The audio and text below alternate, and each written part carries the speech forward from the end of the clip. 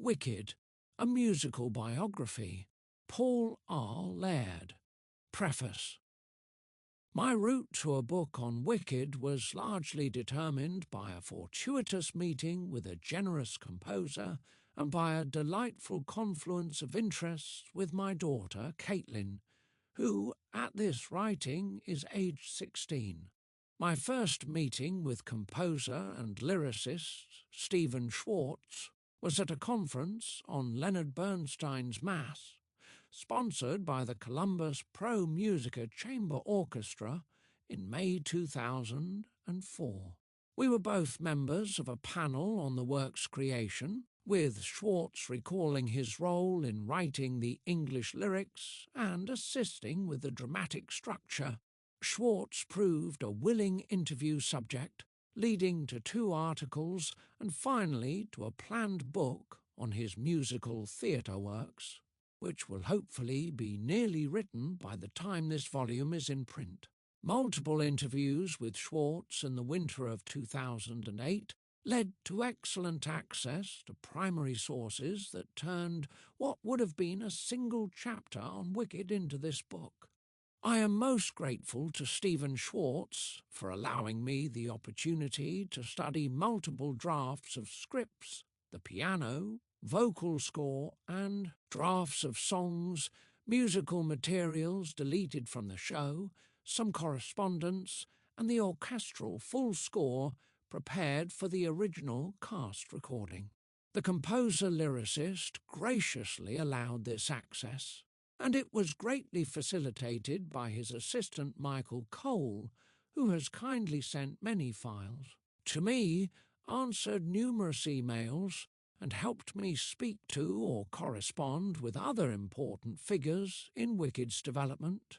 Stephen SCHWARTZ has been very generous with his time in several interviews for this book, in answering email messages, and in offering useful advice on whom else I should contact. When I began to work on the larger study, SCHWARTZ told me he could not offer any primary materials because he had not yet organized his manuscript legacy, but as I continued to visit his office, he helped make available more materials. Remarkably, I had one afternoon where I was able to go through a few boxes of Wicked materials and find what I might need, and then I was allowed to make copies of items that required further study.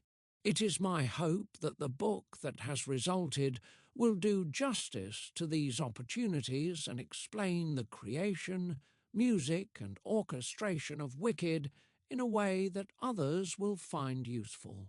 I first saw Wicked on Broadway in March 2005, just before my first face-to-face interview with SCHWARTZ. My knowledge of the show at that point was limited to what I had learned from some reviews, from careful listening to the original cast recording, and from reading Gregory Maguire's novel Wicked, which is the source for the show. The audience that night included its share of young women who were enthralled from the opening downbeat, squealing with delight at their favourite moments, and sometimes producing a collective, ear-splitting roar. I enjoyed the show and learned many useful details of its creation from SCHWARTZ that night in his New York apartment, but my initial impressions were influenced deeply by those enraptured young women, making me question just how much Wicked might have to say to adults. My feelings started to change as I did further research, but what really encouraged me to delve deeply into the musical were conversations with my daughter, Caitlin, who is simply fascinated by Wicked. I wanted to understand why Wicked had such a profound effect on Caitlin and her peers. She told me that it was the depiction of Elphaba and Glinda, who seemed so alive in Winnie Holzman's script, and SCHWARTZ's songs, that Caitlin described them as people that I know.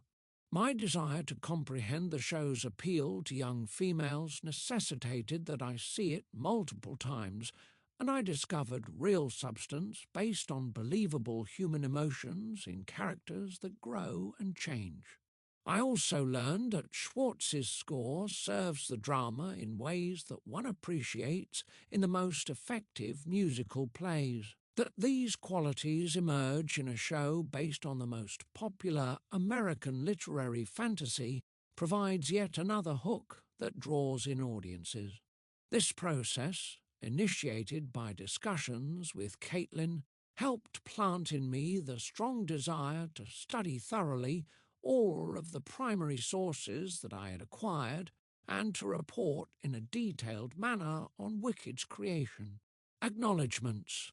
There are numerous others to thank for their assistance with aspects of this book. René Camus, formerly of Scarecrow Press, showed great enthusiasm for a project on SCHWARTZ's musical theatre and helped arrange this separate volume on Wicked. I had several useful conversations with her about SCHWARTZ's shows, and she played a role in shaping both books. After her departure from Scarecrow, Stephen Ryan became my helpful editor. An interview with Wicked's book writer Winnie Holzman in 2005 set me on the right path in understanding the script and provided numerous useful insights. Stephen Oremus, the show's music supervisor, granted 2 telephone interviews and answered numerous email queries, allowing me an open window into the collaboration process. William David Brown, the orchestrator, participated enthusiastically in a joint interview with SCHWARTZ in New York City and also answered a few email queries. A telephone interview with Herb Braha concerning Godspell helped clarify an aspect of SCHWARTZ's early working methods. Carol DeGier, author of Defying Gravity, The Creative Career of Stephen Schwartz, From Godspell to Wicked, has been a friendly colleague, passing on useful advice and sharing her great enthusiasm for Schwartz's works. My work in this volume would not have been possible without her extensive research, and there are areas that I have approached in less detail in this book because of what is available in hers. I am grateful to several of my fellow musical theatre scholars for counsel and helpful words as I worked on this book and made presentations. Involving the material at regional meetings of the American Musicological Society and College Music Society and at the 2010 Association of Theatre. In higher education in August 2010 in Los Angeles, the conference songs Stage and Screen 5 in September 2010 at the University of Winchester, and the conference Classic Broadway and Those Who Built It, hosted at the University of Colorado at Boulder in October 2010. I would especially like to thank William Everett, George Ferentz, Jane Ferentz, Thomas Rees, Jessica Sternfeld, Scott Warfield and Stacey Wolfe for some helpful conversations and input. George Ferentz also shared his materials and experiences with me concerning his freelance work on arranging the vocal selections of Wicked for Hal Leonard, which allowed an interesting addition to Chapter 5. Jonas Westover and Doug Reside graciously assisted me with the acquisition of some materials. I am also grateful to Scott Murphy, a music theory professor and treasured colleague at the University of Kansas, who assisted me with some questions concerning a recurring chord in Schwartz's score. Dr. Karin Pagel-Miners kindly answered some questions concerning German translations. I am thankful to a number of my colleagues at the University of Kansas for the support and interest they have shown in my project.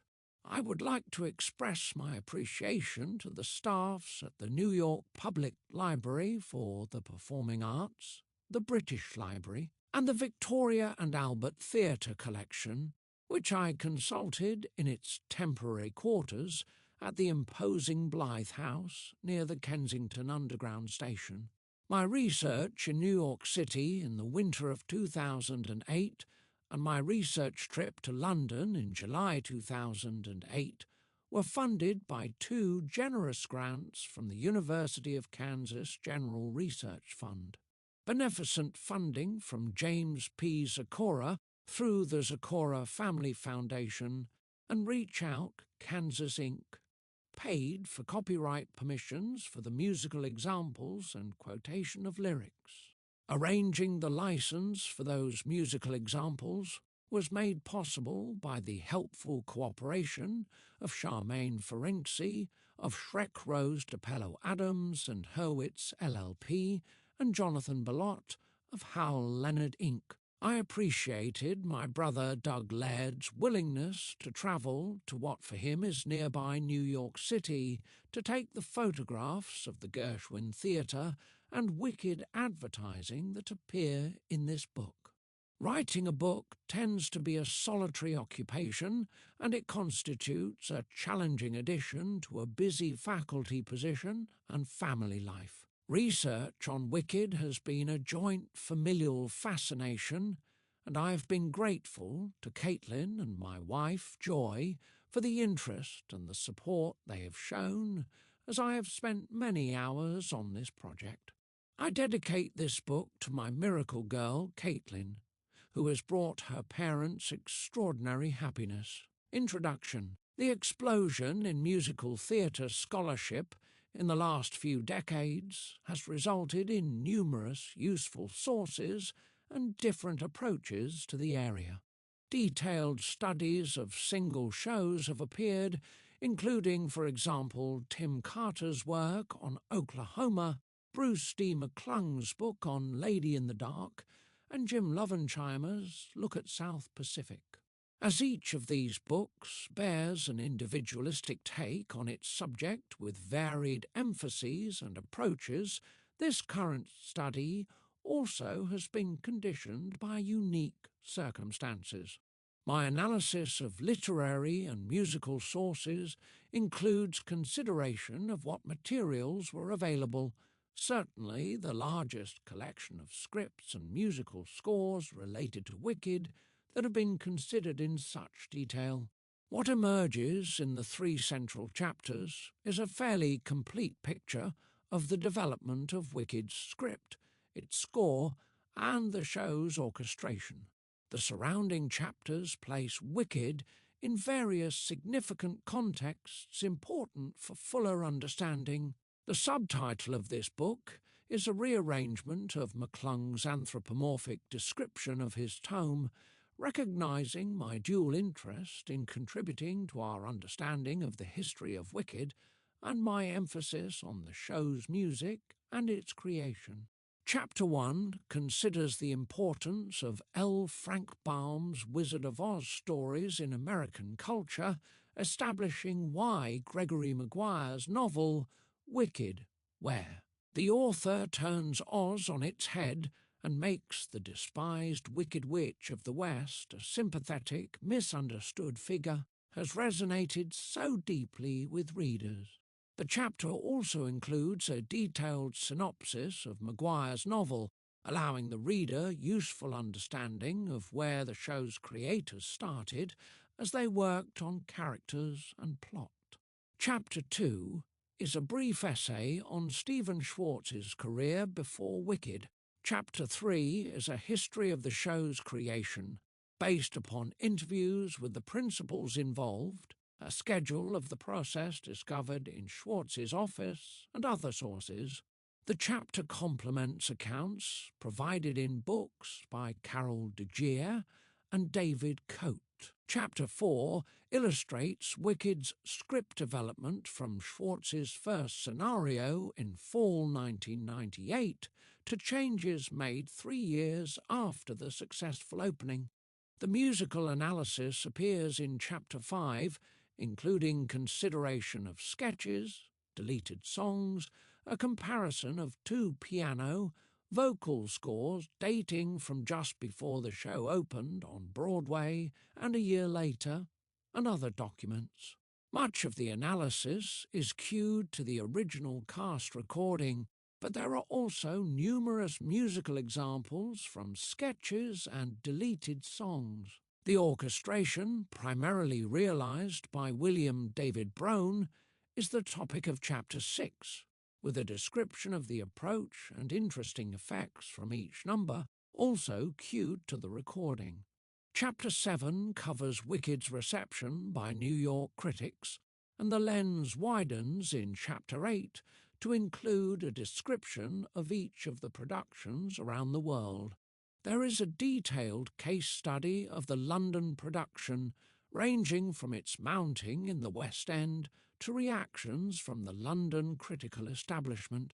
The final chapter places Wicked in the context of Broadway history and modern musical theatre scholarship. This study shares the dangers inherent in all scholarship on recent works. Additional scripts and musical sources from Wicked's development will appear, and principals involved in the show's creation might write their own accounts that include more details on aspects of the show. The passing of years will inevitably clarify further how Wicked fits into Broadway history and how the show might be remembered. Carter, McClung and Lovensheimer had the benefit of extensive archived materials, the temporal distance of several decades, and the efforts of numerous previous scholars to bring greater perspective to their work. Similarly, it seems certain that an entirely different book on Wicked could be written in the future, but there is something bracing and compelling about interviewing a show's creators, assembling a historical narrative, and initiating the work on certain primary materials. What hopefully has emerged is a worthwhile story, one that will be refined and revised by future scholars in the field. Chapter 1. Gregory Maguire's novel in the American land of Oz. On a recent trip to Italy, my family stayed in a hotel in Milan close to the central train station. Just around the corner was a bar called Il Mago di Oz, one of countless international confirmations one might randomly encounter that prove the ubiquitous nature of the fantasy, The Wonderful Wizard of Oz. Indeed, Suzanne Rahm has stated that this first book in L. Frank Baum's series of 14 has been translated into most major languages, including Chinese, Japanese, Portuguese, Romanian, Polish, Swedish, Turkish, Russian, Czech, Hungarian, Hebrew, and Bengali. Baum set out to write an American fairy tale without the touches of horror that marked the famous stories set down by the Brothers Grimm. But he never could have imagined the level of success he would attain. Given the importance of Oz and its most famous characters in American popular culture, it seems trite to call it the most famous American literary fantasy.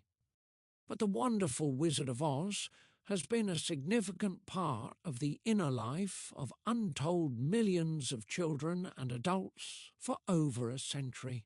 Such influence is more commonly found among religious texts. Lyman Frank Baum led a peripatetic and varied existence that included time spent as an actor, a salesman, the owner of a general store, a newspaper editor, an author, and a theatrical and film producer. He was a good travelling salesman who supported his family in the china and glass business before he became a writer, but his penchant for risky business ventures kept his financial life far more interesting than his family might have wished, even after he should have made his fortune through the Oz stories. He was born in Chittenango, New York, the son of a successful industrialist in oil and a banker who helped his son start a touring theatre company with which he spent 2 years performing in his own play. Baum's father also gave him a small chain of theatres to manage, but he lost those in 1884.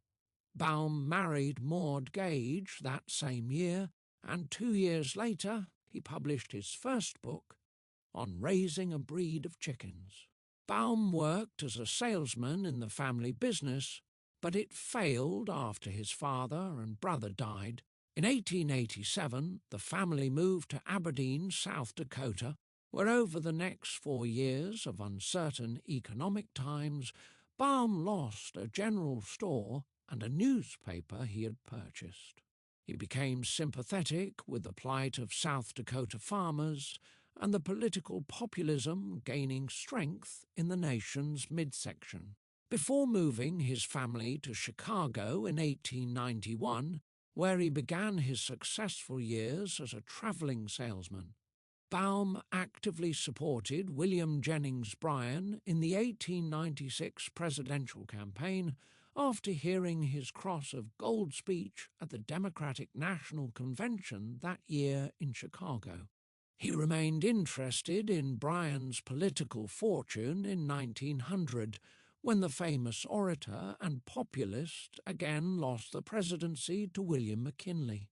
Baum's serious literary career began in 1897, when he wrote his first children's book, Mother Goose in Prose and a Volume of Poetry, the same year that he started a journal and founded a national organization on retail window decorating, a career path he pursued until 1902. In 1899, he published the book of Verse Father Goose, with illustrations by W. W. Denslow, with whom he simultaneously worked on The Wonderful World of Oz. The year it was published, Baum produced 3 other books for children, and he continued to write books outside of the Oz series for years, but the work for which he is most famous was an immediate success. He did not intend at first to write more Oz books, but he yielded to written requests from children and published The Marvelous Land of Oz in 1904. Baum obviously never had purged his system of the theatre bug, because he soon became involved in theatrical presentations related to Oz. The first was an extravaganza directed by the famous Julian Mitchell that premiered in Chicago in 1902 and ran for 293 performances in New York in 1903. It was revived for another 171 Broadway performances in 1904 and 1,905 points. The show was only loosely based on the first novel, but its success awakened Baum's desire to do more such shows. In 1908, he launched a series of theatrical productions called Fairy Logs and Radio Plays, which were unsuccessful and caused him to declare bankruptcy in 1911. In 1913, his play The Tick-Tock Man of Oz had a good run in Los Angeles, and the following year he formed the Oz Film Manufacturing Company, which produced 5 films before it failed. Baum was on the cutting edge of seeking commercial tie-ins with plays and films associated with his children's books. Demand for the Oz books and his own financial needs caused Baum to continue to write them, and he produced 1 per year for the last several years of his life. He died in 1919. His publisher hired Ruth Plumley Thompson to continue the series, and she wrote 19 Oz books over the next 20 years. Given the wealth of political allegory to be found in Gregory Maguire's novel Wicked, and in the musical by the same name, it is fascinating to note that Baum might have intended something similar in The Wonderful Wizard of Oz. He stated in his foreword that he wrote the book solely to pleasure children of today, but elsewhere he noted that he wished to write stories that bear the stamp of our times and depict the progressive fairies of today. Given the era in which Baum wrote the book, and his interest in the presidential campaigns of William Jennings Bryan, some scholars have interpreted the first Oz book as an allegory on populism. Henry M. Littlefield was the first to publish on the possibility in his 1964 article in American Quarterly. He calls the story a subtle parable, with an especially clear sign being Dorothy's silver shoes on the yellow brick road. A parallel to the political movement's call for silver to join gold as a currency standard in the United States. He sees the wicked witch of the East's spell on the woodsman's axe, which causes it to chop off parts of his body. As comparable to the Eastern banks foreclosing on Midwestern farms, and he notes that the wizard might be any American president between Grant and McKinley. Dorothy is Miss Everyman, and Bryan himself is the lion. The Wicked Witch of the West might represent a political boss who enslaves the innocent. Slaying the Wicked Witch with water might be an allegorical confirmation of the importance of water rights in agricultural America. Littlefield concludes that the author's allegorical intent seems clear, and it gives depth and lasting interest even to children who only sense something else beneath the surface of the story. Seven Gear and Rochon added another layer to this interpretation in 1993. Their primary dispute with Littlefield was which character represents Bryan, and they posit that it is Dorothy, building a convincing case that this major populist figure would exist at the plot centre. The novel and movie have been analysed over the last 3 or 4 decades from many platforms and online investigation through. Such tools as the Literature Resource Centre reveal other allegorical interpretations, feminist critiques, gay perspectives, and other postmodern readings. Suzanne Rahm provides a brief overview of Oz's interpretive history into the 1990s. Continuing scholarly fascination with the story may be seen in a 2008 collection of essays edited by Randall E. Auxier and Philip S. Sang. Many would know Baum's World of Oz if no film based on it had ever appeared, but the famous 1939 MGM film is one of the most important documents of American popular culture. Many saw it in its original release, and then the film developed into a yearly highlight for baby boomers when network television started to show the film annually, beginning in 1956. In those pre-VCR days, The Wizard of Oz, starring Judy Garland, was seen more often by more people than almost any other film, and many younger people have often seen the film at home.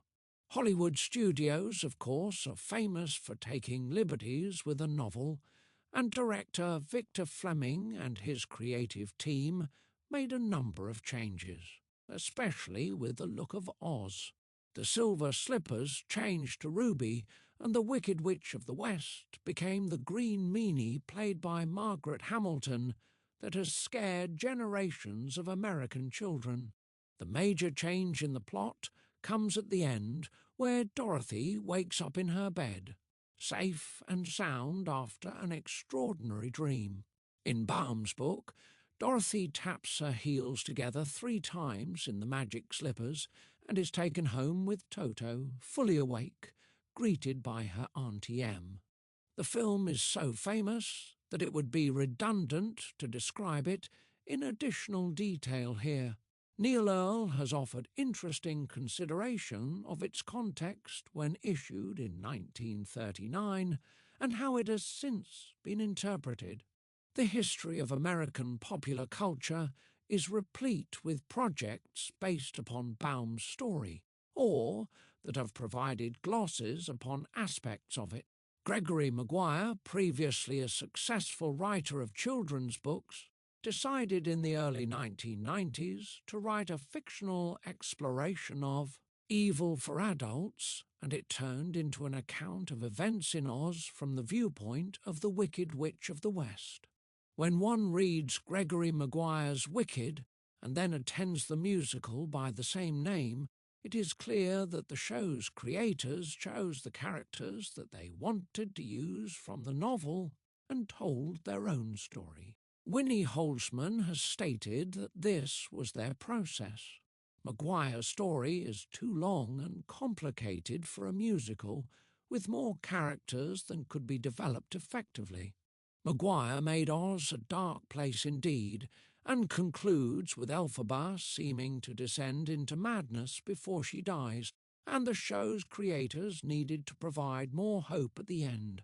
A complication for every adaptation of a novel into a musical is that the songs and dances limit the amount of time there is for plot development. Songs might help tell the story, but far less plot can be explicated during singing than could take place in the same amount of time with dialogue. SCHWARTZ, Holzman, and Mark Platt, the principal producer who helped devise the show's plot, therefore had a difficult task in developing Maguire's sprawling novel into a musical, but they referred to many events. They often changed a circumstance's placement and meaning, and perhaps even to whom it happened, but a detailed synopsis of the show demonstrates how much of the novel actually remains in the musical. In the following synopsis of Maguire's novel, comparisons between the novel and the show are provided parenthetically. One can almost imagine the creators at work as they craft a coherent story for the show, probably returning to the novel on countless occasions looking for material and inspiration. Maguire divided his novel into a short prologue and 4 other segments that correspond to places in the land of Oz, Munchkinlanders, Gillikin, City of Emeralds, and in the Vinkus. Elphaba is from Munchkinland, and the first section tells her family's story and chronicles her birth, events that occur years before the remainder of the story. Galinda is from Gillikin, and in the second major segment, we meet her as she goes to Shiz University. The majority of this section describes events at the school involving her and her friends. In City of Emeralds, Maguire mostly tells the story of Elphaba living in Oz's capital city, where she has an affair with Fiyero and fights in a resistance group against the wizard. In the Vinkus takes place 7 years later. In the interim, Elphaba has been living in a convent, and she has limited memories of what has transpired. She goes to live with Fiyero's family. Dorothy enters Oz, and the famous events from Baum's story unfold, but with somewhat different intentions and consequences than in the story that we already knew. Prologue. The witch flies over the yellow brick road, looking for Dorothy and her friends. She finds them resting under a tree and descends to perch in the tree and listen to them speak. They gossip about her possible identity and her life, little of it close to the truth. Dorothy says that the witch must be in grief from losing her sister. A storm comes, and the 4 hurry away. The witch hides from the rain and waits for another time to confront Dorothy so that she can try to retrieve the magic shoes. Munchkinlanders. Maguire divided this segment of the book into 8 subsections covering Elphaba's conception, birth, and early childhood. The man that Elphaba regards as her father is Frex, a unionist minister who frequently leaves his wife, Melena, to preach. Melena is the granddaughter of the eminent Throp, leader of Munchkinland. On the day that Melena gives birth to Elphaba, Frex is out preaching against what he considers to be a pagan device, the clock of the time dragon. His message is unpopular, and the crowd assaults him and threatens his family, but women hide Milena from the mob as she gives birth to Elphaba. The child has green skin and sharp teeth, causing much consternation. As Nanny arrives, Milena's caretaker as a child, Milena reveals to her that there had been a visiting tinker who had plied Milena with a green liquid called miracle elixir that had made her dream of the other world. Milena does not remember if she had sexual relations with the tinker, but as the book progresses, one learns that she did and that he was the Wizard of Oz. Frex and Milena are distraught over Elphaba's attributes, but they are unable to alter it through religious means, and Frex will not allow them to try magic, so they reluctantly accept this unusual child. Frex continues to travel, and Milena is unfaithful. An itinerant quadling glassblower named Turtleheart comes to their town, and Milena begins an intense affair with him, often when Nanny takes Elphaba to play with other children. Frex falls in love with Turtleheart as well, and they perhaps share a sexual relationship. On a day that Frex announces that he will be leaving to preach in Quadling, Milena hastily says that she is pregnant and that the father is probably Turtleheart. Frex prevails upon Milena to take medicine to try to ensure that the child will not be born green, but it causes Nessarose to be born without arms and unable to walk. As one learns later in the novel, on the day that Milana gives birth to Nessarose, Turtleheart becomes a sacrificial victim in a pagan ritual. Before he dies, he predicts that the house of Ozma has fallen as a ruby globe falls from the sky.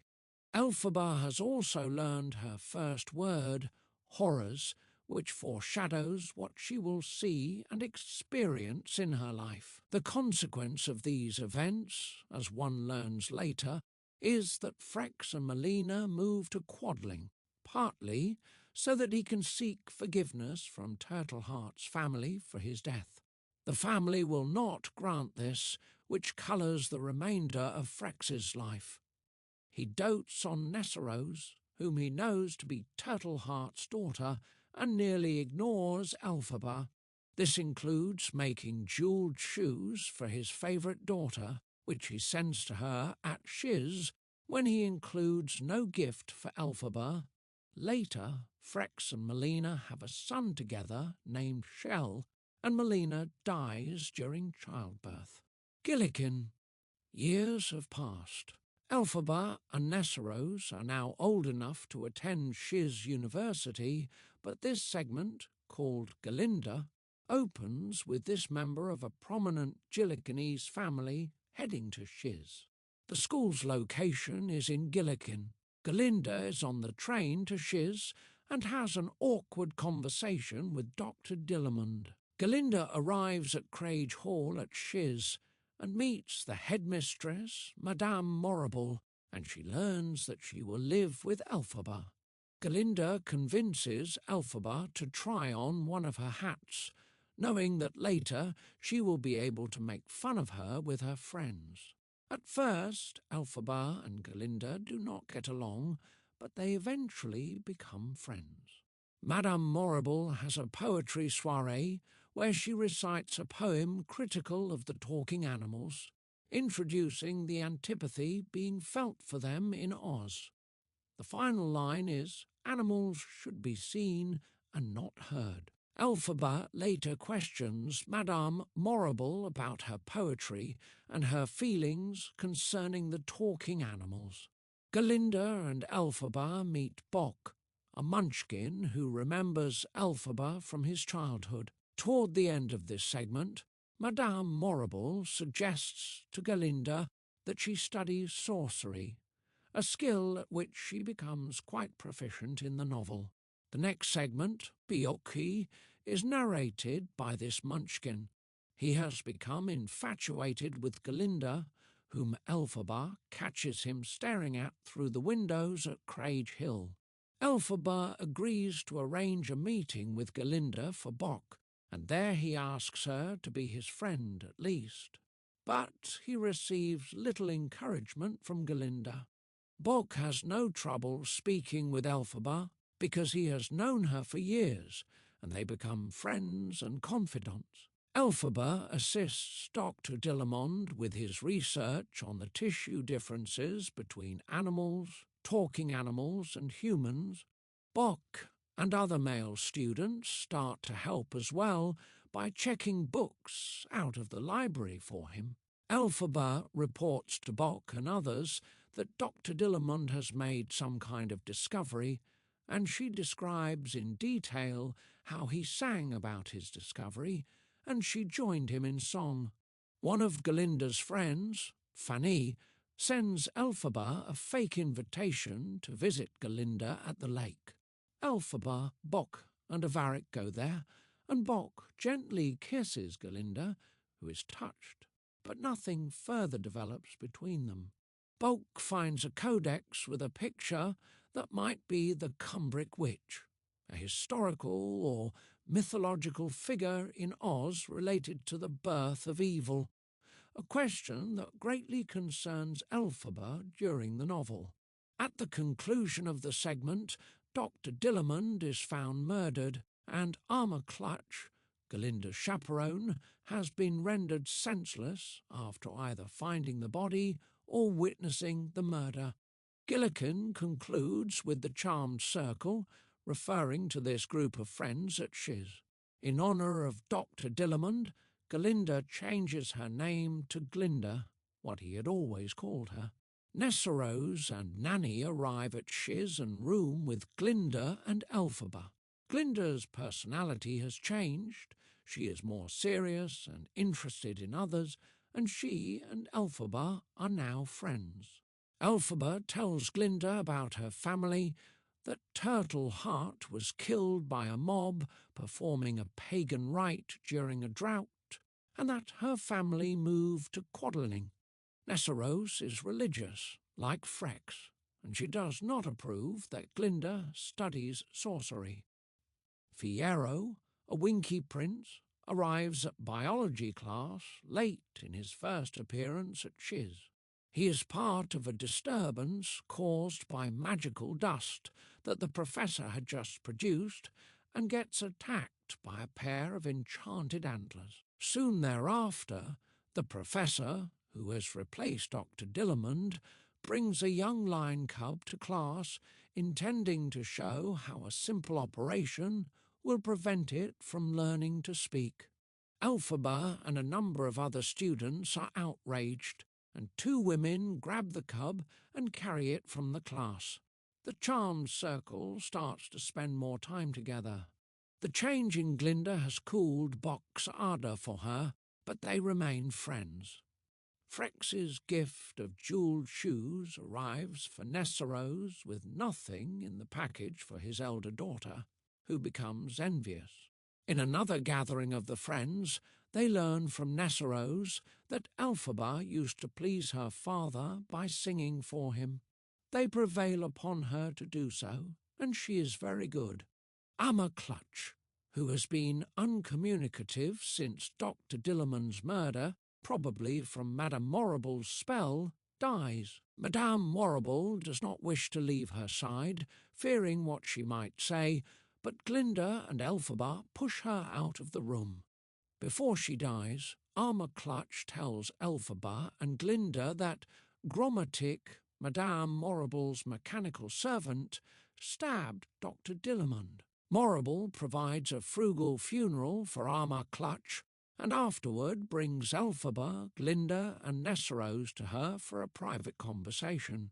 Morrible wants to know what the chaperone said before she died, but the women report that they heard nothing intelligible. Morrible offers an alternative explanation as to why Gromatic was present with the goat's body, and then she tries to influence the futures of Elphaba, Glinda and Nessarose.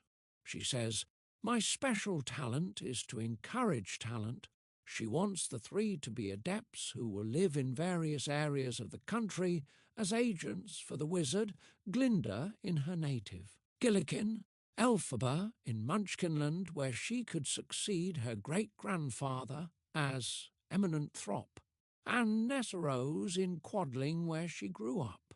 Morrible forbids their response and swears them to silence concerning the matter. The charmed circle goes out for a drink in honour of Armour Clutch, and the boys urge all to go to the Philosophy Club, which offers a participatory sex show.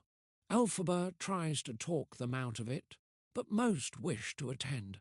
She tells Glinda she cannot because they need to pack to go to the Emerald City. At the Emerald City, Glinda sees poverty and other ugly aspects of life for the first time. They have a 4-minute audience with the wizard, who is unimpressed and contentious during their discussion of Dr. Dilliman's murder and the rights of talking animals. Elphaba is openly defiant. She declines to return to Shiz with Glinda and prepares to go underground and work in the resistance against the wizard. City of Emeralds. Elphaba lives in the capital city and works with a shadowy group that opposes the wizard. It is 5 years later. Fiyero finds Elphaba at prayer in a chapel to St. Glinda, but she insists that she does not know him and avoids him. Fiyero follows her home and gains entrance to where she lives. They begin an intense affair, sometimes interrupted by her resistance work, which Fiyero learns little about. He runs into Glinda and Crope, another friend from Shiz. Glinda has married and has heard nothing from Elphaba. Fiyero does not tell her that he has seen her. Glinda misses her friend, and Fiyero hears that Nessarose remains angry with Elphaba for abandoning her. The Oz equivalent of Christmas is Lurlinus, and Elphaba tells Fiyero to stay home and not try to see her on the day before the holiday. He assumes that she has been given a major assignment and stalks her, observing that she is trying to kill Madame Morrible. Unexpectedly, her target becomes surrounded by children, and Elphaba abandons the mission. Fiyero goes back to Elphaba's room to await her, but the secret police arrive and kill him. Elphaba flees to a maunt, or convent, in the Order of St. Glinda. End the Vincus. The first chapter of this section is Under Voyage Out. Au Puy, Elphaba has been living in the convent for 7 years. She leaves in the black clothing that becomes her famous costume and with a young boy named Lear.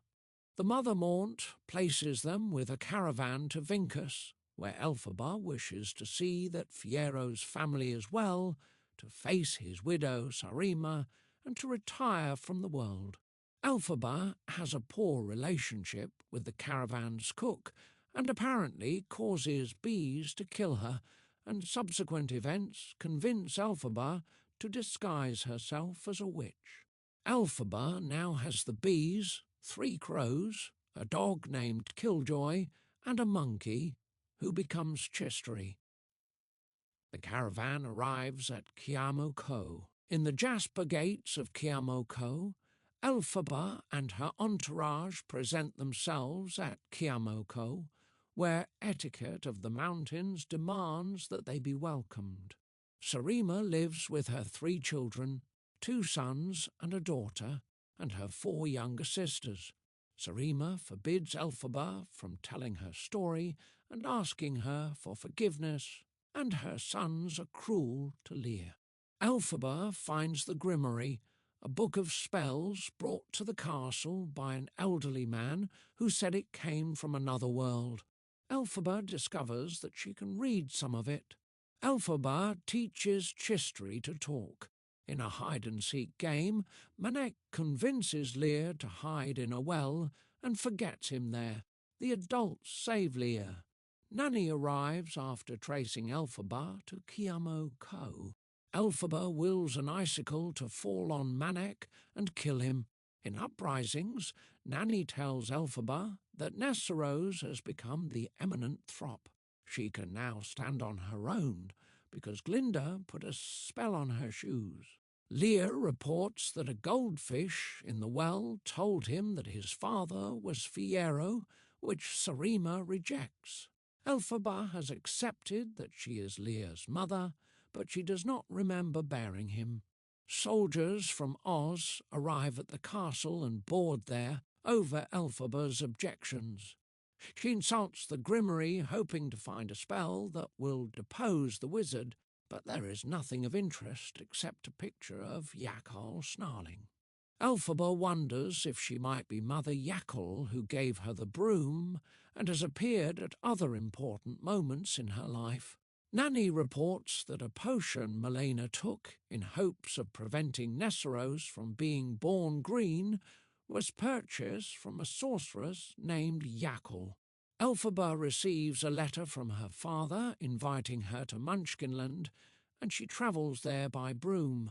She arrives and sees her father, who wants her to help Nessarose.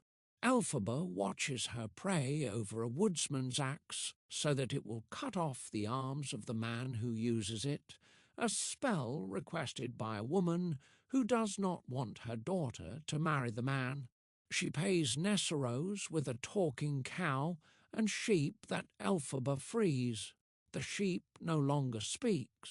She decides she has no more business in Munchkinland and returns to Kiamo-Ko, where she discovers that soldiers have taken Sarima and her family away, leaving Lear and Nanny. Wicked reaches its denouement in the murder and its aftermath. The tornado from the other world that kills Nessarose arrives bearing its house and a young girl with her dog. Back at Kiamo-Ko, Elphaba sews wings on monkeys. Chistry has only learned to speak monosyllabic words without apparent understanding. Elphaba learns of Nessarose's death and attends the funeral.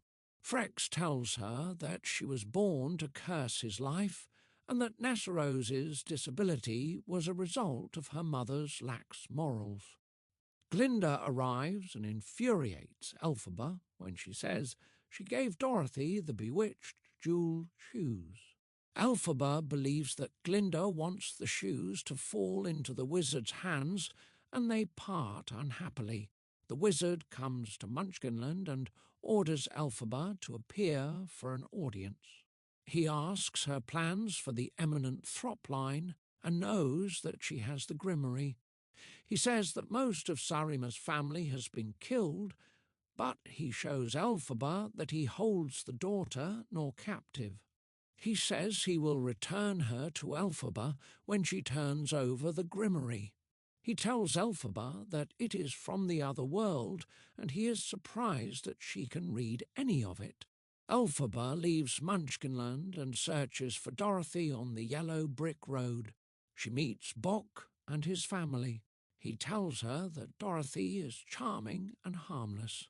Elphaba decides to complete the task that eluded her earlier, flying to Shiz to kill Madame Morrible. She enters the old lady's room, discovering that she has just died. Elphaba smashes her skull and then goes to Avarik, a fellow student at Shiz from years before, to brag of her deed.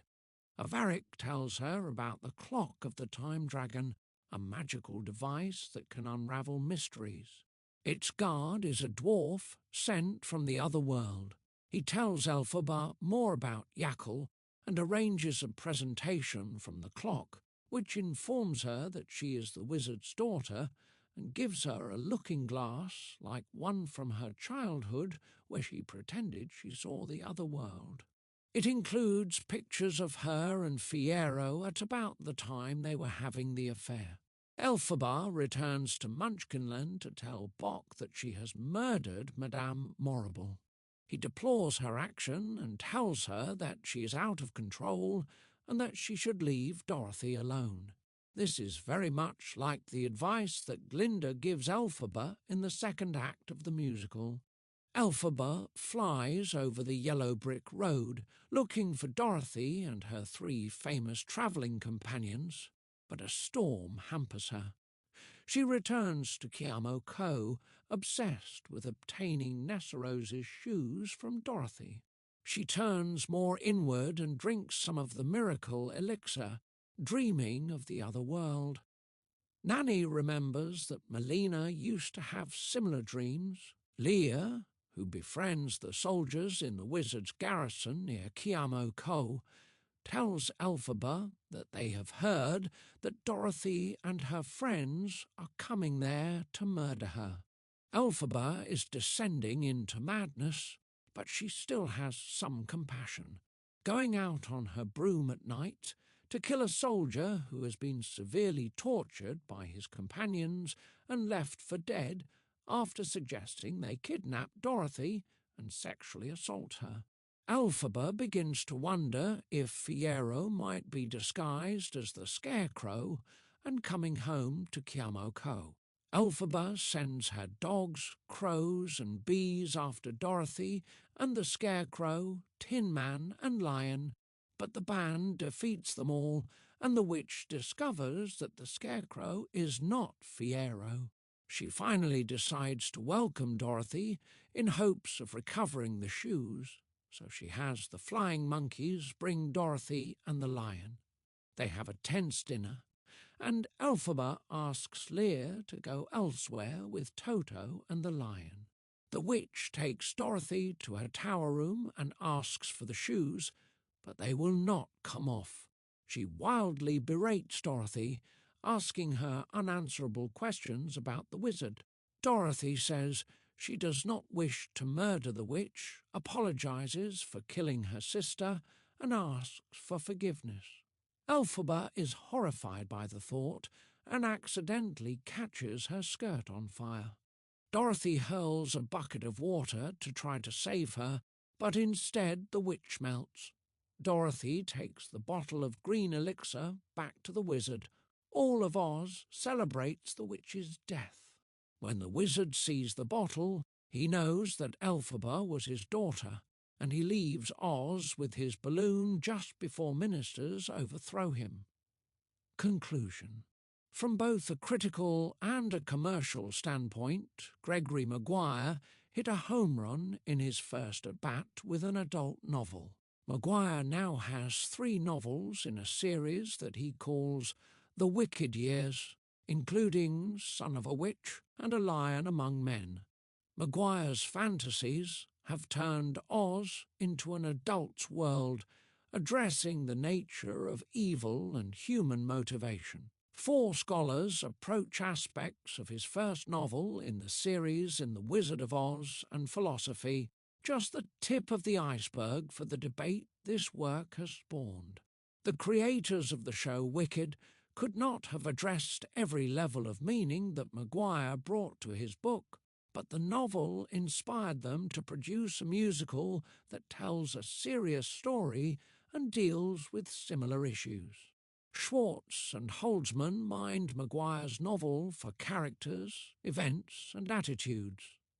How they developed their story will be addressed in detail in Chapter 4, with a study of several drafts of scripts. Informing that entire process was the creative team's knowledge and impressions of Maguire's absorbing novel. Chapter 2. Stephen Schwartz, before Wicked. Composer and lyricist Stephen Schwartz would be a noted creator of musicals, even if he had never conceived the idea of adapting Gregory Maguire's novel Wicked. Coming of age at a time when the new popular music of the 1960s began to appear in the musical theatre, Schwartz was one of the first to capitalize extensively on the trend. He wrote the music and lyrics to 3 major hits in New York by his mid-20s, Godspell, Pippin, and The Magic Show. The shows with which he was involved for the next 3 decades were not as successful, and for a time around 1980, Schwartz became so disillusioned with the process of creating musicals that he briefly left the field. Returning to work on Rags as lyricist, Schwartz later went to Hollywood, where he wrote lyrics to music by Alan Menken, for 2 animated Disney features, and then he produced music and lyrics for the DreamWorks animated film The Prince of Egypt. About the time of this last project, Schwartz discovered Maguire's novel, launching him on the quest that led him to the premiere of Wicked at the Gershwin Theatre in New York City on October 30th, 2003. Carol de Geer worked closely with Schwartz on her authorized biography of his life, Defying Gravity, the creative career of Stephen Schwartz from Godspell to Wicked. She offers a detailed look at Schwartz's life and work, with histories of the creation of each of his projects, major and minor. She had regular access to Schwartz for interviews, consulted primary sources, and also interviewed many of his collaborators and friends. Those who wish for a more complete consideration of his life and career should consult de Geer's book. This chapter is an overview of Schwartz's life and work before Wicked, based on de Geer, but also other sources, including my own interviews with Schwartz. Stephen Lawrence Schwartz was born in New York City on March 6, 1948, the same year as Andrew Lloyd Webber. His father, Stanley Schwartz, enrolled in graduate school in Paris in fall 1949, taking his family with him. His mother, Sheila Schwartz, was interested in music and encouraged her son's passion for it from a young age. In 1951, the family returned to New York just before a daughter, Marge, was born, and in 1954 they settled in Roslyn Heights in western Long Island, where Schwartz grew up. A neighbour and friend of his mother was George Kleinsinger, a composer who wrote the music for Shinbone Alley, a musical based on Don Marquis's stories of Archie and Mehitabel that had a short run in 1957. Watching the creation of this musical had a huge influence on the young Schwartz, who began to attend shows in New York City and to fantasize about his own career in writing musicals. From 1960 to 1964, he studied piano, theory, and composition at the preparatory division of the Juilliard School of Music, his most intensive music study. Schwartz attended Mineola High School, where he was actively involved in theatrical productions, graduating at the age of 16. Schwartz attended Carnegie Mellon University as a theatre major between 1964 and 1968, specializing in directing. It was a traditional theatre department where plays were far more important than musicals, but it gave Schwartz the opportunity to work in varied corners of the dramatic craft, assisting his future work and making him a confident contributor to later productions in areas besides music and lyrics.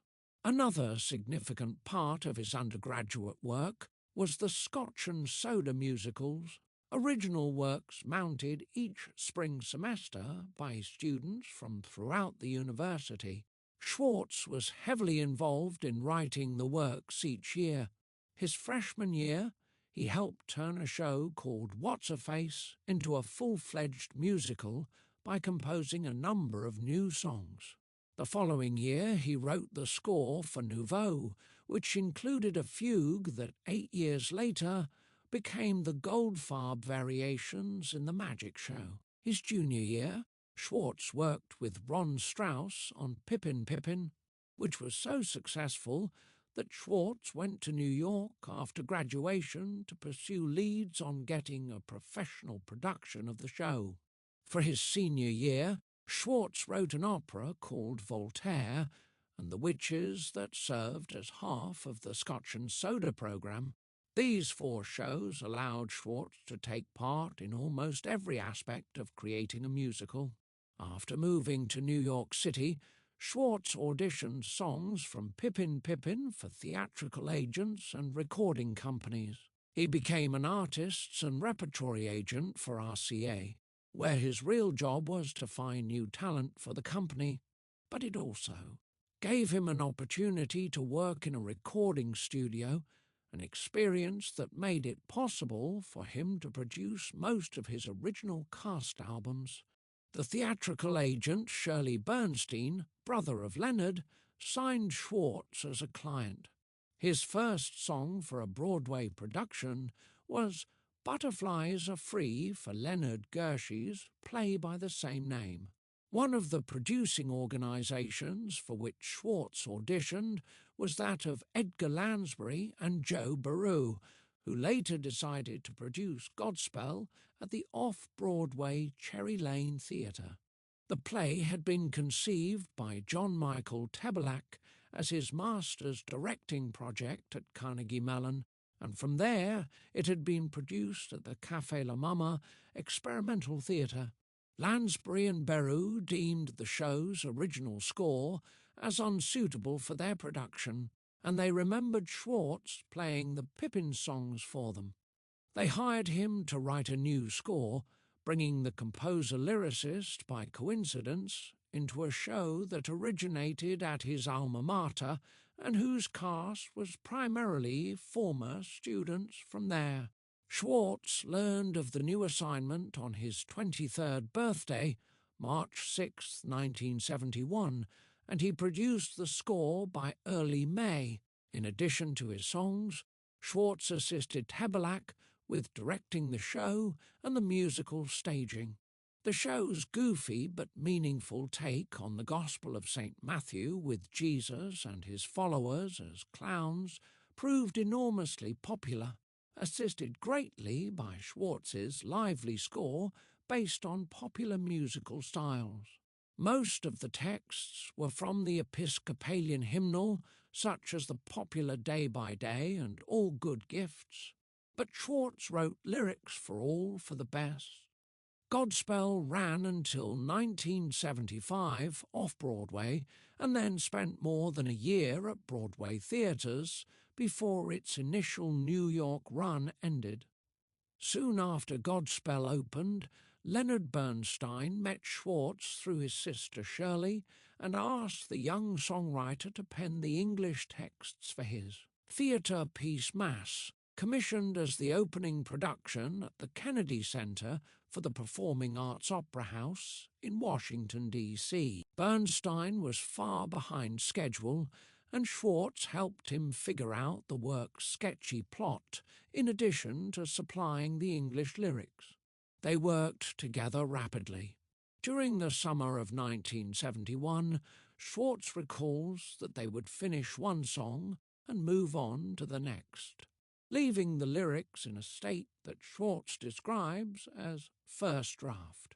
The controversial, uplifting piece continues to be performed, and the lyricist worked on a new version of the lyrics in 2005. SCHWARTZ had continued to work on Pippin as well, and he finally found a producer in Stuart Ostrow. Ron Strauss was no longer involved in the project, and the new book writer was Roger Hirschon.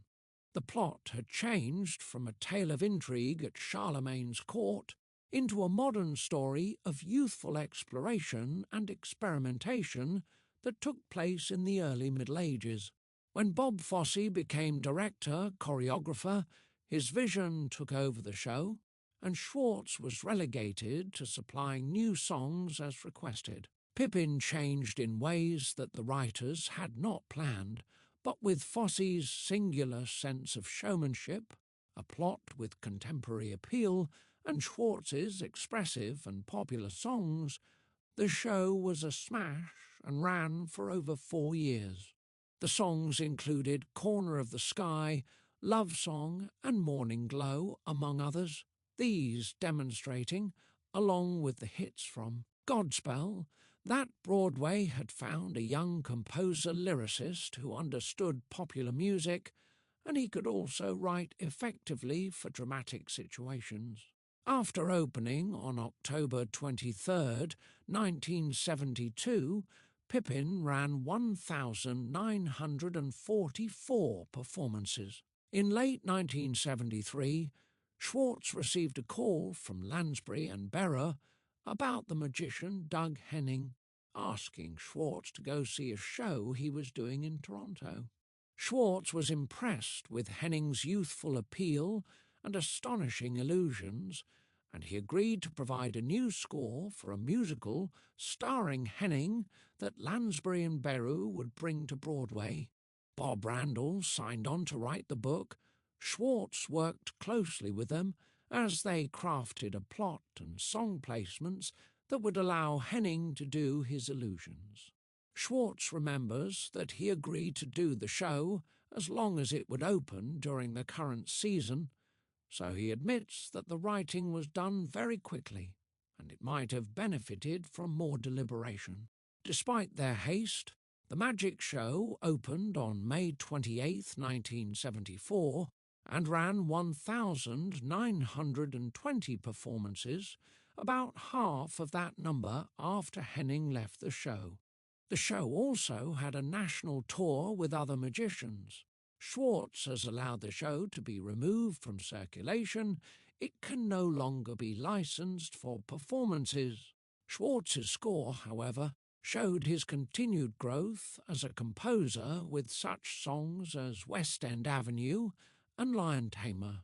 After huge successes in his first 3 commercial projects, Schwartz entered a period in which his shows found little immediate success, and he was destined to wrestle with each for years, trying to produce what he calls a bulletproof version, meaning a show that groups can license that will offer them a possible success at the level that they are able to produce it. The hope was that the show's writing would have no inherent faults. Schwartz worked with collaborators on his next show, The Baker's Wife, for nearly 30 years to get it in this shape.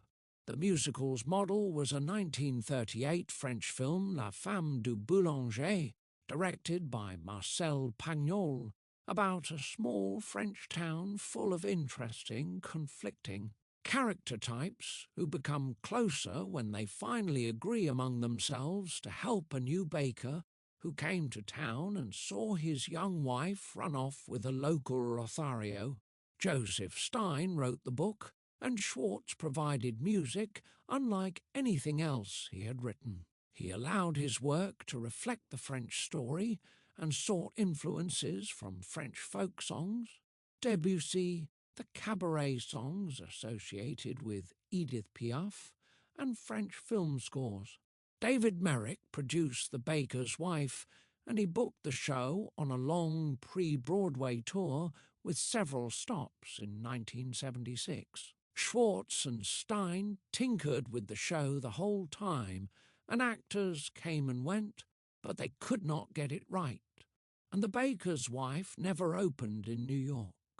Further revisions of the show included a version directed by Trevor Nunn in London in 1990. Stein and Schwartz finally declared the work completed after a Paper Mill Playhouse production in 2005. The show is available for licensed performances. Schwartz's next show was working, based upon Studs Terkel's book by the same title, in which the writer interviewed mostly blue-collar employees about their professions. Schwartz had the idea of adapting stories from the book into a musical, on which he collaborated with longtime friend Nina Faso, who also worked on Godspell and, later, Rags. Schwartz thought that the variety of backgrounds of the show's characters necessitated the participation of other songwriters more comfortable in contrasting musical styles, so his collaborators on the score included Craig Carnelia, Mickey Grant, Mary Rogers, Susan Birkenhead, and James Taylor. Among Schwartz's songs in the score were It's an Art and Fathers and Sons. Schwartz served as director and Nina Faso as associate director. The show opened in Chicago. The producers cancelled a run in Washington, D.C., and took the show straight to New York for its premiere on May 14, 1978, where it only ran for 24 performances. Schwartz disagreed with the strategy because he did not believe the show was ready. Subsequent revisions soon after the show closed produced a successful version that became popular among regional and amateur companies, and it has since been revised twice. Despite the New York disappointment, Working has now been a popular show for 3 decades.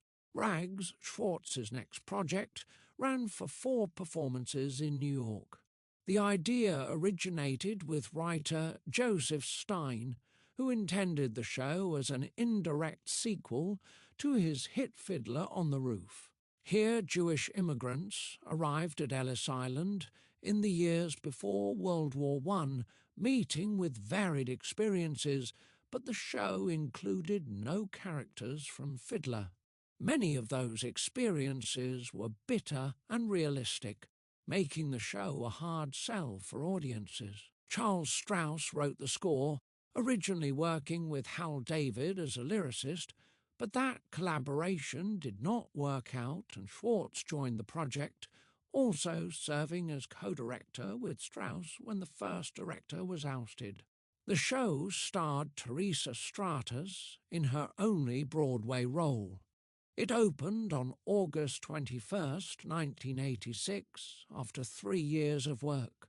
The collaborators have continued to tinker with the show, and there have been subsequent productions, but although Schwartz is still not satisfied with it, he told Strauss and Stein that he has done with it what he can until somebody fresh comes to the project, such as a new director.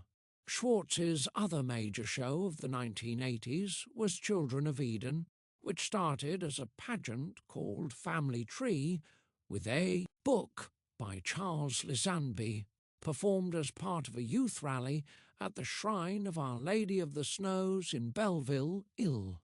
The show covers the story of Adam and Eve and their family in the first act, and then Noah and his family and the flood in the second act. As they worked to develop the project for a major venue, they sought a director, and John Caird came aboard. Caird had co-directed Les Miserables with Trevor Nunn and also worked on the English version of the book. He began to work on the book with Lisanby and sought contractual credit for doing so, which Lisanby proved unwilling to grant, and he eventually left the project. Caird and Schwartz finished what was now Children of Eden, expecting a production in London by the Royal Shakespeare Company. After its cancellation, they went ahead with a full-blown production in London's West End in early 1991 that ran for only about 3 months. Schwartz and Caird continued work on the show through some subsequent productions, including useful input from director Ernest Zulia. A version at the Paper Mill Playhouse in 1997 was extremely successful, and Children of Eden has become one of the most popular shows licensed by Music Theatre International. The pageant nature of the show, which includes children and a large chorus, makes it ideal for amateur groups but expensive for a professional production. Schwartz's score includes a number of musical influences from popular music and some non-Western sounds, and it is also Schwartz's first score that includes extensive use of sections of songs and musical themes returning for dramatic reasons. Schwartz has cited this score as an important experience preceding Wicked, a score unified in a similar manner. Schwartz's work in the 1990s included 3 animated features. For Disney, he wrote the lyrics to Pocahontas and The Hunchback of Notre Dame to music by Alan Menken. These projects began another phase in Schwartz's career, and the popularity especially of Pocahontas and songs like Colour of the Wind made him a significant figure in Hollywood musicals. Menken and Schwartz won 2 Academy Awards for Pocahontas, including Best Score and Best Original Song. Schwartz then wrote the songs for the DreamWorks animated film The Prince of Egypt. Hans Zimmer composed the instrumental underscoring for the film. Schwartz won an Academy Award for Best Original Song for When You Believe, and the film has been one of the most successful non-Disney animated features at the box office. Schwartz went back to Broadway with Wicked, which he started at about the time that The Prince of Egypt came out, but he returned to Hollywood with Enchanted, where he again served as lyricist for the music of Alan Menken. Schwartz's most significant project following Wicked has been his opera séance on a wet afternoon, based on a novel by Mark McShane and the 1964 film starring Kim Stanley. Schwartz wrote both the libretto and the music for the work, which premiered on September 26, 2009, at the Santa Barbara Opera. The role of Myra was played by Lauren Flanagan, a highly respected interpreter of modern operas. Myra is a medium that tries to gain attention from the press by involving her husband with the kidnapping of a child that she will find with her powers. The remainder of the cast was also effective. Schwartz's son, Scott, was the stage director. Schwartz's music effectively captures the plot's inherent conflicts and otherworldly nature, and the score includes a number of motives that help tie the music closely to the drama. Other performances of Seance on a Wet Afternoon, co-produced by the Santa Barbara Opera, have been scheduled for the New York City Opera in spring 2011 and in Australia. Schwartz has also been connected with a number of more intimate projects, including smaller musicals, recordings as a singer, songwriter, and incidental music. Geppetto was first written as a one-act television musical for the Disney Channel in 2000 with a book by David J. Stern.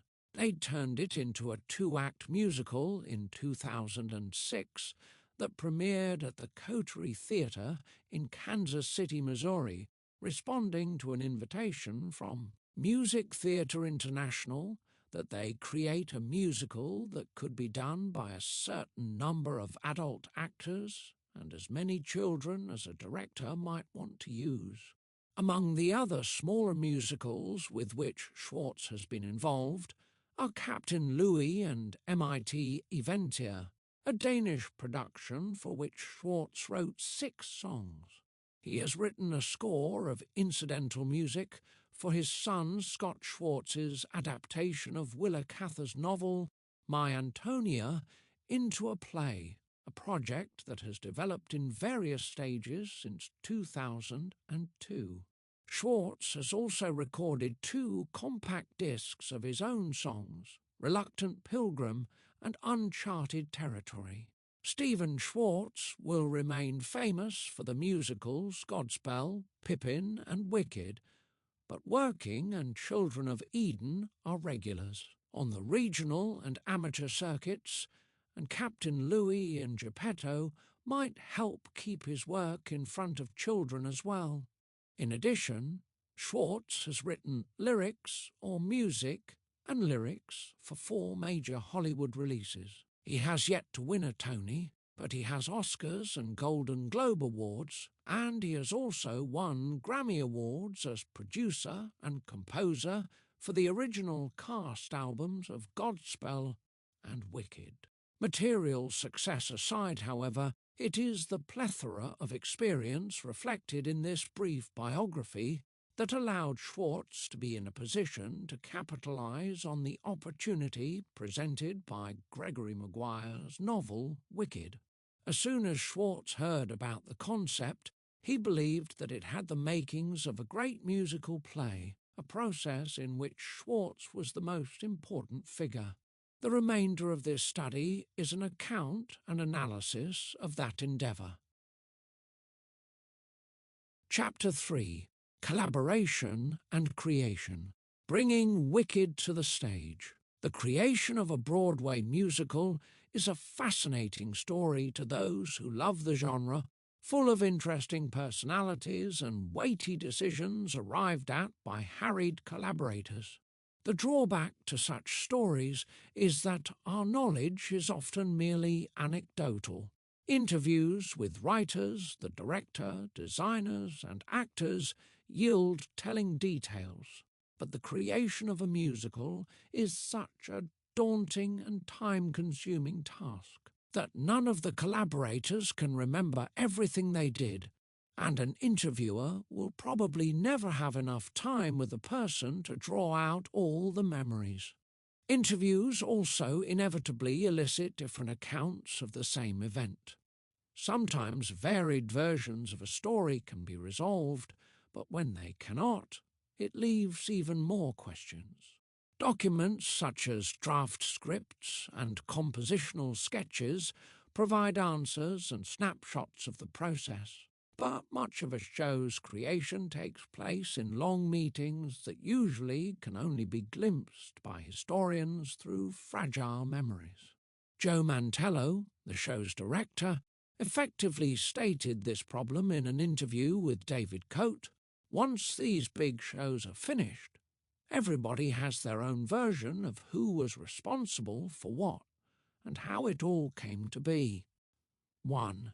Even with the difficulties of documenting the process, however, the creation story for a popular show such as Wicked is one that fans want to hear, and writers have helped fill the void.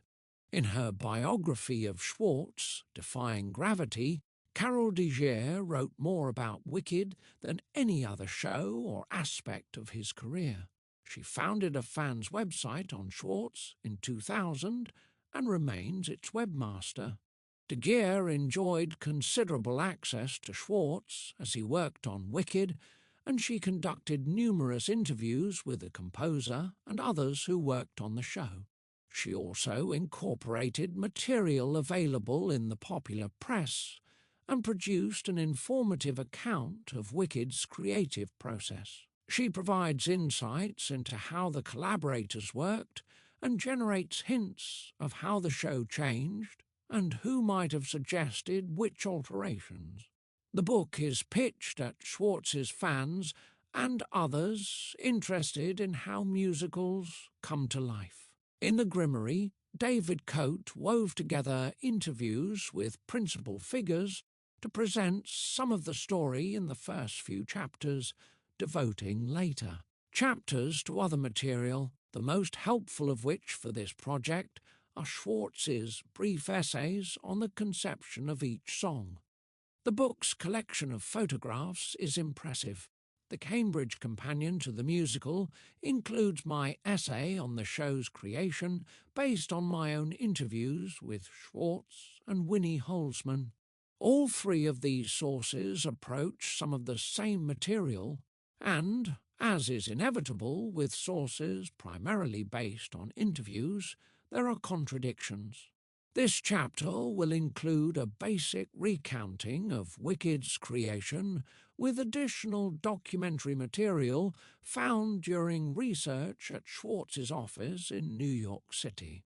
SCHWARTZ was on a snorkeling trip in Hawaii when he first heard about MAGUIRE'S novel from singer Holly near on December 16, 1996. SCHWARTZ has stated that a bell goes off in his head when he hears a good idea for a musical, and that happened immediately with this story. It appealed to him on a fundamental level because SCHWARTZ loves to take familiar characters or stories and look at them from a different point of view. 6-part of such previous projects as Godspell and Children of Eden. Soon thereafter, he asked his lawyer to find the holder of the novel's film or theatrical rights. Demi Moore had purchased the rights, and Universal Studios was in the process of developing a script.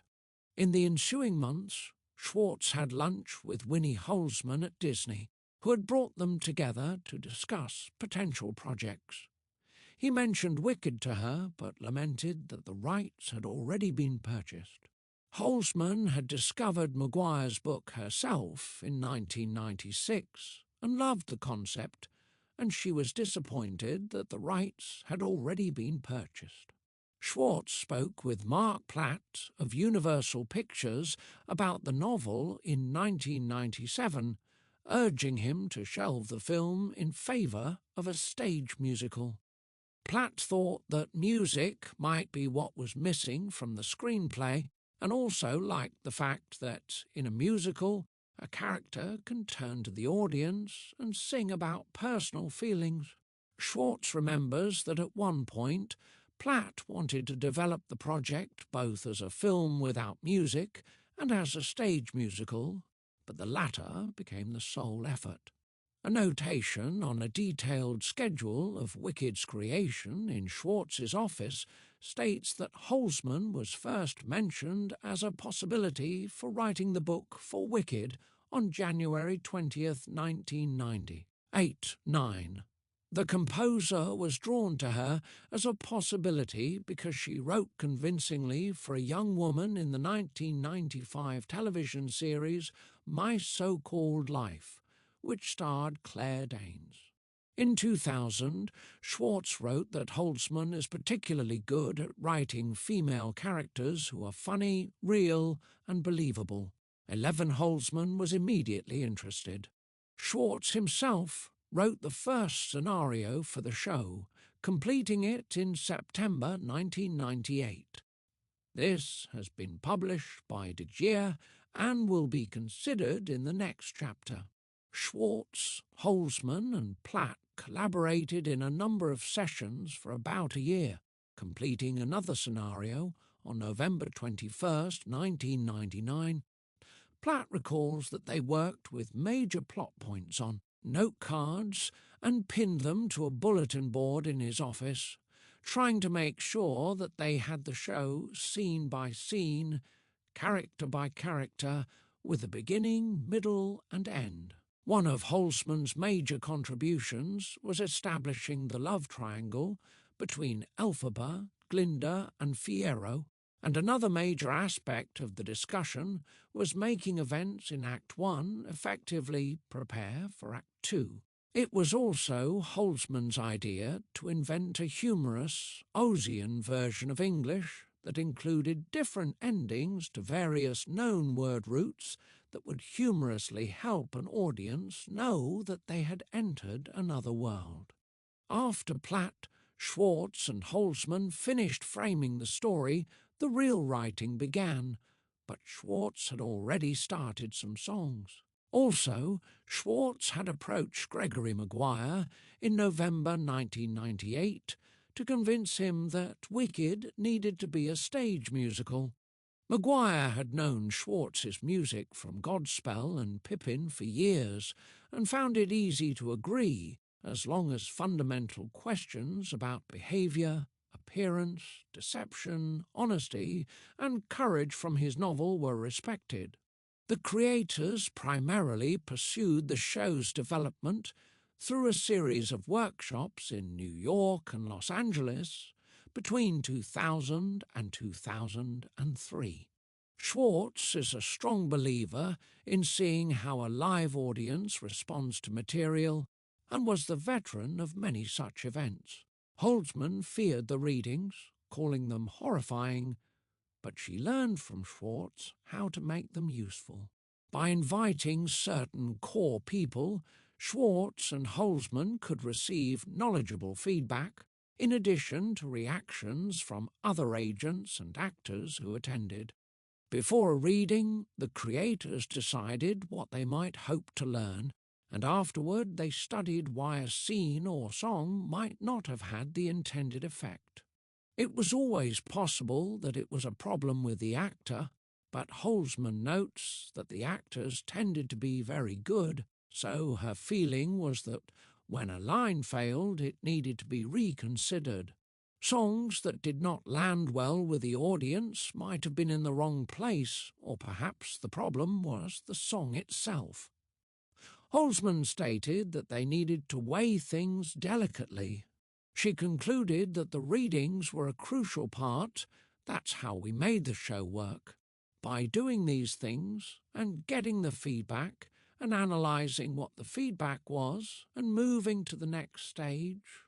Although readings could be called the building blocks of Wicked, at this point they are difficult to describe in any detail. Schwartz, Holzman and others involved in the show mention them in interviews, but specific memories are rare. As will be shown below, there is also conflicting information about the readings in print, as interview subjects misplace details. An exception to this lack of concrete information was a collection of audio clips of the songs from one complete reading once available on YouTube, described in the appendix. Labels on YouTube stated that these were from a December 2001 reading, but Schwartz and his assistant Michael Cole were not certain of that identification. No matter which reading the clips were from, however, they provided a fetching look at the show during its period of creation. In the following consideration of significant events and issues in the show's creation, the importance of the readings is clear. After Schwartz, Holzman and Platt had worked out a plot to their satisfaction, finishing on November 21, 1999, Holzman and Schwartz retreated to the opposite coasts where they lived to. Right in preparation for an initial reading at Universal Studios, the audience of which included Stacey Snider, Chief Executive Officer of Universal, and the person responsible for deciding whether or not Wicked would go forward. According to a list of the show's readings compiled by Michael Cole and the Office Schedule, the reading took place on January 23, 2020, but Carol DeGere states that it was in the spring of 2022, and Schwartz also told Coate that it was in the spring of that year. Winnie Holzman served as narrator, and the reading included 3 songs that Schwartz had written: No One Mourns the Wicked, Making Good, and As Long as You're Mine. 2 of the actors were Stephanie Block as Elphaba and Raul Esparza as Fierro. The reading had its desired effect, and the writers were told they had a viable project and could continue working. Intensive work continued through the remainder of 2000, with the Office Schedule indicating that the group worked together closely during the last week in June, and then Schwartz's writer hibernation began on 31st July. According to DeGere, he spent the entire month of August working on songs with minimal interruptions. A number of songs were ready on 30 August 2000, and then September saw concentrated preparation for a reading of the first act in Los Angeles on the 28th, with the Office Schedule indicating a number of meetings through September. Holzman notes that the group had a large room at Universal Studios for rehearsal for about 2 weeks beforehand. The reading took place in the basement of the Coronet Theatre in West Hollywood and included Act 1 only, lasting over 2 hours.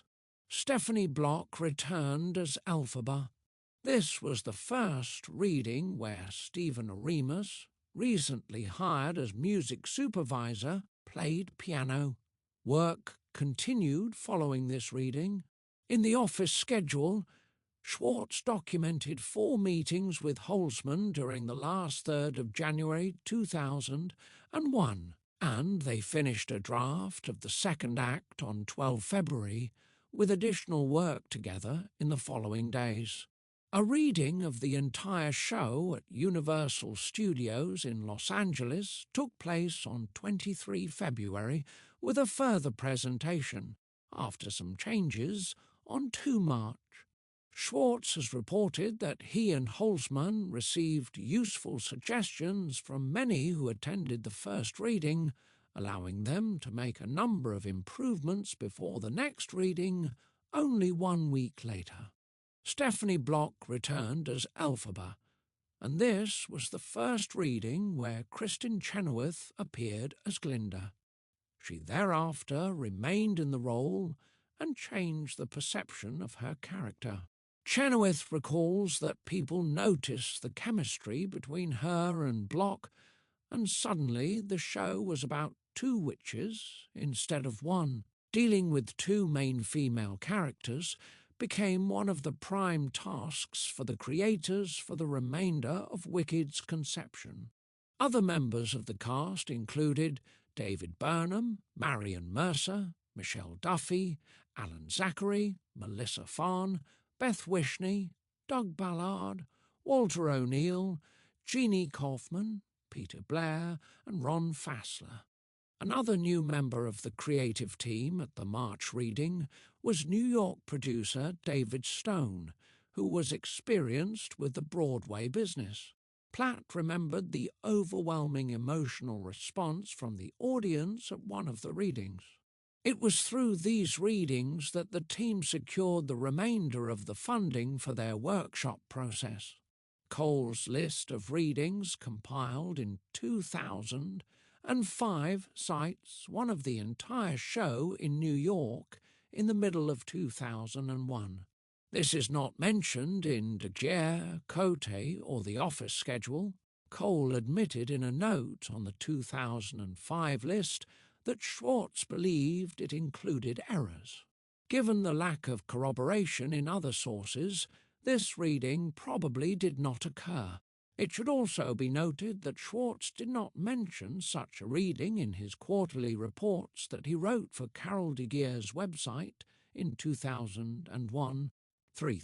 The team began to search for a director in winter 2001. In Cote, Mark Platt states that the search for this new collaborator began after the Universal readings in February and March, but Schwartz started to contact candidates for the position shortly after the first of the year. A number of names received consideration before the creative team made a final selection. On 11 January, Schwartz wrote an email to Harold Prince, gauging his interest. He later sent Prince a script and recording of the songs. On 26 March, Prince replied, stating that he admired the material but did not feel that he was the right director for the show.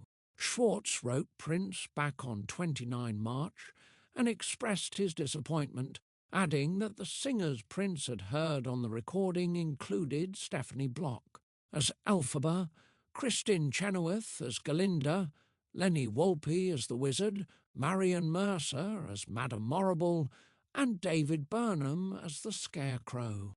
On 18 April, Schwartz met with Mark Platt and Matthew Bourne, a choreographer who later directed Mary Poppins on Broadway in 2006.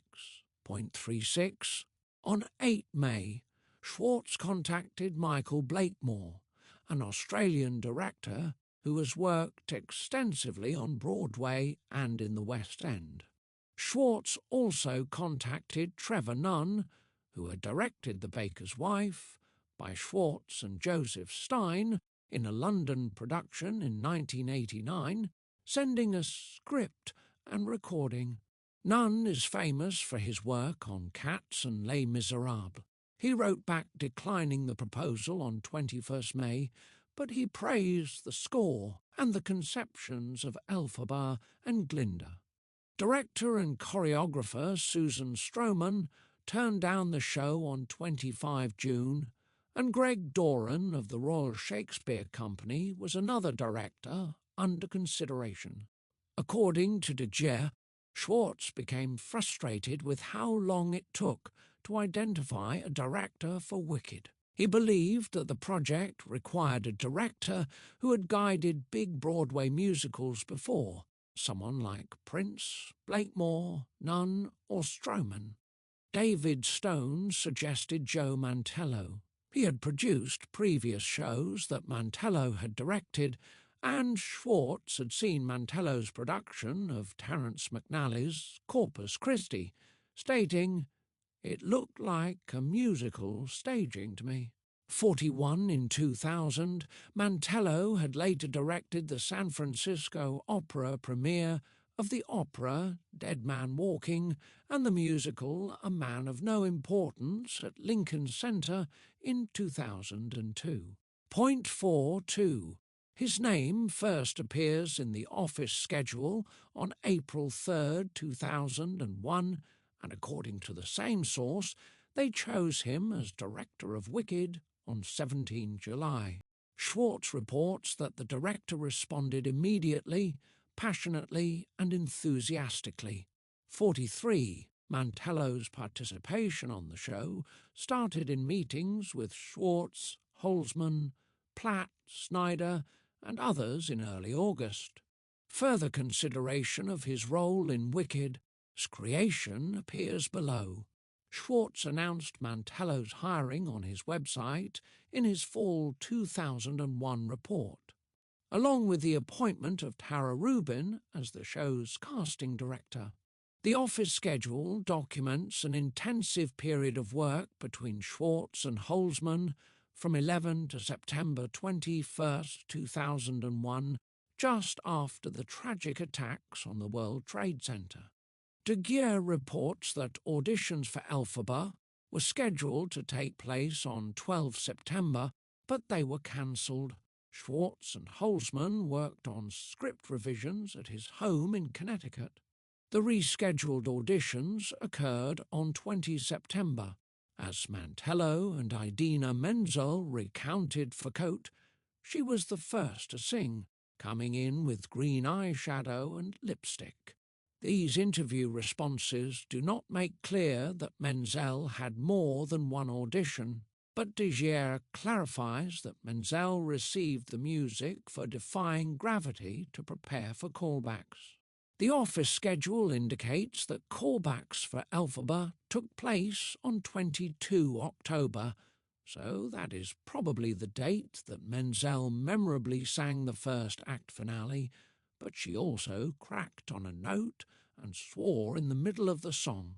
She had, however, made an impression, and she won the role in October in time to rehearse for the December readings. The office schedule includes specific dates for working on some songs in preparation for the readings, including We Deserve Each Other and Bad Situation on 6 and 8 November as part of getting ready for the December readings. According to De Geer, Menzel also suggested during this period that she sing the last verse of Defying Gravity up an octave, after she had started to work on her songs with Stephen Oremus. De Geer states that there was a 2-week workshop at the beginning of December, an intensive period of work on the show confirmed in the office schedule by rehearsals from 3 to 6 December. For a reading on 7 December, a meeting in Stone's office the next day, rewrites on 10 December, and work on the reprise of We Deserve Each Other on 12 December. The only reading in this series of events that De Geer mentions is on 14 December, but the office schedule and Cole's 2005 list of readings both state that they took place on 7 and 14 December. The second was apparently the most important, and the audience included novelist Gregory Maguire. Carol De Geer was also at the 14 December reading, and according to her report in the book, Maguire enjoyed the show along with the remainder of the audience. In chapters 4 and 5, we will consider scripts and musical sources that give a more detailed idea of what the show was like at this point. The office schedule shows that the creators met after the December readings, including a production meeting on 15 December and a conference call on 20 December. Carol De Geer reports that Schwartz and Holzman worked together on revisions for a few weeks after the first of the year. This preceded their return to California for a private presentation in front of Stacy Snyder and other Universal Studios executives on January 17, 2002. The result of this reading was that Universal agreed to supply most of the show's budget of $14 million. The next major project for the creators was detailed collaboration on Act One, which was most in need of rewriting. In his spring 2002 update on his website, SCHWARTZ stated that he had spent the last quarter working on revisions because it was time to pull the show apart and put it back together based on what they had learned from the readings, with many of the problem spots in Act One. These emendations included changes to every song and the addition of 2 new songs. The office schedule for March lists script meetings between SCHWARTZ, Holzman and Mantello, in addition to work sessions just for the composer, lyricist and book writer. Other events of the month included a casting meeting, auditions and a meeting for SCHWARTZ and Holzman with Arthur Laurents on 20 March. They found his input useful.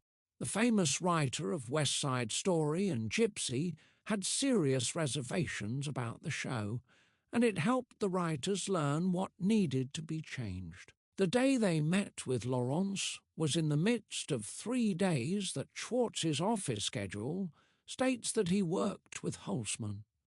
And then on 21 March, SCHWARTZ and Holzman met with Stephen Arimas and Kristin Chenoweth, presumably about Glinda's music.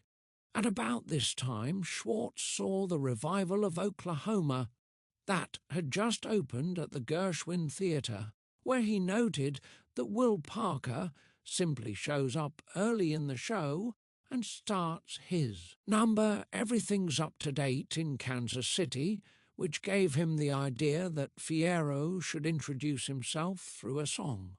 More work between the two writers took place on 26 to 27 March and 28 March, and the first several days of April included rehearsals for the reading of the new version of Act One on 5 April. Few details about this reading are available, but SCHWARTZ did state on Carol de Geer's website at the time that it went spectacularly well, and he also noted that Joe Mantello had started to make useful suggestions about scenes and events in the script. Holzman stated to Coate that the director was especially insightful about how to tell the story of the talking animals. Actors in the reading included Idina Menzel, Kristin Chenoweth, Adam Garcia as Fierro, and Dana Ivey as Madame Morrible. The office schedule includes no entries between the 5 April reading of Act One and early July, and de Geer's book is very sketchy with dates for the remainder of 2002. She includes useful description of the designers and their work on Wicked, discussion of how delays with the script made it impossible for Wicked to open in New York City by spring 2003 as had been planned, how each creator worked together to create the coup de theatre that concludes the first act with defying gravity and casting decisions. The office schedule allows one to tease out some of the preparations that took place in the second half of 2002.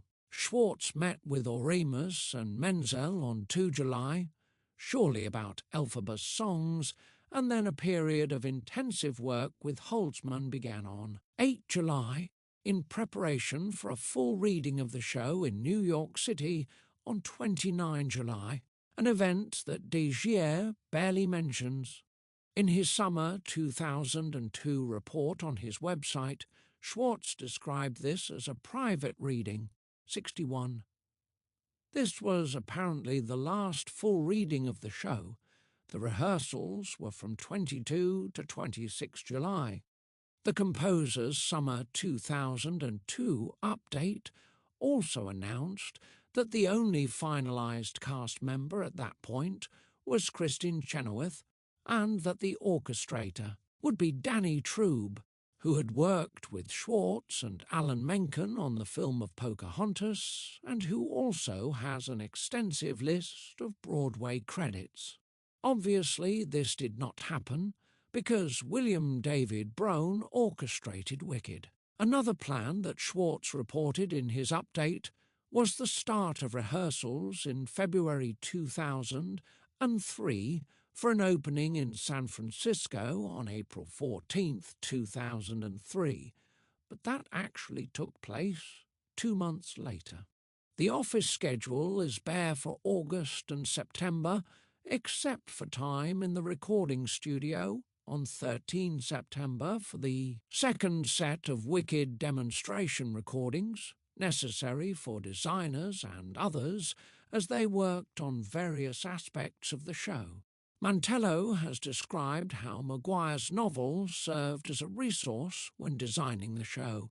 The map of Oz that hangs in front of the stage as a curtain for the show came directly from the novel. He also cited the clock of the time dragon over the stage as a design element that came from Maguire. This device is important in the novel, but is seldom alluded to in the show. However, it inspired the prominent dragon jutting out above the proscenium and the main stage setting that makes it appear that show takes place within the clock of the time dragon, with the backward face of a clock sometimes on the backdrop, and that same image at times projected on the floor of the stage as a shadow. The set also includes many interlocking gears and other pieces of machinery that give the feeling of a large clock. In the novel, the device is capable of manufacturing scenes for an audience, as it does for Elphaba by showing her mother copulating with the wizard. The show begins after Elphaba's death, and then Glinda commences the flashback that is the greater part of the musical. It would be easy for readers of the novel to imagine that the clock of the time dragon provides that flashback, but many in the audience would miss this detail. Eugene Lee, the set designer, did an interview with Coate about his conception and the set.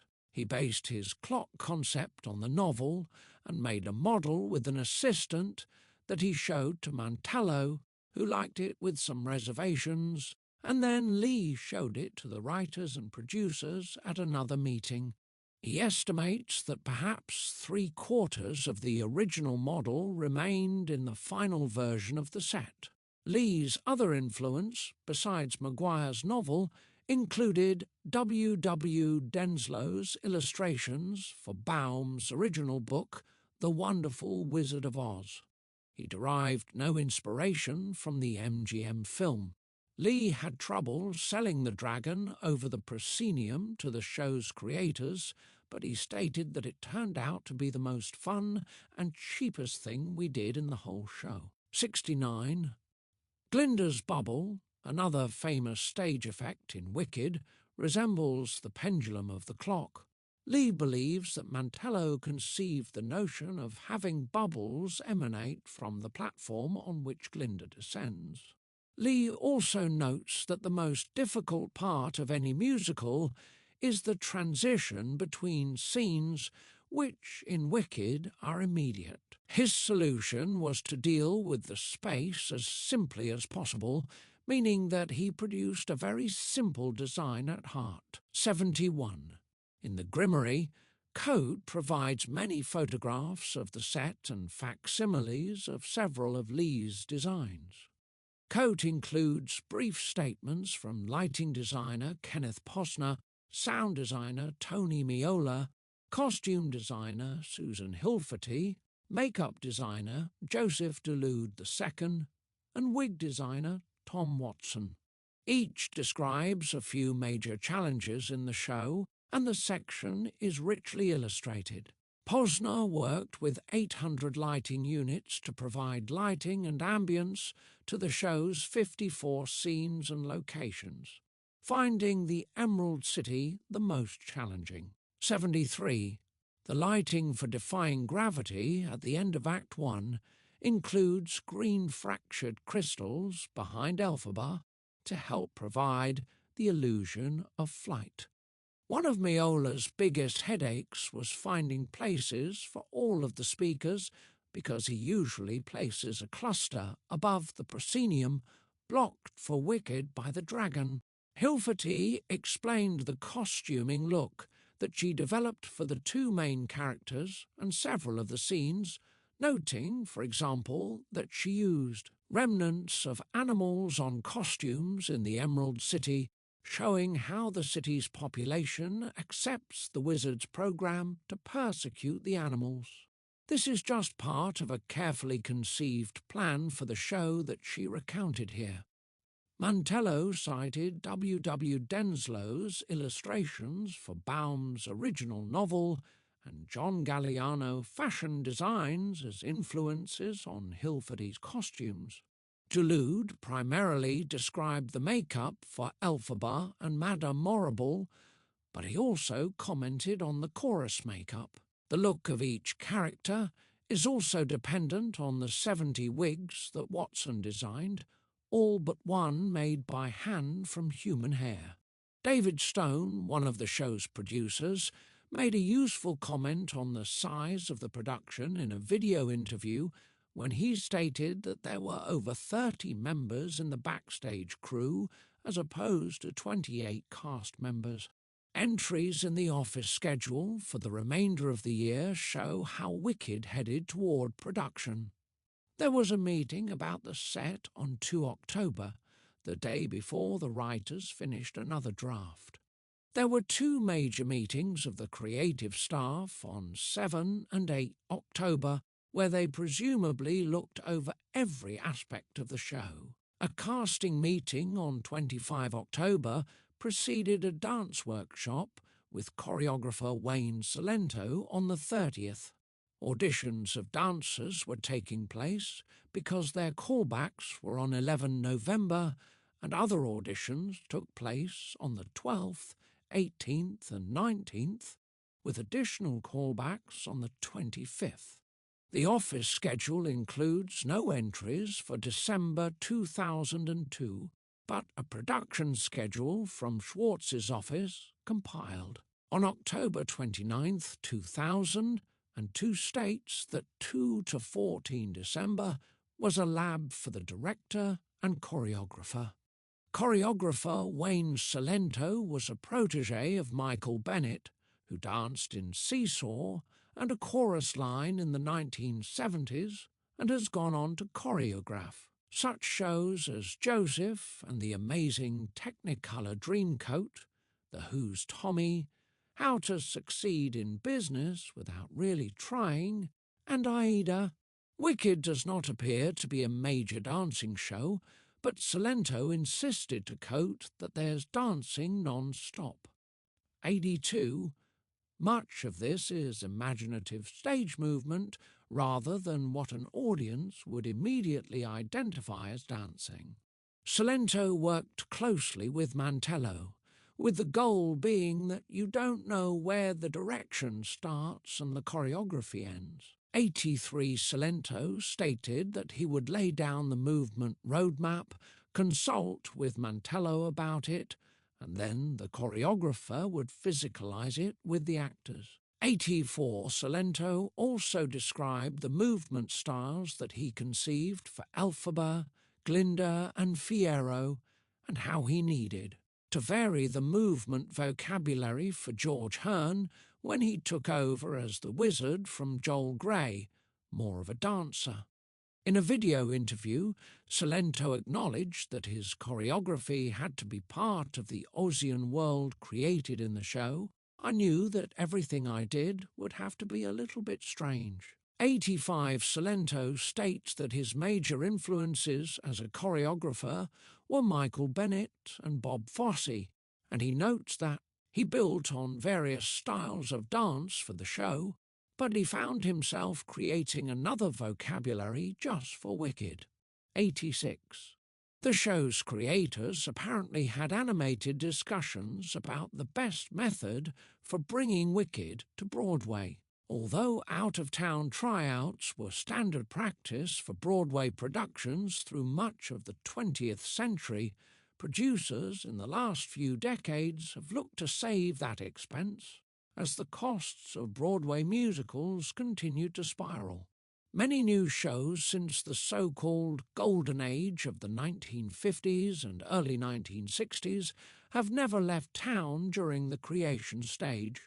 Instead, shows began in previews at the theatre where they would open, sometimes for weeks. Wicked had 25 preview performances before it opened at the Gershwin Theatre on October 30th, 2003-87, but that was after a full-blown tryout run in San Francisco in June, and then a production shutdown during July and most of August for rewriting before starting rehearsals in New York.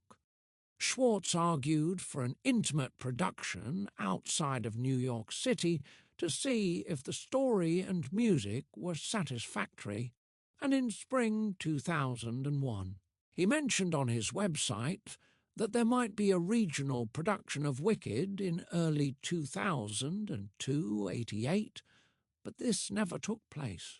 Mantello countered that Wicked was not a small show, and he needed to experience a complete rendering of it to see how it worked. SCHWARTZ, who had lived through the long pre-New York tour of The Baker's Wife many years before when they had tried to work on the show, while it played every night, accepted Mantello's demand on the condition that they shut down the show for revisions after the initial run.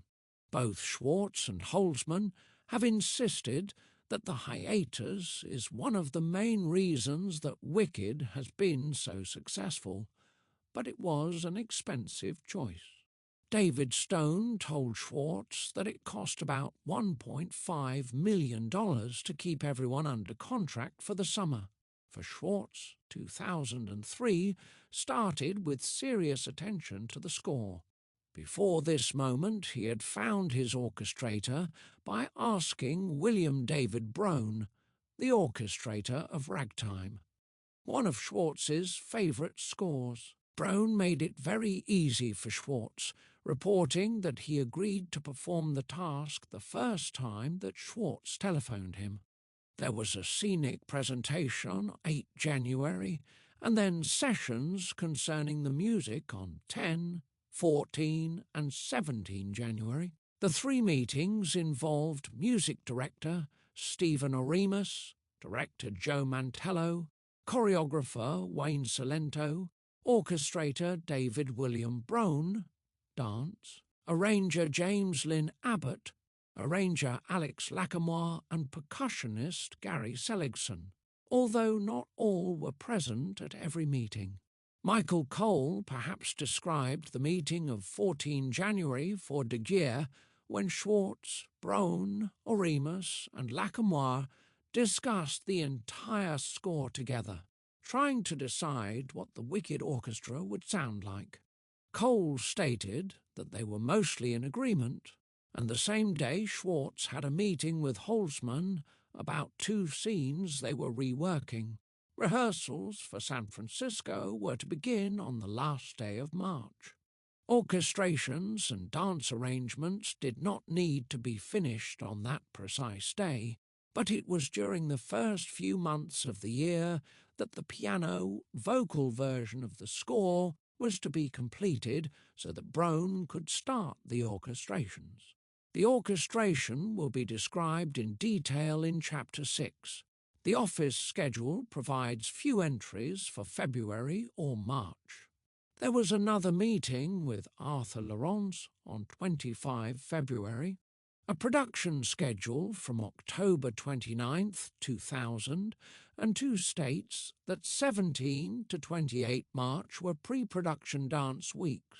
There was a rehearsal on 27 March, and then the cast began a full rehearsal schedule for San Francisco on 1 March at 890 Broadway. Studios opened by Michael Bennett after his huge success with a chorus line. The show's first run-through was on 2 April. Carol de Geer describes some details of the rehearsals. She also reveals that Schwartz wrote the second version of What Is This Feeling? Once the rehearsals had started, replacing a lower energy version of the song that Mantello had disliked. A battle being fought behind the scenes at this point concerned changes in the script required by lawyers from Universal Studios who did not want their employer to be exposed to lawsuits for images and lines used in the show for which they did not have the copyright. It was a rough road for Schwartz and Holzman, who saw some of their work thrown out by people not directly involved in the show. Schwartz fights for what he thinks is right in such situations, a trait that he has shown in a number of his collaborations. One of the points of contention was whether or not the famous slippers could be red. The lawyers finally allowed the creators to use a red light on the slippers. Mantello has stated that a major problem in the story, even as late as the San Francisco run, was how to handle the wizard's persecution of the talking animals and making that Elphaba's great cause. The plot element had to be covered in sufficient detail for the audience to understand its importance to Elphaba, but it could not be made, as Mantello said, so complicated that it would bore the audience. 100. As will be seen in Chapter 4, Dr. Dillamond at one point was a scientist, as in the novel, performing experiments to prove that talking animals were worthy of respect. Laboratory scenes established his credentials, and then a funeral occurred after Dillamond's suspicious death. In an interview, Schwartz said that these plot devices approached science fiction, and they finally decided instead to make Dr. Dillamond a historian who helps politicize Elphaba without requiring as much time as the scientific angle. The San Francisco tryout was in the Curran Theatre. Technical rehearsals started there on 15 May, and the first run-through of the show with orchestra, an event known as the Sitzprobe in musical theatre and operatic parlance, took place on 23 May. The first dress rehearsal was the following day, with previews beginning on 28 May. Opening night was 10 June, with a run lasting until 29 June. De Geer wrote a chapter on the San Francisco run that mostly covers the creative battles fought behind the scenes. They were especially intense in San Francisco because the producers had told Schwartz and Holzman to save their notes about the show until after the first preview. When finally given the opportunity to speak, the composer had much to say. It was one of the first of a number of major skirmishes between the writers and Mantello that continued until Wicked opened successfully on Broadway. Schwartz and Holzman were not even contented with their changes after the premiere.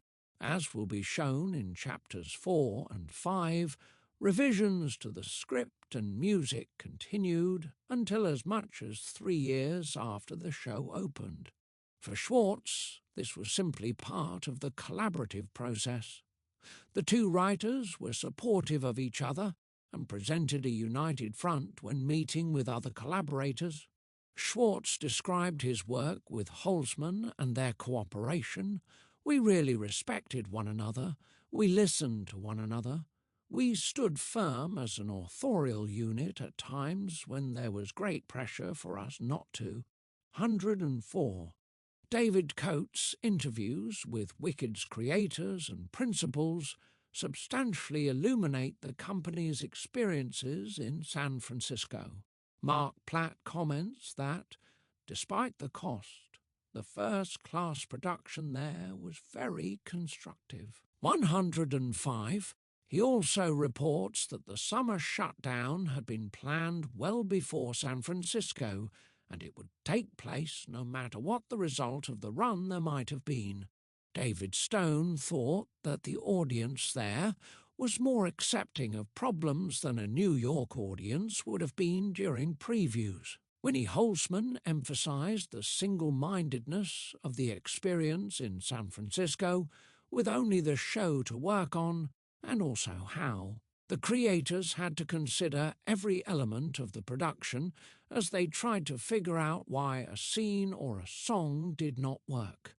Joe Mantello described the tweaks they made to the show there, involving the shiz scene in Act 1, the funeral for Dr. Dillamond in the show at that time, and their attempts to give Elphaba's characterization more fire and irony. 108. Schwartz noted how shocking he found seeing the set, costumes and lighting plots on stage for the first time, apparently always a difficult moment for him when preparing a show. He found himself simply avoiding Mantello so that he would not gripe about what he disliked. Idina Menzel reported that actors needed to learn new lines some mornings for that night's show, and that songs got moved around during the tryout period. Several figures described how successful Wicked was in San Francisco, despite the fact that the show was still too long and had some problems. Carol DeGier has described the contentious summer of rewrites that preceded the Broadway opening. Schwartz and Holzman wanted to work on the rewrites alone before involving the creators, a course of action that did not sit well with Mantello. In a quarterly report to his website after the San Francisco run, Schwartz confessed his interest in what the critics wrote, reporting that we've taken a lot of what they said to heart and tried to address it. 113. Schwartz and Holzman have both described the surgery performed on Elphaba's role, but they do not agree on how. Much was actually done. Another place where we run into creators trying to remember details from the midst of a long, demanding project. Schwartz stated, "She was the difficult character to solve. I seemed to know how to write her musically. It took quite a while for Winnie to get the tone for her in terms of dialogue and storytelling." He estimated that they changed 80% of Elphaba's lines during the summer shutdown. Holzman believed that the changes were not so drastic, offering it was really more delicate than that. We would change a line here, a line there. 115. Her recollection was that most of these changes took place early in the show, clarifying Elphaba's motivations and drawing her character more carefully. Once those changes were made, it was not necessary to rewrite extensively in the second act. As will be shown in Chapter 4, the scripts that Schwartz's office made available for this study unfortunately do not include any that make possible a direct comparison between the San Francisco version of the show and what opened on Broadway, but scripts consulted from earlier in Wicked's development seem to show that Holzman is closer to the truth here than Schwartz. Elphaba's part in the Broadway version of the show is too similar to earlier versions for there to have been changes in 80% of her lines. Holzman, however, told a different story in an interview with Playbill.com, where she described friends who saw Wicked in both San Francisco and New York and were unable to point out what had been changed, even though she rewrote on every page. They were careful so as not to disturb the things that were working. 116. One of Schwartz's main efforts during the shutdown was to solidify the score's motivic unity, working musical snippets into places where they help clarify the story, an aspect of the score that will be covered in Chapter 5. Mantello commented penetratingly on the writing process to David Coate, noting that the book writing has to be the most accommodating because it is the glue that holds everything together. 117. He gives the example that extra lines might be needed so that an actor can move to another position to make an entrance. And there are also adjustments made in the book during a show's creation because of musical needs. Mantello offered that SCHWARTZ and Holzman probably had not received enough credit for the show's plot, which some people probably think came to a greater extent from MAGUIRE'S novel than it actually did. Mantello cited how SCHWARTZ and Holzman worked aspects of the MGM film into the plot, and also how Bock and Fierro became the Tin Woodsman and Scarecrow. The transformation of Bock appears only in the musical. In the novel, Elphaba wonders if the Scarecrow might be Fierro returning to her, but she learns this is not the case before her death. The office schedule provides a list of events that leads the countdown to the Broadway opening, a period that Diger covered extensively. There was a meeting between SCHWARTZ, Holzman, Platt and Mantello on June 19, 2003, perhaps one where the rewriting controversy began to become clear. The composer-lyricist knew at that point that Fierro needed a new song of introduction, and he worked on the lyrics to Dancing Through Life on 21 June while flying from San Francisco to Denver. As SCHWARTZ explained to Diger in an interview in early July 2003, he planned to write multiple versions of the song and let his colleagues pick the one that they liked most, a process that will be described in more detail in Chapter 5. Another important part of July and August was deciding the Broadway cast, and among the most important changes was Joel Grey replacing Robert Morse as the Wizard, a substitution that caused some rewriting, as will be discussed in Chapter 5. Holzman finished the rehearsal draft of the script on 14 August. The first read-through of the new script with the cast took place on 25 August, starting the rehearsal process for New York. The Sitzprobe for the new score and orchestrations was on 26 September, and after 25 previews, Wicked opened on 30 October at the Gershwin Theatre. Consideration of its critical reception appears in Chapter 7. Other late tasks that faced SCHWARTZ before the show opened, he names in his quarterly update on his website from fall 2003. Working on music for the show's radio advertisements, adding new intro verses to songs which involve reprised material to help unify the score, and on November 10, 2003, he began to record the original cast album with the cast and orchestra. The compact disc sold very successfully and helped make Wicked a hit. Its recording process came at the end of this skeleton of the show's creation history, which can now be fleshed out. In Chapters 4 and 5, through consideration of draft scripts and musical manuscripts that date between 1998 and 2006. They prove that writing a musical is not for the lazy or faint of heart. No brainless scarecrow, heartless tin man, or cowardly lion would have wanted to stick with this process, with or without a road of yellow bricks. Chapter 4. Wicked from Scenarios to Final Script. The previous chapter summarized the story of Wicked's creation, largely based upon interviews with Stephen Schwartz and others, including those by David Coate and Carol de Geer.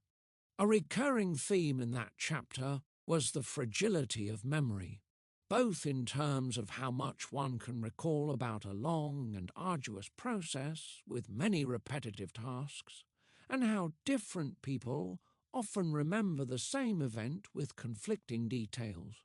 In this chapter, we rely on existing documentation as we take a close look at how the plot and script for Wicked changed over time from Schwartz. His earliest scenario from 1998 to a script from December 2006, more than 3 years after the show opened on Broadway.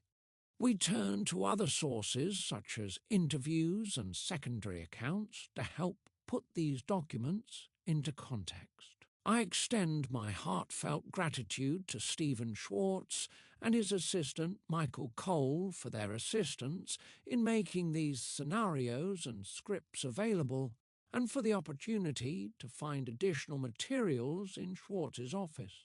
I have not seen all of the preliminary scripts for Wicked, but what follows is one of the more detailed accounts of the development of a script for any Broadway musical. This study is intended for those with great interest in how Winnie Holzman, Stephen Schwartz, and their collaborators over time developed the plot and script for the show. It is satisfying to learn, for example, that Glinda's role became larger after Kristin Chenoweth started working on the readings, and to hear anecdotes and examples of how that developed over time.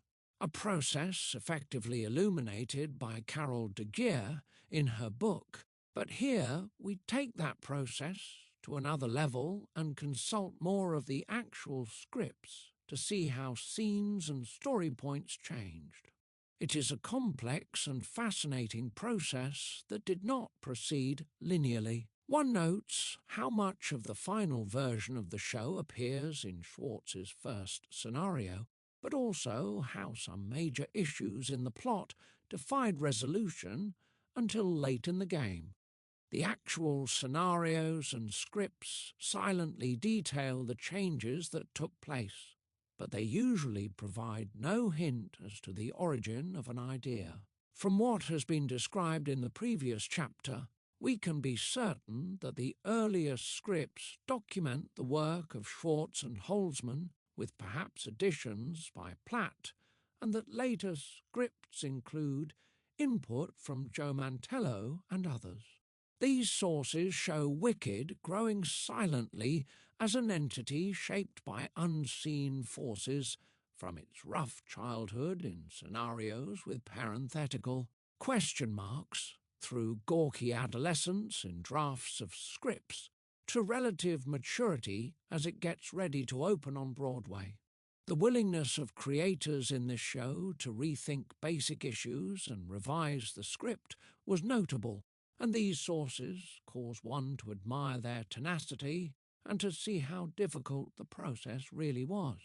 Even someone who believes that the Wicked creative team failed to produce a compelling story or script might find it enlightening to see how complex this process turned out to be. The two scenarios. As we have seen, Schwartz conceived the possibility of turning Maguire's novel into a musical, and he worked on the project alone for a number of months.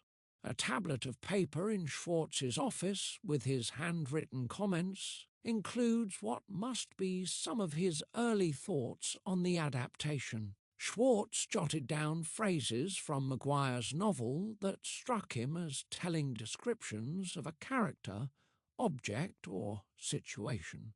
For example, he found the following description of Galinda useful. Galinda believed she would adorn the hall, maybe with her beauty and occasional clever sayings.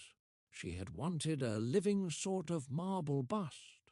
Schwartz also recorded names of plants and foods that Maguire invented for Oz. Perhaps his initial recognition that the show would have to recreate a world based on Bounds and Maguire's fantasies. In September 1998, Schwartz prepared a detailed synopsis, a document that Carol de Geer published in an appendix. Its summary here will be our starting point as we begin to trace the show's development. The opening number was called "No One Loves the Wicked." A narrator whose face remains in shadow tells the story, and in this first scene the audience would witness Elphaba's birth an event common to every subsequent version. Elphaba heads to school knowing that Nessarose would join her the following year. She looks forward to accomplishing something important and winning everyone's love, especially her father's, dreaming about the possibility in the song Good Intentions. On the train, Elphaba meets Dr. Dillamond, a goat and biology professor at her new school. He tells her about the deteriorating situation for talking animals, but Elphaba cannot yet believe that the wizard is evil. Upon arriving at school, she learns that she will room with Galinda, whom she wishes to emulate. Galinda tricks Elphaba into wearing a black peaked hat to the orientation dance, where Bock, a munchkin, falls for Galinda. Elphaba shows up in the unstylish headgear and begins to dance herself. Out of guilt, Galinda joins her, and they become friends. Madame Morrible accepts both girls into her sorcery class and teaches them from the Grimoire. It is written in an unknown language that Elphaba reads easily, much to her teacher's surprise. Morrible informs the young women that they are being trained to help the wizard. Elphaba spends the summer assisting Dillamond with his experiments. Nessarose arrives at school that autumn and falls in love with Bock. She also studies sorcery and uses a spell to make Bock love her.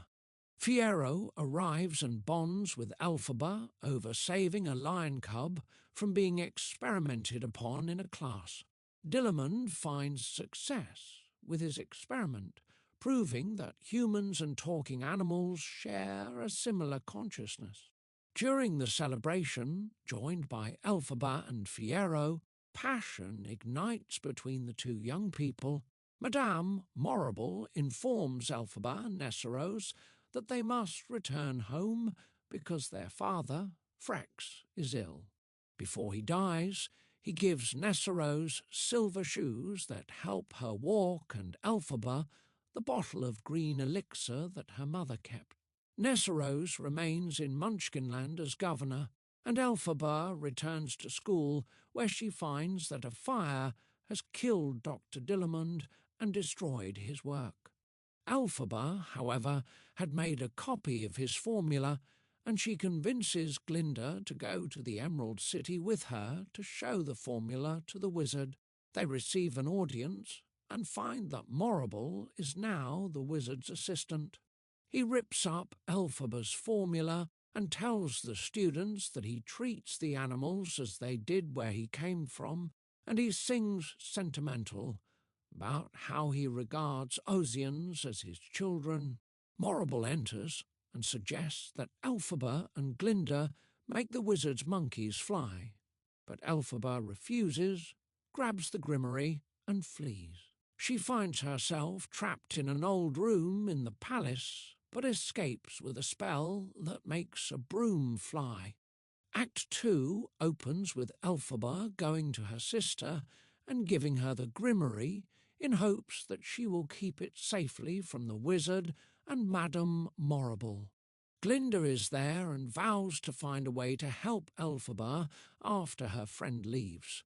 Elphaba leads talking animals in an attack on the palace, but a soldier, who turns out to be Fiyero, captures her. There is a love scene between the two that includes the song As Long As You're Mine. They are interrupted by the wizard's men. Elphaba escapes, but they capture Fiyero. Elphaba returns to Nessarose, finding that her sister has used the Grimoire to become powerful, and in Elphaba's presence she tries to use a spell to make Bock love her instead of Glinda, but it backfires, and Elphaba turns Bock into the Tin Man to save his life. Elphaba leaves with the Grimoire. Madame Morrible tells the wizard that she can still manipulate the weather, and she has an idea. Elphaba hopes that a spell from the Grimoire might prevent Fiyero from being harmed by the wizard's men, but she is unsure what to do. In despair, she sings, "Reap the whirlwind." A winged monkey arrives to tell her about the cyclone, the house, and Nessarose's death. Elphaba flies to the site and learns about Dorothy and her dog, and that Glinda gave Dorothy her sister's shoes. Glinda urges Elphaba to surrender before things get worse, but Elphaba retreats to Fiero's castle, Keeaumoku, with the winged monkeys. Fiero's wife leaves in fear of the wizard. The narrator returns to describe what happens with Dorothy and her three friends. When they arrive at Keeaumoku, Elphaba reminds the lion how she helped save him from being experimented upon, and the Tin Man how she saved his life, but they despise her. Dorothy requests forgiveness for killing Elphaba's sister, which enrages the witch and sets in motion the events that appear to melt her. Dorothy and her friends cannot return to the wizard with the witch's broom or the grimoire which burned in the fire, but they bring back the green elixir, which informs the wizard that they had killed his own daughter. He sentences Morrible to jail and leaves Oz in control of Dorothy's three friends and Glinda. The Scarecrow declines the offer and goes to the Badlands to be with Elphaba, who was the mysterious narrator and faked her death. They sing a reprise of As Long As You're Mine. It is notable how much of the plot that opened on Broadway 5 years later appears here. The essential arc of Elphaba's story already exists, and many actions by other characters remain. SCHWARTZ names several songs that later appear, including As Long As You're Mine, which he had written in the 1970s. The major difference is that Glinda's role later becomes larger, a process that can be observed over a number of other versions of the story. In this initial take on the show's plot, Glinda tricks Elphaba into wearing the black hat. She dances with Elphaba and becomes her friend. She goes to the Emerald City with her. She vows to try to help her in the opening scene of the second act. She has the scene with Elphaba after Nessarose's death, and she becomes one of Oz's rulers after the wizard leaves. She is the second most important character, but hardly Elphaba's equal, as she became in Wicked's fully realized form. Consider, for example, that this scenario includes no songs for Glinda, and how her scenes at the beginning and end of Act 2 in the Broadway version are not present. Most final song placements do not appear in this scenario. The next scenario consulted for this study dates from November 21st, 1999, after Winnie Holzman had joined the project and the writers had spent their year consulting with Mark Platt. The story changed substantially. Major alterations will be explained here. Elphaba no longer narrates. Either the Scarecrow or Madame Morrible is interviewed at the opening, telling how the Wicked Witch of the West died. In a crowd scene, some sell souvenirs of Dorothy and her friends. Glinda tells the story of Elphaba's birth, and the flashback begins as Elphaba and Nessarose go to the train station to head for school, where they meet Dr. Dillamond. At Shiz, Nessarose, confined to a wheelchair, begs Madame Morrible to let her room with someone besides a sister of whom she is ashamed. As Morrible wheels Nessarose away, Elphaba shows her powers by making the wheelchair return to her. This impresses Morrible, who decides that Elphaba will room with Glinda since they will both study sorcery. As the girls unpack in their room, they note their differences but also become fascinated with each other. Events surrounding the Black Hat and dance are similar, but now Glinda deflects Spock's attention by suggesting that he spend time with Nessarose. The scenario describes a montage that switches between Dillamond's biology class and Morrible's sorcery seminar, with Dillamond gradually losing student respect as the situation for talking animals deteriorates. Much of the first act is similar to the previous scenario, but new important plot points emerge. Galinda has fallen in love with Fiyero and is distraught at his lack of attention at Dillamond's funeral. Elphaba invites her to the Emerald City to cheer her up. They enjoy their day there together and meet the wizard, who says he wants to hear Elphaba's concerns, but first she must demonstrate her power. She gives the monkeys wings and regrets that the transformation causes pain, but she learns that a spell cannot be undone. Elphaba runs out and Glinda follows her, but Elphaba escapes on the broom without asking her friend to join her.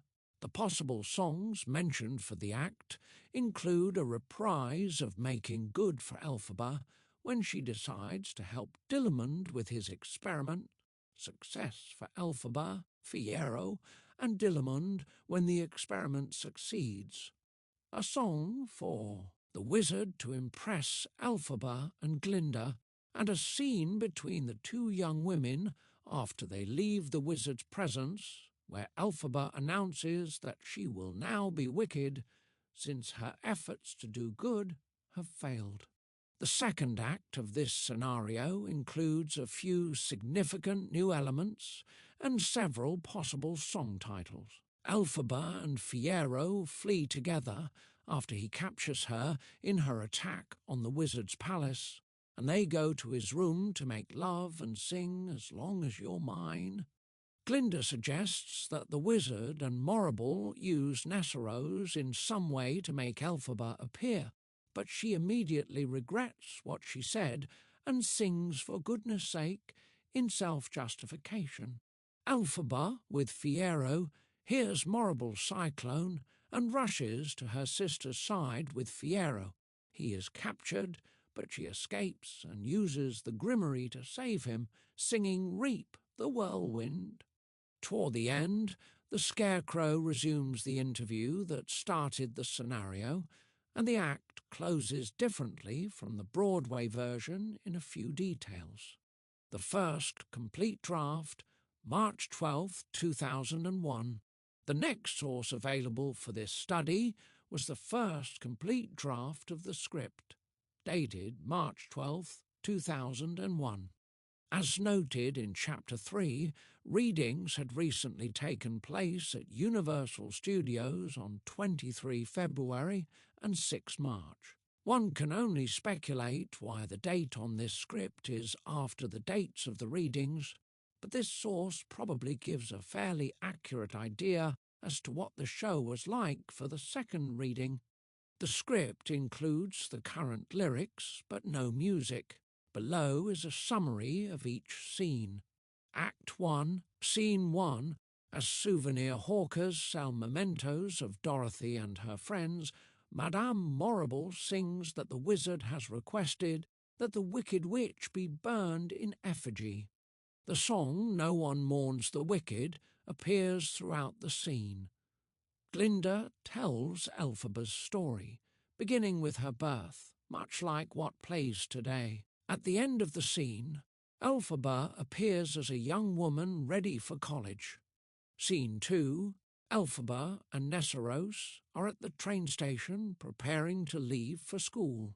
Some in the crowd react to Elphaba's colouring. She meets Dr. Dillamond, who is having trouble boarding the train because of restrictions against talking animals. Elphaba uses her looks to frighten away the family bothering him. She sings Making Good to Dillamond, starting with a verse in which she identifies with him by saying people often stare at her. Dillamond asks her assistance with his scientific work and identifies its nature. Elphaba's father calls her over to help with Nessarose, and the scene concludes with her singing the Unlimited segment, a bitter passage much as it existed in the August 2000 version of Making Good, covered in the next chapter. Scene 3, the students arrive at Shiz and sing the alma mater. Madame Morrible welcomes them as Fanny and Shen gush over Galinda, who brags that she will have a single room. Morrible announces that Nessarose will live with her, but as she wheels her away, Elphaba uses magic to transport her sister back to her side. Morrible is excited by Elphaba's talent and offers her a private tutorial in sorcery. She places Elphaba in Galinda's room, and the two horrified students begin letters to their parents in the song Bad Situation, which opens with some of the same lyrics as the later. What is this feeling? Scene 4. The girls are in their dormitory room, and an antagonistic dialogue precedes continuation of Bad Situation.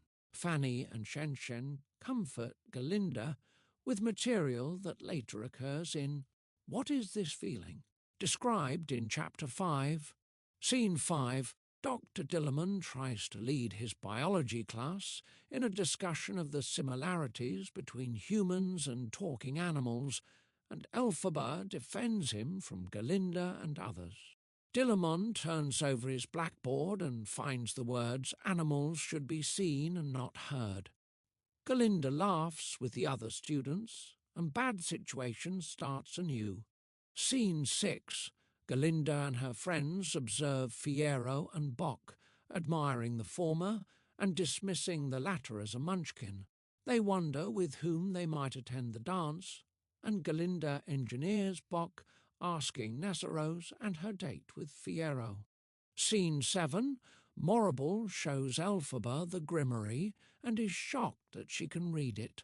The student causes a large bouquet of flowers to appear. In gratitude to Galinda for bringing Bock and Nessarose together, she convinces Morrible to add Galinda to the class. Scene 8. In their dormitory room, Galinda gets ready for the frolic as her friends speak with her. They cruelly offer the black peaked hat to Elphaba, and she gives Galinda a note from Morrible inviting her to join sorcery class. Fiyero enters and trades barbs with Elphaba as Galinda finishes getting ready. Fiyero and Galinda sing We Deserve Each Other. Scene 9. At the dance, Galinda learns from Morrible that it was Elphaba's idea to include her in the class. Elphaba appears in the black hat, realizing that she has been tricked, and Galinda dances with her out of guilt. The scene includes no singing. Scene 10. Back in the dorm room, Galinda sings Popular to her new friend, offering to give her a makeover. She invites Elphaba to a picnic with Fiyero, who will be bringing her a date. Scene 11. A picnic with Bock, Nessarose, Fiyero, Galinda, and Elphaba, whose date does not appear. Elphaba has been transformed by Galinda, but everybody laughs at their efforts, and she runs away. Bock leaves when he cannot tell Nessarose the truth, and she blames herself for his lack of interest. Scene 12. Madame Morrible comes to biology class to announce that Dr. Dillermond is no longer eligible to teach. A new professor enters with a lion cub on which he proposes to perform experiments. Elphaba's anger causes a spell that immobilizes everyone but her and Fiyero, and they run out with the lion cub. Scene 13. Elphaba and Fiyero feel mutual attraction, but he leaves to release the cub, and she sings, I'm Not That Girl. Scene 14. At the train station, Elphaba tells Galinda that she is not going away for break with the gang in order to stay and work with Dillermond on his experiment. She sings a reprise of I'm Not That Girl to close the scene after her friends leave on the train. Scene 15. Dillermond and Elphaba work together in the laboratory, and Fiyero returns early from break alone. The chemistry between Elphaba and Fiyero helps the experiment succeed, proving that animal and human consciousness are identical, and the three sing, as if by magic, the lyrics of which include some of making good. Morrible appears, and Dillamond will not let Elphaba tell her what they have achieved. Morrible says that Elphaba's father is ill, and that Nessarose awaits her in the coach to leave for Munchkinland. Morrible stops the rain so that they can travel on a better night. Scene 16, the sisters arrive in Frex's chamber. He appoints Nessarose his successor and presents her with the jewelled slippers. He gives Elphaba her mother's bottle of green elixir. Nessarose remarks that every Munchkin now must bend to her will, and Frex sings, "How I hate to go and leave you," like he did to his wife Melina in Scene 1. Scene 17, Elphaba is on the train back to Shiz, but it stops and she learns that there has been a lab explosion at the school. Scene 18, at Dr. Dillamond's funeral, Galinda begs Elphaba to find out why Fiyero has been distant with her. Elphaba tries to get away to say a few words about the goat, but Galinda wants her to talk to Fiyero, who has arrived, and Galinda goes to do a eulogy. She blurts out that she will change her name to Glinda, the way Dillamond pronounced it, but then later she becomes distraught when Fiyero leaves. People mistake her emotion for her feelings about Dillamond. Fiyero hands Elphaba some crystals he had saved from the experiment that proved Dillamond's success, and Elphaba tells Morrible that she must go speak to the wizard about this. Her teacher tells her she will arrange the visit. Elphaba invites Glinda to the Emerald City with her to cheer her up. Scene 19.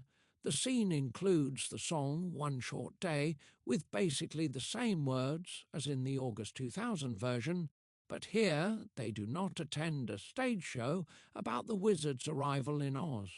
Scene 20. Elphaba and Glinda go to meet the wizard in his chamber and are at first terrified by the disembodied head, but he comes out to greet them personally after he realizes with whom he speaks. In conversation, the girls say they saw the show Wiz You Were Here, even though there was no mention of it in the previous scene. Madame Morrible appears as the wizard's new press secretary. Elphaba starts to tell him about the crystals, but the wizard interrupts her with his song A Sentimental Man and asks Elphaba for a demonstration of her powers in which she will give wings to his monkey Chistry.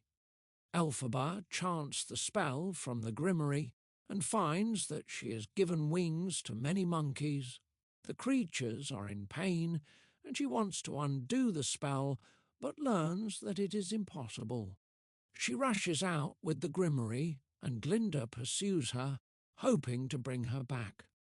As the wizard calls guards to capture Elphaba, she pulls Glinda into a closet with her. Scene 21. Elphaba and Galinda confront each other in the closet, singing a version of I Hope You're Happy. They hear announcements declaring Elphaba a wicked witch. Elphaba starts to sing defying gravity, at one point asking Glinda to join her in her crusade. For a moment it looks like she might, but she declines and Elphaba flies off as the Wicked Witch of the West. Act 2, Scene 1. A celebration is taking place in front of the palace, with a crowd and a reporter awaiting the arrival of Glinda and Fiyero. The reporter interviews them. We learn that Glinda has been living in the palace, and Fiyero is captain of the guard. They have been unable to find Elphaba. Fiyero is surprised to learn that this is his engagement party with Glinda. Reporter Punch Munchburger starts a song in which he falsely describes Glinda in an audience with the wizard when Elphaba interferes. Others join in the song, and Fiyero is offended by some of the lies that he hears told about Elphaba. Madame Morrible appears, and they briefly sing Happy Healing Day, Scene 2. In her chamber at the Munchkinland governor's palace, Nessarose tries to seduce Bock by saying that she needs a nap. Elphaba appears and asks to hide. She produces the grimoire. Nessarose complains of her condition, and Elphaba puts a spell on her shoes so she can walk. Nessarose sings step by step by step and puts a dangerous spell on Bock's heart when he threatens to go to Glinda. To save his life, Elphaba turns him into the Tin Man, who does not require a heart. Elphaba leaves for the Emerald City, and Nessarose blames Elphaba for Bock's condition. Scene 3. At their engagement ball, couples dance as Glinda, Fiyero, and Morrible watch. Elphaba arrives at the wizard's chamber upstairs, and the wizard corners her by grabbing her broom. He asks to start afresh with her and sings Wonderful. She is ready to accept his proposition if he will release the flying monkeys, which the wizard does. Elphaba then discovers Dillamond, unable to speak. Fiyero and Glinda hear the commotion upstairs. Fiyero arrives first and frees Elphaba from the guards, and after Glinda comes, he leaves with Elphaba. The distraught Glinda suggests that the wizard and Morrible use Nessarose to lure Elphaba out of hiding. They revise the plan because Elphaba is too smart for such a ruse. Alone, Glinda sings a brief reprise of I'm Not That Girl. Scene 4. Fiyero and Elphaba are alone in a rented room and sing As Long As You're Mine with quite different lyrics than the Broadway version. Elphaba hears wind and fears for Nessarose, so she flies to her. Fiyero suggests that they could meet at his family's castle at Kiamo Ko. Scene 5. In Munchkinland, next to a smashed house, Glinda and the Munchkins send Dorothy on her way. Elphaba appears, shocking Glinda, who was mourning Nessarose's death. They argue about Glinda giving Dorothy the shoes and about Fiyero. Guards appear to arrest Elphaba. Fiyero enters and takes Glinda hostage, allowing Elphaba to escape. The guards hang Fiyero by poles in a field, trying to force him to tell where Elphaba went. Scene 6. At Kiamo Ko, Elphaba chants from the grimoire to try and save Fiyero. She sings a verse of her unlimited theme where she laments all that has gone wrong, and she performs the song No Good Deed with different lyrics than the final version. Scene 7. Outside the wizard's palace, Dorothy and her friends are leaving on a mission to kill the Wicked Witch.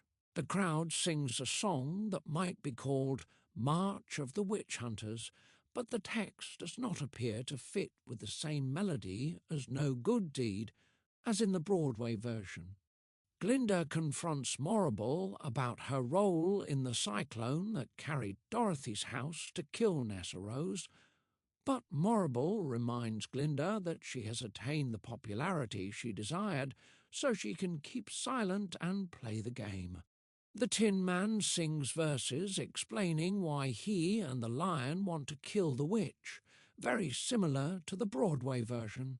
Glinda tries to object, but they march off as the crowd sings. Scene 8. At Kiamo Ko, Elphaba has captured Dorothy and demands the shoes. Glinda appears and confronts Elphaba, imploring her to surrender, but Glinda also lets on that she knows the truth about Nessarose's death. Two monkeys fly in with word from Fiyero, and Elphaba lets Glinda believe that he is dead. Elphaba gives Glinda the grimoire and tells her never to reveal that she has it. They sing for good with lyrics nearly identical to the Broadway version, except it does not start with Elphaba singing, I'm limited. Glinda hides. A chorus sings, Some of No One Mourns the Wicked, as Elphaba appears to melt. Dorothy and her friends exit with the broom, and Glinda reappears, finding the bottle of green elixir. Scene 9, back at the Wizard's Palace, Morrible waves goodbye to Dorothy and her friends. Glinda appears and shows the wizard the green elixir bottle. He realizes that he has had his own daughter killed and sings a bit of a sentimental man. Glinda tells him to leave Oz and has Morrible arrested. A photographer wants a picture of the four who killed the witch, but the Scarecrow has disappeared. He is, in fact, Fiyero, and he goes to Kiamoko, where he finds Elphaba, who faked her death. They head to the Badlands, where we see Elphaba trying to help Dillamond speak.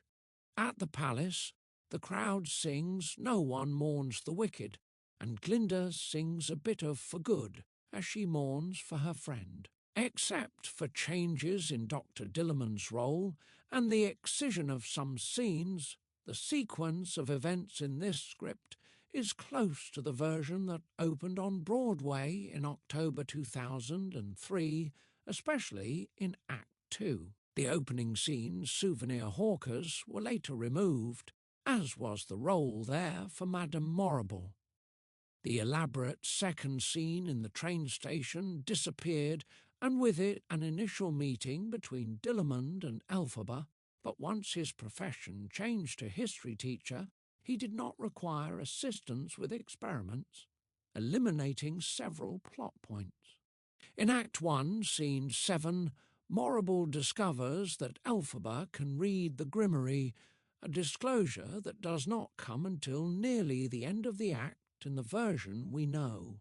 Scene 11, the picnic, later disappeared as some details about the relationships moved elsewhere in Act 1. The lab scene was discarded when Dillamond changed fields, and they later decided that Frex's death need not be shown, meaning that telling the audience about Morrible's power over the weather had to be relocated. Dillamond's funeral was in many subsequent versions before its removal in summer 2003. The big finale of Act 1 had yet to be conceived because only Glinda watches Elphaba fly off.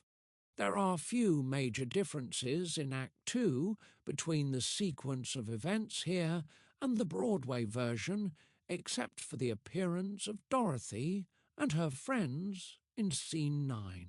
Dialogue and the songs would be rewritten, and that changed a great deal, for example, in Scene 1, but the creators could almost have put Act 2 aside for major plot consideration at this point. Script draft, November 21st, 2001. The next script draft consulted for this study dates from November 21st, 2001, made available by Stephen SCHWARTZ. S. Assistant Michael Cole, who took part in the 14 December 2001 reading for which the creators prepared this version. There was also a 2-week workshop preceding this reading, during which the script and score changed. The script includes music for the chorus and parts of other songs. Here we will consider the major differences between this script and the last. The music will be considered in Chapter 5. Act 1. Scene 5 begins with material from Bad Situation, which recurs later in Scene 5 in the previous version. Also in Scene 5, material has been added at the end where Elphaba stays in the classroom to comfort Dillamond, as in the Broadway version. They discuss how animals have been losing their rights, and Dillamond invites her to help with his experiment. She accepts and sings a short reprise of Making Good. Act 1, Scene 6, includes dialogue where Galinda speaks to Bio, convincing him to ask Nessarose to the dance. This is close to what Galinda sings to Bock in the Broadway version during Dancing Through Life. In Act 1, Scene 7, at Madame Morrible's sorcery seminar, with a crystal ball Elphaba sees Galinda telling Bok to ask Nessarose to the dance, which prompts Elphaba to convince Morrible to allow Galinda into the seminar. In Act 1, Scene 9 at the Frolic, the couples sing the Emerald City Stomp, which combines with segments of We Deserve Each Other, as the scene starts to move toward the lengthy musical scene that eventually became Dancing Through Life. Bok's sung exchange with Nessarose is similar to the Broadway version.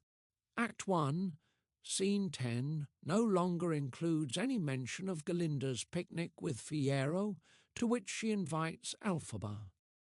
Popular is very much like the Broadway version at this point. Scene 11 takes place in the biology class and includes all of the action of scenes 11 and 12 of the previous version.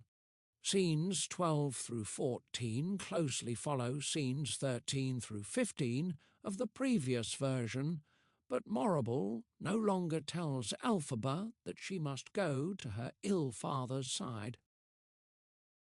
Instead, she tells the students that it is past their curfew, and a moment later Dr. Dillamond answers the door and shrinks back from an unseen horror. The remainder of the act is mostly similar to the previous version. In Act 2, Scene 1, Glinda sings a verse that opens "Couldn't be happier," an ambiguous phrase that later becomes important in the song Thank Goodness. Scene 2 no longer includes the song Step by Step by Step. When Elphaba arrives, she learns that her father has died, as in the Broadway version, and the action of the remainder of the scene proceeds much as one sees today. The rest of the act is not unlike the current version, except, as in the previous script, the audience sees more of Dorothy and her friends than one sees today, and as will be shown in Chapter 5, there are significant differences in the music. Script from October 2002. The next draft of the Wicked script consulted for this study dates from October 2002, a version completed during a month when there were several meetings among the creators. The source is marked as a workshop draft, perhaps referring to the dance workshop that took place later that month.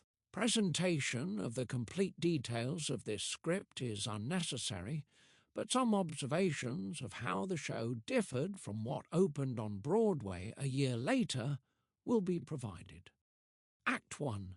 Scene 1 is much like the show as one knows it today. Scene 2 took place at Shiz, but Galinda was there from the beginning, gawking at Elphaba. After Elphaba shows her power by making Nessarose's chair return to her from Madame Morrible, the headmistress asks for a private word with Elphaba. Morrible sings the introduction now known from the wizard, and She leaves, and Elphaba sings a different introduction to her song. From there, the script is marked lyric to follow. As will be shown in Chapter 5, SCHWARTZ worked on this song at the end of October 2002. Scene 3 takes place in the dorm room.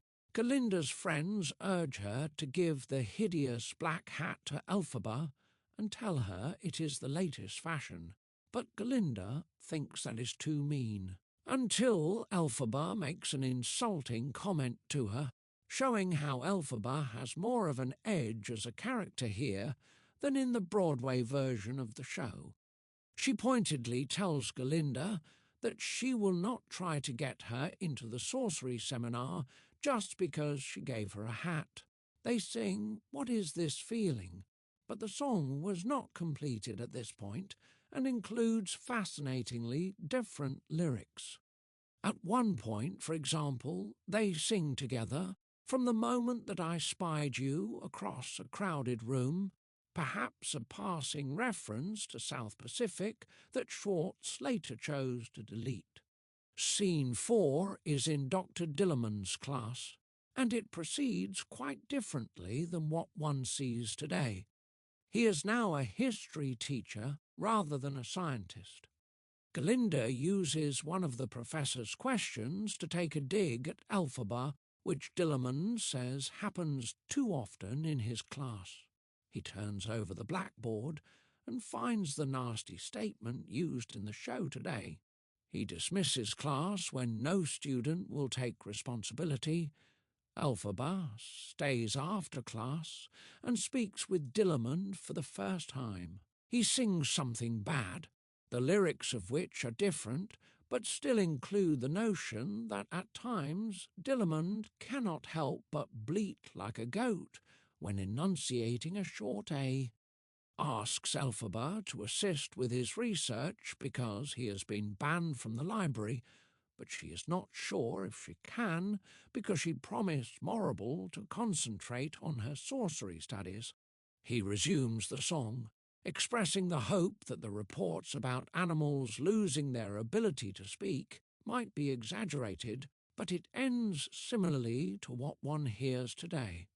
Fiyero appears in Scene 5 of the draft, as in the current version, but before he enters, there is a great deal more dialogue between the students involving gossip about Elphaba and Bock's attempts to ingratiate himself to Galinda.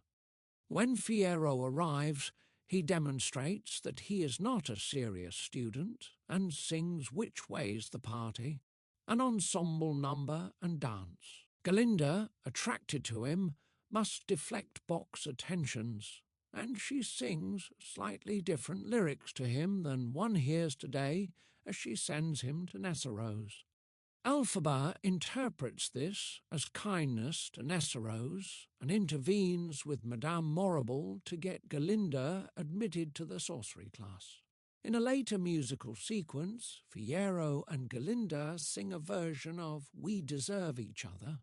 Much of the next scene progresses as what one sees today, but apparently with less continuous music. It starts with Morrible asking Galinda to join her sorcery class and saying that it was Elphaba's idea.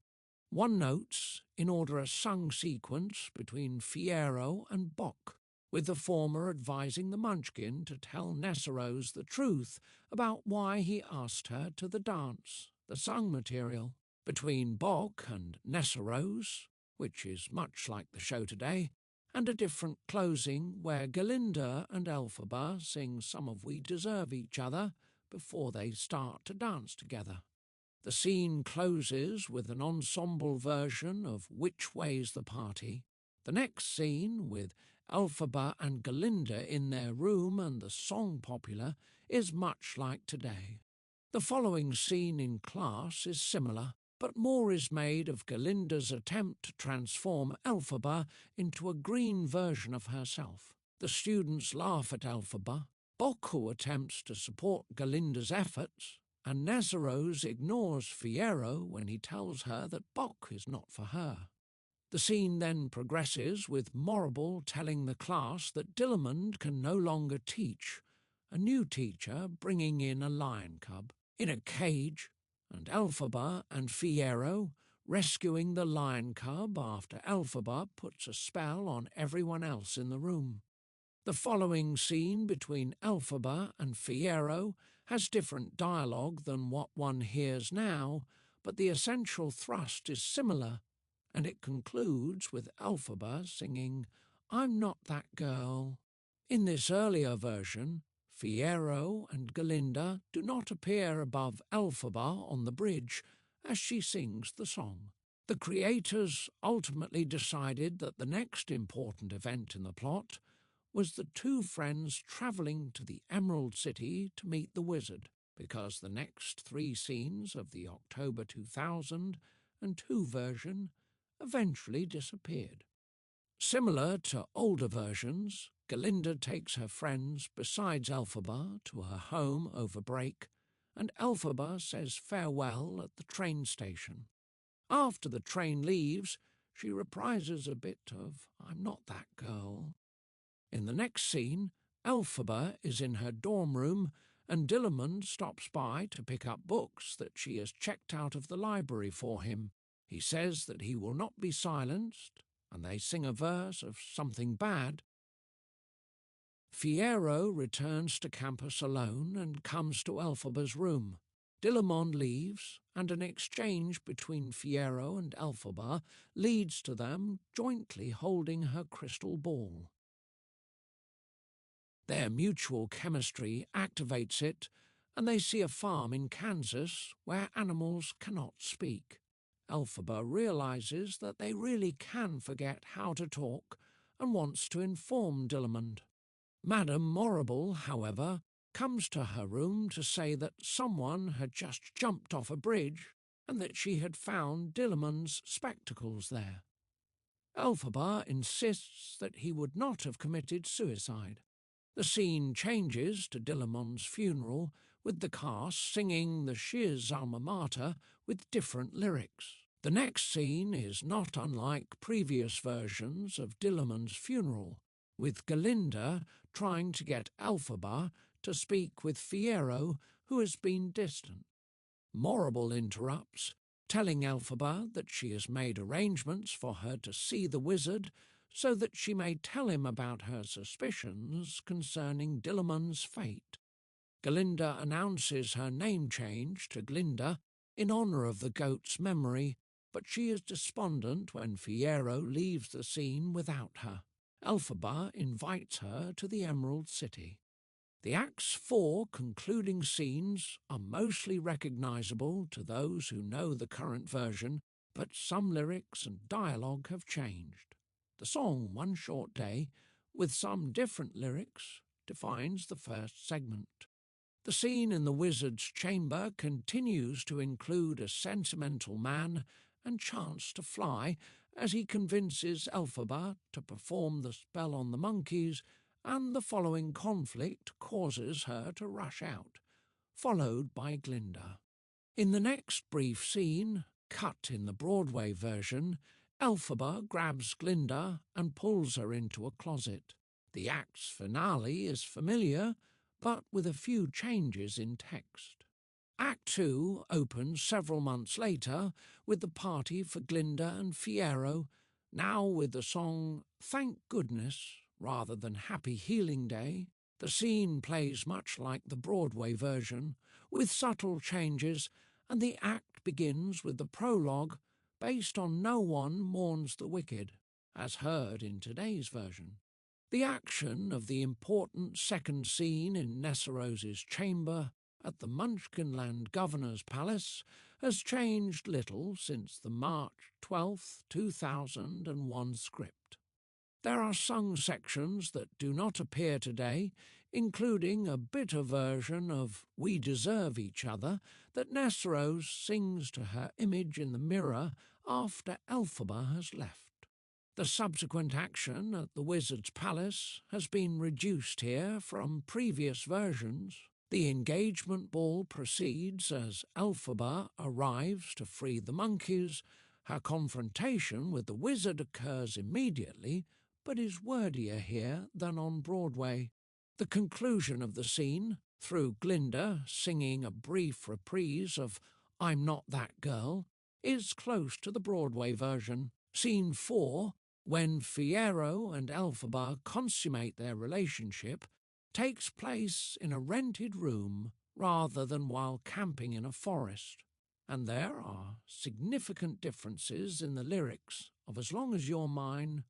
Scene 5, at the scene where the house crushed Nessarose, changed little before the Broadway opening, and Scene 6, when Elphaba sings No Good. Deed is similar to what one hears today, except that SCHWARTZ used the unlimited material just before the verse that begins, No good deed goes unpunished. Track 16, 1 foot 15 inches. In this deleted verse, Elphaba states that the damage is unlimited, ruefully noting that Fiyero has been added to the list of people she has unintentionally harmed. It is fascinating to note that the composer ultimately decided against using this recurring material here, one of the show's more dramatic moments. As in the Broadway version, the scene that immediately follows this is the Ozians cheering on Dorothy and her friends as they go off to try and kill the Wicked Witch. In this earlier version, Dorothy appears, and there are other small differences, such as the absence of the verse that the Tin Man sings about the lion. The next scene, when Elphaba appears to melt, includes the same major plot events. Dorothy also appears on stage here. The final scene is recognizable from the Broadway version, but the dialogue includes more explanation, and Elphaba sings "I'm limited to Fiyero when he comes and finds her." Unlike previous versions, the audience does not see Fiyero and Elphaba in the Badlands working with Dr. Dillamond at the end.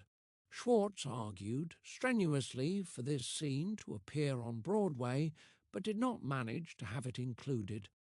Before San Francisco, a script draft from March 30, 1st, 2003. A script draft bearing the date of March 30, 1st, 2003, shows the state of the show a few months before the San Francisco opening. With a few exceptions, the scene structure is familiar from the October 2002 script, but this March draft includes a number of moments later removed, some of them showing the writers further explaining or exploring plot points or a character's feelings, perhaps more than necessary. It is these surprising moments that will be described in this script in each scene, as well as places with significantly different actions by various characters. Act 1, Scene 1.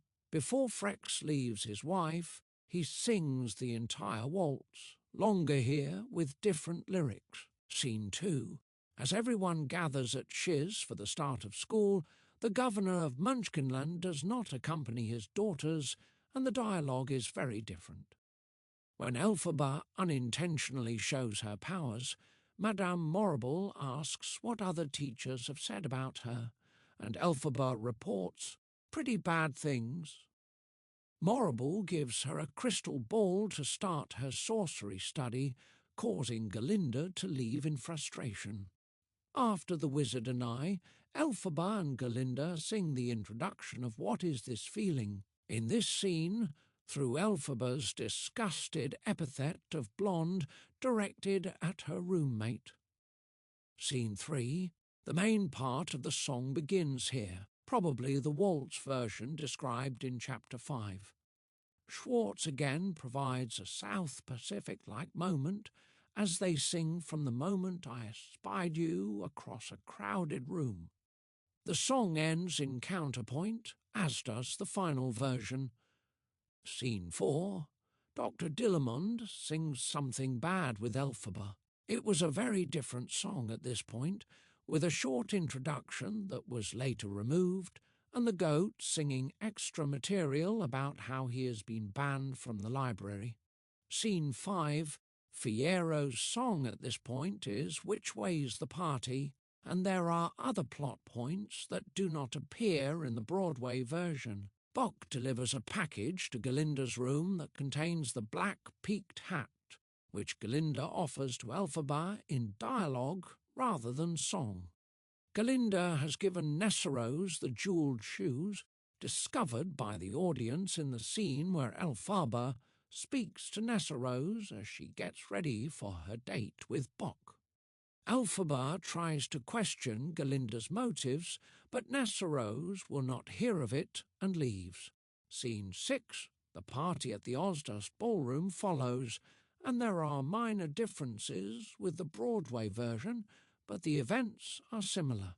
Scene 7, both dialogue and the song Popular are similar to the known version of the scene. Scene 8, Elphaba comes to class dressed like Galinda, causing more comment from students than one hears today. Dr. Dillamond does not appear, unlike the frantic opening of this scene on Broadway. Elphaba and Fiyero rush out with the lion cub at the conclusion. Scene 9, at the opening, Elphaba and Fiyero briefly discuss Dillerman's firing, a point that receives no further explanation in the Broadway version. The events in the scene are familiar, but the dialogue is quite different. Elphaba sings, "I'm not that girl," but only the AABA sections, saving the final repeat of A for 9A.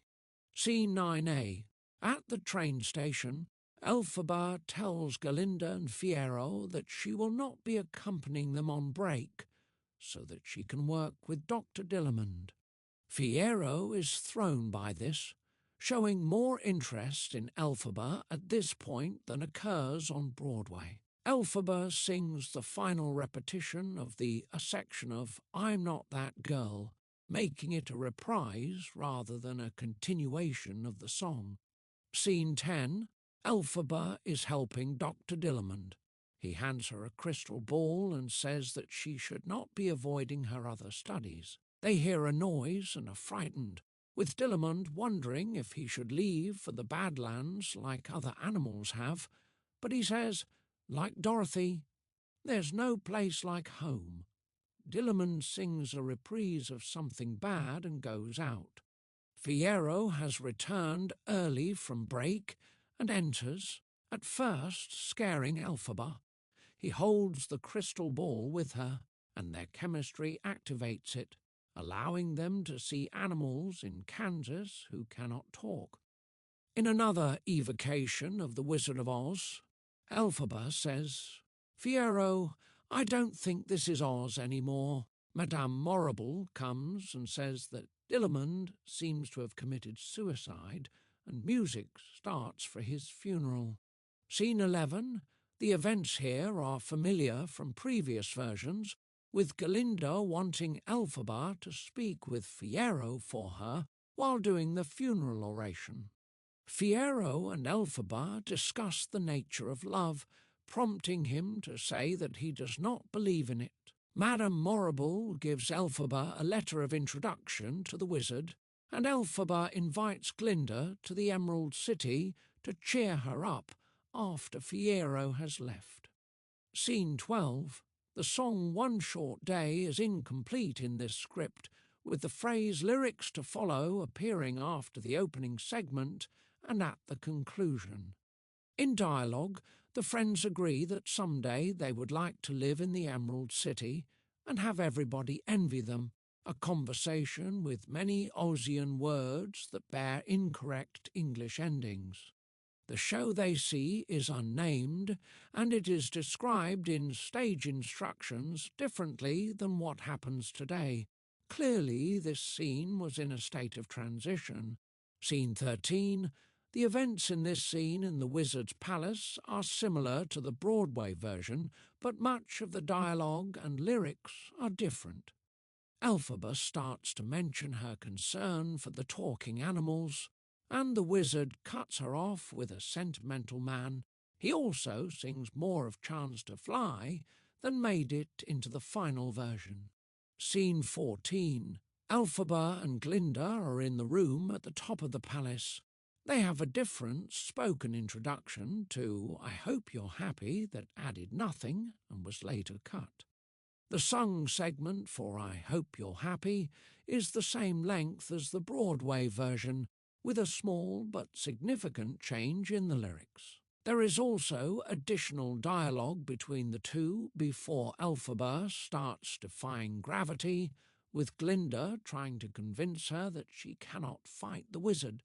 Elphaba simply answers, "I have to," and begins the song. The lyrics of Defying Gravity are similar to the Broadway version, with some changes in Glinda's part. She sings something rather different to Elphaba, as she gently lets her know that she will not be going with her, and she has more lines at the end as she wishes her friend happiness. Act 2. Scene 1. The opening of the scene is very different, but not in a way that changes its meaning.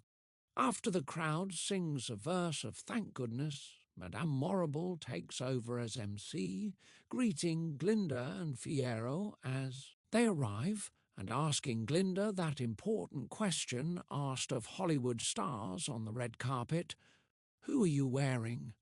She answers House of Pumpkinland, a special commission from the wizard. Once Glinda starts to sing Thank Goodness, this version is not profoundly different than what one hears on Broadway. Scene 2. The differences here are again a matter of what is said and not what happens. There is a discussion to open the scene between Nessarose and Bock about an invitation to Glinda's engagement party that included both of them. Nessarose, desperate to keep Bock near her, refused for both of them. Bock has discovered this and objects, but as Nessarose's servant, there is nothing he can do. Once Elphaba appears, the scene proceeds similarly to the current version, but with different lyrics in many of the sung segments, and at the end, Nessarose ruefully sings "We deserve each other" to the mirror. Scene 3. The lyrics to the first part of Wonderful are similar to what one hears today, but the latter portion of the song is different. More of the wizard singing responses to spoken questions from Elphaba. She challenges him about what he has done to the talking animals, and the wizard answers that he has allowed them to be silenced, but he has saved them from the axe and sausage grinder, pointedly asking Elphaba in song if what she has done with the animals has actually been kinder. Once Elphaba discovers Dr. Dillamond, the scene is similar to what plays today. Scene 3A. Glinda sings her short reprise of "I'm Not That Girl." Scene 4. Elphaba and Fiyero camp in the forest. There are somewhat different lyrics to "As Long As You're Mine," and the dialogue has more discussion of Glinda, but otherwise the scene is similar to the Broadway version. Scene 5. The dialogue changed some before the Broadway premiere, but the actions and outcomes in this confrontation between Glinda and Elphaba are identical. Scene 6. SCHWARTZ included Elphaba's unlimited music in this version of No Good Deed. Here she sings unlimited, the damage is unlimited, as she ruefully reviews what has happened to those she cares about. This is just before she sings for the first time the chorus "No Good Deed." Otherwise, the scene is similar. Scene 7. The content of this scene with March of the Witch Hunters includes no surprises when compared to the Broadway version. Scene 8. There is some different dialogue in this scene, but the lyrics to "For Good" are very similar to the final version. Scene 9. The only surprises in the show's final scene in this version occur when Fiyero, now the Scarecrow, comes to find Elphaba in hiding at Kiamo Cove. He tells her that the animals, including Dr. Dillamond, await her help in the Badlands. She sings to him "I'm Limited," and wonders if she can do anything, but the Scarecrow sings to her that she will just have to do the best she can. Toward the Broadway opening, scripts from July 2003 to October 2003. A script from the end of a busy summer of work dates from July 28, 2003, identified on the title page as the pre-New York rehearsal.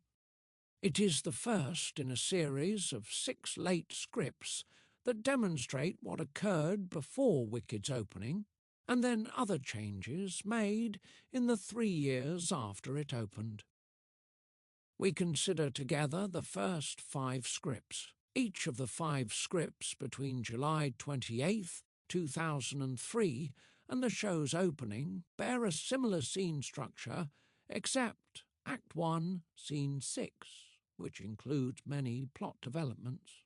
As shown in Chapter 3, SCHWARTZ did not finish the song Dancing Through Life until the summer and the creators were still struggling with how best to tell the story in that scene as they entered the final rehearsal period.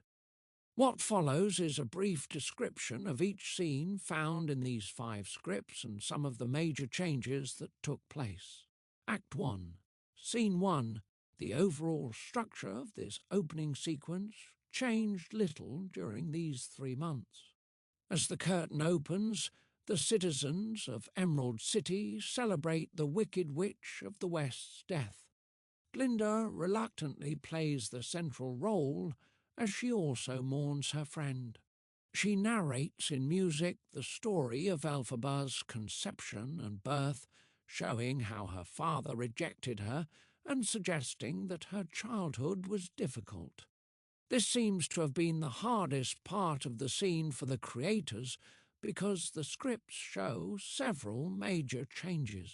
The first script included the sung segments between Elphaba's parents and the midwife that one hears on the Broadway cast recording, but most of that disappeared in the next 3 scripts, only to be reinstated before the New York opening. The writers also at one point added comments from some of Emerald City's citizens after seeing how Elphaba came into the world, noting that everyone has difficulties in life and it does not make everyone evil. These did not appear in the Broadway opening. Each script also includes the challenge to Glinda about her friendship with the Wicked Witch of the West, commencing the flashback that is the majority of the show. The only song in the scene in all 5 versions is No One Mourns the Wicked. Scene 2, this scene changed little during these 3 months, and the 2 songs in each version are Dear Old Shiz to open the scene and The Wizard and I to close it. The major events include Elphaba arriving with her family and facing immediate rejection from her fellow students, Munchkinland's governor extravagantly gifting his daughter Nessarose with jewelled shoes, and reminding Elphaba that she has only come to school to take care of her sister, Galinda arriving to immediate fanfare, Madame Morrible having no room for Elphaba, and placing her with Galinda, Galinda learning that she would not get her wish to study sorcery with Madame Morrible, and Morrible stating that she would have Nessaro's room with her so that she could help take care of her, a decision that prompts Elphaba unconsciously to use her powers and make Nessarose's wheelchair return to her. This makes possible her unexpected study of sorcery with Madame Morrible and the song The Wizard and I, Scene 3. This scene was basically set from at least the beginning of this period. Elphaba and Galinda appear on opposite sides of the stage and sing, What is this feeling? The chorus joins Galinda, demonstrated by both lyrics and choreography. Elphaba scares Galinda at the end, showing her ability to fight back against adversity. Scene 4, the debates over what role Dr. Dillamond should play, whether he should be a scientist or historian, when Elphaba would meet him, and what Elphaba's main cause for advocacy should be had been resolved before July 28, 2003, meaning that there are no major changes in this scene during these 3 months. We are in Dr. Dillamond's history lecture hall, where he returns essays to members of the class. The antagonism between Galinda and Elphaba is clear, and Galinda is upset by the goat's inability to pronounce her name. Someone wrote animals should be seen and not heard on the reverse side of the chalkboard, causing Dillamond to cancel the remainder of class. Elphaba senses a kindred spirit and stays behind to speak with the professor. She learns how talking animals are suffering persecution and are losing their ability to speak in the song Something Bad, but she is not yet ready to believe that the wizard might be the root of the problem. Scene 5. This scene and the next comprise the dancing through life sequence that caused the creators so much grief. But Scene 5 changed little through the 5 scripts. Students are studying in a courtyard with Bock staying close to Galinda when Fiyero arrives at SCHWARTZ, greeted by an immediately infatuated Galinda. Fiyero is glad to learn that history class has ended and conspires in dancing through life to lead a party that evening at the Osdust ballroom. Part of the song includes Galinda diverting Bock's attentions to Nessarose, a smooth manipulation that Fiyero admires. Scene 6. The continuing adjustments being made to this scene demonstrate its position as the last part of the plot to be finalised. Elphaba and Galinda must be converted from antagonists to friends, a process loaded with irony in that it occurs with several misunderstandings. The scene also includes the first significant interaction between Elphaba and Nessarose, Galinda maliciously presenting Elphaba with the black peaked hat and telling her it is the latest fashion. Bock's inability to tell Nessarose the truth about why he asked her, out and resorting instead to lies that will tie him to her against his will, Madame Morrible admitting Galinda to her sorcery class at Elphaba's instigation, and Galinda dancing with Elphaba at the Osdust ballroom as they initiate their friendship. The July 28, 2003 script divided this scene into scenes 6A, 6B, and 6C. In 6A, Nessarose announces to Elphaba that she is going to the dance with Bock, a date arranged by Galinda. Elphaba cannot believe Galinda would have done this without personal gain, but Nessarose is happy and reproaches Elphaba. The scene here is entirely dialogue. In 6B, Galinda's friends are with her in her room, and they discover the black peaked hat. Elphaba comes to thank Galinda for arranging Nessarose's date, and Galinda gives her the hat to wear to the dance, singing what is on the OCR. Elphaba does not realise that this is a trick and runs off to speak with Madame Morrible. In 6C, at the Osdust ballroom, Madame Morrible enters and surprises Galinda with a training wand, causing the student to regret giving Elphaba the hat. Instead of telling Nessarose the truth, Bock tells her she is beautiful and pushes her to the dance floor. This is done with the sung passages heard on the OCR. Finally, Elphaba enters, realises she has been tricked, and dances alone. Galinda joins her, and they sing together a few lines from We Deserve Each Other, a tune heard often in Dancing Through Life. The scene ends with all dancing. In the script from August 25, 2003, the content is similar, but the order of presentation has changed. The script only includes labels for Scene 6 and 6. See Nessarose and Elphaba open Scene 6, expressing similar sentiments but with less dialogue.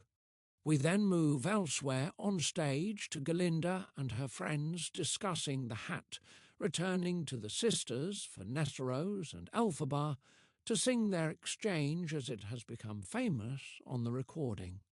Elphaba then goes to Galinda, who gives her the hat in song, and all the students sing some of Dancing Through Life during the transition to 6C, very similar to the previous version, but Elphaba and Galinda do not sing We Deserve Each Other after their new understanding. In the September 16, 2003 script, scenes 6 and 6C proceed more or less as known today. Instead of switching between groups at the beginning of scene 6, Nessarose and Elphaba finish their dialogue and singing before we see Galinda with her friends and their plot to give Elphaba the hat, which happens immediately when Elphaba enters the scene. Scene 6C opens with the exchange and singing between Bock and Nessarose, proceeds to Madame Morrible giving Galinda the training wand, and then to the rapprochement between Galinda and Elphaba amidst everyone dancing and singing. The October 5th, 2003 version is basically the same in 6 and 6C, except the exchange between BOQ and Nessarose has been eliminated, an unusual choice given the scene's importance to telling their story. Stage directions at the beginning of 6C indicate that everyone is dancing. The one major difference in the performance version from October 30th, 2003 is that the scene between Bioc and Nessarose has been restored at the beginning of 6C. The audience must see in Act 1 that Bock cannot tell Nessarose the truth, and that she truly loves him. Most scripts include dates on each page showing when changes were last made, and the date on page 35 of the 30 October script is the same as that of the script, perhaps meaning that the exchange between Bock and Nessarose was restored at the last moment before the opening. Scene 7, with some changes in dialogue, the content of this scene had been set much earlier in the show's conception. Galinda and Elphaba have returned to their dorm room as friends. They exchange secrets, including Elphaba's dramatic story as to why her father despises her. Galinda wants to help her friend and sings popular while trying to start Elphaba's makeover. Elphaba leaves toward the end of the song believing the process to be impossible, and Galinda concludes the song alone. Scene 8. This scene changed in a few small but significant ways during these 3 months. Back in the lecture hall, Dr. Dillamond has learned that he will no longer be allowed to teach, which he quickly tells the class. Madame Morrible arrives to express her sorrow, along with 2 officials who are there to remove Dillamond, and in the versions from October he leaves dramatically, telling the class that they are not being told the whole truth. In each script, a new teacher enters with a lion cub in a cage. In the earlier scripts, the teacher threatens to show the class an operation that will prevent the cub from learning to speak, but later we are simply told that the cage will prevent this development. In each of the 5 versions, an enraged Elphaba unconsciously places everyone but her and Fiyero in a trance, and they grab the cub and rush out with it.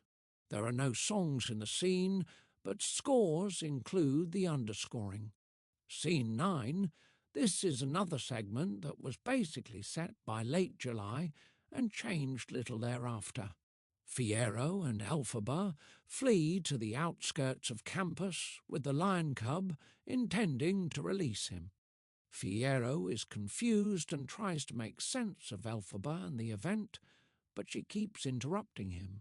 During this conversation, they discover feelings for each other, but Fiyero is not ready to act on his desires and flees with the cub, saying that he will release it. Elphaba sings, "I'm not that girl," during which she sees Galinda and Fiyero together walking in the rain. After she finishes the song, Madame Morrible appears with a letter from the wizard saying that he has granted Elphaba an audience. Her teacher stops the rain so that Elphaba may walk home. Elphaba sings a reprise of The Wizard and I, a selection that becomes shorter as one proceeds through the 5 scripts. The song is 15 lines long in the July 28, 2003 version, and includes mention of how Elphaba can show the wizard that something bad is happening in Oz. In the performance script, The reprise is down to only the text, and there will finally be the wizard and I, introduced by Morrible singing briefly about how Elphaba will now meet the wizard and how her teacher wants to be proud. Morrible's sung line was added after the October 5th, 2003 script, meaning that this scene was finalised fairly late. Scene 10, this changed little between the 5 scripts. Elphaba is with her friends at the train station as they see her off to the Emerald City. There are problems between Galinda, Bock and Nessarose, and the latter two leave sadly and alone.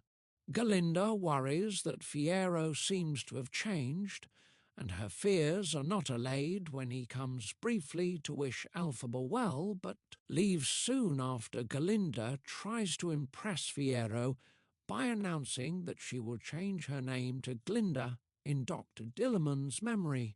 Glinda is distraught, and Elphaba invites her to the Emerald City to help cheer her up.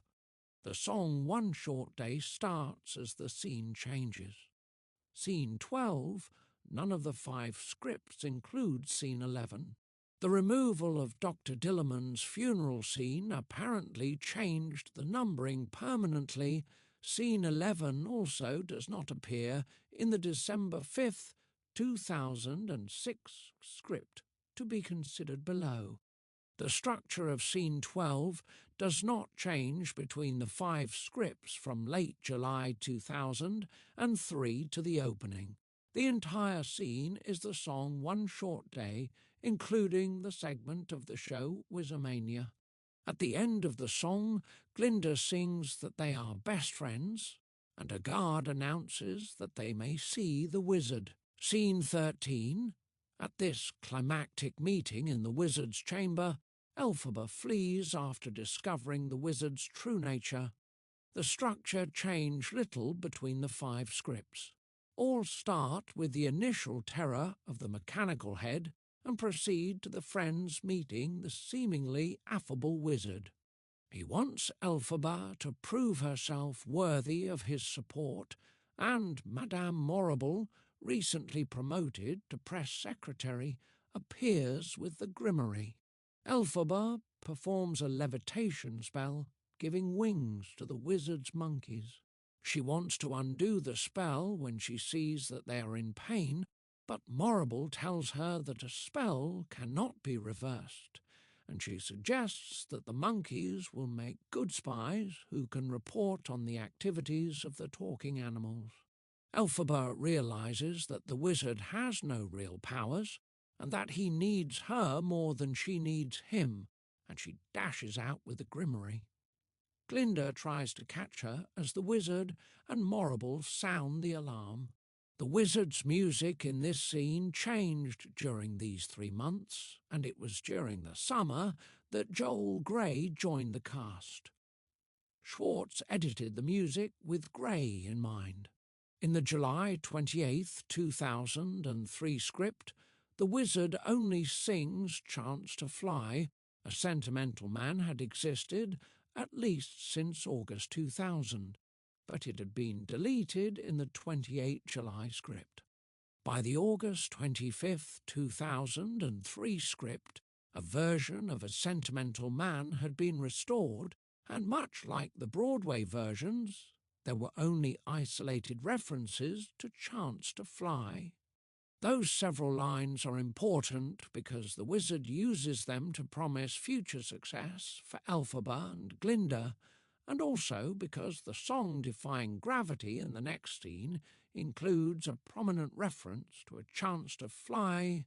Scene 14, SCHWARTZ had decided in his first scenario that Elphaba would escape the wizard's palace by flying away, and the structure of the scene remains in these 5 scripts. She has both her tender farewell with Glinda and a defiant closing to the act in Defying Gravity, but she has also become an outlaw. Act 2. Prologue. SCHWARTZ has stated that his shows tend to have more problems in the first act than the second, contrary to what one often reads concerning the creation of Broadway musicals. That was certainly the case with Wicked, where much of Act Two had taken a recognisable form in previous scripts. Contentment with the second act continued through the 3 months before the New York opening, when only minor changes took place.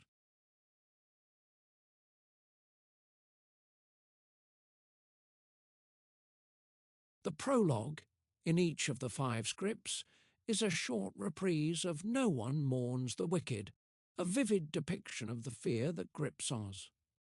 Scene 1, no substantive changes take place in the 5 scripts. Dominated by the song Thank Goodness, the scene includes an engagement announcement for Glinda and Fiyero, Madame Morrible's false account of the events. In Act 1, Scene 13, Fiyero's nonchalance concerning the prospects of marrying Glinda and Glinda's ambivalence at the conclusion.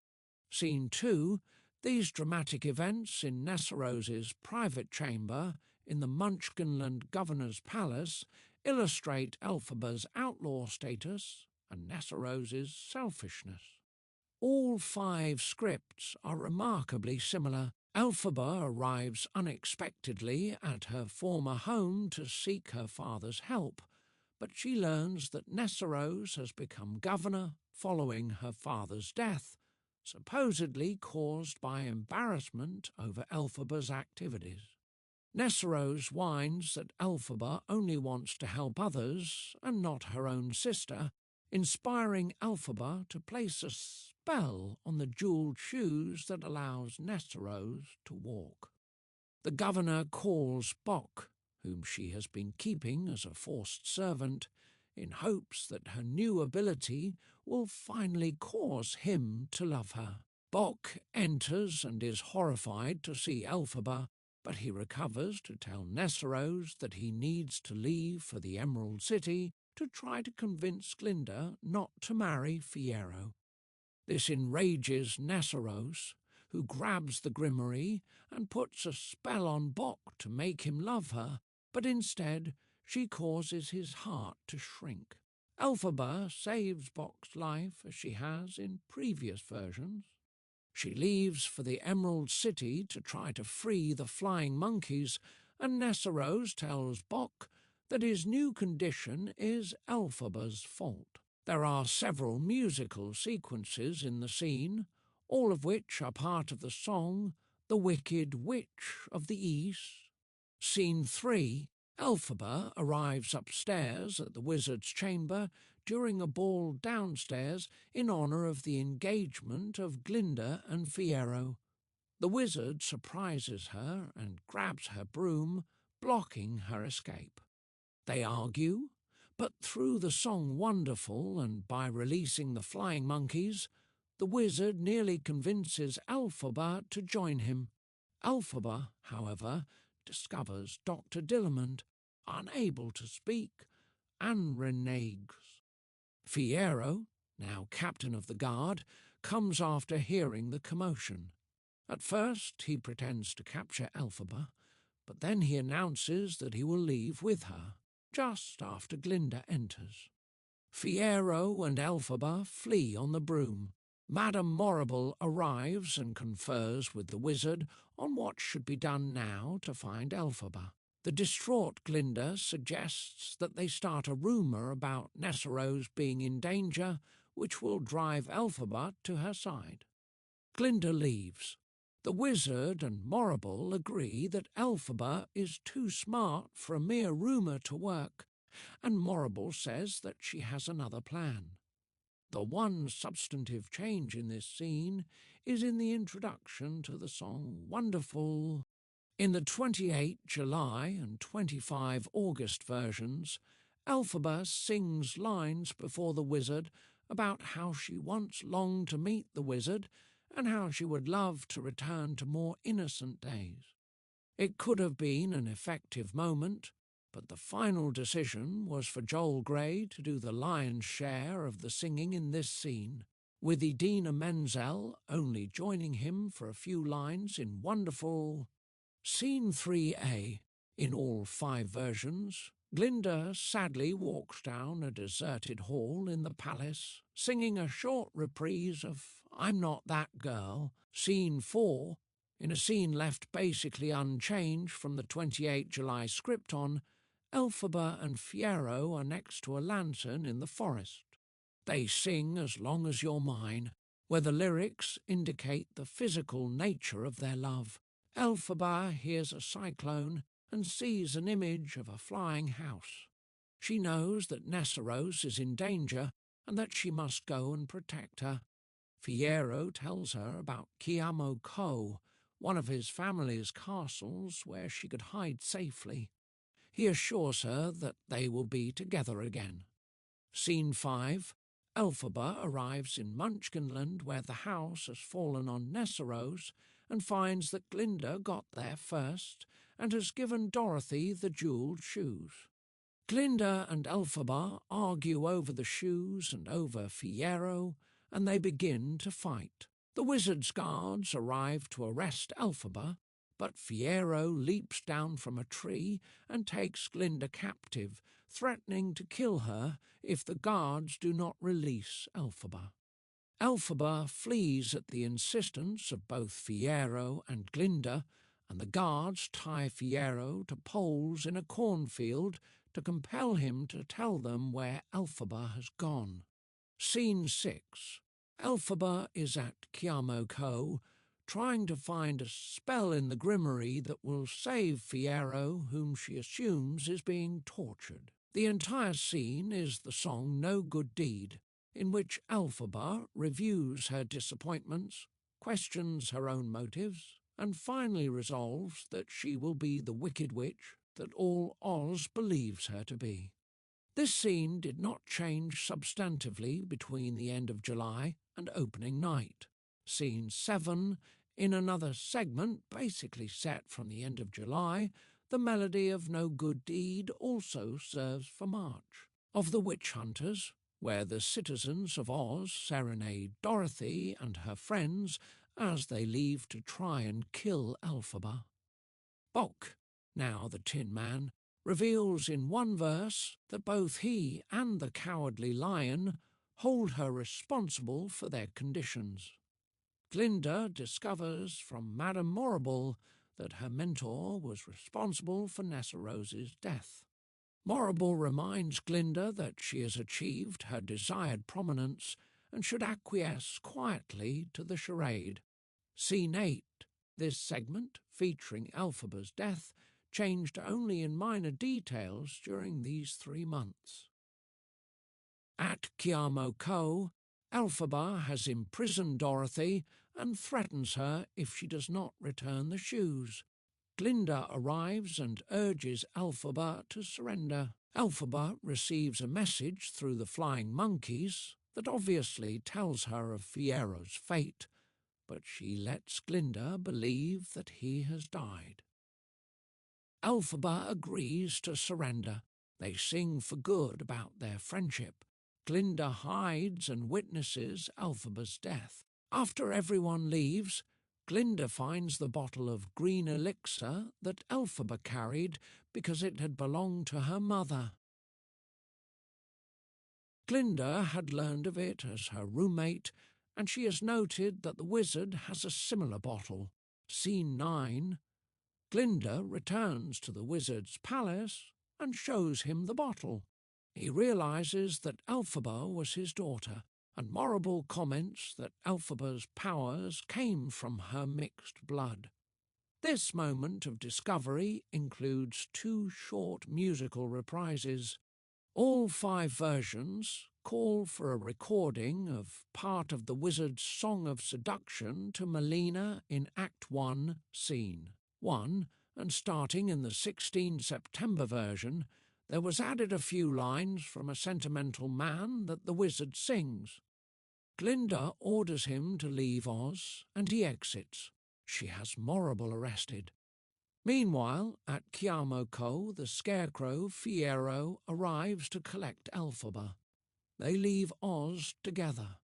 The celebration continues in the Emerald City, with Glinda promising to try to be Glinda the Good, but also mourning the loss of her friend. The finale includes segments of No One Mourns the Wicked and for Good. Emendations and Changes, the performance script from December 5, 2006. Although the final script from the 5 compared above is the performance version from the night of October 30th, 2003, when Wicked opened in New York City, it is not the final revision consulted for this study. Stephen Schwartz's office also made available a script from December 5th, 2006, which, like other scripts, includes a date on each page noting when the last changes were made. Some pages bear a date from before the show opened, but there were also steady changes made until the date of this script, the work of tenacious writers who were not yet convinced that the script was a finished document, even after Wicked became a hit. Schwartz has explained, for example, how he rewrote sections of Wonderful when George Hearn took over for Joel Grey as the Wizard, and then they made further revisions for David Garrison when he became the Wizard on tour, and then when Ben Vereen assumed the role on Broadway, Schwartz inserted the tour ending of the song into every production. The revisions that one observes in the December 5th, 2006 script, however, go beyond attention to this one song. The alterations are relatively minor, never changing the meaning of a scene, but sometimes introducing a different tone for a situational character. In several scenes, the writers restored lines that had been deleted from previous versions. Significant changes in this script, following Wicked's opening, are mentioned below. The creators changed a number of lines in Act 1, Scene 2, where everyone meets at Shiz. The initial exchange between Elphaba, Nessarose, and Madame Morrible underwent several alterations, and lines disappeared from Galinda's introduction to Morrible. After Elphaba has displayed her power, and Morrible says that she will be the sole student in her sorcery class, lines reappeared from an early version for Galinda, where she complains of a headache after failing to get her way. Act 2, Scene 5, Fiero's entrance, includes the restoration of Fiero's car nearly hitting Elphaba and an angry exchange between them, bringing Elphaba into an antagonistic scene with her future boyfriend. A number of other scenes in Act 1 include subtle changes in the December 5th, 2006 version, such as one of the government officials in Scene 8 blowing a loud whistle at Dr. Dillamond before dragging him off, and in Scene 10, Galinda's condescending instructions to Elphaba on how to speak with the wizard have been cut. In Scene 13 in the wizard's chamber, some of his lines about the mechanical head have been deleted, and as Elphaba starts to introduce the reason for their visit to the wizard, Glinda acts surprised that they have not come for themselves, but for the talking animals. This made explicit Glinda's personal motives with the wizard in a way that had seldom appeared in previous versions. There are fewer changes in Act 2 of the December 5th, 2006 script than in Act 1. This might be expected, given the fact that Act 1 had more changes at almost every stage than Act 2. In Scene 2, as Elphaba is about to leave Nessarose, restored from a previous version is Elphaba's claim that she is going to the Emerald City to rescue the flying monkeys, but Nessarose suggests that she is going to see Fiero. Scene 3, Elphaba's meeting with the wizard, includes many alterations from after opening night.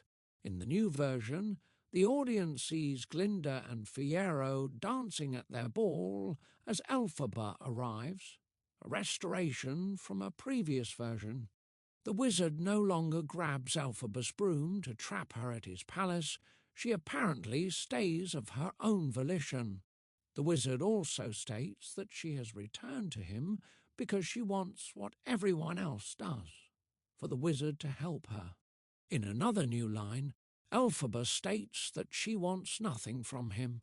The song Wonderful includes a new spoken lead-in for the wizard that makes him sound more beneficent. Also, there are changes in the content and location of dialogue before and during the song. On the OCR, they sing several lines together after Elphaba has decided to work with the wizard, but in the new version, these are split into a 3-line solo exchange. Also, the moment in which the wizard goes and moves levers to make much of the set move, designed to further charm and dazzle Elphaba, has been cut, changing some of the dialogue as well. The scene also includes several more small changes in lines. The only other line change in Act 2 takes place in the last scene, where Glinda's statement to the wizard about Elphaba is cut. But this was unnecessary because the audience can figure out from the context that the wizard was her father. Conclusion. When one considers where the plot of Wicked began in Gregory Maguire's novel and what the audience now sees on stage, on Broadway and elsewhere in the world, one understands how important Stephen Schwartz, Winnie Holzman, Mark Platt and others have been in shaping the material into the popular musical.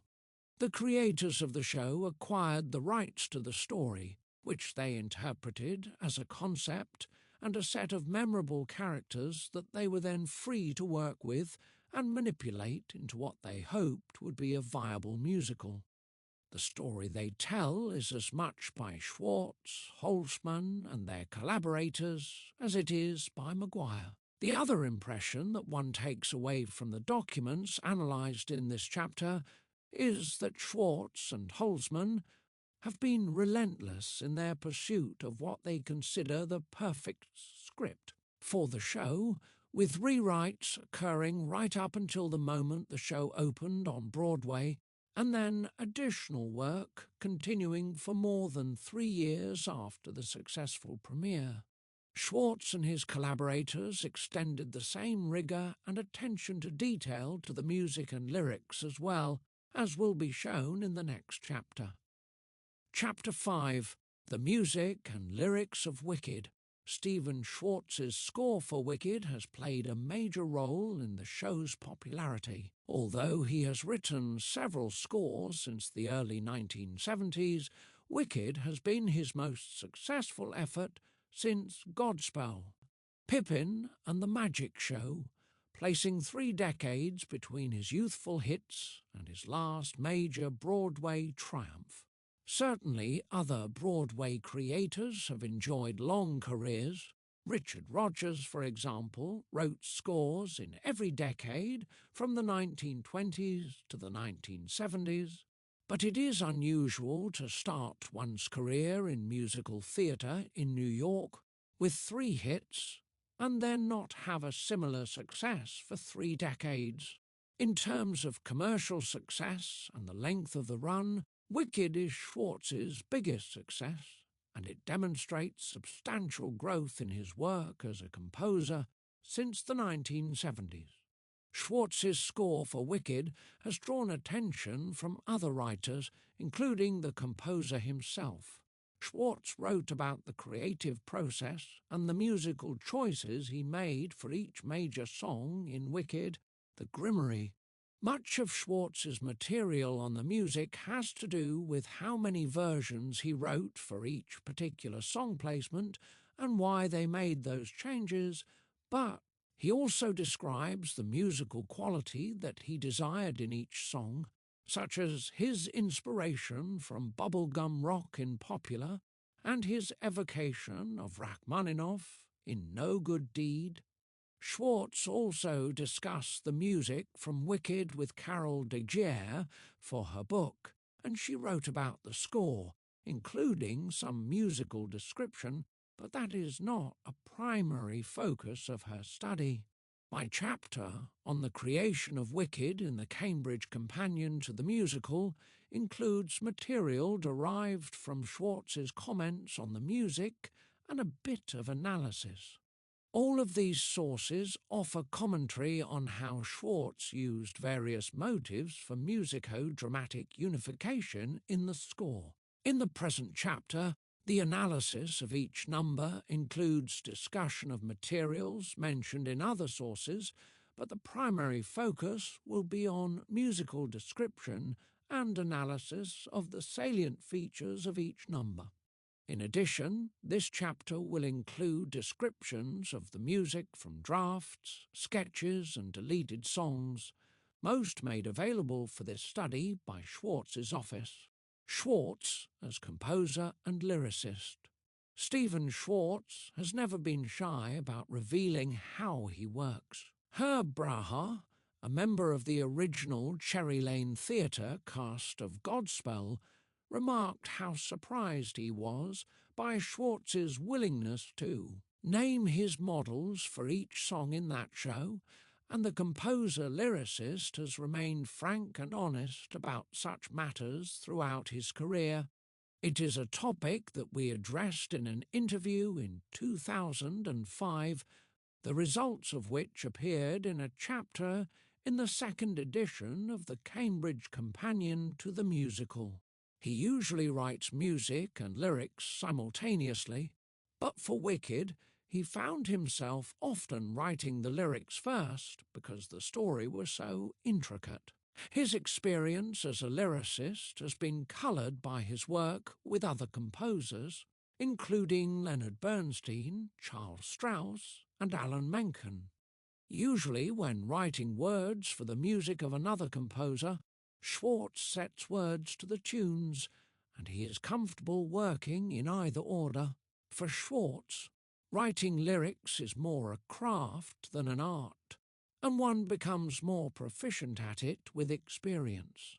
He keeps a notebook with ideas for lyrics, often with ideas jotted down as a result of conversations with collaborators, such as when he discussed song ideas with Winnie Holzman while working on Wicked. As Schwartz said, "It's getting a lot of raw material out there without getting in my own way and then making choices." 7. A revealing look into Schwartz. The lyricist occurred when circumstances caused him to revisit the lyrics for Bernstein's Mass, originally written in 1971, in 2004, and 2005. Bernstein did not get down to serious work on the score for Mass until the spring of that year, with the premiere looming in early September. Schwartz joined the project at about the end of May, and the two worked rapidly, moving on to the next number as soon as one was in an acceptable form. Schwartz has described those lyrics as being like a first draft, and when the opportunity presented itself, he was gratified to have the chance to improve lyrics written at a tender age. As he has continued to write lyrics, he finds that he has learned more of the craft. Schwartz describes a method that he tends to follow in writing his own songs, but within this statement, it is clear that this only describes his customary process, and it can change with different projects and conditions. I tend to start with a title. The title is very important to me because it helps to focus what the song is about. Then I might have a little piece of music or 4 lines of a lyric, and then things sort of develop together.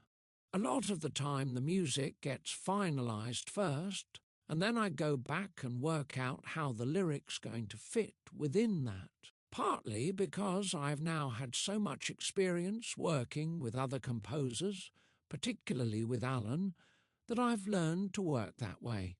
As will be seen with the sketches consulted for this chapter, Schwartz often starts the music for a piece as a lead sheet with melody and chords, but he also might begin with the accompaniment or a sketch of a brief idea. His approach to emotional content in a song derives from what he calls a certain amount of method acting, an effort to become the character. He finds that the choices he makes while writing a song are both conscious and emotional responses to a situation, and he continually looks back on his material with a critical eye to avoid repetition. A favourite question he asks himself is, am I responding in so much the same way I always respond that it is starting to become just a cliché? As will be shown in this chapter, ranging over musical material written between about 2000 and even after Wicked opened, Schwartz tirelessly revises his own work. If he happens to settle upon a cliché, it is not from a lack of reconsideration. Carol de Gier considered Schwartz's methods of songwriting in her book Defying Gravity. Her exploration of the topic revealed many of the same steps and attitudes described above.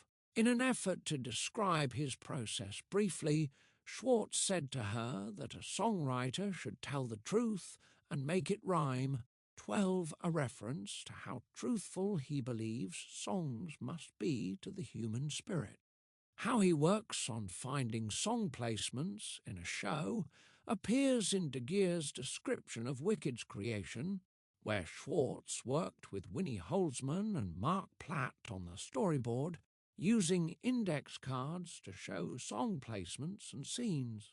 They worked hard at getting everything correctly in order before really starting to write the show. In her most detailed section on Schwartz as a songwriter, de Gier reports, as above, that he tries to become the character to decide what ideas the song must convey. Schwartz also told de Gier that he cannot become too fond of his songs because they might be discarded when collaborators discover problems with how they work at that moment in the story. Creating the score. A complete reconstruction of Stephen Schwartz's compositional process for the score of Wicked is unattainable. Schwartz has commented on his work for Carol de Gier and David Coate, and he also granted interviews for this book, but no creator could remember enough about a 4-year creative venture to elucidate fully the process for any interviewer. Schwartz's memories and impressions form a starting point in describing the score's genesis for this chapter, augmented by access to drafts of songs and scripts made available by the composer. These sources do not constitute Schwartz's complete body of musical materials for the show, a collection that the composer has not organized. Considered together, however, what was available for this chapter allows the most revealing look at Wicked's musical development yet assembled, also illuminating how Schwartz works and what he considered the most important musical traits in the score. As shown in chapters 3 and 4, Schwartz was involved in developing the show's plot from the beginning and worked closely with his collaborators as the details of the plot continued to evolve. For the composer-lyricist, the most important function of each song was how it would help move the story forward and tell the audience about the characters.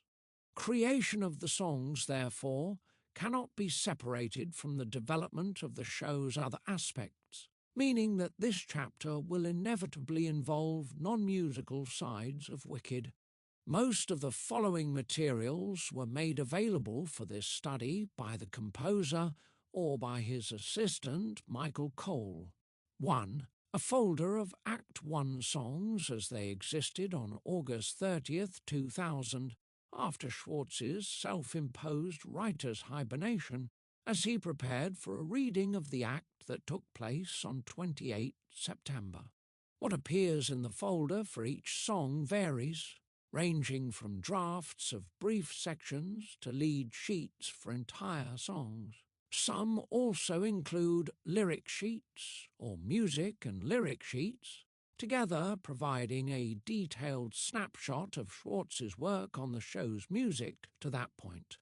2. A script used by chorus member Michael Cole as they worked toward the New York reading of the entire show on December 14, 2001. The source includes all of the choral music as it existed at that time and some material for soloists. A useful companion to this source was a set of audio tracks on YouTube that include recordings of songs close to this version of the script.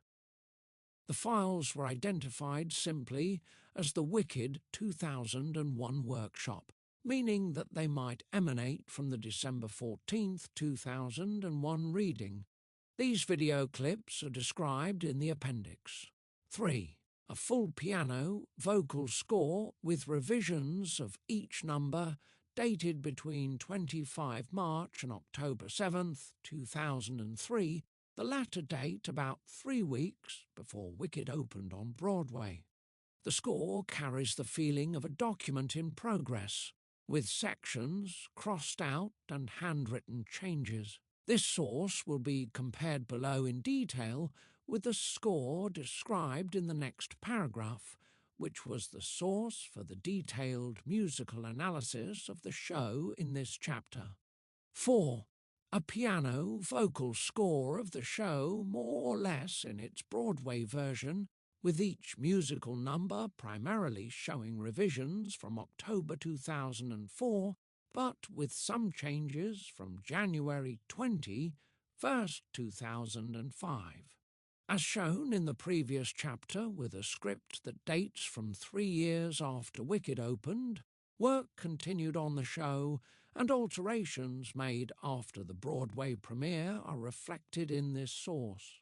5. A series of piano vocal scores prepared in September and October 2008 for the Yellow Brick Road Not Taken, a benefit performance of earlier versions of Wicked songs and deleted numbers presented on October 27, 2008, in celebration of the show's 5th anniversary on Broadway. The arrangements and orchestrations were prepared by Ben Cohn, who has worked in the Broadway Orchestra and served as its assistant director. At least one reference in the dialogue in the opening sequence demonstrates comic awareness of the event for which they were arranged, and it is difficult to know how the music might have been changed as well. They do appear, however, to be songs from earlier in the show's development, mostly undated. 6. Other smaller documents discovered in Schwartz's office that offer interesting information or commentary on the score's development, considered below with larger sources in chronological order. 7. Investigation in Schwartz's New York office brought to light materials from a number of songs deleted from the show, which will also be considered in the last segment of the chapter. This does not include every song removed from the show, but there are several that illustrate what appeared in some song placements before Schwartz wrote the current version. Like the August 30th, 2000 folder of Act 1 songs, these versions of deleted songs include various combinations of drafts of sections, complete songs, and lyric sheets. Such primary sources, considered along with various statements that Schwartz and others have made about deleted songs, demonstrate in some detail what did not appear in the final version of Wicked. 8. A fairly detailed look at the Wicked score, based upon an interview with the composer and a detailed listening to the OCR, is Wicked's groundbreaking score by Robert Vieira, a composer for musical theatre. Vieira's essay appeared in 2005 in the newsletter The Schwartz Scene on Carol de Geer's website for the composer. Vieira provided an analysis of musical and performance aspects of the score, with emphasis on how Schwartz served the lyrics and the plot, material on melodic, harmonic, and rhythmic elements, and how performers rendered the material. Vieira cued his discussion to time indices in the OCR and the selections that Schwartz published from the show.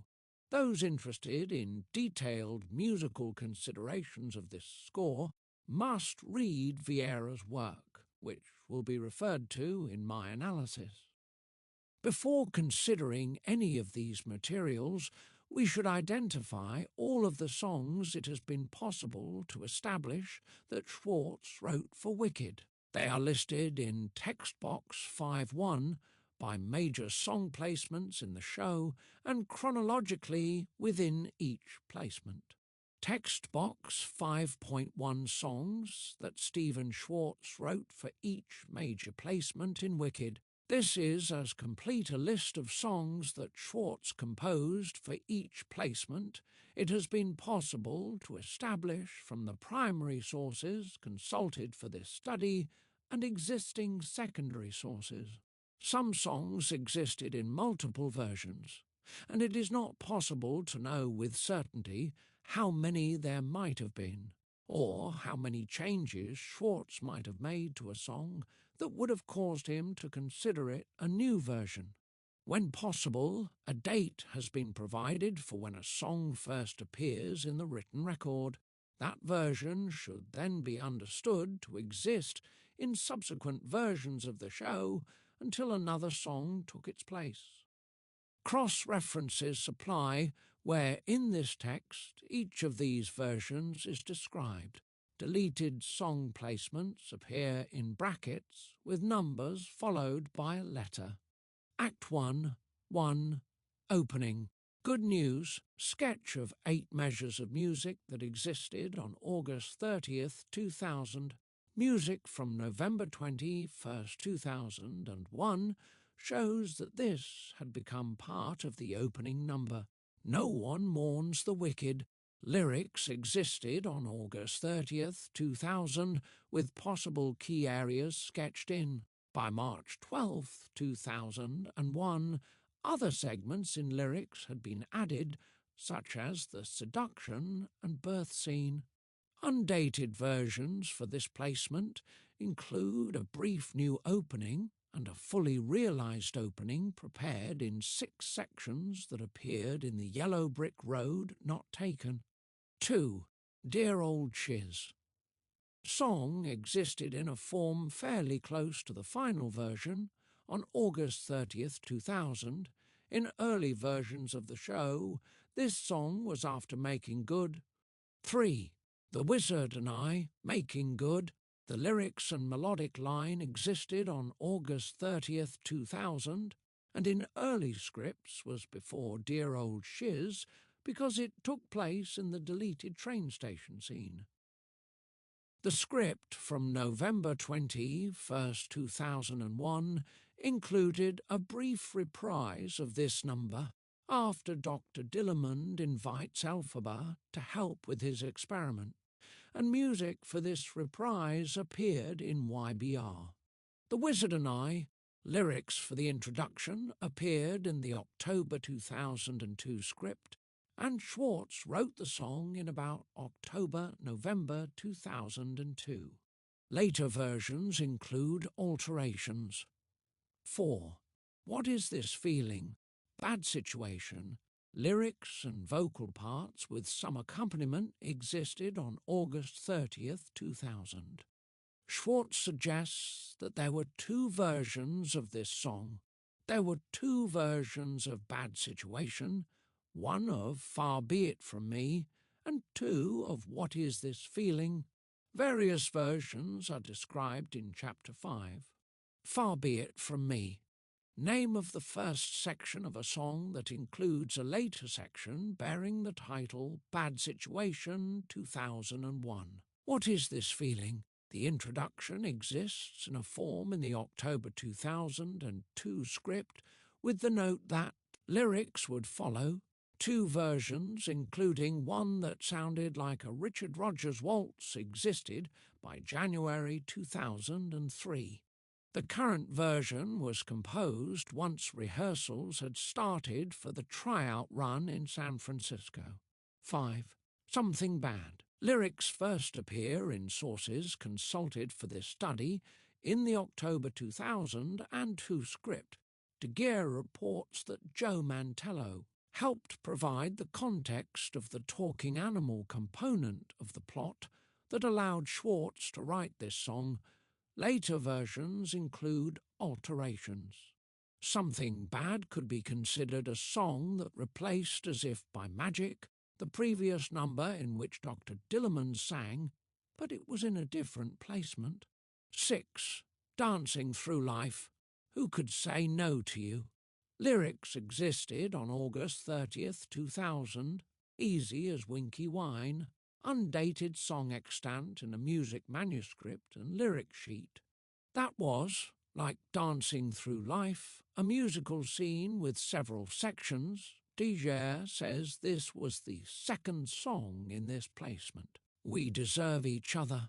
Lyrics existed in the March 12, 2001 script, and the tune associated with it, and other lyrics for the song appear in most succeeding versions of this scene in segments of varying lengths and associated with several characters. The music also became the basis for the material in Act 2 between Bach and Nessarose. The Emerald City Stomp. Lyrics existed in the November 21st, 2001 script, with other segments included, such as We Deserve Each Other. Musical sources indicate that the song existed in more than one version, Which Way's the Party. 2 versions of this scene were consulted for this study, one bearing the revision date of July 20th, 2002, and lyrics exist in the October 2002 script and the March 31st, 2003 script. Dancing Through Life. De Geer reports that SCHWARTZ wrote this song in July 2003, and a version of the lyrics first appears in the July 28th, 2003 script. Where this musical scene has started to take its final shape, this placement includes the Ozdas dance, a version of which had existed in Which Way's the Party. 7. Popular. Lyrics were in nearly their finished form on August 30th, 2000, with some later alterations. 8. I'm Not That Girl. Lyrics were in nearly their finished form on August 30th, 2000, with some later alterations. As if by magic, lyrics existed in the March 12th, 2001 script, sung when Dr. Dillermond, Elphaba and Fierro have success with the experiment. The musical version was sung in YBR. Because both are intended for Dr. Dillermond, the song could be considered the forerunner of Something Bad, despite its appearance in another song placement. Something Bad. Lyrics existed in the October 2002 script for the same 3 characters to sing, but this scene was later cut. 9. One Short Day. Lyrics and vocal lines existed on August 30th, 2000, with many alterations in later versions, including a major revision under Way in the March 30, first 2000, and 3 script, with indications in 2 places that lyrics will be added later. 10. A Sentimental Man. The Chance to Fly. A Sentimental Man. The Chance to Fly. Lyrics. For both existed on August 30th, 2000, YBR included a version of each song, with a sentimental man coming to a cadence.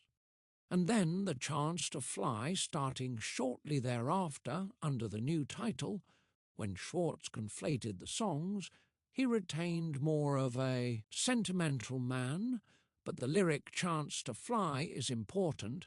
SCHWARTZ has stated that he reworked A Sentimental Man after Joel Grey joined. The Broadway cast and he made further revisions when George Hearn replaced Gray, with more revisions when Ben Vereen took over the role. 11. Defying Gravity. For goodness sake. Lyrics existed on August 30th, 2000, including a segment that starts, "I hope you're happy," and carries the same meaning as the current opening of Defying Gravity. The sources consulted also included an undated music manuscript of a complete song called "For Goodness Sake." I Hope You're Happy. Lyrics for this as a separate song existed in the March 12, 2001 script, but by the November 21st, 2001 script, this sentiment had become the opening of Defying Gravity. Defying Gravity. Lyrics existed in a remarkably finished form on August 30th, 2000, but small alterations continued in subsequent versions. Act 2. 1. Thank Goodness. Happy Healing Day. Lyrics existed in the March 12th, 2001 script, and by the November 21st, 2001 script, the opening scene in the act included lyrics that later became part of Thank Goodness. Thank Goodness. Lyrics exist in the October 2002 script with subsequent revisions, including the September 16th, 2003 script. That includes the introduction now heard in the show. Diger states that work on Thank Goodness took place at the end of 2000, but at that point the song in this placement was Happy Healing Day 2, Wicked Witch of the East. Step by step by step, lyrics with intervening dialogue and most of vocal line existed August 30th, 2000, but at the time this was intended for Act 1. The song had moved to Act 2, Scene 2, in the March 12th, 2001 script, undated music manuscripts that comprise two sections of the song indicate that this also existed with the title You've Got to Love Me. The YBR version is different than either of the first two mentioned. Diger says that SCHWARTZ wrote a song for this placement before a reading in December 2001 and provides a manuscript facsimile with Nessero's singing text, pleading for Elphaba to save Boku while Elphaba chants in counterpoint. We Deserve Each Other. Lyrics in the November 12th, 2001 script demonstrate that by this point, step by step by step, had been abandoned, and We Deserve Each Other now provided the musical basis for the sequence.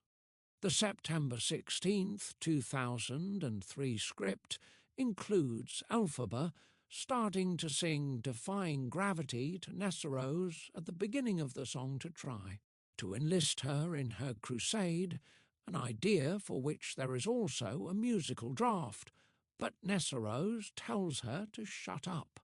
The Wicked Witch of the East. This musical scene emerged late in the process, but it included elements that had been part of the scene for months at that point. Much of the scene was in place by the September 16th, 2003 script, but Elphaba's reference to Defying Gravity early in the scene shows that changes were still to be made in the weeks before the show opened.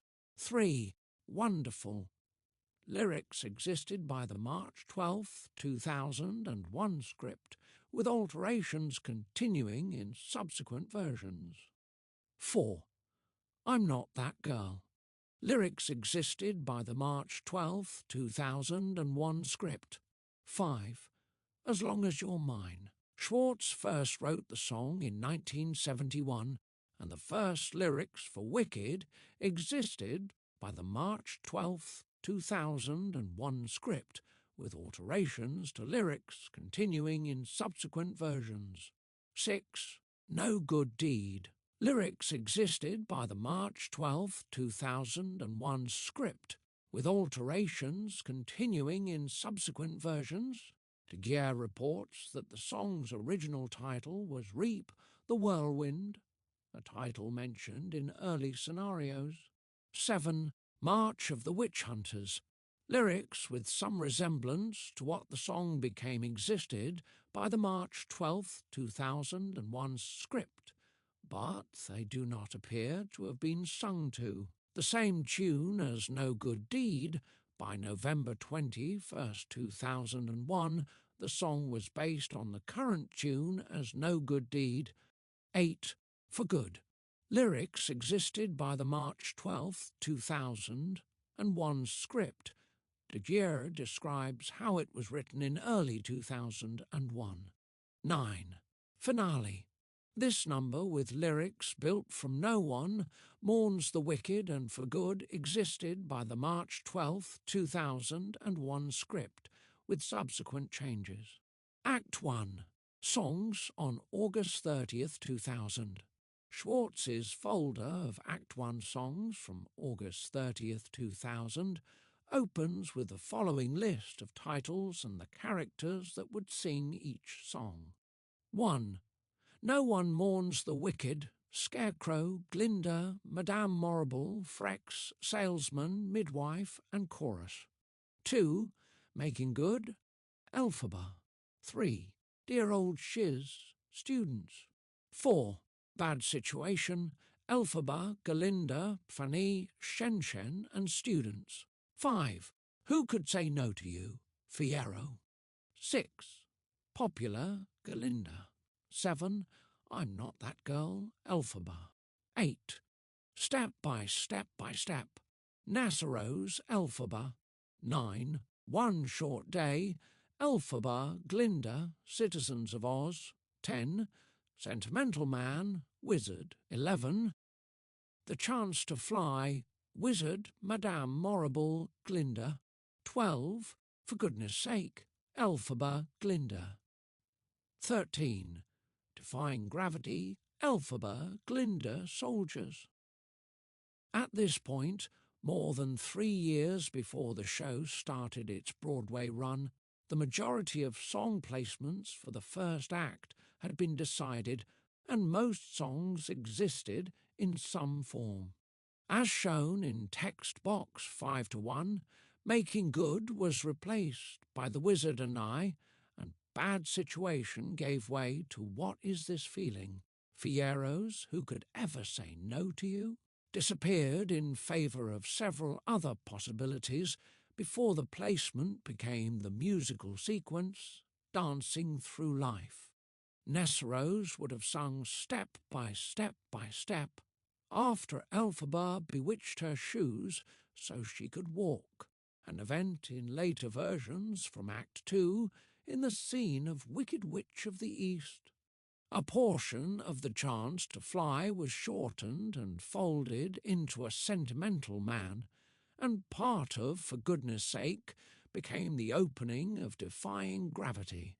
Description of what the folder includes for each song demonstrates how far along SCHWARTZ was in composing the first act by the late summer of 2000. The first musical snippet in the folder is an 8-measure sketch with the text Good News in the last 2 measures. It is mostly bitonal in C and E major, a material like it sounds in the show today, just before and during the initial vocal statement of Good News, She's Dead, track 1, 1000 to 111. This functions as a dissonant fanfare that musically communicates early in the show that the Ozian celebration is not as unambiguously happy as it appears, one of many such telling musical cues to the drama that SCHWARTZ provides in his score. What appears in the 2000 folder for No One Mourns the Wicked is a script on which SCHWARTZ appears to have provided chords or key areas for various sections. Much of the scene has changed, so one cannot follow the keys exactly in the current score, but he seems to have made several decisions that remained in the show.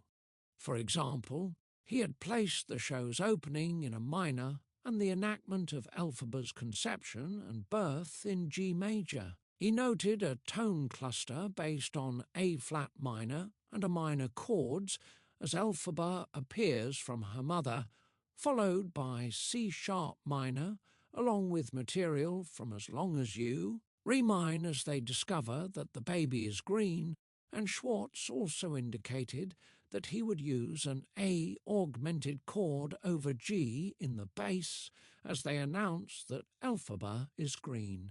The scene would conclude with an E major chord over A sharp in the bass, SCHWARTZ's tribute to Bernstein's famous tritone at the end of West Side Story, where Bernstein places an F sharp in the bass against a C major triad. SCHWARTZ's indication of As Long as You're Mine to accompany Elphaba's birth demonstrates that he had planned this early on, using that song's opening motive to help unify the score. This script excerpt shows that the scene of No One Mourns the Wicked changed greatly over the next 3 years, with the souvenir hawkers, reporters, Madame Morrible, and Dorothy and her friends removed from the celebration. Many lyrics in segments later changed, but one section that is very much like what one now sees on stage is the birth scene. Glinda enters the scene later and shows sadness at her friend's presumed demise. Example 5.1. Making Good. Introduction. 7 to 11. The folder includes a lyric sheet for Making Good, in addition to the melodic line of the song without chord symbols. Elphaba sings this at the train station in Munchkinland.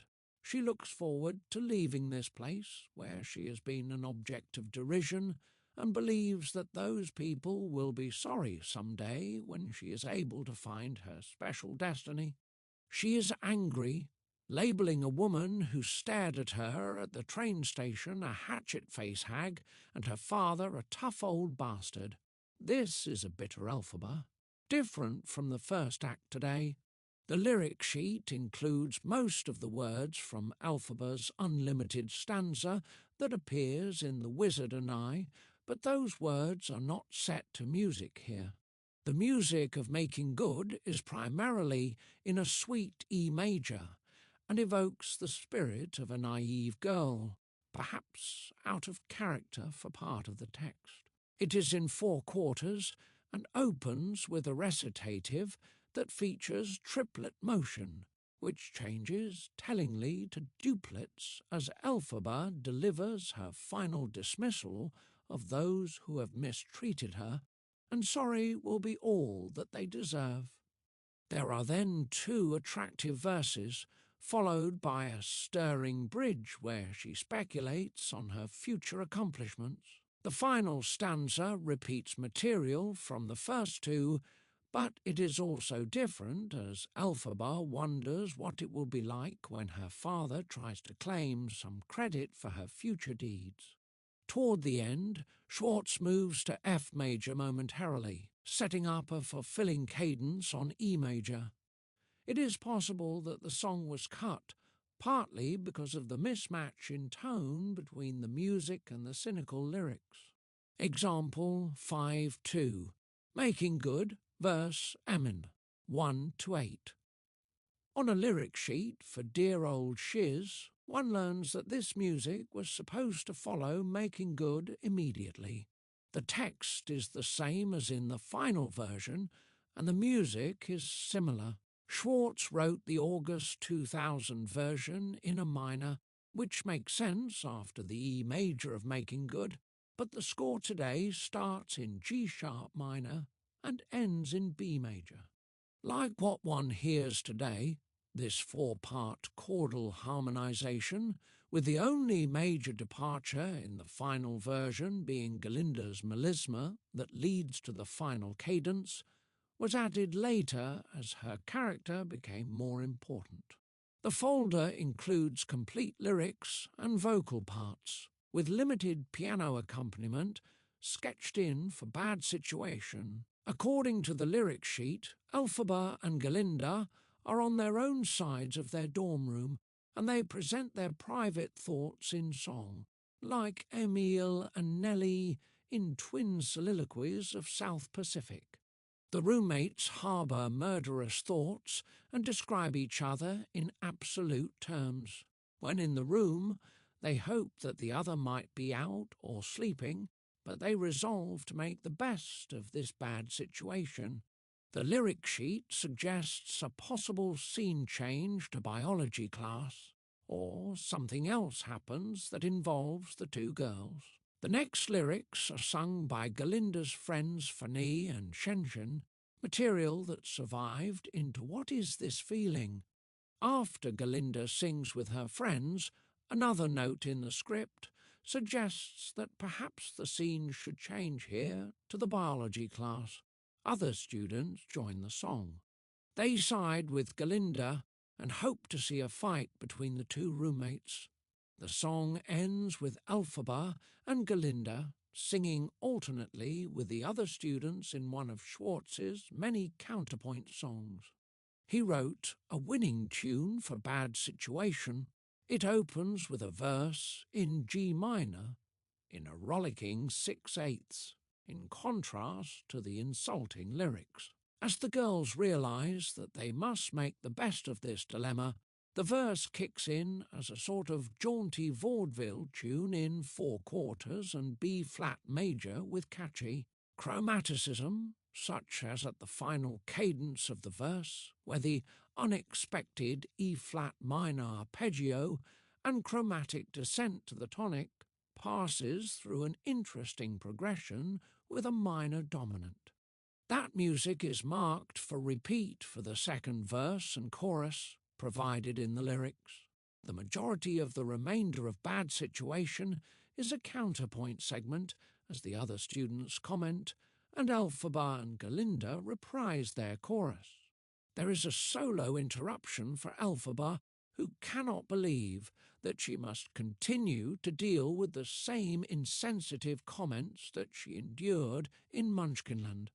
SCHWARTZ based that music on Making Good, example 5/3. Bad Situation, Introduction, MMM, 13-16, verse, MNM, 1-9, example 5/4. Bad Situation, verse, 10-14. All that appears in the folder for Who Could Say No to You is a lyric sheet, a far cry from the long sequence that became Dancing Through Life. Fierro was to have sung these lyrics to Galinda. He is smitten with her, unlike his cool reaction to her aggressive attention in the current version. Here, he suggests that she give him a wild goose to pursue and desires go trip the light fantastic tonight with her, meaning that this scene would have also headed to a dance. The folder includes lyrics only for popular, and the song was already close to its finished form. The opening verse includes one tiny change that added an attractive inner rhyme, and in the last stanza, after Elphaba leaves, SCHWARTZ cut. The lines I only wish you could be as popular as me before Galinda sings la la la la. You'll be popular. Perhaps SCHWARTZ made this change because the deleted line conflicted with the song's closing statement. The August 2000 version also includes a brief interruption of dialogue before the stanza opening When I See Depressing Creatures. That did not make the final version. Step by Step by Step was for Nessarose, a character whose role became smaller as the creators realized that the core of their plot was in the interactions between Elphaba and Galinda.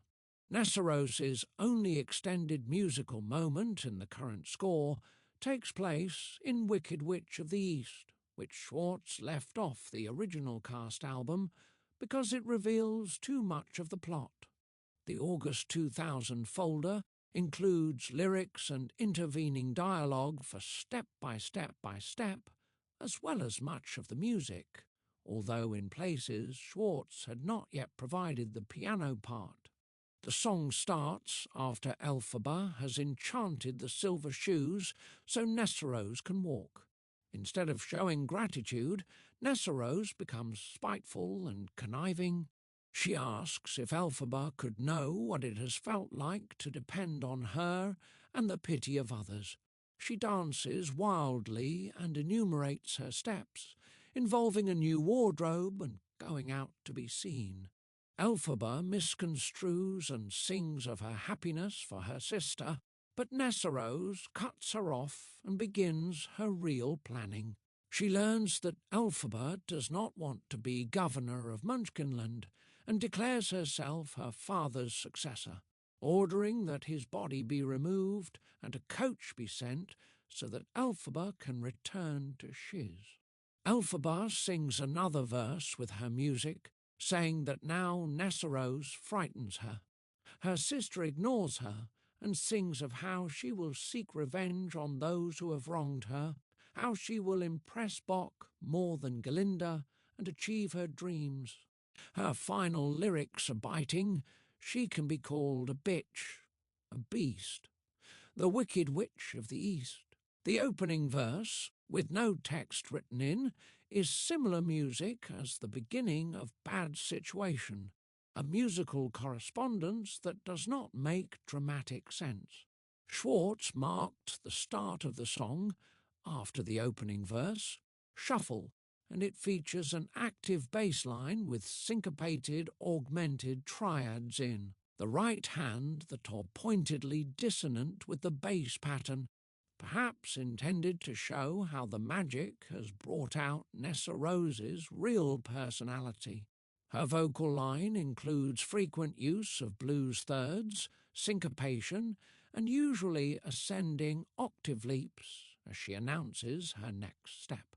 Elphaba's two passages are recitatives, the first in C major as she offers her congratulations to Nessarose, and the next with similar music in the parallel minor as she fears her sister's intentions. SCHWARTZ notes that dialogue between the sisters should be underscored with Nessarose's tune. SCHWARTZ did not fill in the piano accompaniment for the end of the song, but the vocal part resembles what has come before. Example 5.5. Step by step by step, 5 to 8 of Shuffle. The lyric sheet for I'm Not That Girl from August 2000 reveals no changes 3 years later in the Broadway version. Before the last verse, the sheet includes a suggestion of a possible scene with Dr. Dillamond before the final statement of the A section that includes a reference to Fiyero, but this was not incorporated into the show. The August 2000 folder includes the lyric sheet and vocal lines for One Short Day. This is an important scene because it shows the solid friendship between Glinda and Elphaba before they are driven apart. Details of the scene, including much of the dialogue, changed substantially before the Broadway version, but its overall thrust was already in place. Glinda and Elphaba discuss the sights they want to see, and in a concern absent from the scene today, Elphaba notices that they have encountered no talking animals. They finally see a talking dog, a ticket hawker for the show Wisteria. They attend it and realize at the end of the scene, in song, that they are best friends. It is striking to see how much the song changed over the next 3 years. The opening that Glinda and Elphaba sing together is similar to the Broadway version. As the girls start to list places they wish to see, the lyrics and melody are substantially different than what one hears today, but the overall sound of the music is similar, operating in a fairly narrow range and based on speech rhythms. Clearly, the most memorable musical gesture of the song has always been intended to be the opening phrase. Following, there is another statement of One Short Day, with a different text where the girls comment on how much fun they are having together. The corresponding segment in the Broadway version starts with the chorus, and then the girls declare together that the city will know they have arrived. The Whiz Terrier chorus in the August 2000 draft is tantalizingly similar to what audiences hear today in the Whizomania segment, but SCHWARTZ later included several small but significant changes. The text is basically the same, but in the draft the initial notes are held, the rhythm in the second measure is quarter notes, and the fourth measure of the phrase is not entirely chromatic. SCHWARTZ intended this segment as a parody of such Broadway composers as Jules Stein from the early 1960s. The draft ends with counterpoint between One Short Day and the Whiz Terrier number, not unlike the song today, but the draft includes a shorter contrapuntal segment. Example 5.7a, One Short Day, 1 to 4 of section marked Show. Example 5.7 billions, One Short Day, 60 to 63. Example 5.6, One Short Day, 10 to 20. The folder from August 2000 includes only a lyric sheet with intervening dialogue for the composite song A Sentimental Man, The Chance to Fly, sung by the Wizard to impress Elphaba and Glinda. The scene opens with the Wizard's verse of A Sentimental Man, with the first 4 lines similar to what opened in the show on Broadway, but most of the remainder has different lyrics where he announces that sacrifices must be made for the greater good, a reference to his policy toward talking animals. Dialogue and a sung stanza follow, where the Wizard asks Elphaba for a gesture of allegiance in the form of giving his pet monkey, Chitterly, temporary wings by chanting a spell from the Grimoire. The Wizard sings Chance to Fly, comparing the monkey's opportunity to fly with the new world that the leader will make available to Elphaba. As in the Broadway version, Elphaba succeeds, and the Wizard shows her that she also has given wings to many unseen monkeys. The Wizard and Madame Morrible cynically comment on how the flying monkeys will make good spies. Chance to Fly continues, with Glinda and Madame Morrible singing about how they are rising in the world. Elphaba is silent and finally runs out with the Grimoire. Glinda goes after her, and the Wizard names Morrible his press secretary and tells her to announce that Elphaba is a fugitive and that what she has done to the monkeys is proof of her wickedness. By himself, the Wizard sings another verse of A Sentimental Man in which he comments that he has lost a daughter and that she must be captured. Despite his plans to arrest Elphaba, he is a sentimental man. With all of the extra music, this scene would have moved more slowly than what happens in the show today, and the extra stanzas project the Wizard as an even darker figure. Elphaba's flight from the Wizard's throne room and escape on the broom, as the chorus brands her wicked, are 2 of the show's most dramatic moments, and the creators tinkered with them to enhance their effectiveness. The folder includes lyrics only for Goodness Sake, a song between Elphaba and Glinda, later mostly deleted. It starts with an angry verse for each girl. Glinda accuses Elphaba of stubbornness in declining what the Wizard offered, and Elphaba cites what she sees as Glinda's blind ambition to work with the Wizard no matter what the consequences. After dialogue where Glinda accuses Elphaba of needing to show off by performing the magical spell, they both start to sing I Hope You're Happy, similar to what one hears in the Broadway version. They then, according to the script, sing in counterpoint that each knows the other is a fake, and they alternate brief insults. The lyrics keep returning to For Goodness Sake, a line that takes on the layers of multiple meanings. Most of the song became superfluous because its purpose is fulfilled far more efficiently in the current opening 30 seconds of Defying Gravity, which includes an exchange of the lines beginning with, "I hope you're happy." The folder ends with lyrics to Defying Gravity. Although the previous song probably would have directly preceded this finale, there appears to have been something between the songs that would set up Elphaba singing "Something Has Changed Within Me." Comparison with the Broadway version of the song's major portion shows that it was in an advanced state by August 2000. Most changes were only light editing. Perhaps the most significant change takes place in the unlimited segment, as Elphaba tries to convince her friend to join her. In August 2000, Elphaba sings this alone, but in the current version, Glinda sings, "If we work in tandem," and then they sing together for several lines, starting with, "There's no fight we cannot win." Glinda's increased participation in the scene helps demonstrate how her role grew before the show opened in work done after the late summer of 2000. The script and choral score from November 21st, 2001. The music interspersed in the binder with this script demonstrates how some of it was different than what an audience hears in the show today.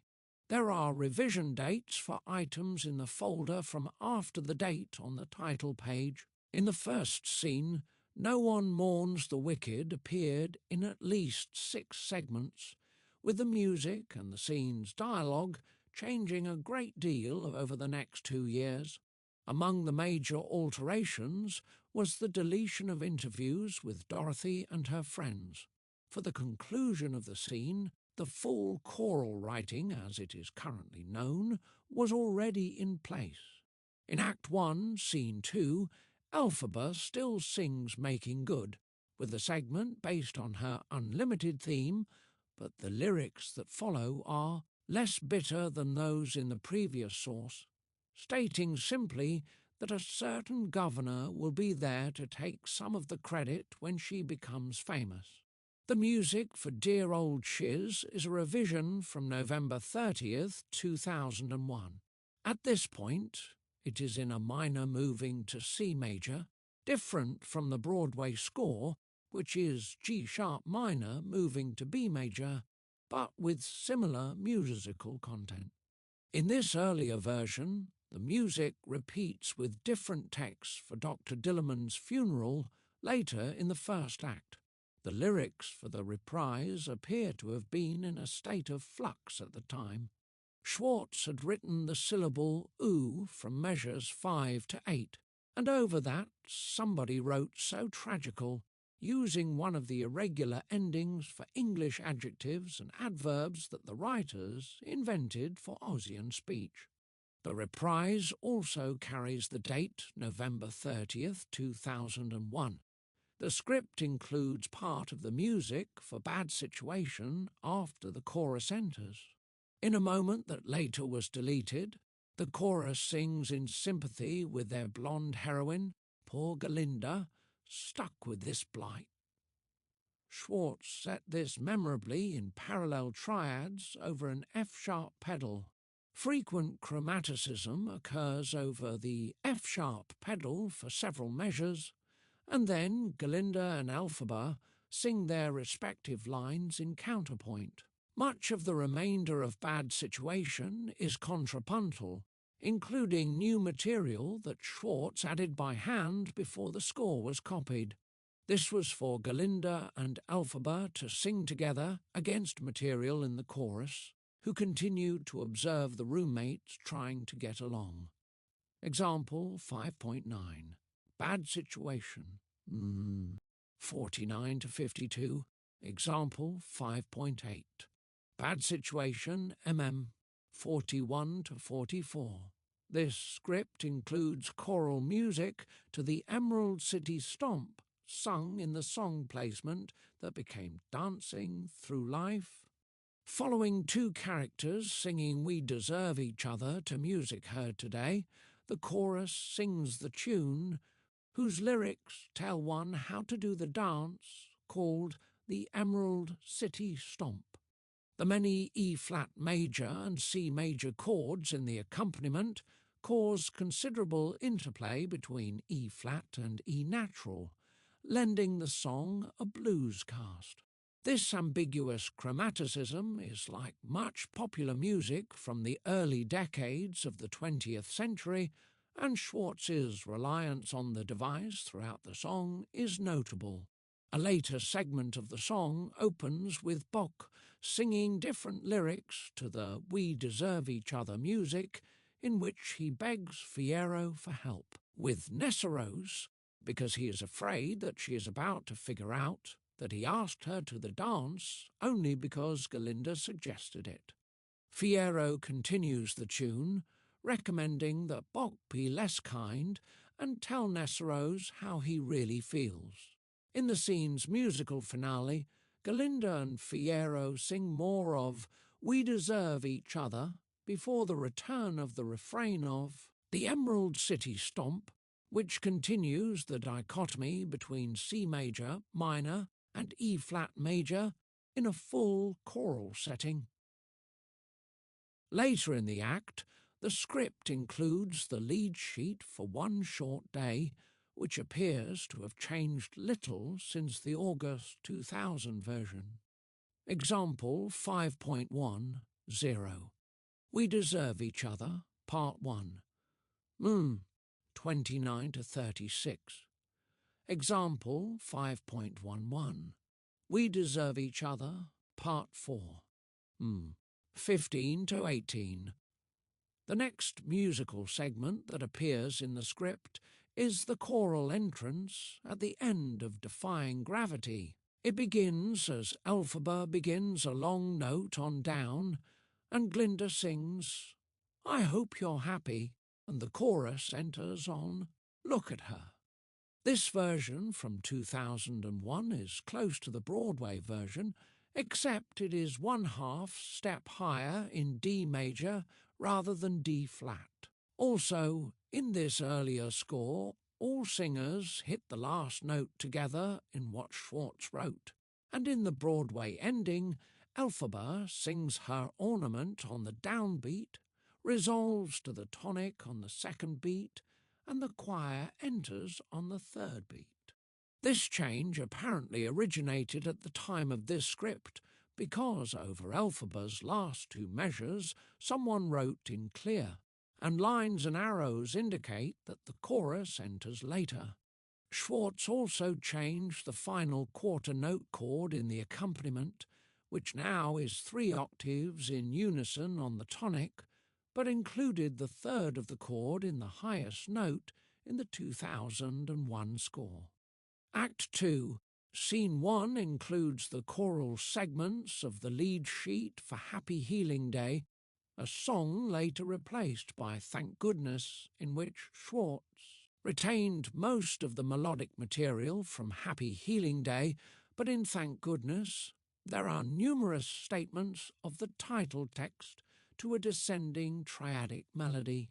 The first 16 measures of the song from 2001 illustrate how Schwartz kept his melody, as may be heard on the OCR. The melodic outline of the first 2 measures and the meter are reminiscent of Gloria Tibi from Leonard Bernstein's Mass, certainly a possible influence for Schwartz. In an interview, he stated that the 5/8 reminded him of happy people in a village, not unlike the scene suggested here at the beginning of Act 2, 23 segments of solo parts sung by. Chorus members remained similar over the next 2 years, including the phrase where someone suggests that animals are giving the witch food and shelter, through the call to melt her and the instrumental material that follows. The ending of the song is musically recognizable, but with many different lyrics, from where Glinda sings happy is what happens through the end of the song. Example 5.12. Happy Healing Day, 1 to 16. The next choral scene to include Music is No Good Deed Reprise, demonstrating that this song shared musical material with Elphaba's solo. That precedes it, which, as stated above, does not appear to have been the case in March 2001. In the Broadway score, this is called March of the Witch Hunters. After this version, from late 2001, SCHWARTZ changed the rhythms of the opening. The song proceeds similarly in both versions through Kill the Witch. In the 2001 version, there is a brief choral passage that SCHWARTZ later cut, in which the text appeals to one's sense of right and wrong, a less dramatic passage that might have seemed out of place in this strident number. The version from 2001 is similar to the current score in the last 11 measures. Example 5.14. No Good Deed Reprise. 12 to 16. Example 5.13a. No Good Deed Reprise. 1 to 4. Example 5.13b. March of the Witch Hunters. 0 to 6. SCHWARTZ wrote a brief musical segment called The Melting, sung by a chorus to the side of the stage just before Elphaba meets her apparent end from Dorothy's bucket of water. The number changed during the course of the workshop in the first half of December because the text set to music dated 10 December changed within this 21 November script. There are a few similarities between this and number 26 in the Broadway score, also called The Melting, but the later version is shorter. Some of the music for the finale also appears in the script. It opens similarly to the Broadway version, but then Elphaba sings, I'm limited to Dr. Dillamond in the Badlands, using the unlimited music that appears several times in the show. An example of material cut from the show that appears in the 2001 version appears below. It is repetitious, almost hypnotic, but SCHWARTZ might have decided that it did not carry the dramatic power needed in the finale. The finale also includes the lyrics Goodness Knows. We know what goodness is, a play on a word that SCHWARTZ used several times in the score, but perhaps he decided this was ineffective because he also cut it from The Melting. This earlier finale is longer and might have dragged, and Elphaba and Glinda also sang a bit of For Good in it, as in the Broadway version. At the end, the title Wicked appears twice in the music, and someone wrote in afterward, add third wicked, meaning that the ending, as we know it today, sounded first during the workshop in December 2001. Example 5.15, Finale. 41 to 52, an undated song list for Wicked. A document from SCHWARTZ's office is an undated list of musical numbers from Wicked that seems to include song titles and an order that would place sometime in 2001.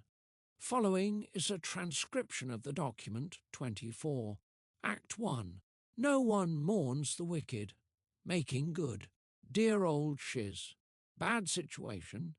Elphaba, Galinda, Bonnie, Shen, and students. We deserve each other. Galinda, Fierro. Popular, Galinda. I'm not that girl. Elphaba. As if by magic. Dillamond, Fierro, Elphaba. Requiem for a goat. Mourners at shiz. One short day. Elphaba, Glinda, cast of Whiz Terrier, and tourists. A sentimental man, wizard. The chance to fly, wizard Madame Morrible, Galinda, Elphaba. Defying gravity, Elphaba, Glinda, Palace Guards. Act 2. Happy Healing Day, Punch Munchburger, Morrible, Citizens of Oz. Step by step, Nessaros, Elphaba. Wonderful, wizard, Elphaba. I'm not that girl, Glinda, as long as you're mine. Elphaba, Fiero, no good deed. Elphaba, March of the Witch Hunters. Punch, Munchburger, Tin Man, Citizens of Oz.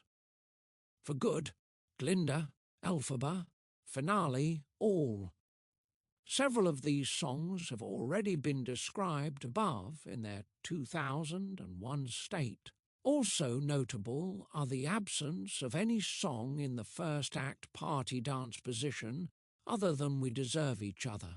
The song, as if by magic, as the victory celebration in Dillerman's lab, and the title Requiem for a Goat for the reprise of music from dear old Shiz at Dillerman's funeral. Stephen SCHWARTZ, caught in the process of composing.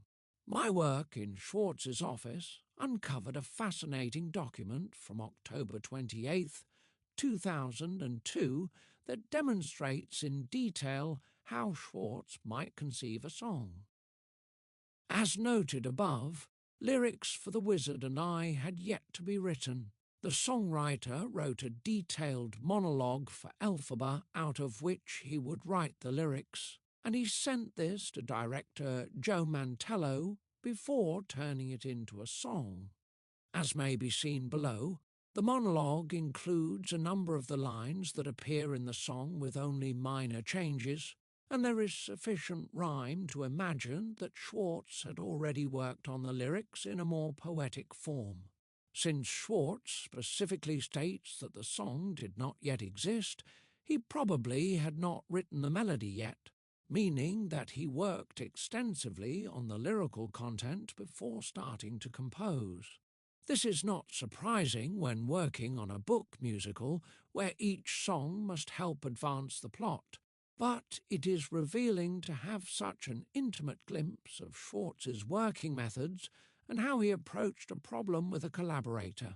To appreciate this document, one must become familiar with The Wizard and I, and then read the following 3 paragraphs aloud. Hey Joe, because the content of this song is so key, my approach to working on it has been to try to get the content worked out and structured before I commit it into lyrics.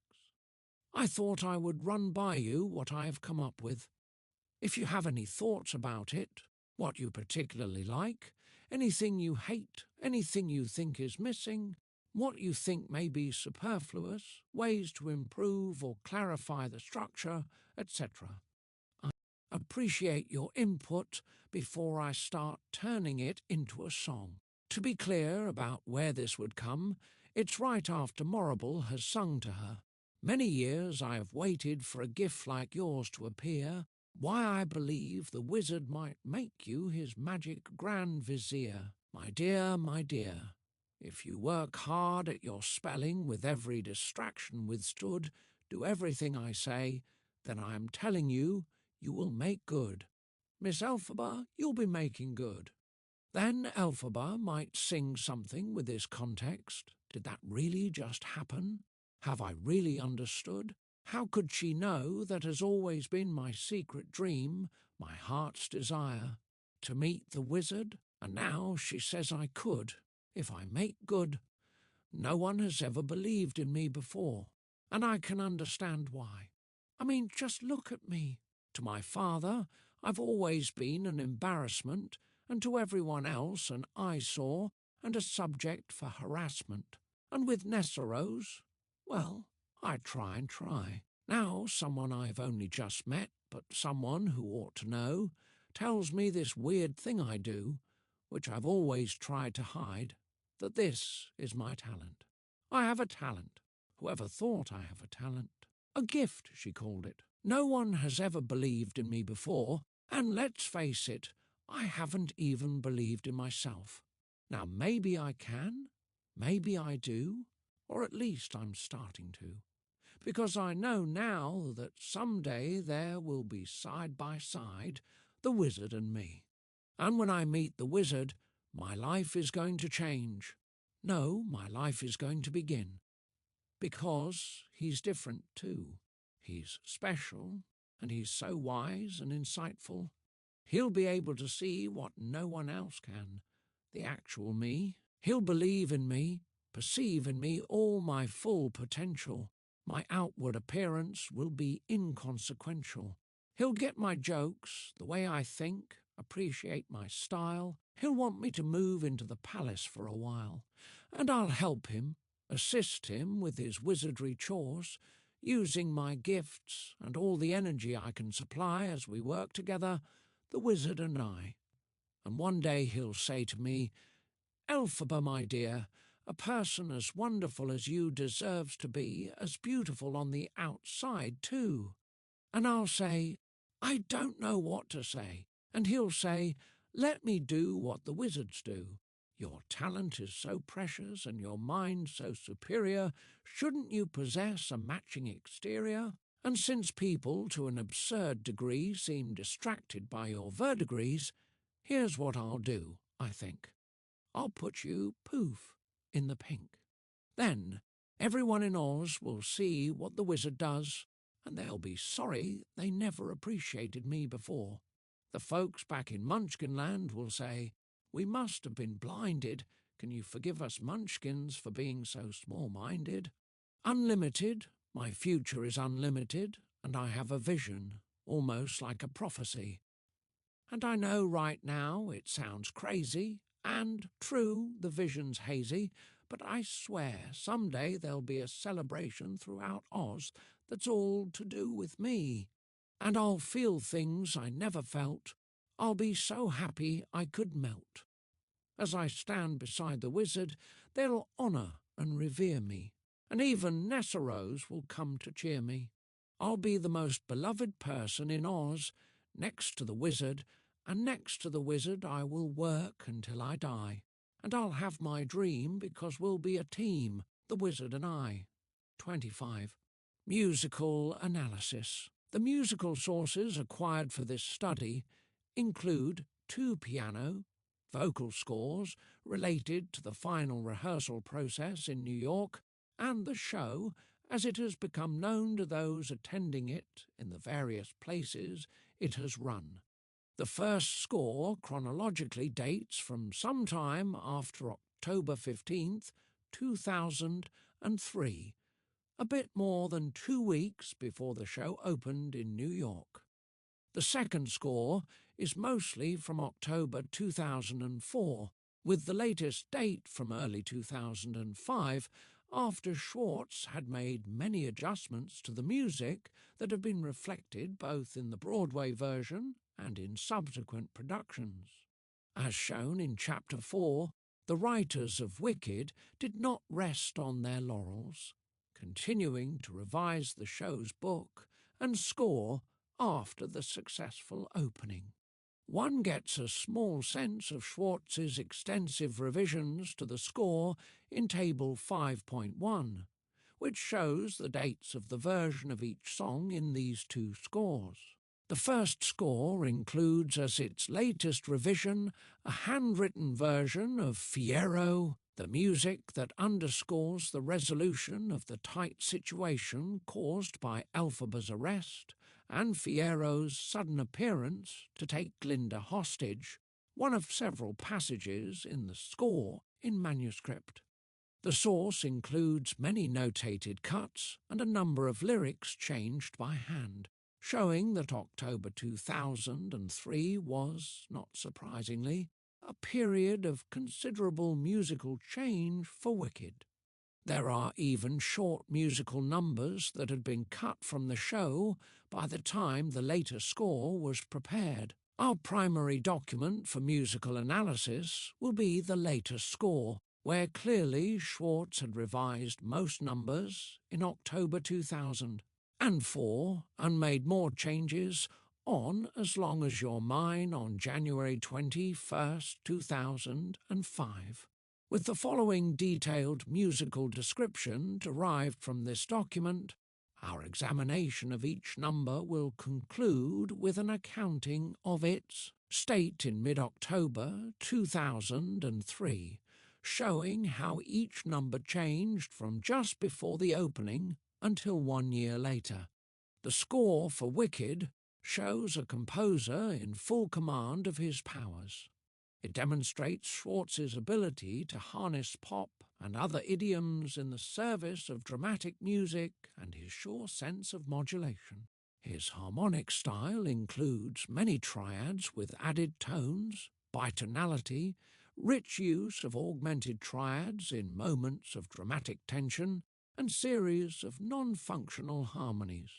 As in his earlier score to Children of Eden, in Wicked Schwartz continues the frequent application of repeating musical motives to unify the score. The two main motives include what might be called the Wicked motive that refers to Elphaba and her destiny to be the Wicked Witch of the West, and the Unlimited motive that at first describes Elphaba's hopes for a bright future, but later comes to represent acceptance of her own limitations. Schwartz based the Wicked motive on the instrumental opening of As Long as You're Mine, a song composed in 1971 that he brought out of his trunk and used here. Schwartz compares the motive to Rachmaninoff, a personal association perhaps caused by the chord progression, because the syncopation makes it sound more like a dramatic pop motive. Vieira describes this motive as a succession of 6 pitches, but the harmonic progression is at least as important. The first 6 notes of the Unlimited motive are from the melody of Arlen and Harburg's Somewhere Over the Rainbow, but Schwartz changed the rhythm and the harmonic context and finished the phrase with his own material. In the musical description of each song below, more unifying motives will be identified, but it is these two that Schwartz uses most prominently. Wicked has an instrumental opening, an extended introduction to No One Mourns the Wicked rather than a traditional overture. The opening material involves 2 full statements of the Wicked motive built over a pedal A. The motive's third occurrence is incomplete, turning into a series of non-functional harmonies that lands on a B major chord, which introduces the rapid 16th notes in the high instruments that later underscores the release of the flying monkeys in the second act. The long chords accompanying this are unrelated added tone triads, and the frenetic rhythmic pattern in the drums is identified as monkey groove, which recurs at appropriate moments in the show. A monkey on stage turns the crank for the clock of the time dragon and its elaborate gears, accompanied in B major and with Elphaba's Unlimited tune, richly scored in the orchestra. Schwartz merely plants the seed of this theme here, because he soon interrupts it with rapid rising material that leads into moderate 2, fanfare. 3 measures of bitonal material on C and E introduces the choral entrances on Good News, She's Dead, which passes through B and D major before Glinda's bubble appears. Her first sung material is angular and introduces the public Glinda as a soprano. Schwartz's intentional use of Kristin Chenoweth's wide vocal range to evoke the 2 parts of her character. She soars to an A during the solo. The rhythm of the Wicked motive occurs at the end of the opening over a D-sharp pedal, as Glinda describes the circumstances of Elphaba's death.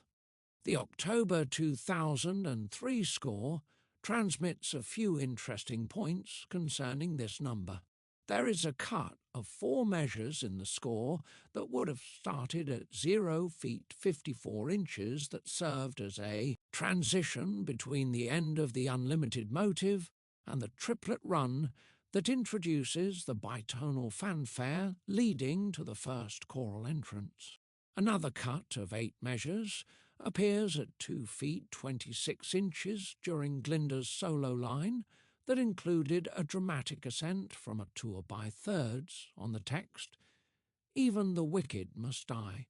No One Mourns the Wicked follows immediately, Schwartz has stated that he was thinking about Ding Dong, the Witch is Dead from the MGM film when he wrote this number. He describes it as rhythmic and explosive, and to him it sounds like Hindemith, certainly a possible influence. He also found it a good opportunity to use Kristin Chenoweth's soprano range. The melody recurs several times during the show. Set here in F-sharp minor, the full tune is in AABC form. The A segment is the section that recurs most often in the score. Schwartz modulates to C-sharp minor as Glinda presents B and C.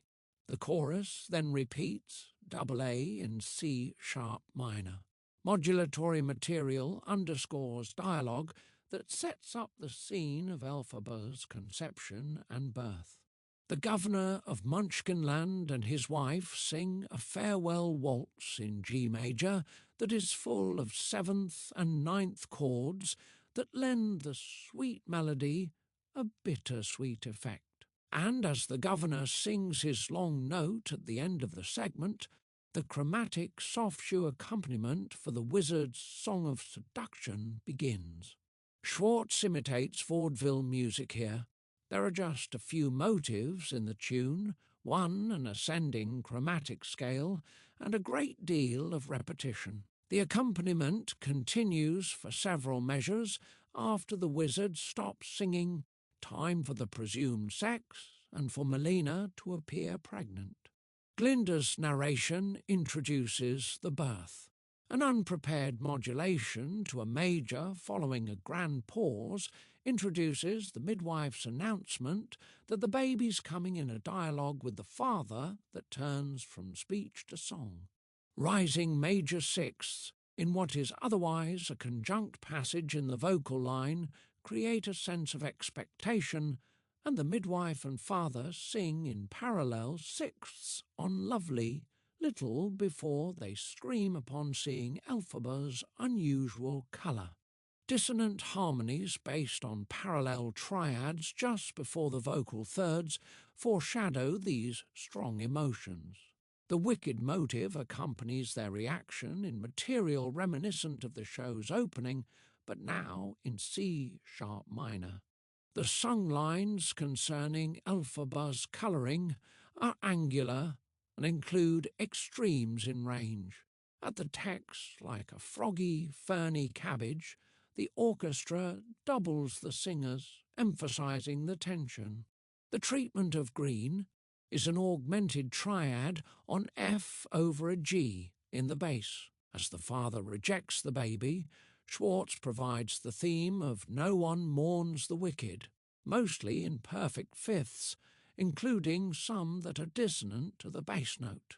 At maestoso, the choir presents the section of the song with rich use of fourths and sevenths in a Bernstein-like presentation, but the remainder of the song is less dissonant as Glinda soars above the choir with her descant.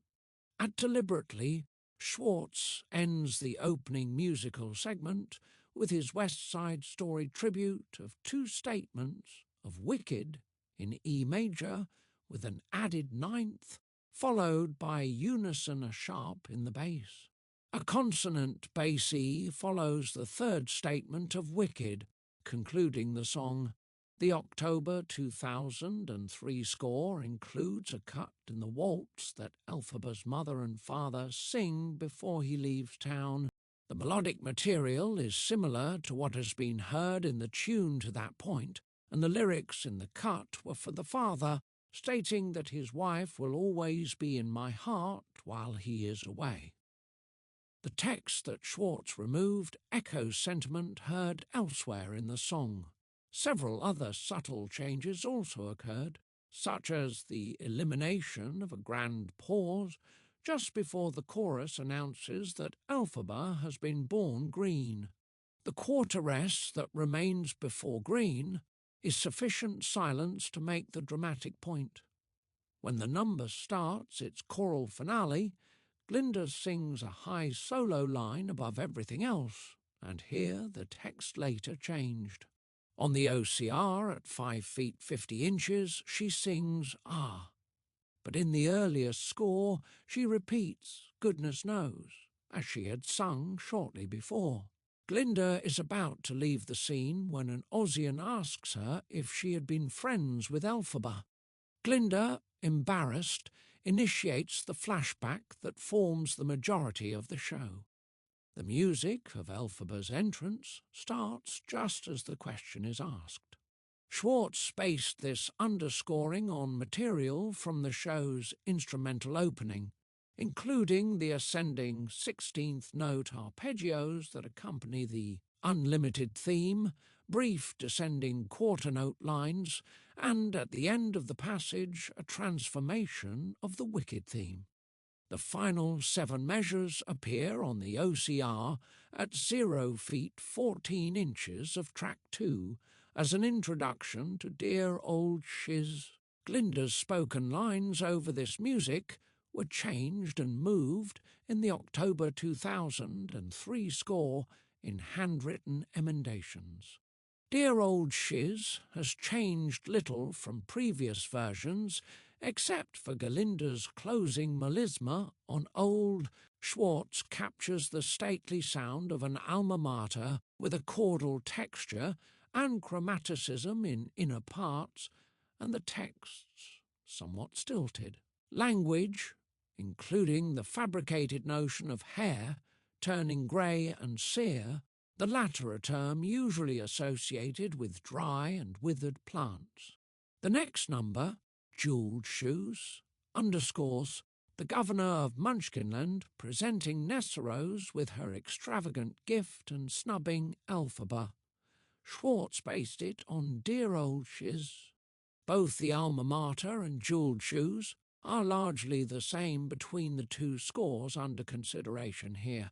The next underscoring, Let Her Go, accompanies Elphaba's unintentional display of magical power as she forces Nessarose's chair to return to her. Rolling eighth notes in 6/8 start in E major but move toward F minor and an inconclusive ending, while 2 octave leaps introduce a brief transformation of the unlimited motive. Marked as a cut in the October 2000 and 3 score, at the end of the number, are 4 measures in C-sharp minor based on the same material. As SCHWARTZ has noted, The Wizard and I is the show's I Want song, where the main character tells the audience about her dreams, an important song type found in many musicals. Other famous examples would include Tony's Something's Coming from West Side Story, Eliza Doolittle's Wouldn't It Be Lovely, from My Fair Lady, and the title character's Corner of the Sky in Pippin. The Wizard and I opens with a recitative for Madame Morrible as she marvels at Elphaba's potential. SCHWARTZ provided effective speech rhythms with the text for Morrible's introduction and Elphaba's recitative that follows.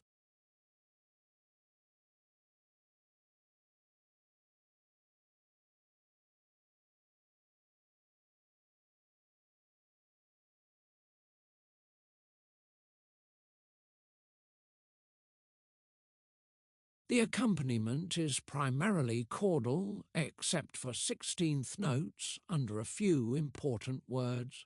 The song's main portion starts with an allegro designation and opens with driving 8th notes on a C ostinato, later changing to other pitches. High tremolos of G and G form another repeated pattern for most of the 3 phrases of the verse, along with syncopated held notes. Elphaba starts the main portion of the song after 4 measures of instrumental introduction. The first 2 phrases, each 8 measures, are thematically related and could be called A and B. The 8th note, ostinato, discontinues in the C section, where SCHWARTZ accompanies Elphaba's imaginary affirmation from the wizard with rich syncopations. Vieira describes as a major moment Schwartz's insistence on B-flat in the melodic line several times, followed soon thereafter by B natural. Once Elphaba is certain that the wizard will understand her value, and Vieira traces what he finds to be important chromatic alterations in other songs as well. The 24-bar ABC segment soon repeats with a different text, where Schwartz inserted many melodic and rhythmic differences, including abandonment of the ostinato accompaniment in favour of continual syncopation. In the third verse, where Elphaba fantasizes that the wizard will change the colour of her skin, Schwartz starts a step higher with a D major chord and makes a number of other changes that significantly alters the music, but in places it remains similar, especially in the C section, which he extends by repeating the last two measures. Schwartz uses a striking, unprepared modulation to G-flat major to introduce the first time that Elphaba sings her unlimited theme, accompanied by the 16th note, arpeggios also heard in the show's instrumental opening. After the dreamy quality of this segment, Schwartz wrote a section marked freely that functions as a recitative where Elphaba builds excitement to the final tempo, con moto. Elphaba sings of her vision of fame throughout Oz, based on speech rhythms.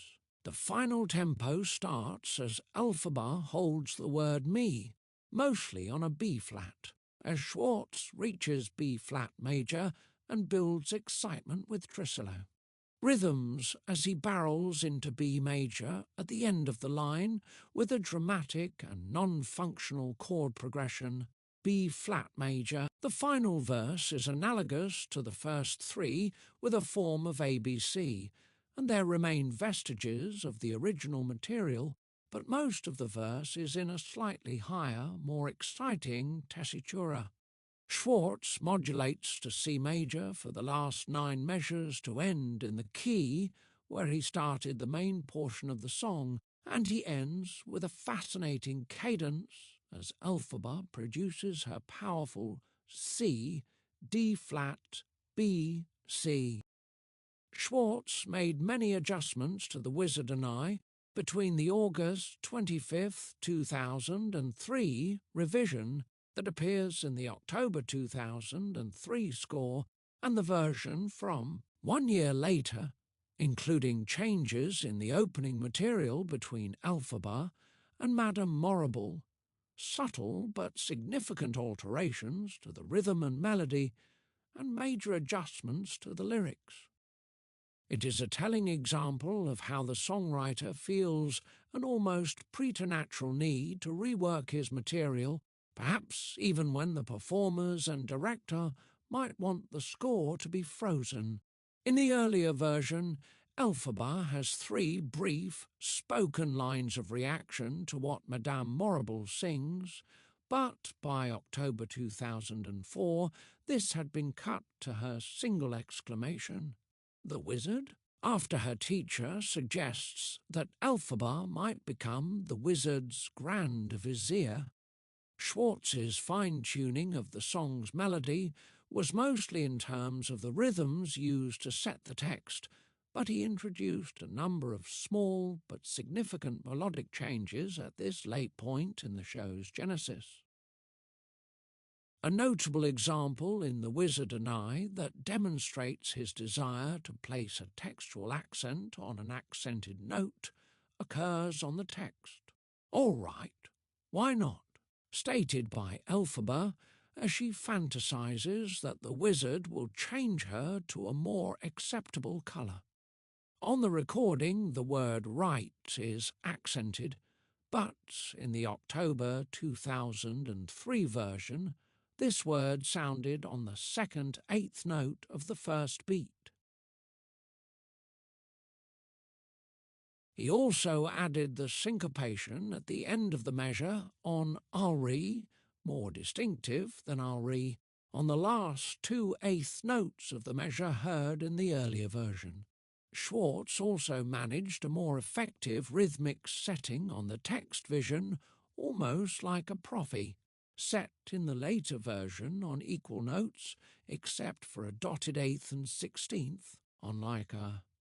In the earlier score, vision also occurred on a downbeat, but on an 8th note and a quarter note, and almost was rushed. On 2/16ths, and then dotted rhythms appeared on like A and pro Phi, the latter less natural than equal 8th notes. Schwartz also made small melodic changes. A major change in lyrics appears in handwritten corrections elsewhere in the song, where Schwartz crossed out the following, but I'll be too busy to think about that. What with wizardly duties piled high, working side by side. The lyrics he wrote in the October 2003 version are close to what Menzel sang on the album, and Schwartz also changed the melody a bit to accommodate the new lyrics. These are representative of the many small changes made in this song. What is this feeling? Is the 5th and final song that Schwartz wrote for this spot, where the two girls consider what it will be like to share a room. He wrote it in response to Winnie Holzman's suggestion of a falling into hate song. After the discarded Bad Situation, Schwartz had written a new text, and he set it to a waltz somewhat like 10 minutes ago from Rodgers and Hammerstein's Cinderella, but the creators decided they needed another version with more energy, which resulted in this jaunty tune. Schwartz derived the 3 measures of introduction from the rising major 6th of Glinda's Let Us Be Glad, of the opening number, an ironic gesture given their feelings at the moment. They alternate and sing together in the opening recitative. As they describe each other in letters to their parents, Schwartz provides humorous moments for each in Galinda's diplomatic description of Elphaba, S-colouring, and in Elphaba's one-word dismissal of Galinda's hair colour that rhymes with respond from 5 measures before. Schwartz then sets up the song with jarring, bitonal chords of punctuation. The next 16 measures function as a portion of this counterpoint song. Schwartz forces more forward motion here with an allegro marking that corresponds to Elphaba's one-word description of her roommate as a blonde, and he adds a more active accompaniment after 7 measures. Schwartz divides the A material into witty 2-measure phrases as he builds excitement, topped off by held notes on yes over an urgent accompaniment. The emphasis on C major sets up the dominant of F, to which Schwartz modulates for the B portion.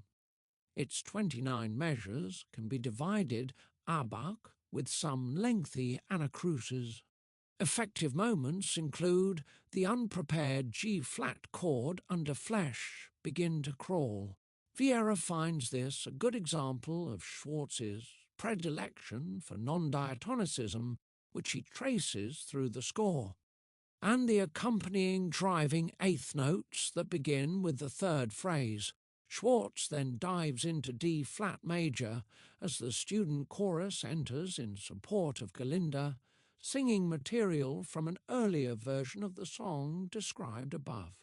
It is in 2 and 3 choral parts and thematically unrelated to the remainder of the song. Galinda's "These things are sent to try us" reflects her public face in a higher range, and the rising minor 6th on things might be a transformation of her earlier major 6th on Let Us Be Glad. In the opening number, the chorus then enters with material from the B portion of the song, and the soloists start the A portion 8 measures later to initiate the counterpoint. With many adjustments in the A tune, and then Elphaba and Galinda switched material from the B tune in their alternations with the chorus through the end of the song. What Is This Feeling provides effective musical description of the main characters, and their presentation of similar material here foreshadows their future friendship. Comparison of this version with the October 2003 score reveals far fewer changes than one finds in The Wizard and I, with some small alterations in the rhythms of the parts that Elphaba and Galinda sing toward the end of the song to provide more energy and render what the chorus sings more easily understood. The musical tone changes markedly in Something Bad, where Elphaba experiences her first inkling of the cause that will lead her into conflict with the wizard.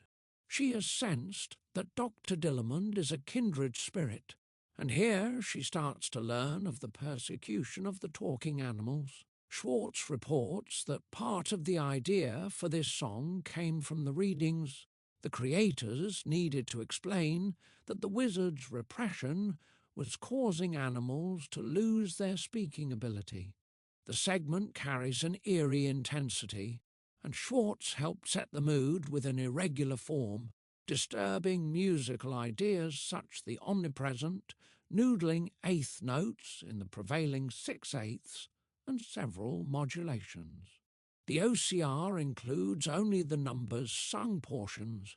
The opening key is C-sharp minor, but with consistent insertion of D-sharp and B into the tonic chord, creating an unsettled feeling.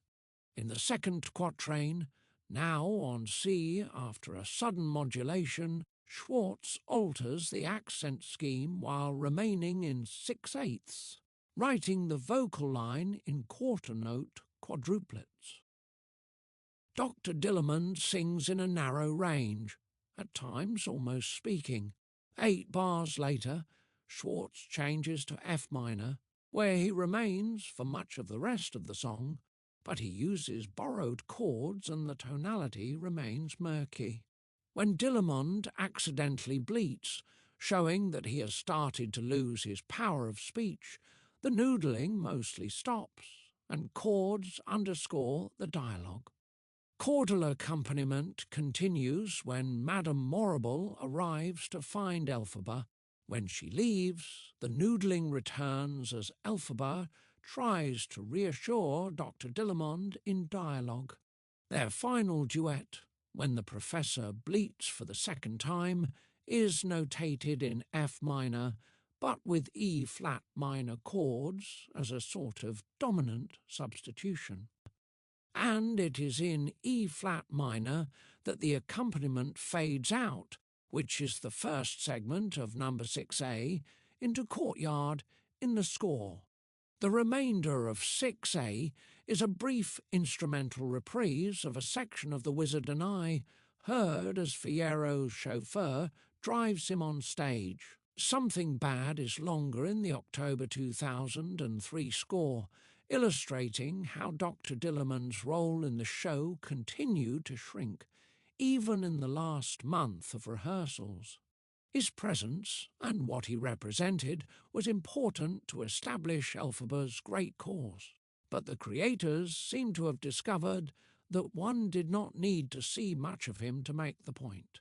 The earlier version of the song bears the revision date of August 25th, 2003. SCHWARTZ cut the first 6 measures, which were mostly in B minor and in a similar mood as the rest of the song, but primarily 16ths and in common time. Dillamond's spoken lines that open the song on the recording were added by hand in the October 2003 score, grabbing the listener far more than the bland Miss Elphaba that had earlier opened the song. The score also includes a cut that would have been heard at 0 feet 45 inches. It was 9 measures and included another of Dr. Dillamond's bleats as he tries to say bad, meaning that SCHWARTZ originally intended him to bleat once and then have several measures of the song's standard accompaniment without singing before he bleats again. In the recorded version, he still bleats twice, but the second is toward the end of the song. The other major change between the two versions is a segment where the melody is different, and Dillamond asks Elphaba to help him in his work by checking books out of the library. Schwartz set the text with harmonic ambiguity, the melody outlining A-flat major and minor, and the accompaniment migrating between D-flat minor and other keys. The earlier score shows that there were only minor changes to Into Courtyard, which follows something bad. Dancing Through Life is a long musical segment, a reflection of the huge amount of time that Schwartz and his collaborators spent on it and the many significant points in the plot that occur during this song and the Ozdust dance. Schwartz has noted that it was the last song he wrote, replacing Which Way is the Party, which did not fit the personality of Norbert Leo Butz when he became Fiyero. Schwartz wrote several measures of 5 versions of the new song in various styles and let his collaborators decide which they liked best. Choreographer Wayne Cilento helped choose the Sting version, which he favoured as a dance vehicle. The opening recitative includes clever rhymes, but there is little unusual about the music as Schwartz makes use of speech rhythms and one pop melisma on No. At a tempo, Schwartz provides 4 measures of what becomes the song's primary accompaniment, but entirely in treble instruments, perhaps commenting upon Fiyero's apparent lack of depth. This unusual accompaniment continues for the first 8 measures of the song. Much of the tune is based on a 3+++3 rhythm in 8th notes that fits the text well. The basic tune is 18 measures long, divided into 2 phrases. The first 3 bars of each phrase are similar, with the departure in the second phrase taking place on a melodic ascent on off as I do. The harmonies are predictable, with one interesting moment being the unexpected D-flat and E-flat chords on Why Think Too Hard when it's so soothing. The second stanza, based primarily on similar music, includes a more insistent bass line and accompaniment. Fiyero's invitation to the dance references 1970s disco like the main tune but varied and in C minor with its own distinctive motives. A segment of the main tune returns, again in F major, with Fiyero singing over choral interjections. What follows had been in the show for some time, Galinda's sob story to Bach to divert his attention to Nesserose. Schwartz modulates to F-sharp minor and applies his penchant for distinctive speech rhythms. When Galinda actually requests that Bach ask Nesserose to the dance, it is over a B-flat major chord, a fair distance from the F-sharp minor where the segment started, echoing the distance that Galinda has managed to move Bach.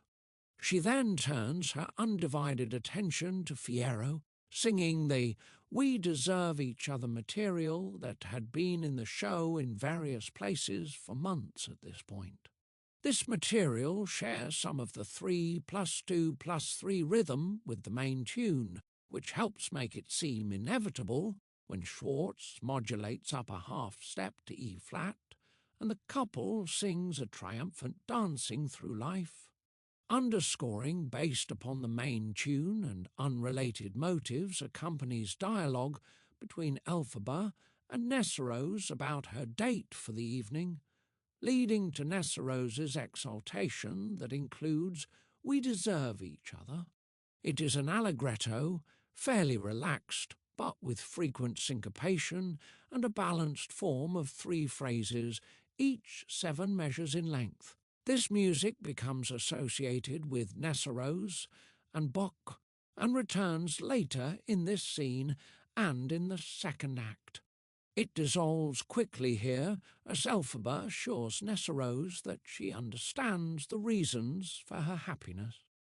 The segment was in G major, and then SCHWARTZ modulates to D for Elphaba's foray to thank Galinda for her assistance to Nesseros, returning to G as Galinda maliciously convinces her to wear the black peaked hat to the dance. The music is like that associated with the chummy Galinda, heard as well in popular, strongly rhythmic with accented offbeats and syncopation, and her solo also includes You Deserve Each Other material. Vieira points out that SCHWARTZ opens the segment in the accompaniment with a brief quotation from What Is This Feeling?, reminding the listener of the antipathy between the girls. At the conclusion of the segment concerning Galinda giving Elphaba the hat in Dancing Through Life, You Deserve Each Other appears yet again, this time in reference to Elphaba and the hat. The Osdas dance, a separate number, follows immediately on track 6 of the OCR. The first 22 measures are based on Dancing Through Life, but the recording does not include 2 measures in the score with a harp glissando, during which Galinda and Fierro kiss. In the next segment, Bach tries to tell Nesseros how he really feels, but he cannot. SCHWARTZ melodically based the segment closely on what Nesseros sang earlier in the scene to Elphaba, but 1 step lower in F major and with a less syncopated melody. For the 4th time in the Dancing Through Life sequence, this exchange includes We Deserve Each Other. There is then dance music based on Dancing Through Life for Bach to wheel Nesseros around on the dance floor and underscore Madame Morrible's invitation to Galinda into her sorcery seminar. Elphaba's dance, number 8 in the score, where Galinda dances with her nemesis and they become friends, is also based upon Dancing Through Life, but little of it appears on the recording except an ensemble version of the main tune that concludes the track. The stage sequence concludes with 7 additional measures of exit music. Comparison of this later score with that from October 2000 and 3 shows that SCHWARTZ made many small late adjustments to Dancing Through Life and the Osdas dance between the 2 versions.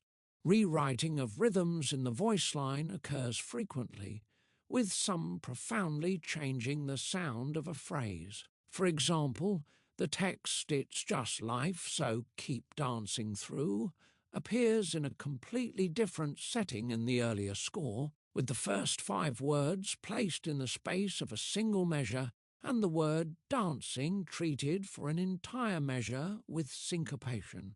In the next phrase, SCHWARTZ rewrote the 2nd and 3rd lines of text and the melody, changing the lyrics from skimming the surface, gliding where turf is smooth, to the swaying and sweeping, and always keeping cool that one hears on the OCR.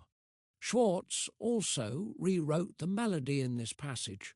Among the many minor changes are alterations to the way some words are declaimed by singers. As Galinda offers Elphaba the black hat, for example, one hears Kristin Chenoweth say the words "You know black" on the recording, but in the October 2003 score, she was to sing those words on J.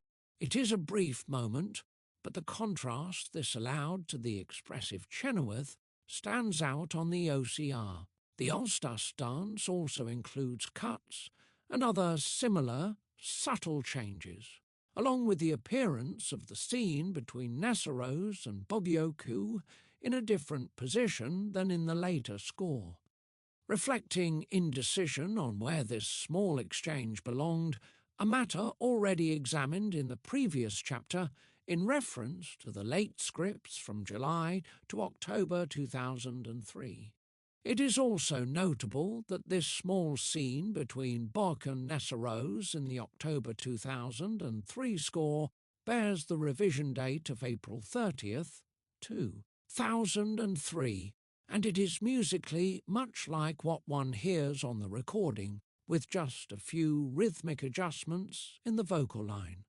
Elphaba's dance in the October 2003 score includes 2 cuts, but a version somewhat like one of these had been restored by October 2004. SCHWARTZ has stated that Popular was an imitation of the shallowness of bubblegum rock, demonstrating the space that Galinda's character occupies at that moment. He compared the song to the Beatles' repertory, but it is intentionally superficial, and he also highlighted the show's political message in Popular. He likes the yodel effect in the song and used it because he knew Kristin Chenoweth could do it, and he admits that the song might sound somewhat like a country tune. The opening recitative has a more active accompaniment and sense of forward drive than most such segments in the score because of the song's perky nature, but SCHWARTZ still pays close attention to the lyrics in his melodic construction, writing in short phrases with several rests until the constant, rapid eighth notes on, and when someone needs a makeover, I simply have to take over.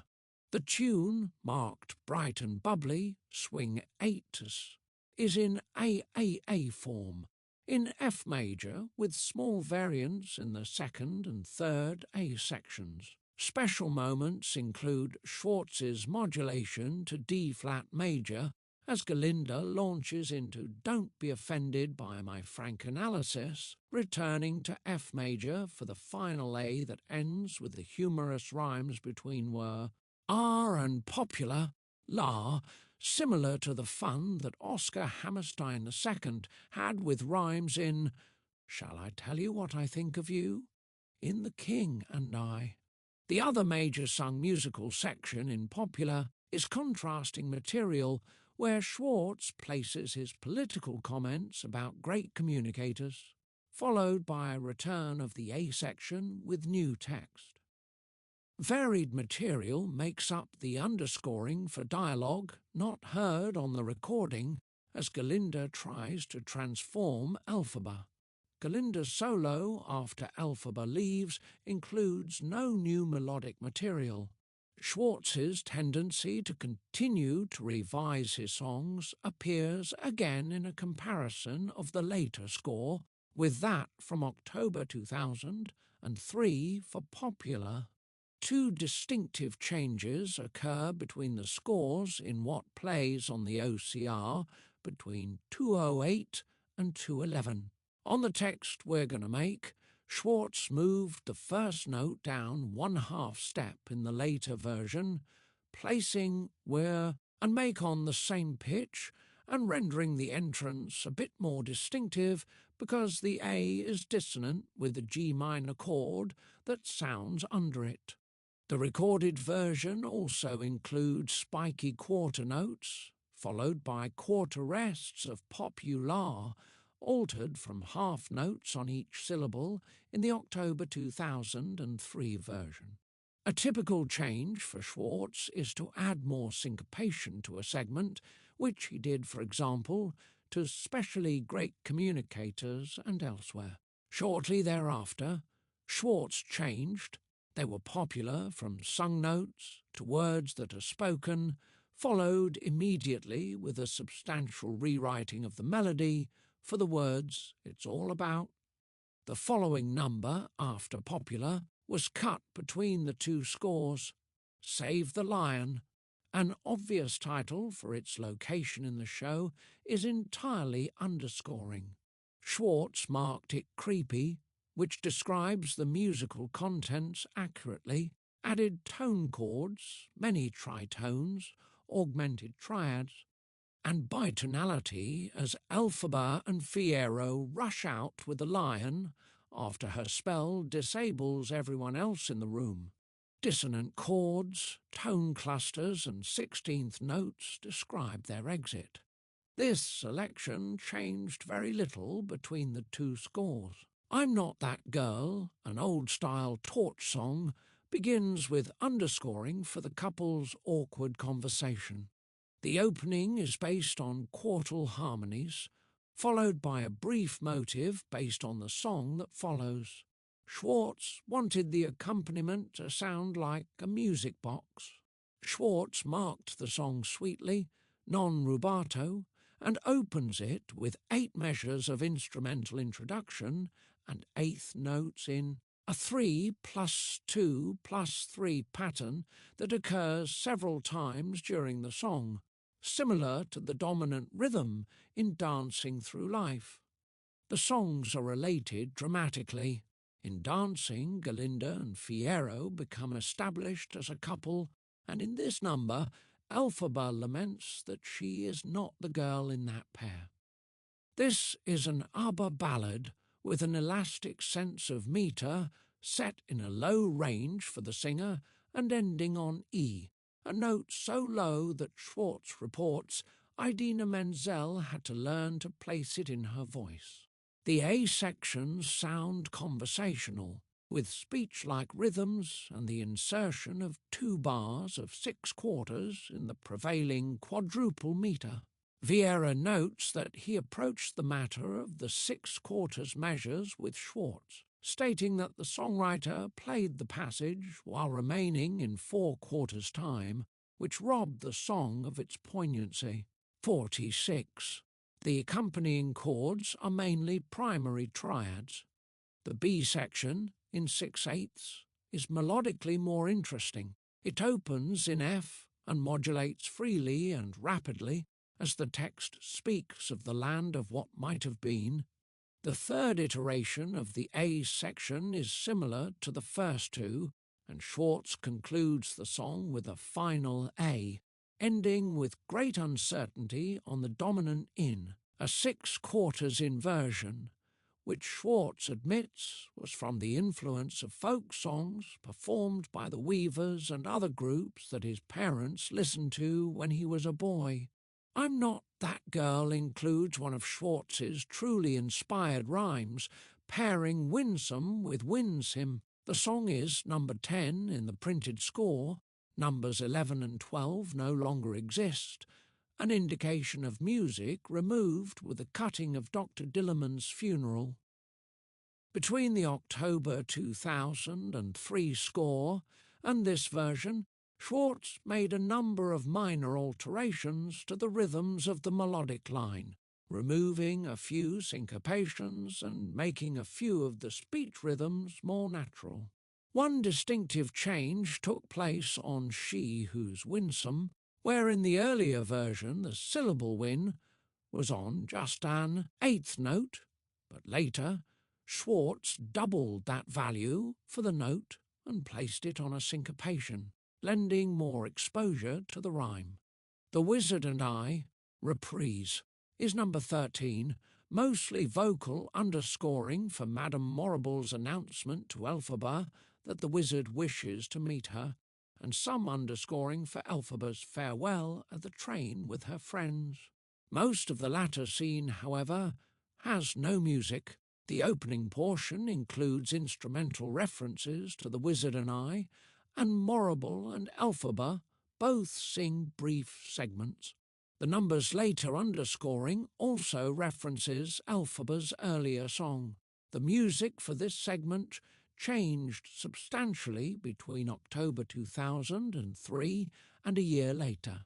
The earlier score seems to show that SCHWARTZ wrote some of this number shortly before the revision date of September 15, 2003, because the first 8 measures are incomplete, with chord symbols provided for the harmony.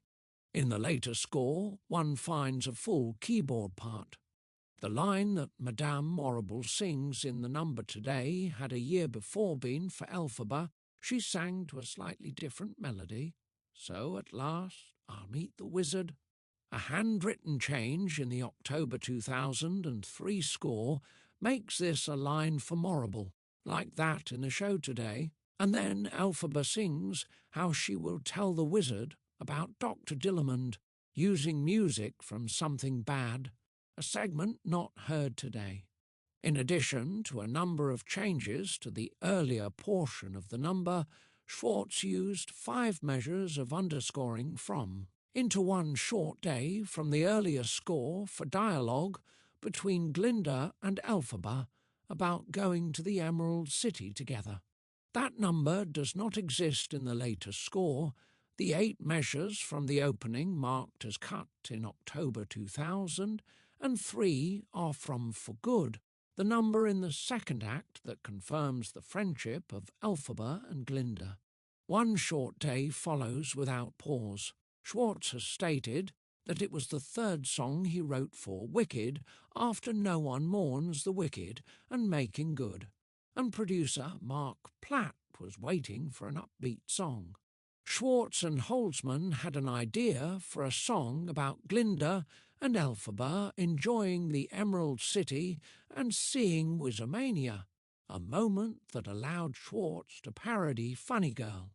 The dominant element is the opening rhythm heard many times, and numerous measures in the song include a 3+2+3 division in 8th notes. The main tune is in 3 phrases, each further subdivided into short groupings of 2 or 3 bars each. The first phrase is in F-sharp major, with a modulation to F during the second phrase.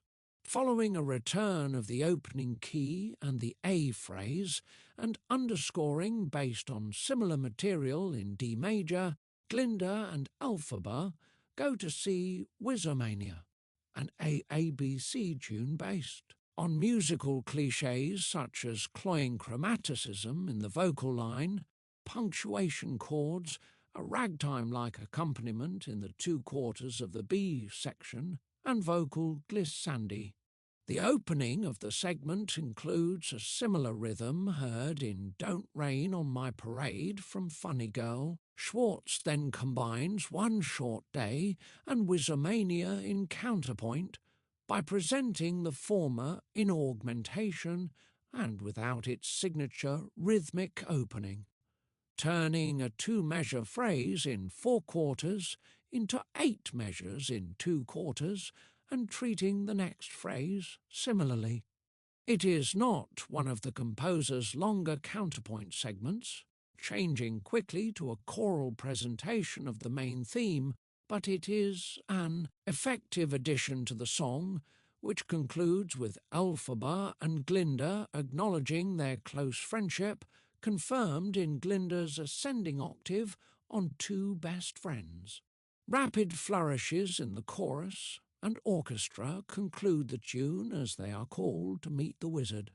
The next number, I Am Oz, underscores their entrance into the audience chamber, providing accompaniment for their terror with low tone clusters and glissandi. The October 2003 score relates a number of changes in lyrics for One Short Day, along with several musical changes similar to those described in previous songs.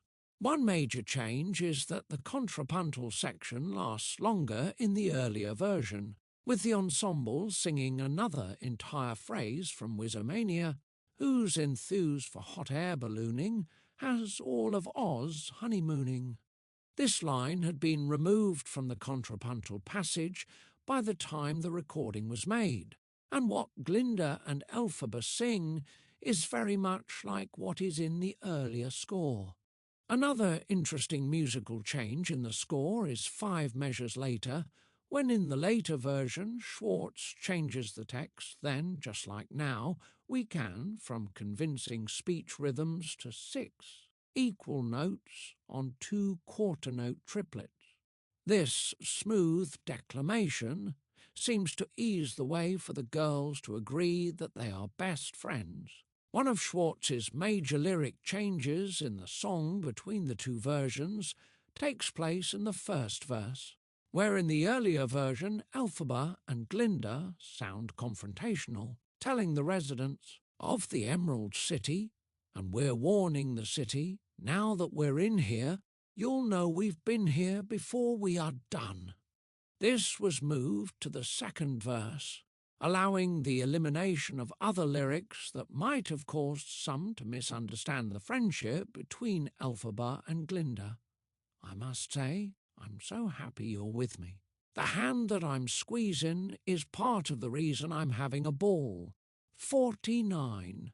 The next number, I Am Oz, changed little between the two scores under consideration here. A Sentimental Man is the beginning of what is nearly continuous music through the end of the first act, taking Elphaba from her exciting initial meeting with the wizard to outlaw status as the Wicked Witch of the West. SCHWARTZ notes that he reused the melodic snippet for the lyrics Everyone Deserves a Chance to Fly in Defying Gravity, and he calls Sentimental Man falsely emotional. The version in the score consulted for this analysis bears the subtitle Joel Grey version, revised in March 2004. The wizard opens the song with a recitative-like passage set in 6/8 and B major marked freely, colla voce. It is a sweet, predictable passage that effectively presents the emotional con-job that the wizard directs at Elphaba and Glinda.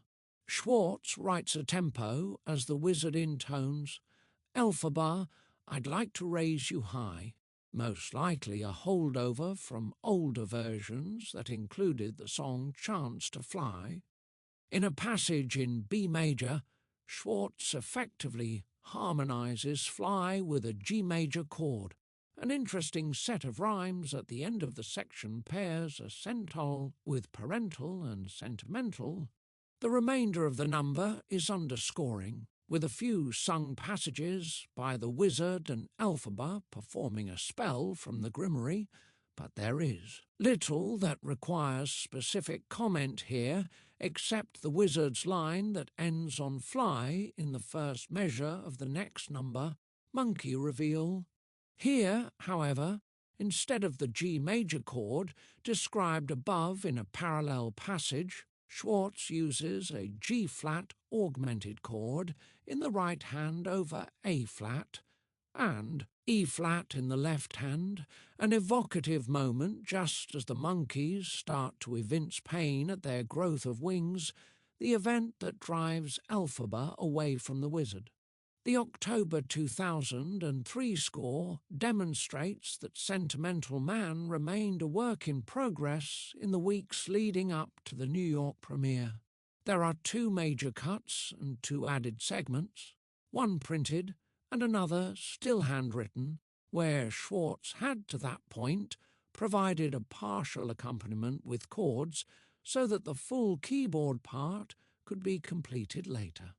His reliance on a previously discarded version of the song may be seen twice in the earlier score, where its states come Sopra San Francisco 15th. Sentimental Man, a clear reference to the song as it existed during the show's tryout and before Joel Grey assumed the part. Rewriting the song for the new wizard involved reworking previous material. Monkey Reveal, number 16, is marked transposed in the score, but there is no evidence as to what the previous key might have been. The B major of Sentimental Man has disappeared, with nothing now in the key signature, but many sharps are written in as accidentals, and one still sees B major chords in this unsettled section as the monkeys grow their wings. After 14 measures, SCHWARTZ inserts material from the act's opening with the monkey groove in the underscoring that follows, where Elphaba hears the wizard and Madame Morrible agree that the flying monkeys will be effective spies, and she learns that she possesses powers the wizard does not, Schwartz mixes noodling triplets with E-flat minor and F minor chords, tritones, and augmented triads with added tones. Finally, the wizard returns to his chance to fly material, here in a minor and 6/8, setting up Elphaba's decision to scream "No!" and run from the room to the accompaniment of the wicked motive, first in a minor and then in F-sharp minor.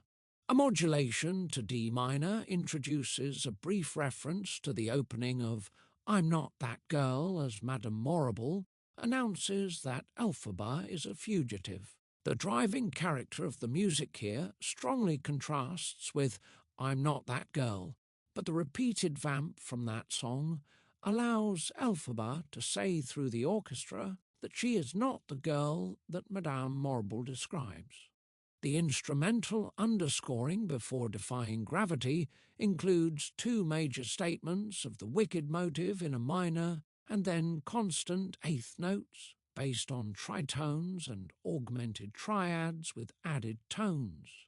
The final chord of the segment is a G-sharp major triad with an added E, a sonority that becomes more important in Act 2.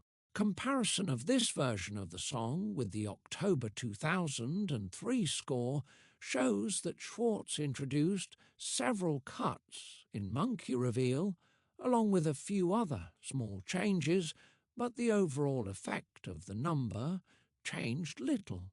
Defying Gravity follows without pause. Schwartz has stated that he originally wrote the song for Elphaba alone, but then realized that Glinda needed to be a part of it, and the opening is all that is left of the song, I Hope You're Happy. What remains of that song is the opening recitative of Defying Gravity, where Glinda and Elphaba confront each other accompanied by chromatic chords of punctuation that move in parallel motion and change to sustained chords soon after Elphaba answers Glinda with her own accusation. Vieira states that the melody that sets I Hope You're Happy Now is the same musical phrase as used with it couldn't happen here in Oz at the end of Something Bad. While the phrase openings are similar, their conclusions are not.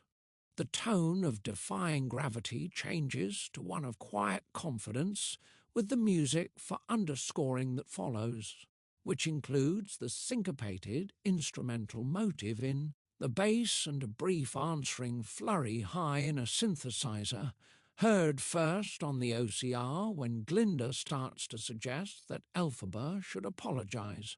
Both the bass and treble motives sound several times during the underscoring that accompanies Madame Morrible's second announcement about Elphaba, where Morrible declares her a wicked witch. Glinda and Elphaba sing more recitative, as Glinda urges her to go back to the wizard, where she might still be able to realize her dreams. But Elphaba declines, stating that she can't want it anymore. Vieira mentions the connection of this segment to The Wizard and I because Schwartz provides Glinda with material that sets When I'm with the Wizard as she sings You Can Still Be with the Wizard.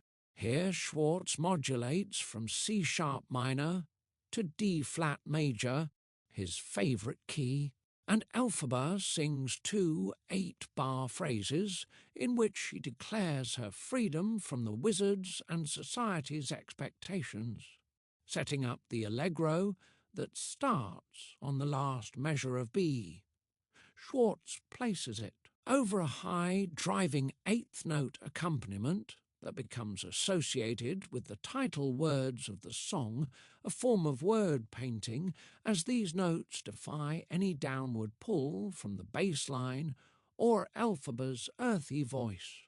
Elphaba's C music is two similar four-measure phrases with a two-measure tag on You Can't Pull Me Down. The melody is angular, mostly triadic, with the leaps allowing the singer to move between ranges and explore a variety of timbres. Over the two main motives of accompaniment identified above, Glinda tries to burst Elphaba's bubble in conjunct quarter-note triplets based on the accent scheme of her text, but Elphaba goes right back to her. Defiant A and B phrases, similar to those above, but now with a new text, at a faster tempo and with a more active accompaniment that often matches the vocal line's syncopations.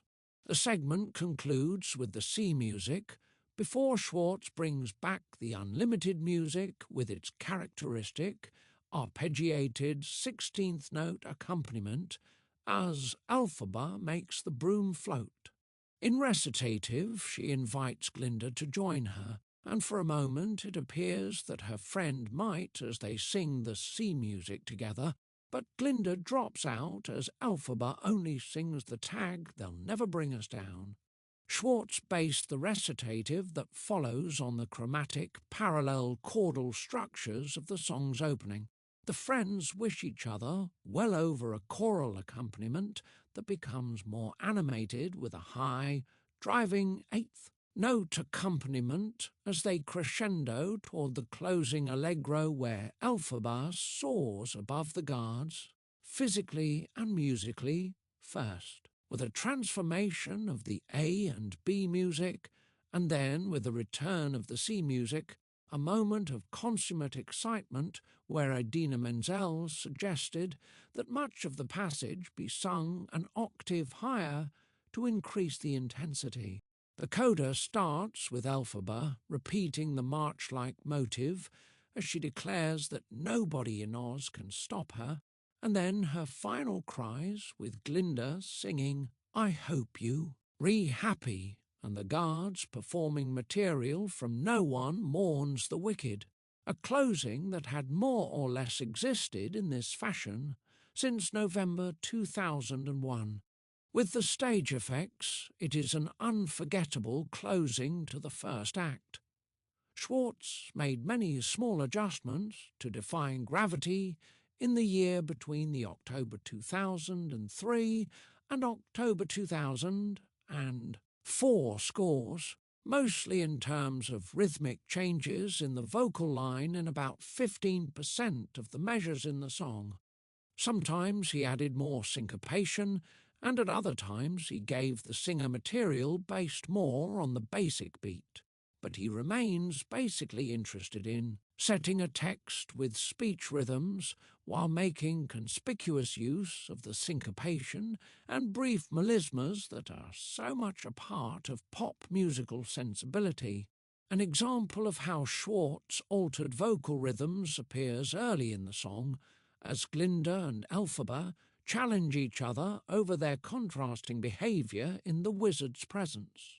Glinda first speaks, "I hope you're happy," followed by singing, "I hope you're happy now," sung mostly in quarter notes on the beat, a major change from the syncopated line that appears in the October 2003 score.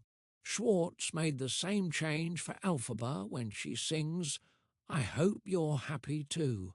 These changes allow the passages to fit in better with the material around it, also mostly on the beat.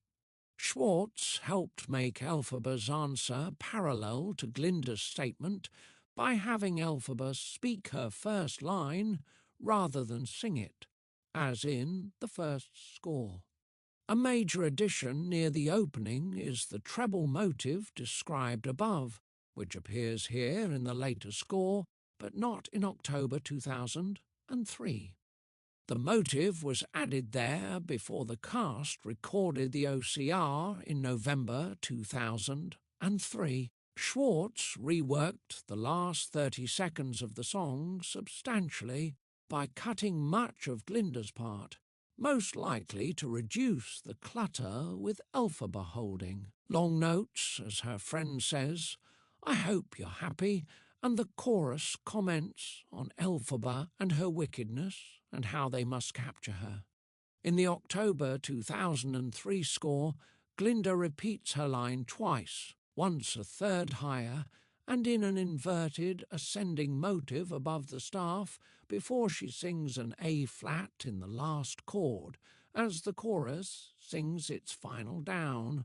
Schwartz cut out all but the first "I hope you're happy" in the later version, and that is also what one hears on the OCR. To open the second act, Schwartz provides material that sounds like a continuation of Defying Gravity, but soon the ensemble enters in unison with material from No One Mourns the Wicked. In B-flat minor, quickly modulating to F-sharp minor, setting up new material in which soloists describe the Wicked Witch of the West's presumed activities.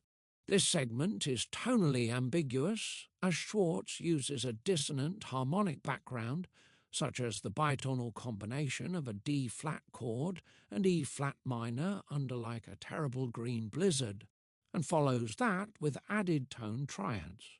The main melodic material of No One Mourns, more or less in C minor, but first with many parallel fourths, follows with new text, fading out on repetitions of Where Will She Strike Next? Examination of the October 2003 score reveals few differences from the source of a year later. Thank goodness, part I follows immediately. Schwartz has noted that his first inclination with Winnie Holzman was to open Act 2 with a number about how the Wicked Witch of the West's reputation had spread around Oz, and he spent weeks trying to write such a song at the end of 2000.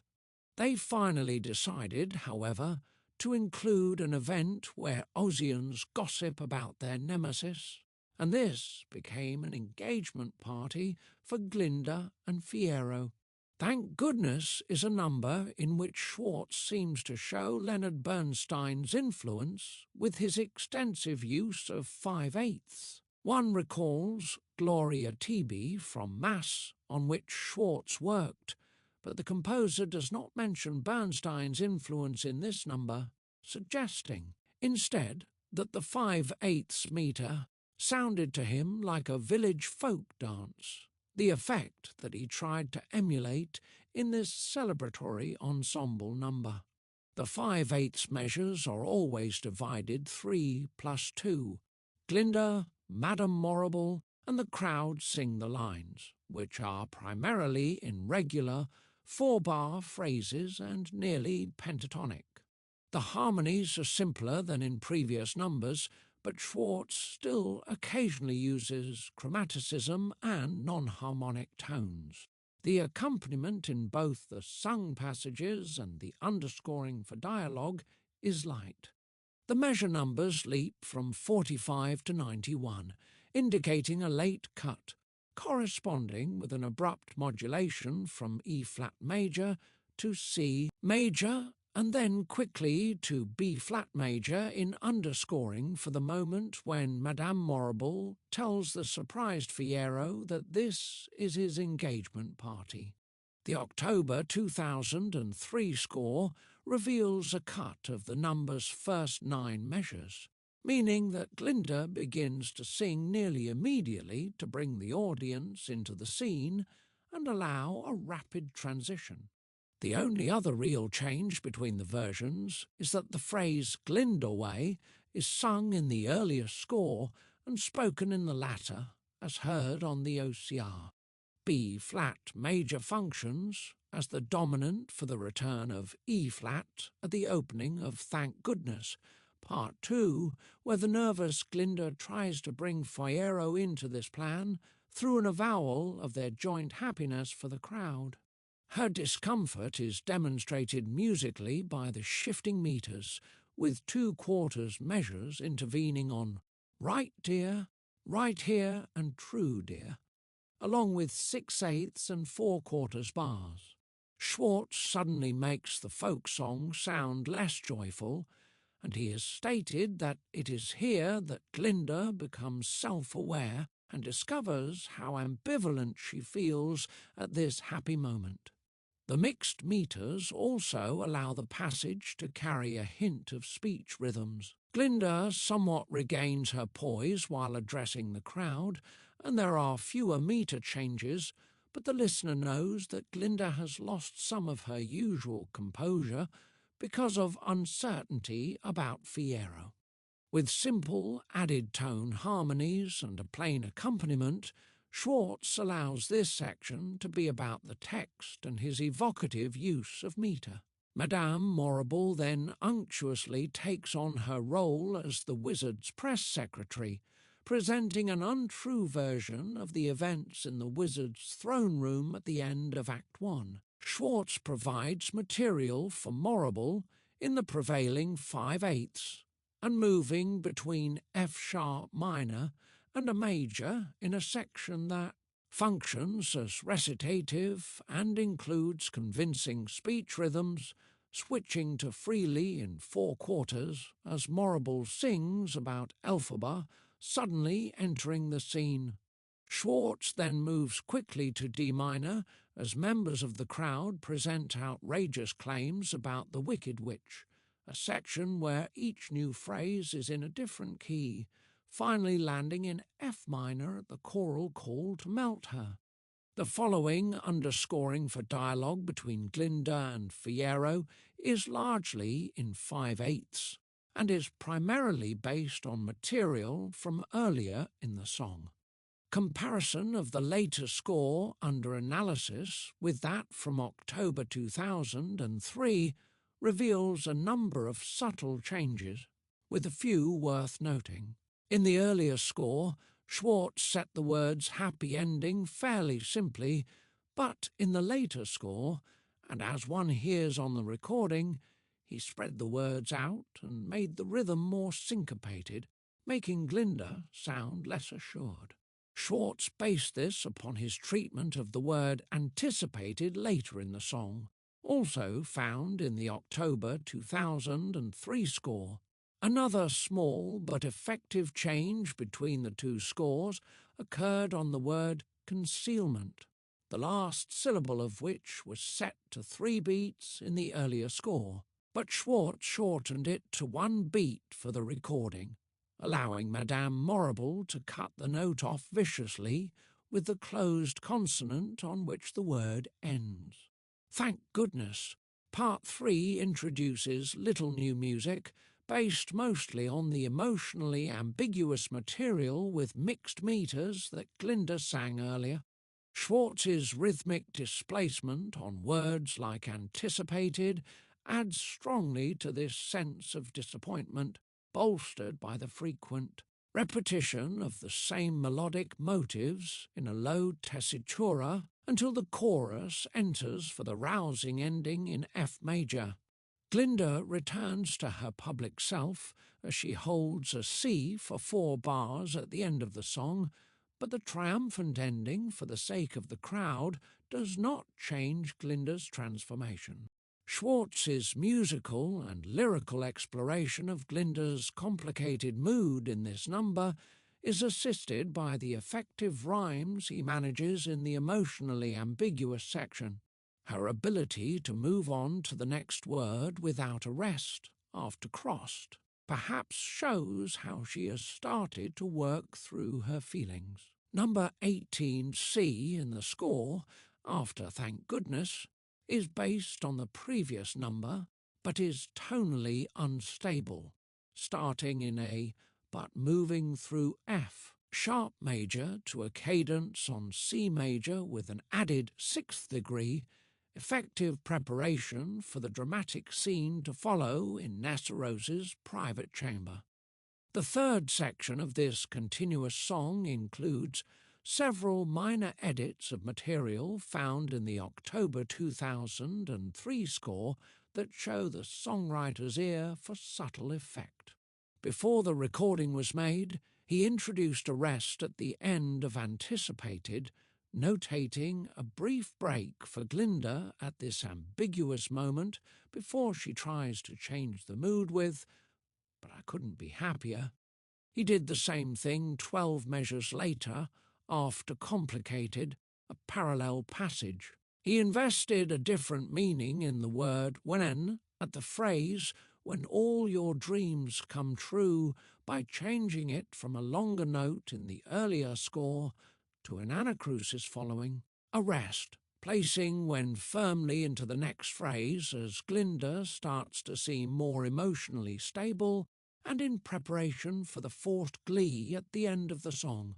Schwartz made a similar change to the words when you're later, again adding a rest and making these words an anacrusis, sweeping them into the next phrase and helping provide the needed forward motion at that moment. It also allows the singer to breathe. The October 2003 score reveals that After Thank Goodness was an incomplete sketch in October 2003, but it was surely close to the form one finds in the October 2004 score by the time the show opened. There's Elphaba is one measure in length. As Elphaba magically appears in Nessarose's mirror, Schwartz uses the bitonal structure of a G-sharp major chord against an E major chord, creating a structure incorporating two augmented triads. The E of the E major triad clashes with the D sharp of the other triad and suggests an augmented sound, and the B sharp of the G sharp chord provides the same function for the E major triad. Consciously or not, Schwartz made frequent use of augmented sounds with added tones at appropriate moments in this score. The October 2003 score shows that this measure had been composed recently because it is handwritten without a date of composition or revision provided. Number 18, E, is Wicked Witch of the East. Intro, instrumental underscoring for the only major song in the score that does not appear on the OCR. As Elphaba learns that her father has died, Schwartz softly quotes the Wicked motive, and the opening of No One mourns the wicked. At its conclusion, Nessarose cuts off her sister to begin the selfish rant that opens the song. The material with which she begins the song had existed since at least August 2000. It is in C-sharp minor and 6/8, and marked angrily, composed in 3 phrases of 4 measures each, with a faster harmonic rhythm in. The last phrase based on the circle of fifths, as Nessarose declares, scrounging for scraps of pity to pick up and longing to kick up my heels. After 4 bars of underscoring, Elphaba starts to chant from the Grimory over a C-sharp pedal under augmented triads on C, G and E, or figures based on them, sometimes with added sevenths. Evocative underscoring accompanies Nessarose's first steps, before Elphaba sings how she has finally done something good, based on music from something bad. The accompaniment includes 3 statements of the unlimited motive, launching a segment of underscoring based on the triplet noodling from something bad as Bach enters the room and is surprised by Elphaba's presence. The unlimited motive sounds again before Bach sings to Nessarose how he wants to leave for the Emerald City to convince Glinda not to marry Fiyero. This is to the same music that Bach and Nessarose sang in Act 1, introducing rich irony because when Bach last sang the material, he lied to her about how much he cared for her. For example, here he sings the text, and I've got to appeal to her, express the way I feel to her, to the same music that he had sung, because you are so beautiful, to Nessarose. This segment is in D-flat major, moving to C-sharp minor for Nessarose's recitative as she grabs the Grimory and puts a spell on Bach. Schwartz does not set Nessarose's chanting to music, placing it in dialogue over bitonal underscoring that again includes augmented chords with added tones. As the section ends, it is clear that Nessarose has placed Bach's life in danger, and she blames Elphaba for showing her the Grimory. A contrapuntal section follows in which Nessarose sings the music that she shares with Bach while pleading for his life, while Elphaba chants another spell. The segment is in G major, a tritone away from when Bach sang the music earlier in the scene. The underscoring that follows includes Elphaba's final farewell to Nessarose, which includes a motive from Nessarose's music, and then no one mourns the wicked, as Elphaba says to her sister that she has done everything she can for her. Long chords, mostly bitonal and again with augmented elements, underscore the short scene between Bach and Nessarose after Elphaba's exit. What was clearly this scene's complex development continued as SCHWARTZ worked with the October 2003 score, which transmits two numbers for The Wicked Witch of the East with different titles, Defying Gravity and We Deserve Each Other.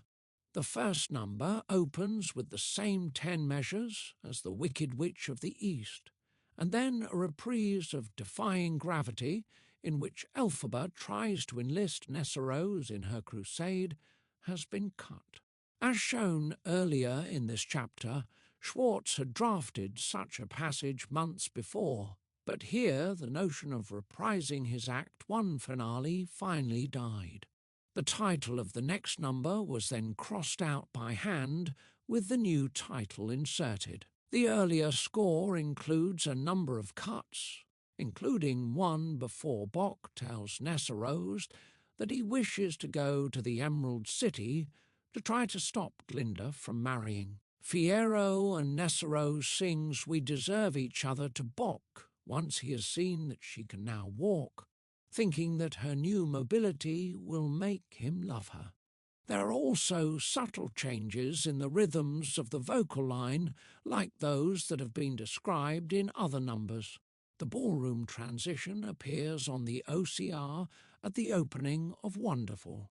It is a dance-like, grand setting of music from No One Mourns the Wicked that easily makes one imagine couples whirling around a dance floor in an elegant room. Toward the end, SCHWARTZ includes the first 4 notes of the unlimited motive. In the October 2003 score, one learns that this dance arrangement is by Jim Abbott, and 4 measures were added at the end of the selection between the earlier score and the OCR recording. Wonderful is the pivotal song in Act 2. Elphaba returns to the wizard and he nearly charms her into his fold, but that becomes impossible when she discovers Dr. Dillamond, who is unable to speak. Vieira applies the appellation charm song to this number, a term used by Lehman Engel to describe musical theatre songs where a character tries to endear himself to another character, the audience, or both. The song is a musical pastiche from the early 20th century, with touches of ragtime and vaudeville that Joel Grey could present with aplomb. SCHWARTZ states that he quotes The Wizard and I in the song and considers Wonderful the most political song in the score. Vieira calls Wonderful the only true pastiche song in Wicked 65, but it should be noted that SCHWARTZ accessed similar influences in most of the music associated with the wizard, including his short seduction number for Elphaba's mother at the beginning of the show, and A Sentimental Man. The score consulted for this analysis includes the original Joel Grey version of Wonderful with the old ending, and Joel's key. The majority of the piece is in F major. Following underscoring for dialogue in G major, the wizard wanders into his song as speech becomes recitative. SCHWARTZ includes evocative melodic touches, such as his treatment from Then Suddenly, I'm Here to Someone to Believe In, where SCHWARTZ applies primarily stepwise writing but finishes the phrase on the highest notes. The end of the recitative brings mention of the wizard's balloon on the dominant as the accompaniment provides an extended arpeggio on a C major minor chord, a decidedly vaudevillian gesture. The chorus of Wonderful is in double A-R-B form. The melody is a lively mixture of conjunct and disjunct motion, much of it built around a descent from A to C sharp, resolving to D, which first sounds on the title word. The accompaniment includes tremolo, hints of chromaticism, pa figures, and fast ornamental scales. Related material figures in the following underscoring before the soft shoe, during which the wizard presents his cynical view of history. Schwartz's imitation of the vaudeville sound includes the banjo accompaniment and suspension of the swinging eighth notes for the final measure on the punchline, so we act as though they don't exist. After the wizard intones the dominant 3 times over predictable, changing harmonies, he launches back into the chorus for 11 measures before more conversational writing with chordal accompaniment, as he offers Elphaba the chance to work with him.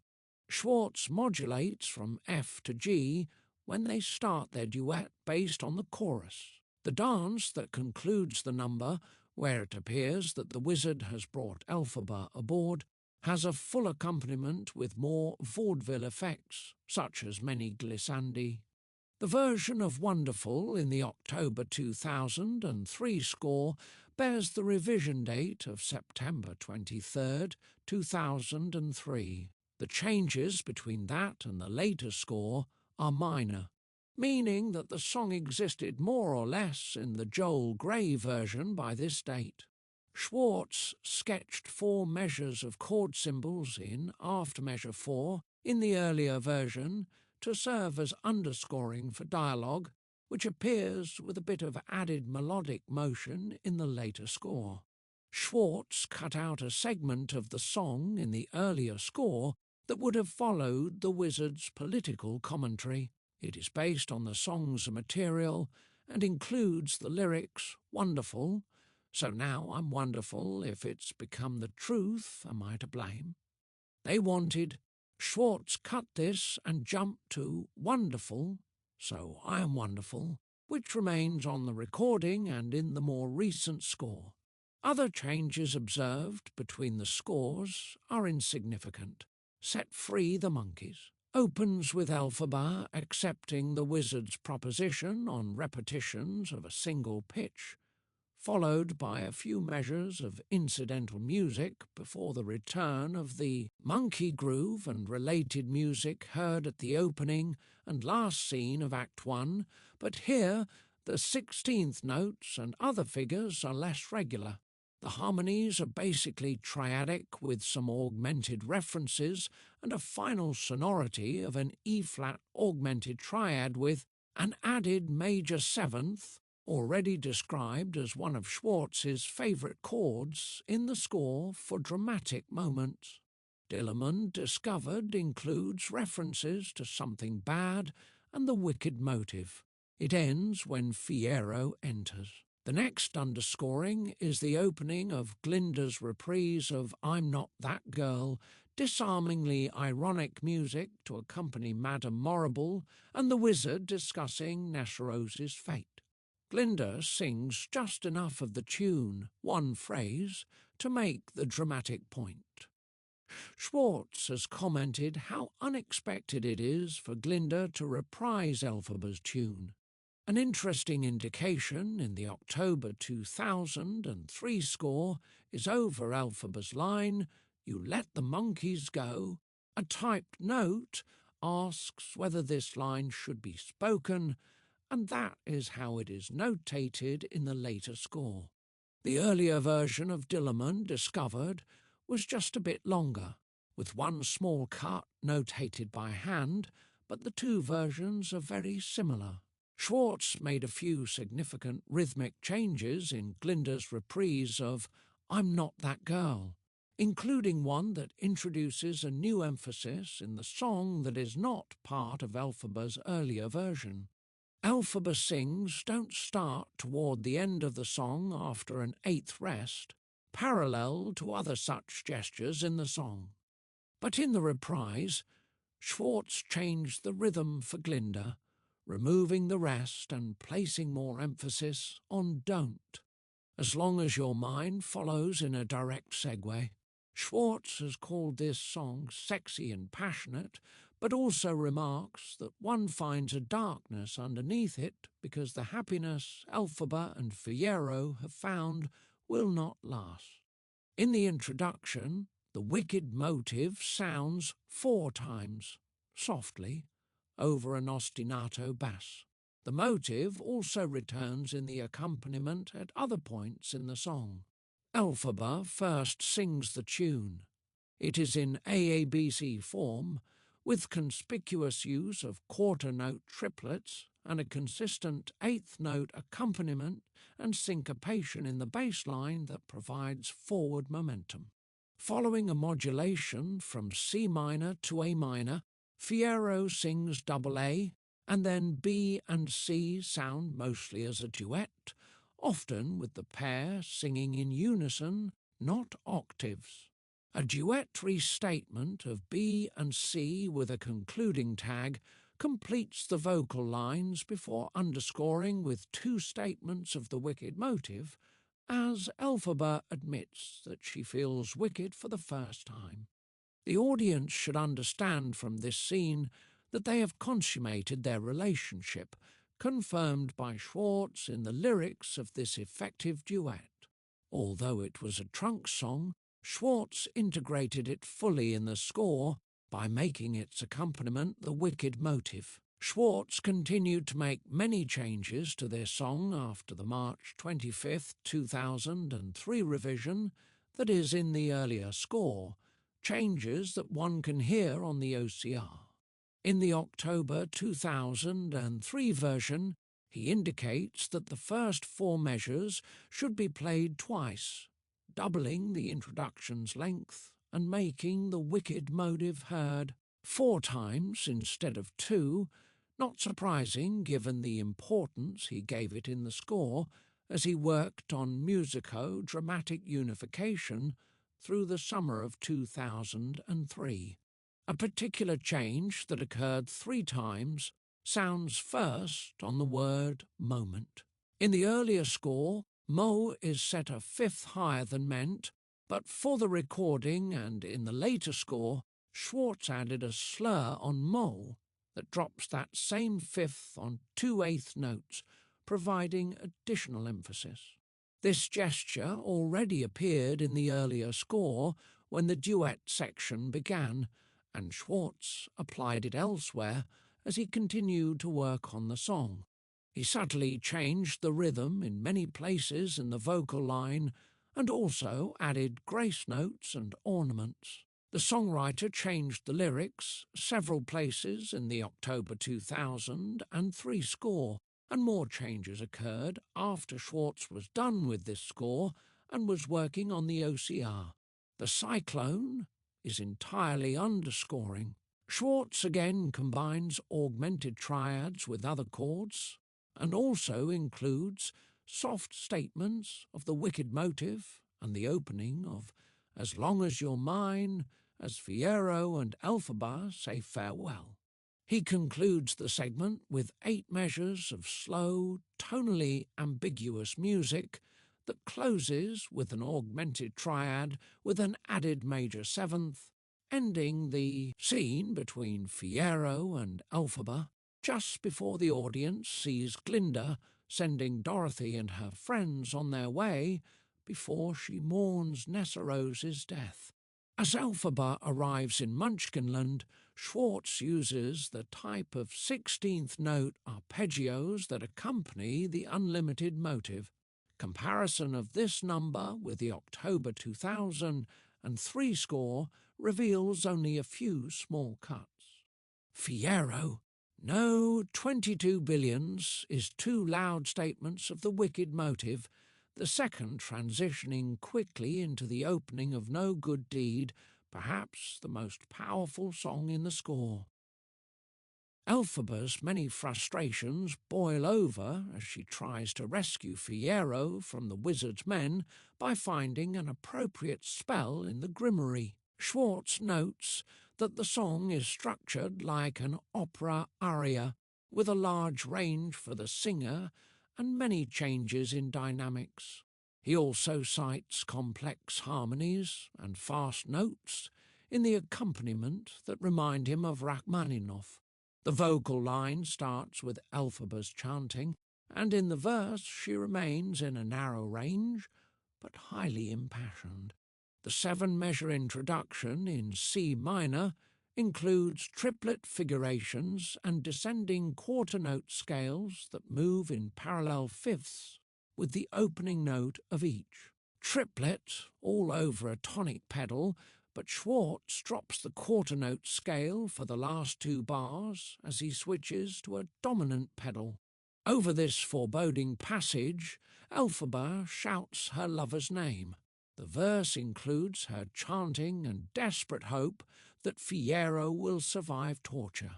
The descending scales in parallel fifths tend to correspond with her English statements, while the accompaniment for the chanting is lighter. Schwartz modulates up 1/2 step 3 times during the verse, each time without harmonic preparation, using similar melodic motives in each key and building considerable tension before the chorus starts. Schwartz changes the accompaniment pattern from triplets to constant sixteenths, as Elphaba starts her long note on supply that concludes the verse. 5 bars later, the chorus opens in B minor as she intones "No Good Deed" on 3 consecutive quarter notes, a distinctive statement from a composer for whom syncopation seems almost habitual. Each time she sings the title words, Schwartz uses the same rhythm. The chorus opens with a 15-bar segment that breaks into 2 phrases, the first in 7 measures, where she starts to sing a more angular line, except for repeating "No Good Deed" twice, all on F-sharp. The second phrase complements the first, ending with a more angular statement of the title text as Schwartz modulates to G-sharp minor, this time with harmonic preparation. The chorus is in an irregular form, perhaps reflecting Elphaba's desperation. The sixteenths continue in the orchestra as she quietly names those she has lost: Nessa, Dr. Dillamond, and now, perhaps Fiyero, with the second loud statement. High in her range and corresponding with yet another modulation, this time up a diminished third to B-flat minor for 2 loud statements of the wicked motive. Elphaba becomes introspective, entering a passage more like recitative and without accompaniment in sixteenths, as she wonders if she has caused all of this herself. Schwartz continues to exploit dramatic modulations, in that brief passage modulating upward twice. In a dramatic gesture in the last 5 seconds of that brief section, Schwartz has landed on the key of F-sharp and melodically decorates the tonic and fifth of the chord with accented non-harmonic tones a half step higher, setting up a return of material from the opening of the verse with the driving sixteenths. Vieira compares Schwartz's musical build-up to what sounds just before Elphaba's father and the midwife discover that Elphaba is green at her birth, calling the segments nearly identical 69, but they are not the same intervallically or harmonically. No new musical material appears, but Schwartz continues with the frequent modulations as Elphaba delivers her vow to never attempt to do anything good again, ending her portion of the song. Fiyero is longer in the October 2003 score, 16 bars with underscoring for Elphaba's escape from the site of her sister's death, while Fiyero holds Glinda captive. The first 12 measures, including the wicked motive and material from As Long as You're Mine, were cut. Lines from Glinda and the Wizard's guards surrounding Fiero's arrest indicate what this served as underscoring for, and that section of the scene includes no music in the staged version of the show. Comparison of No Good Deed between the two scores reveals the types of changes in vocal rhythms and the subtle rewriting of the melody that have been documented in earlier numbers. SCHWARTZ, for example, fashioned a new melodic line for 2 measures late in the song that allows Elphaba to project more energy. The song reaches a level of maximum intensity just before the title text returns at 2 feet 30 inches. SCHWARTZ then takes Idina Menzel into the middle of the staff for No Good Deed, drops her to the bottom of the staff on all helpful urges should be circumvented, and then stays in the lower tessitura in the October 2003 score for A Repeat of No Good Deed Goes Unpunished, less effective than his final consideration, the return to the slightly higher range where Menzel packs a considerable wallop on the phrase. SCHWARTZ provides an ending to No Good Deed so that Elphaba's big scene may be applauded, but the same music continues into March of the Witch Hunters.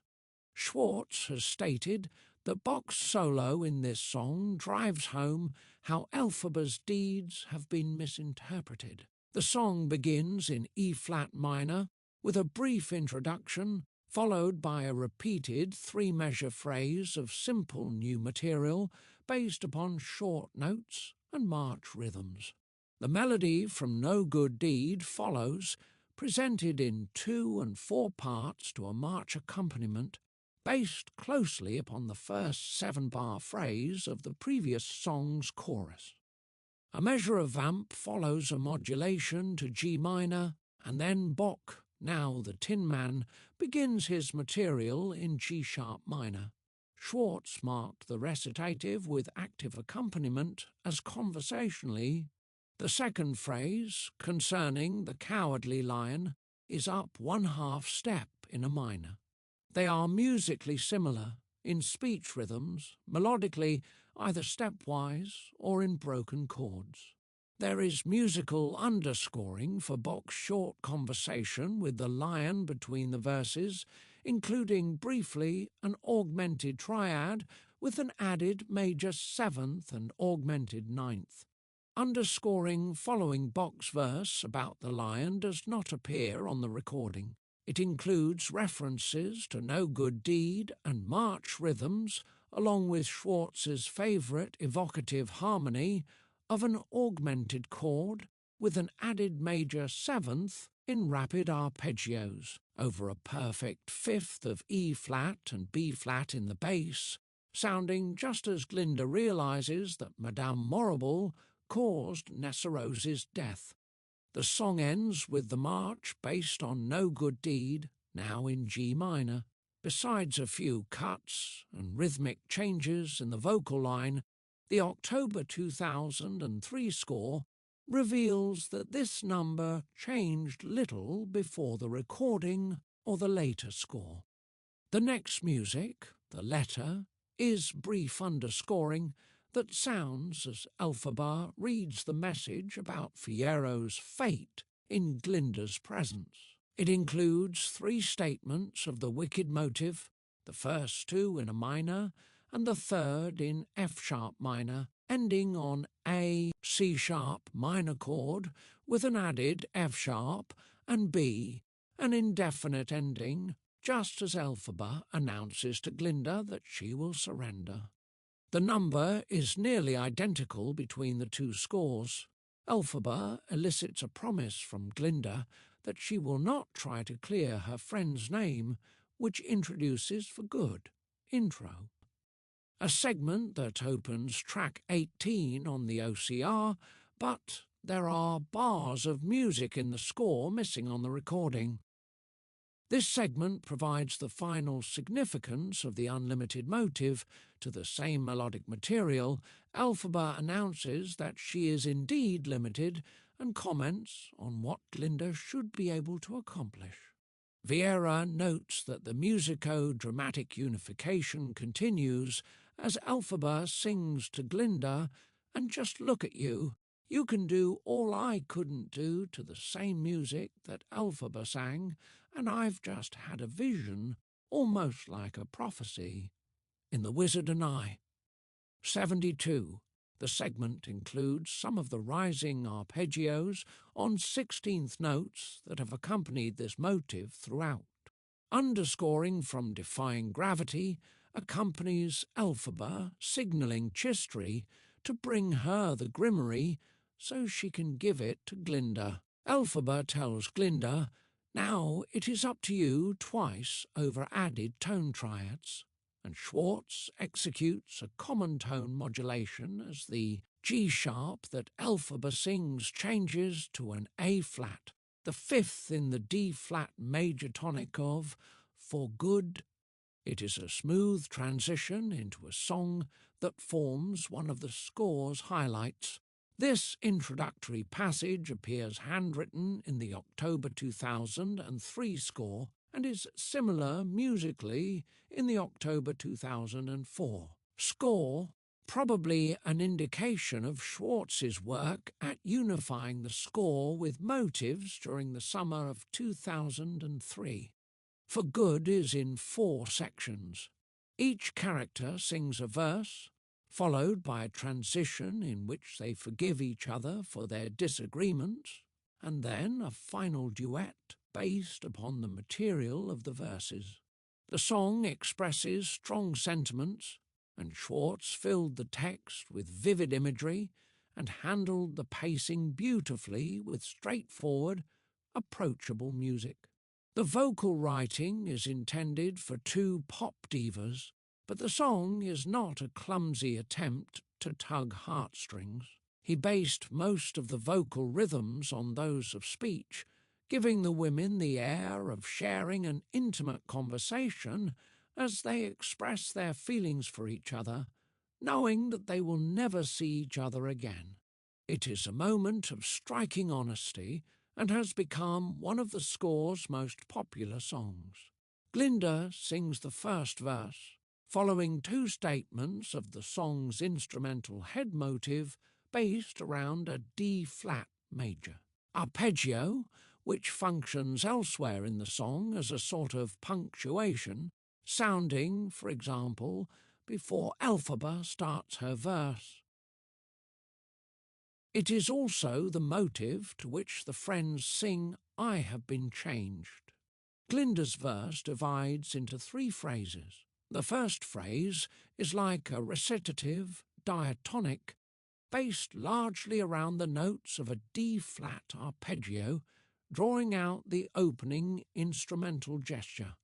There is effective use of textual and musical rhyme when the same melodic gesture sets I've heard it said and we are led, the latter near the phrase's midpoint.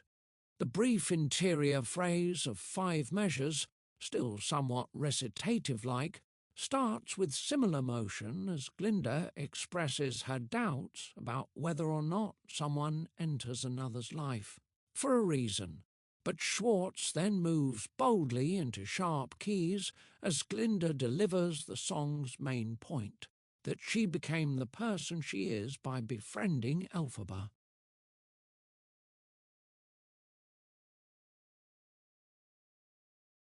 The final phrase, somewhat more melodic, shares material with the first, again emphasizing the notes of the tonic chord, but with a satisfying instrumental imitation of the motive to which she sings, Because I Knew You. Glinda asserts that Elphaba's friendship has changed her for good.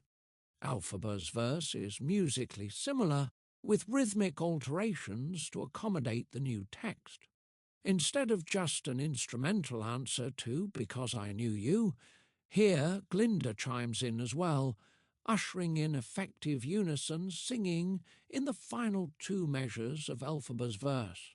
On the word good, SCHWARTZ modulates more or less to E for Elphaba's brief apology and Glinda's conciliatory response, what might be called the B section of a large AAB in the song, but the individual sections seem a bit long for the listener to perceive that classic song form.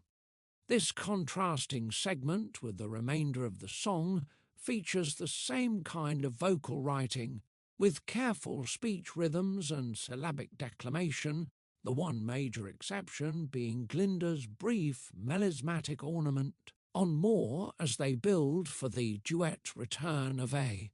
In an age when many pop songs include melismas, it is striking to see how SCHWARTZ stuck to speech rhythms in for good. The final section of the proposed large form includes only the final phrase of the verses sung by Glinda and Elphaba, but here the original 10-measure phrase has been extended by imitation and repetition.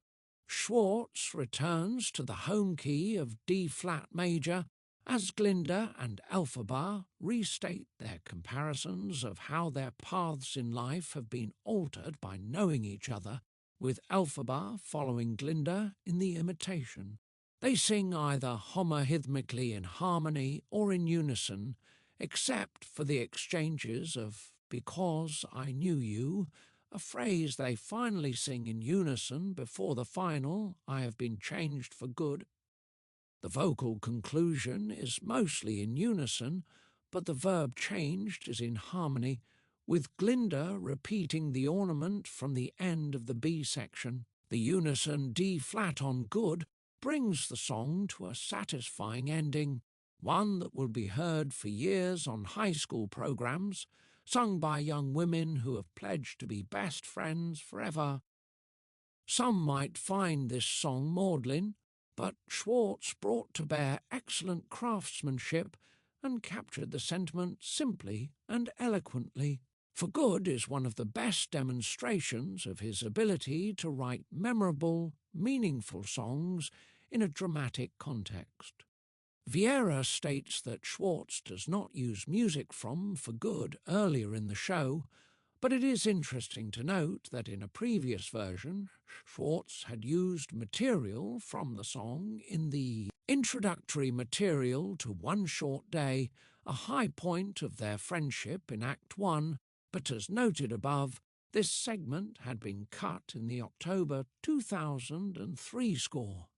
The October 2003 score shows that SCHWARTZ reconsidered many of the vocal rhythms as he finalized the song, introducing changes in more than half of the measures.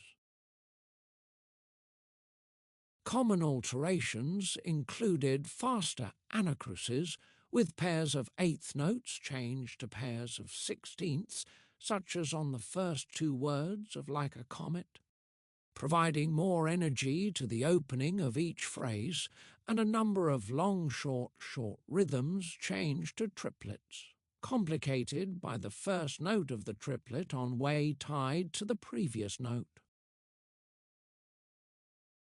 The triplets provide smoother declamation in a number of cases.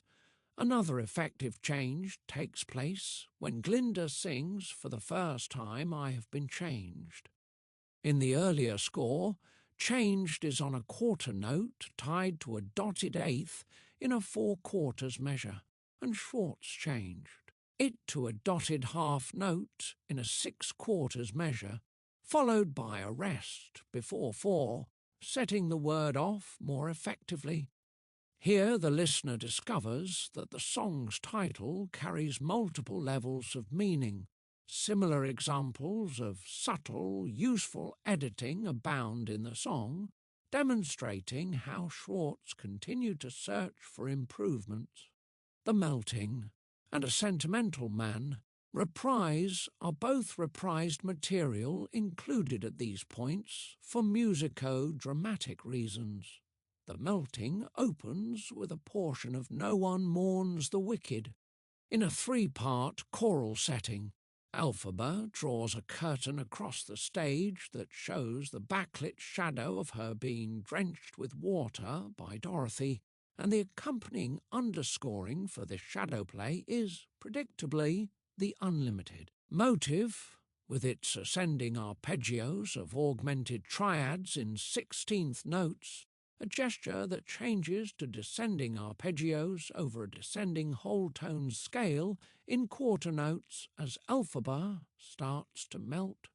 Glinda witnesses this from the other side of the curtain, and the underscoring that accompanies her search for her friend and her discovery of the green elixir bottle comes from For Good, more or less, the 10-measure segment that concludes the verses sung by each character, and also concludes the song in the duet version. The last music heard in the segment is what sets I Have Been Changed for Good. The October 2003 score reveals that this number changes little, with a minor cut and one rhythmic change in a vocal line. Glinda returns to the wizard's palace with Elphaba's green bottle, proof that the wizard was her friend's father. The next music, a pre-recorded excerpt from his seduction song to Melina early in the show, begins as the wizard realizes his paternity. In a section marked freely, he croaks out a bit of a sentimental man, only able to speak of father. The underscoring that concludes the scene continues material from the same song for a moment, but it changes to a transformation of wonderful as Glinda orders him to leave Oz and he trudges off the stage a broken man. SCHWARTZ does not end the scene in D-flat, moving to C and then to G major and E minor. Perhaps the key of For Good cannot be used for the wizard to make his exit.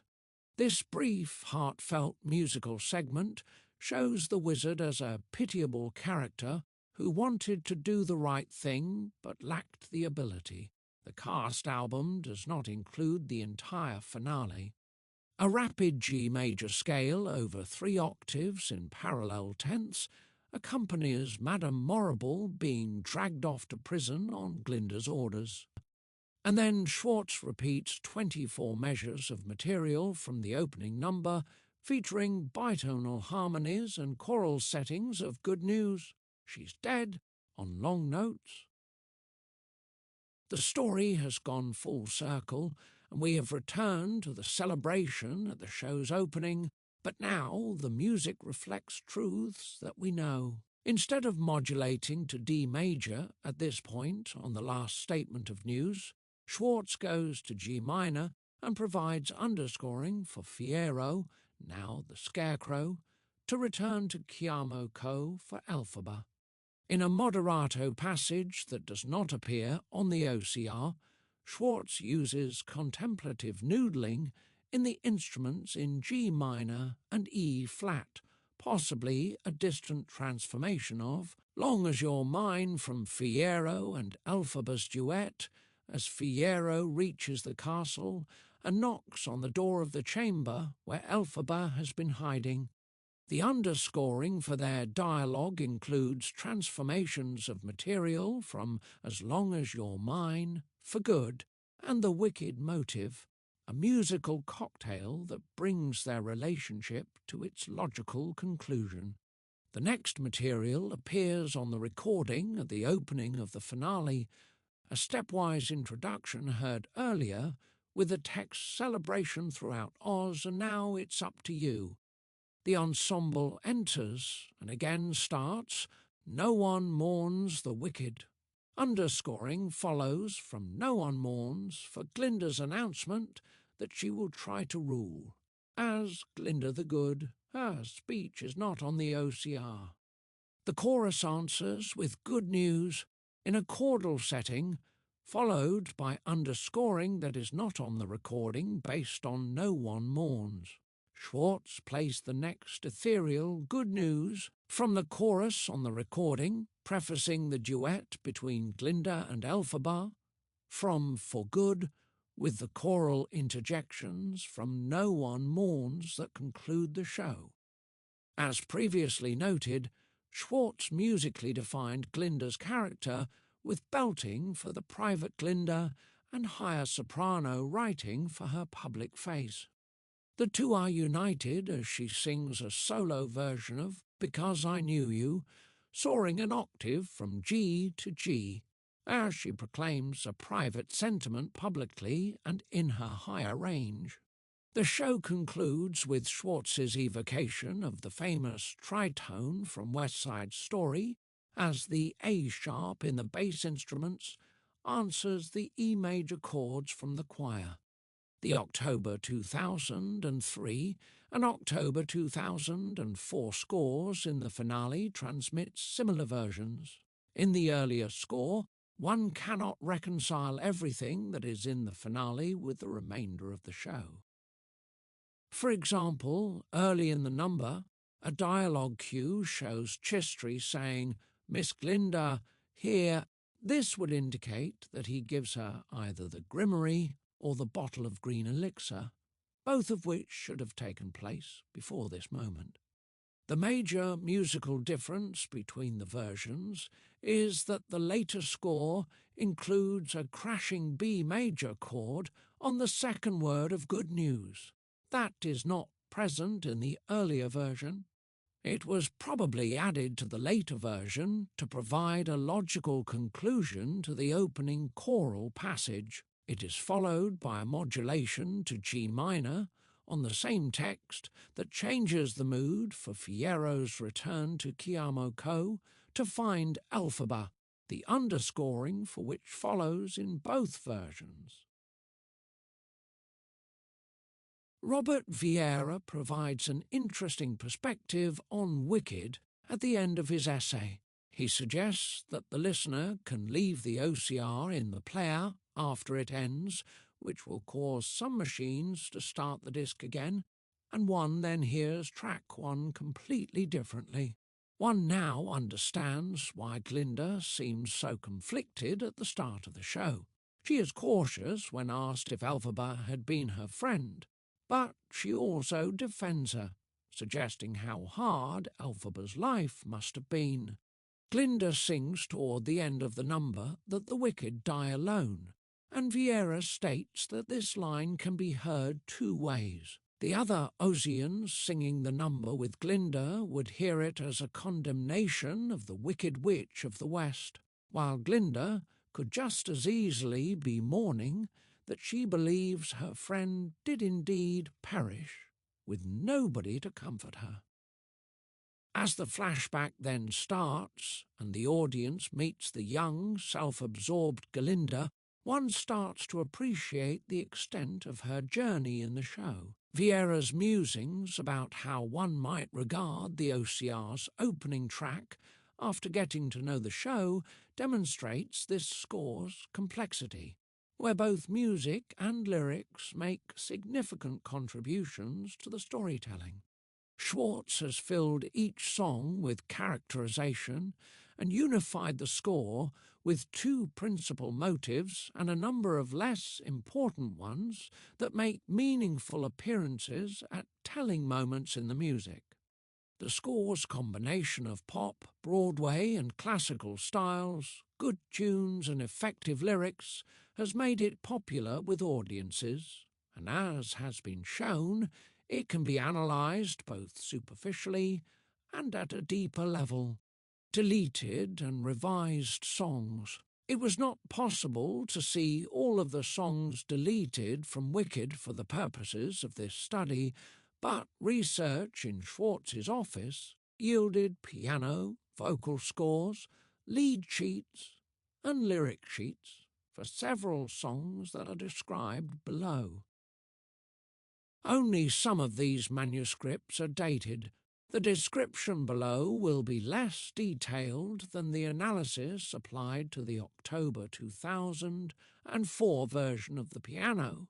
Vocal score, but a representative sample of deleted songs, will illustrate ways that the Wicked score might have been substantially different.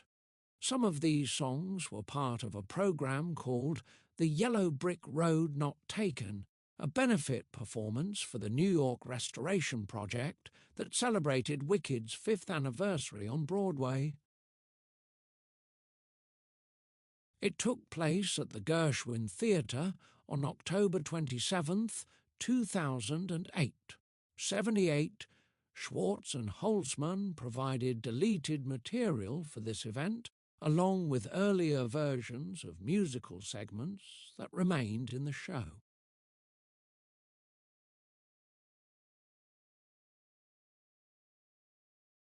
The songs were arranged and orchestrated by Ben Cohn, a keyboard player in the Broadway Pit Orchestra for Wicked and its associate director. Schwartz made available these scores for this study. Few bear dates of revision. From before Wicked opened, most of the dates on the scores refer to when Cohn arranged the songs for the benefit. It is therefore difficult to know when each of these songs existed in this state. Indeed, it cannot be established whether or not any of the songs ever existed in precisely the version one sees in these scores, although one assumes that Cohn retained most aspects of Schwartz's drafts. It should be noted, however, that there are new spoken lines in Cohn's scores that poke gentle fun at some of the material performed for the benefit. For example, in the 4th segment of the opening in YBR, one of the fanatics asks Galinda if this was really how the show opened at the time. Clearly, Cohn and others who worked on the benefit desired to make the show entertaining, but one would expect that the basic thrust of each number remained, since the show's raison d'etre was to present material cut from Wicked.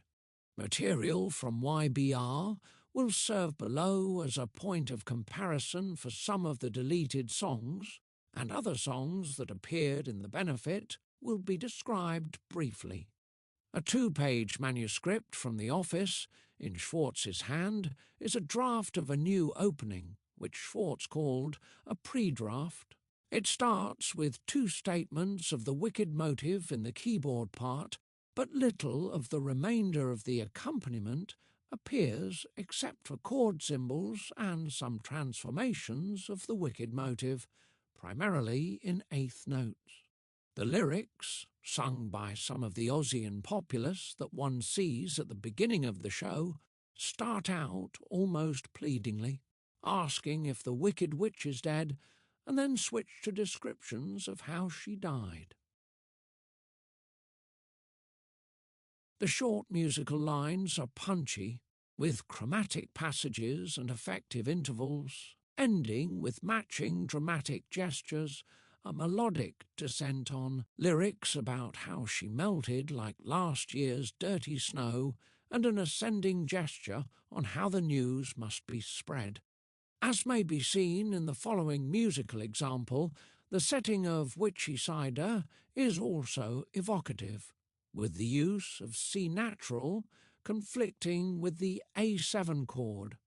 This would have constituted a very different opening for Wicked. Example 5.16. New opening. 5 to 11. YBR included a full version of the show's opening, printed in 6 separate but continuous actions. They bear no dates of revision. As was the case in earlier scripts, the scene opens with souvenir hawkers selling wares for the occasion. The first 8 measures are like the opening of the staged version, but Schwartz then skipped the monkey groove and jumped to the initial statement of Unlimited without the 16th notes that accompany today. Glinda sings, "Let us be glad," but the lyrics have changed, as have those after the choir enters. Major segments are comparable with the OCR, but other material is quite different. Madame Morrible announces that the wizard would like effigies of the Wicked Witch burned, and then the Scarecrow describes what it was like to watch the Wicked Witch melt. Most of this material later disappeared from the show. The Scarecrow sings "No One Mourns the Wicked" as a solo, with some of the lyrics similar to the OCR. The crowd sees Glinda, who, following an exchange based on the above-mentioned jocular question about the material, begins to sing "Who Would Love the Wicked?" based on the familiar music of "No One Mourns," answered by the chorus and Madame Morrible. The next section, Part 5, is Elphaba's conception scene, with a major difference being that only her father sings during the waltz, where he says farewell to his wife.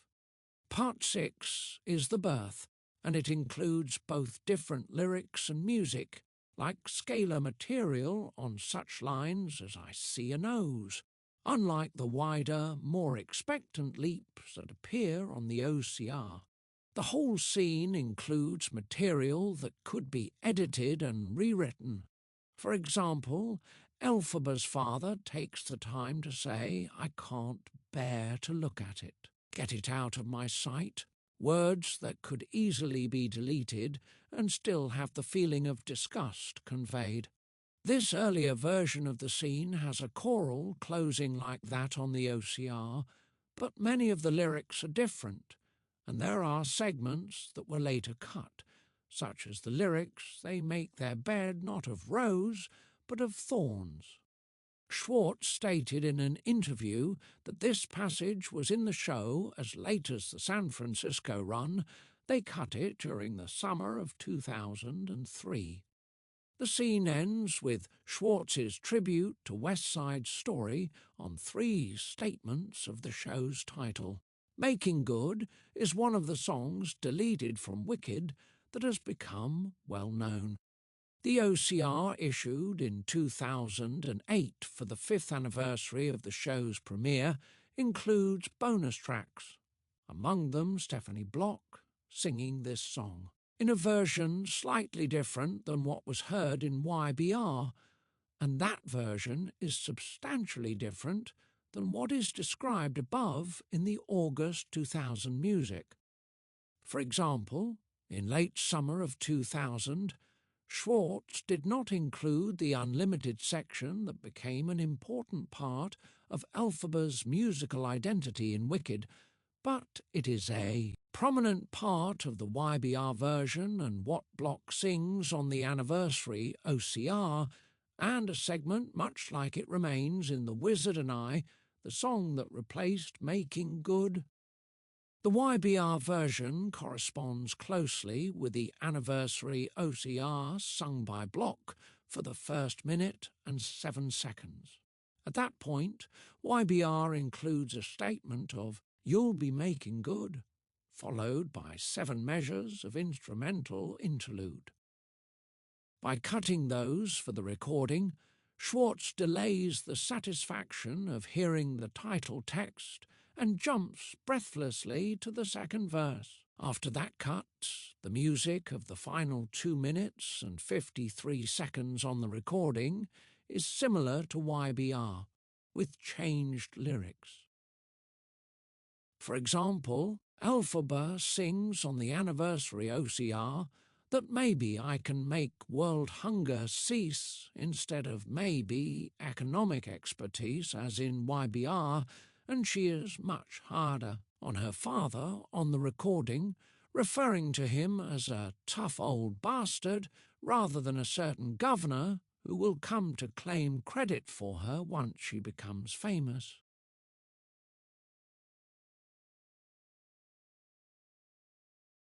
Making Good is a top-drawer SCHWARTZ song that musical theatre performers will sing, but it would not have worked as well in Wicked as its replacement because it is too general in theme. Elphaba only has a dream of being famous and successful, but she does not even know in what field, in The Wizard and I. She believes she will hitch her wagon directly to the wizard, setting the story on a more direct trajectory from early in Act 1. YBR also included a reprise of Making Good that opens with the unlimited material and then includes only a few bars of the song. Example 5.17. Bad situation. 9 to 15. Example 5.18. Bad situation. 16 to 24. As noted above, Bad Situation was Schwartz's first attempt at the musical meeting between the mismatched roommates, the song placement that became What Is This Feeling? The materials consulted for Bad Situation included an undated version of the song with vocal lines, most of the piano accompaniment, and chord symbols, and a lyric sheet dated January 10th, 2001 that bears a rather different text. The song is in several sections, opening with 16 measures in 6/8 sung by Elphaba and Galinda in unison and dialogue as they regard each other closely for the first time. Their gossipy banter is in the second phrase of 8 measures, opening in this manner. Similar alternation also appears in What Is This Feeling? Schwartz concludes the 6/8 with both young women pausing to realise that they must make this work, and they open the main. Part of the song with a 14-bar section in 4 quarters that carries the jaunty feeling of a 1930s song. Schwartz makes rich use of chromatic harmonies, especially with the juxtaposition of A-flat major and E minor chords in the first inversion. Such harmonic motion and gentle syncopation continue throughout the segment. Other students interrupt, singing the same material heard on the OCR. In this score, only the vocal lines and chords appear. Here it is partly a dialogue between 2 of Galinda's friends, but on the OCR it is a chorus. In Bad Situation, Galinda enters into a contrapuntal section with her friends based on her previous 4 quarters segment. Schwartz was in good form as a lyricist here, matching Engage Us with Contagious. The duet between the girls, with some solo interjections, follows. That section then ends indecisively with underscoring, meaning that some dialogue would have been a transition between Galinda's section and what follows for Elphaba, which is in E major with rich syncopation, certainly not as interesting as the song that finally occupied this slot. Galinda's friends jump in again, but with different material. This shows that although Schwartz changed the song, the creators had already decided that this scene would include material for Galinda and Elphaba that contrasted with that presented by Galinda's friends, a general description that also fits. What is this feeling? That later song closes with a contrapuntal sequence, as did Bad Situation, where the final segment starts with a modulation up 1 step. The 2 roommates sing together, and the friends interject comments based upon similar musical material, with the spice coming from the choral suggestion that what they really hope to see is a fight between Galinda and Elphaba. The 1930s feeling of the song continues, which would have caused a problem in the staged version of the show because music of this ilk is associated more with the wizard. Example 5.1. Bad Situation. 52 to 59. Example 5.20. Far be it from me. 37 to 47. Another version for this placement from Schwartz's office appears to be a continuous musical scene, but whether that is what was intended is difficult to know because Schwartz tends to draft songs in short segments with double bars at the end of each. The first section of Far Be It From Me is similar to the current opening of What Is This Feeling? In D major rather than the D flat of the Broadway score and notated differently, but it is clear that Schwartz had already formulated that section in his mind. When Elphaba insults Galinda by reference to her hair colour, however, in this version she does so just as Schwartz modulates into B-flat major and moves into a waltz meter. The roommates fall all over each other to be polite as they try to ascertain which bed the other desires.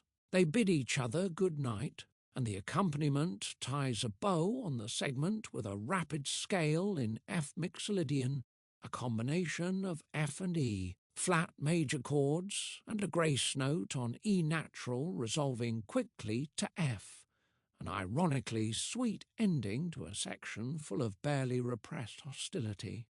The saccharine quality in the music and waltz meter continues into the next section, where Elphaba and Galinda sing pointed insults to each other, which appeared in an early version of the show in dialogue. The next excerpt is entitled Bad Situation 2001, including solo segments for Elphaba and Galinda, and then a brief segment where each tries to explain their roommate situation to others. Galinda sings in B major and 6/8 with touches that remind one of youthful rock from the 1950s, such as the extension of final syllables at the end of the word onto different pitches, as may be seen in the following example on Tragedy E.E. Schwartz described Galinda's character in Popular with bubblegum pop, and here he did something similar. The segment includes several examples of hemiola. Part 2 is Elphaba's solo, in 4 quarters with added tones in the chords and irregular rhythms in the vocal line that carry more of a feeling of speech rhythms, presenting Elphaba with her usual gritty honesty. She tries to be reasonable, suggesting that Galinda might have a good heart, while also hoping that it might stop beating. Schwartz makes considerable use of quarter-note triplets in this section, perhaps inspired by the 6/8 feeling of Galinda's previous section. Elphaba's segment concludes as Galinda starts to tell Fanny and Shen Shen about all that she is suffering, and they are receptive. Elphaba tries to tell Nessarose, but the song concludes with her sister saying she wants to hear nothing. It is a weak ending for a scene that fell on the cutting room floor. Example 5.21. Bad Situation 2001. 4-9. YBR includes different material for Bad Situation, but this is a song where it is difficult to know how accurately YBR represents a true stage of the creative process. One file presents the correct 5th anniversary lyrics, a title that declares the document to date from 2008, and the date of revision on the musical score is September 27, 2008. The score is different from the office version just described in a number of details. An interesting section in YBR is a pep talk that Elphaba and Galinda sing to themselves, in which they declare that they will try to make this situation work because it would be difficult to progress in school while jailed for murder. When Galinda speaks with her friends, Bock delivers a package with the black peaked hat in it. Galinda offers it to Elphaba, who states when she will change her mind about wearing it when monkeys fly. Following that confrontation in YBR is Galinda's friends singing the familiar, "Dear Galinda, you are just too good." Most of the music in this version of the song resembles the office version described above, with the ending another combination of the 2 main characters singing Bad Situation together and Galinda's friends interjecting material, sometimes approaching a counterpoint song. Easy as Winky Wine followed, Who Could Say No to You?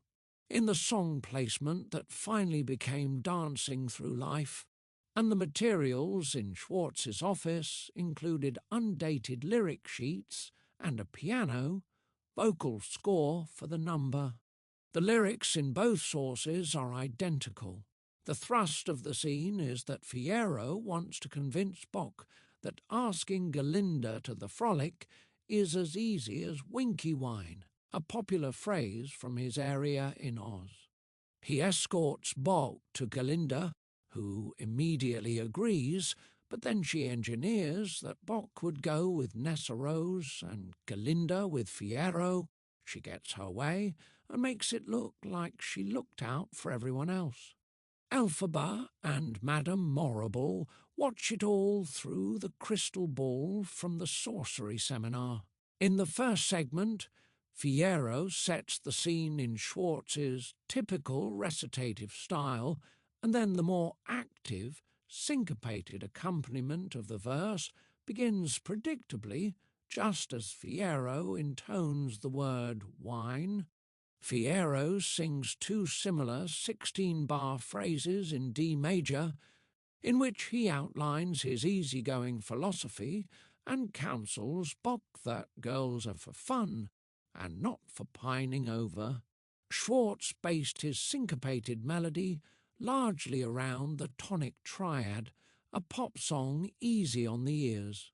Fierro takes Bock over to Galinda, and as she begins her scheming, there is a modulation to F major. The feeling of the song changes little, and there is melodic material shared between sections. Once Galinda starts her sob story for Nessarose, the key centre is D minor. The text is different than heard on the OCR, but it transmits an identical intent. It is set mostly in triplets and is like recitative, as may be seen in the following example. Bock falls for the bait, and Fierro expresses his admiration for Galinda using melodic material from his main portion of the song. They sing together, concluding on the title text. It is an effective scene, but the song perhaps does not convey sufficient character or leave room for enough dramatic action to be the solution for this placement. YBR includes a version of Easy as Winky Wine that is very close to what has been described, except for the key centres and other details. Example 5.22. Easy as Winky Wine, 95 to 99. Example 5.23. Easy as Winky Wine, 110 to 12. The next segment, We Deserve Each Other, is a replacement for Easy as Winky Wine from sometime in 2001. The title was cut off in the copying process, and all that can be read is the year. This material includes a 5-page script excerpt with much of the scene and 2 pages of printed score called We Deserve Each Other. The script includes material similar to the staged version and unknown lyrics. Galinda and Fierro declare their joint perfection, singing that they deserve each other. The scene changes to Nessarose brushing her hair for her date with Bock, and singing of how she has tied her hair in blue bows for him and that they also deserve each other. Bock arrives, and they share awkward dialogue. The scene then jumps to the dance, where all do the Emerald City Stomp.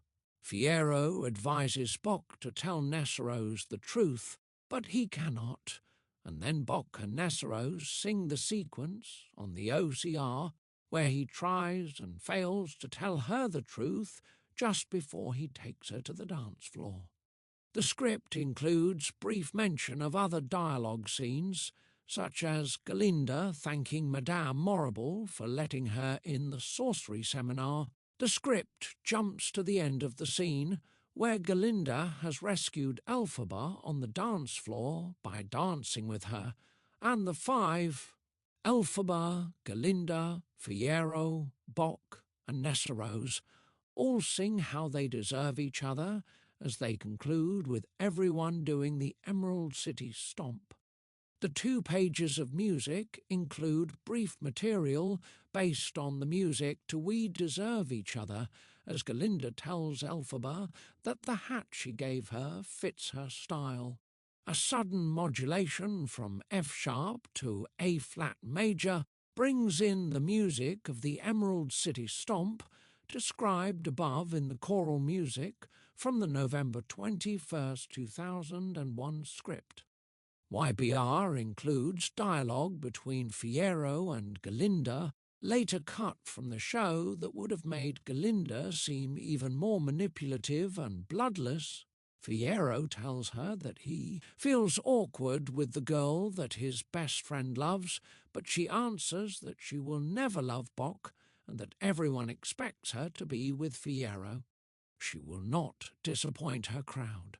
Schwartz's office also yielded a manuscript in his hand of music for the same scene, some with just the vocal line and others with a single line of accompanying instrumental parts and chord symbols.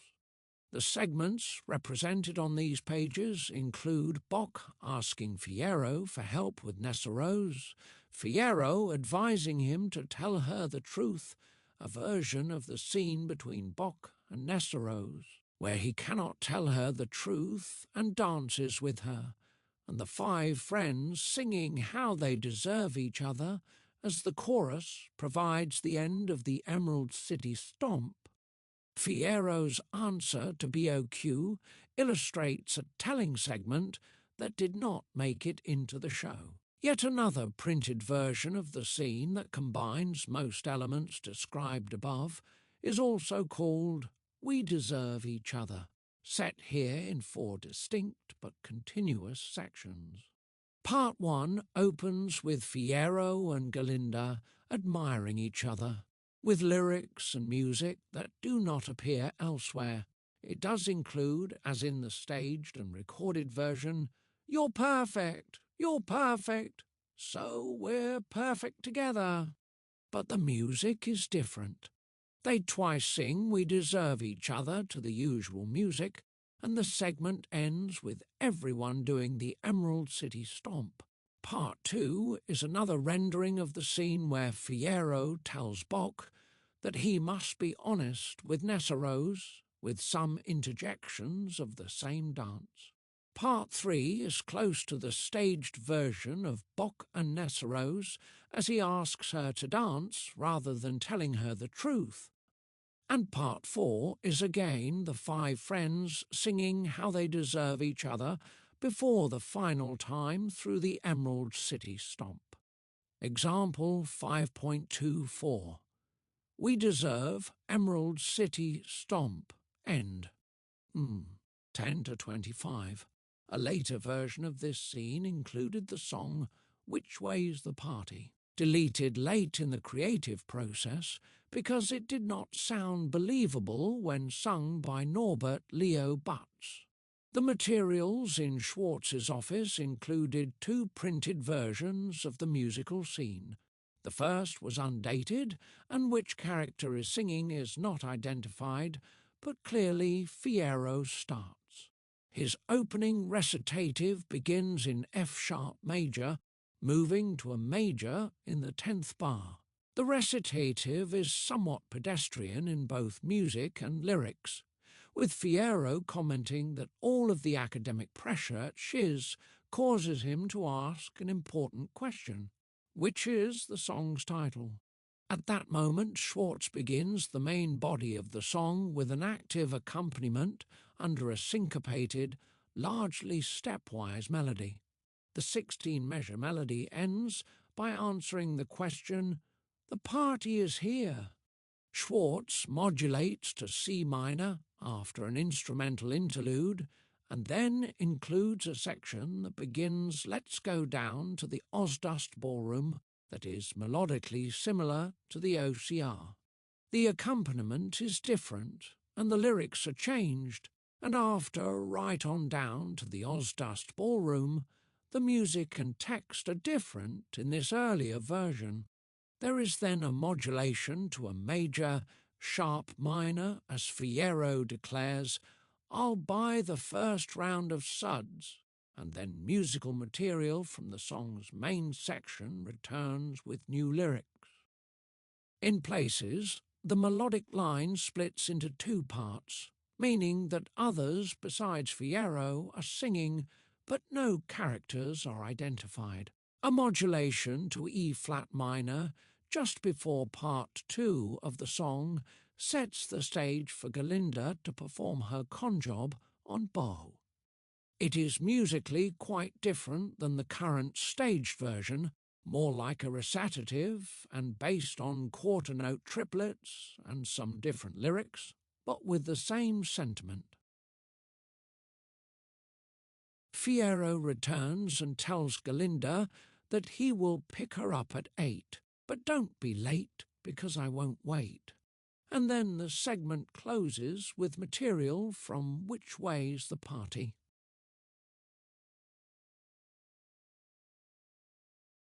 The next version of the scene bears the revision date of July 20th, 2002. It is comparable to what appears to be the earlier version in terms of which sections appear, but this is a completed score, with the characters identified and more interpretive instructions.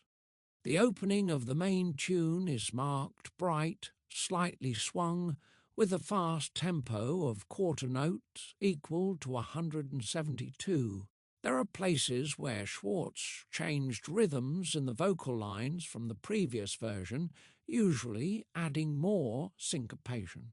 The lyrics are basically the same, with subtle changes in the musical treatment, such as an added, "The party is here," for Fierro to sing out in the top of his range at the end of the final long note. A few modulations have been moved, transitions between sections have undergone subtle changes, and SCHWARTZ added one segment of musical underscoring for the conversation between Galinda and Bock, but this version of the scene gives every indication that SCHWARTZ thought he might have finished it. Most of the music and text, however, changed for dancing through life.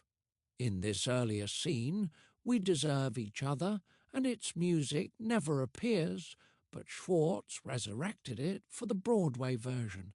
An interesting related sketch in SCHWARTZ's hand is entitled Which Way's the Party?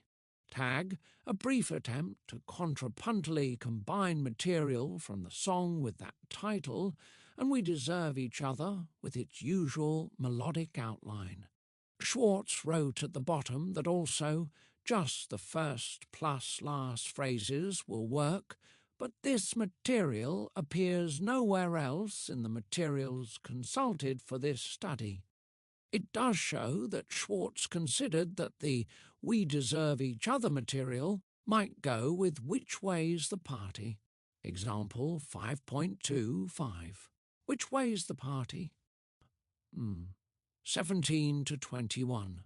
One more brief manuscript sketch related to this scene bears the title Ozdas Chant, SCHWARTZ Experiments with Working Out a Contrapuntal Section. The melody in the top staff is similar to what sets Fierro's line, "Let's go down to the Ozdas Ballroom," and the chordal structures resemble what appears in the Broadway score in the right hand of the accompaniment. The melodic idea with which SCHWARTZ combines this more familiar material here in the left hand is unfamiliar, and one must comment that, with the three-part choral writing in the right hand, this section is denser in texture than what one usually hears from SCHWARTZ. YBR included the deleted song as if by magic, replaced by something bad, but that appears earlier in Act 1. Elphaba, Fierro, and Dr. Dillamond sing as if by magic in Dr. Dillamond's laboratory after success in his experiments to prove the similarity between human consciousness and that of the talking animals. The catalyst that causes the desired crystallization is the attraction between Fierro and Elphaba, who together hold the solution in their hands. The song is in 6/8 with some use of hemiola. The three characters sing short phrases that combine to form the song's melody, as may be seen in the following example. A familiar sound is Dr. Dillamond bleating as he pronounces the letter A. Elphaba sings 10 measures of material from Making Good, so SCHWARTZ tried to unify the score here with repeated material.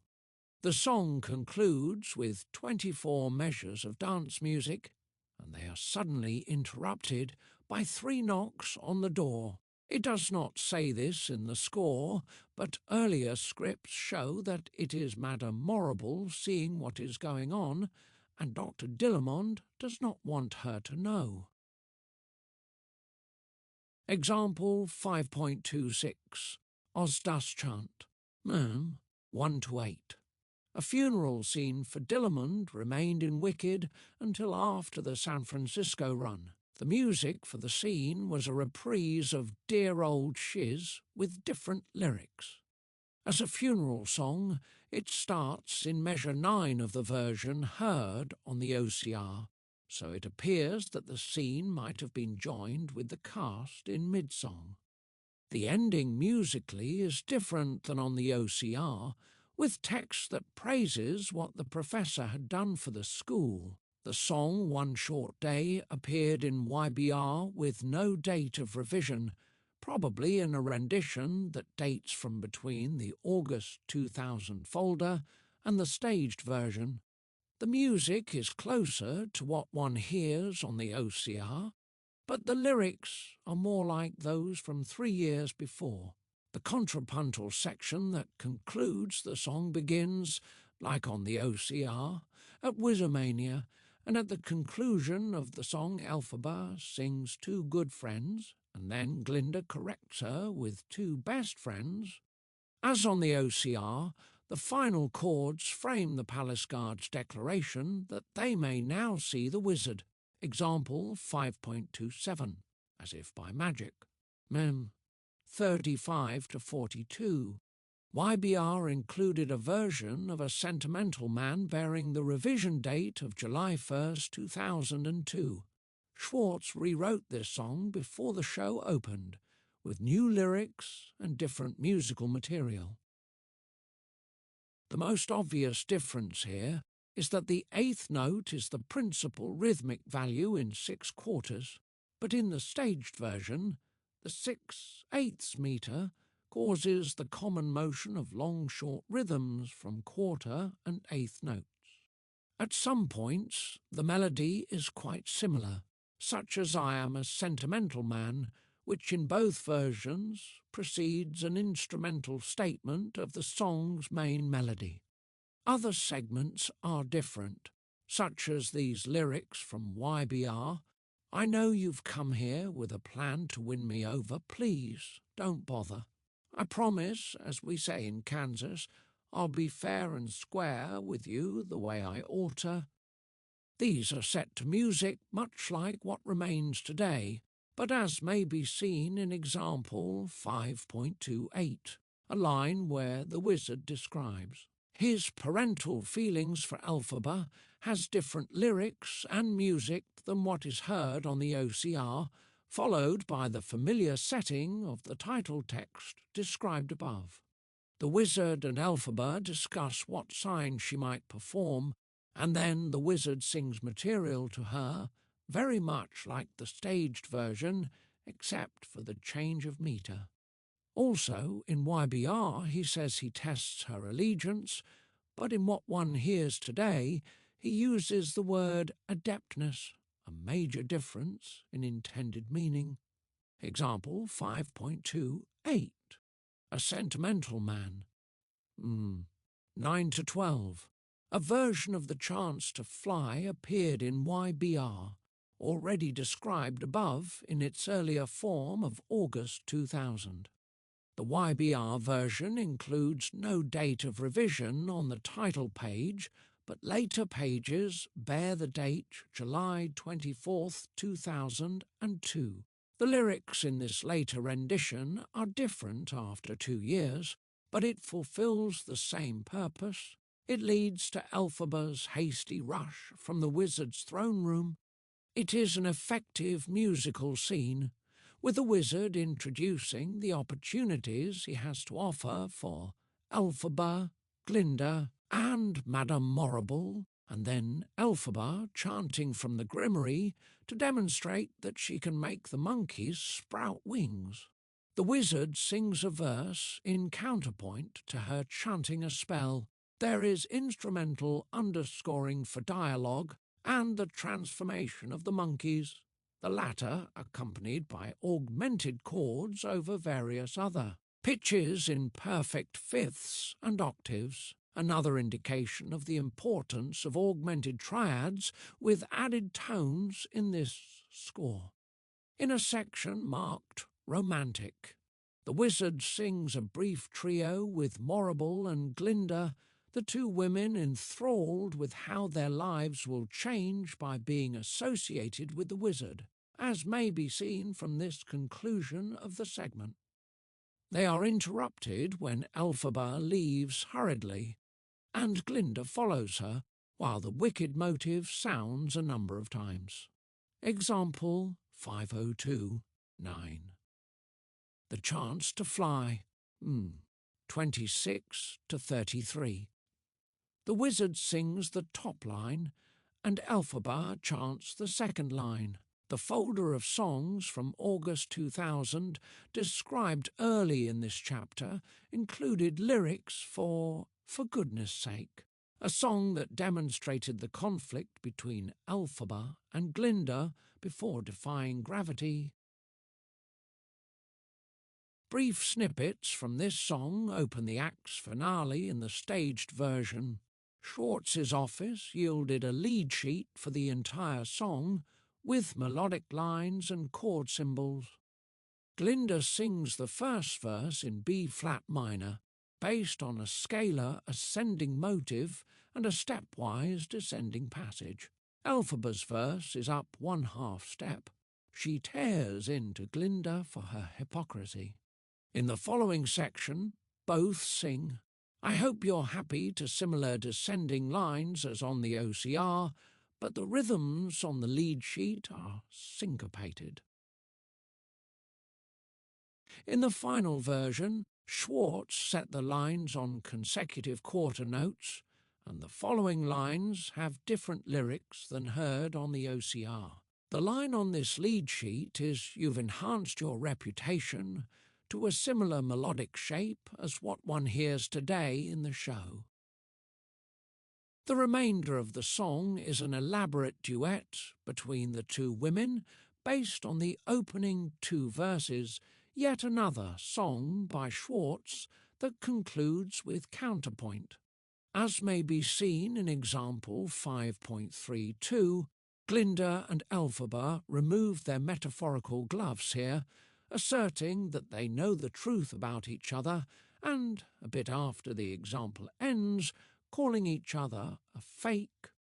It is musically effective, but Schwartz achieved a tone in this song that perhaps would have made the eventual rapprochement between the friends more difficult to believe.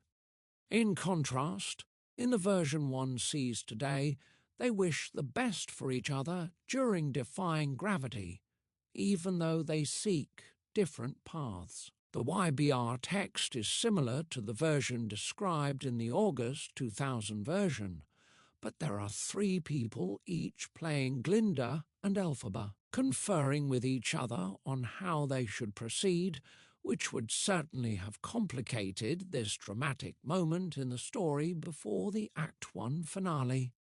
Example 5.30, the chance to fly. 74-78, example 5.31. For goodness sake. 1-11, example 5.32. For goodness sake. 11-16 of segment after dialogue. The final song placement, for which there were deleted songs in Schwartz's office, was the song that became Wicked Witch of the East, Elphaba's meeting with Nessarose early in Act 2. The first document is a one-page manuscript sketch for a reprise of Defying Gravity, 8 measures of very familiar material ending with "They'll never bring us," interrupted by Nessarose telling her sister to shut up so that she can complain about how Elphaba has never used her magical abilities to help her learn to walk.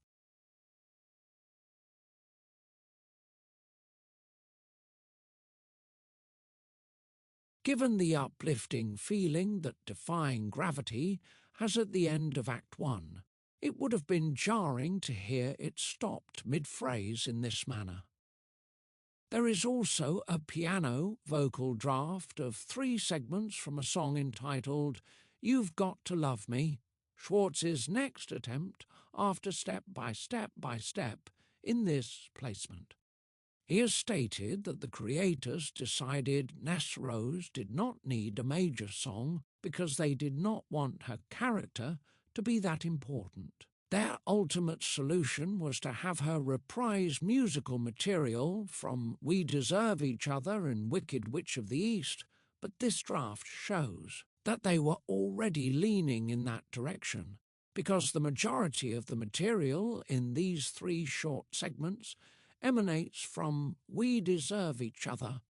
In Part 2, Nessarose is happy that she can now walk, singing step by step by step and pleading to be left to try, and walk alone, finally declaring the title text, You've Got to Love Me, her hope that Bock will finally be hers.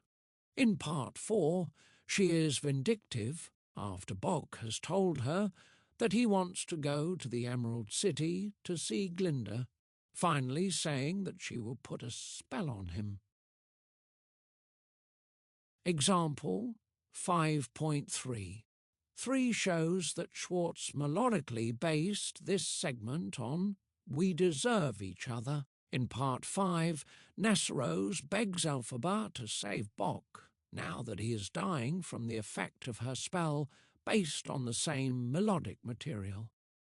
Carol de Gier provides a manuscript of another draft for this scene called the Elphaba Heart Chant, a contrapuntal passage in which Nessarose pleads for Bock's life after she has shrunk his heart, as Elphaba sings the chant that turns Bock into the Tin Man. Example 5.33. Wicked Witch of the East. 6 to 9. Example 5.34. Step by step by step. 6 to 12. Example 5.35. Step by step by step. 59 to 66. Step by step by step in YBR is a very different version of the scene. It shares some lyrics with the song described in the previous paragraph, but Schwartz's conception here is completely different. Elphaba has put a spell on the shoes and places them on Nessarose's feet. She walks with difficulty, but insists on doing it alone. Schwartz provided halting music to accompany her steps, the notes getting gradually closer together until they are continuous eighths. But Nessarose apparently falls, as may be seen at the end of the following programmatic instrumental excerpt. She begins her song with a marking with a groove, but hesitant, finally building to a marking of heavy funk rock as she gains confidence in the song's main segment. There is also a short dance sequence. Frex, their father, is present, and he makes Elphaba promise, always, to take care of her sister. Nessarose enumerates her 6-step program that will bring her all that she has ever wanted, from finally winning Bock's love to ruling Munchkinland, each step announced on a descending minor second and then described in a larger range. By the end of the song, she has moved from confidence to recklessness, becoming the figure whose death the Munchkins celebrate. She dramatically announces her conversion in example 535. Nessarose is surer of herself here than Elphaba ever is in the show, and this is the kind of music that Elphaba sings. The creators obviously decided that Nessarose did not require such a distinctive moment, and the scene in her chamber with her sister was changed completely. Conclusion. The score of Wicked in context. The score to any piece of integrated musical theatre is greater than the sum of its parts, because the overall impression is based on the cumulative effect of individual numbers.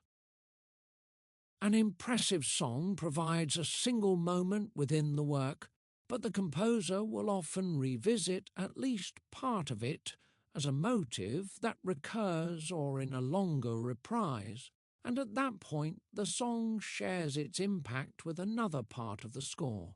Some returning motives appear sufficiently frequently to take on lives of their own, confirming the musical dramatist's intentions at appropriate moments and conferring unity and cohesion.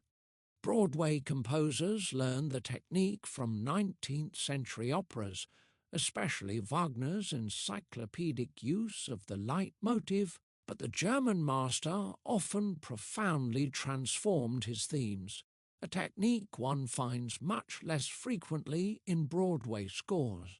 A more appropriate operatic model for the kind of motivic unification that SCHWARTZ practiced in Wicked would be Bizet's Carmen, where themes such as the title character's fate motive, usually recognizable in its original form but sounding at various speeds, appears at significant moments throughout the opera. SCHWARTZ has remarked on the indelible impression that he took from Jules Stein's use of the I Have a Dream motive in Gypsy, and the Wicked and Unlimited motives in SCHWARTZ's score operate similarly.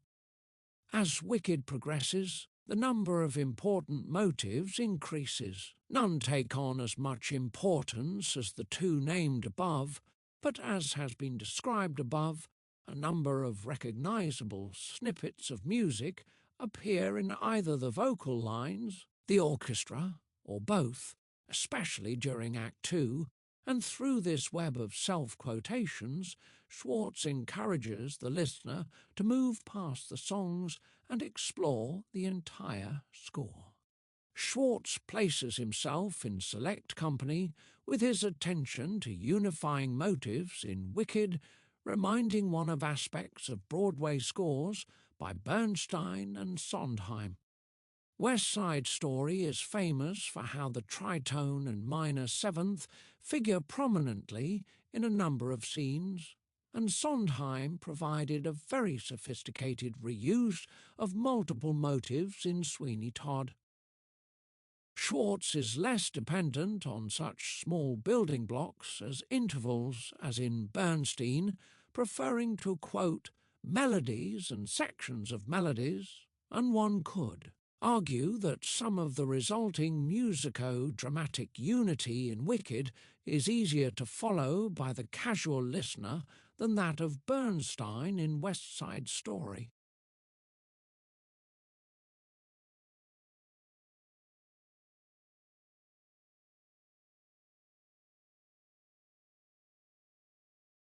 SCHWARTZ seems more interested in the individual identity of musical numbers than Sondheim is in Sweeney Todd, where recurring motives play an even larger role, causing some scenes to be constructed mostly from recurring material.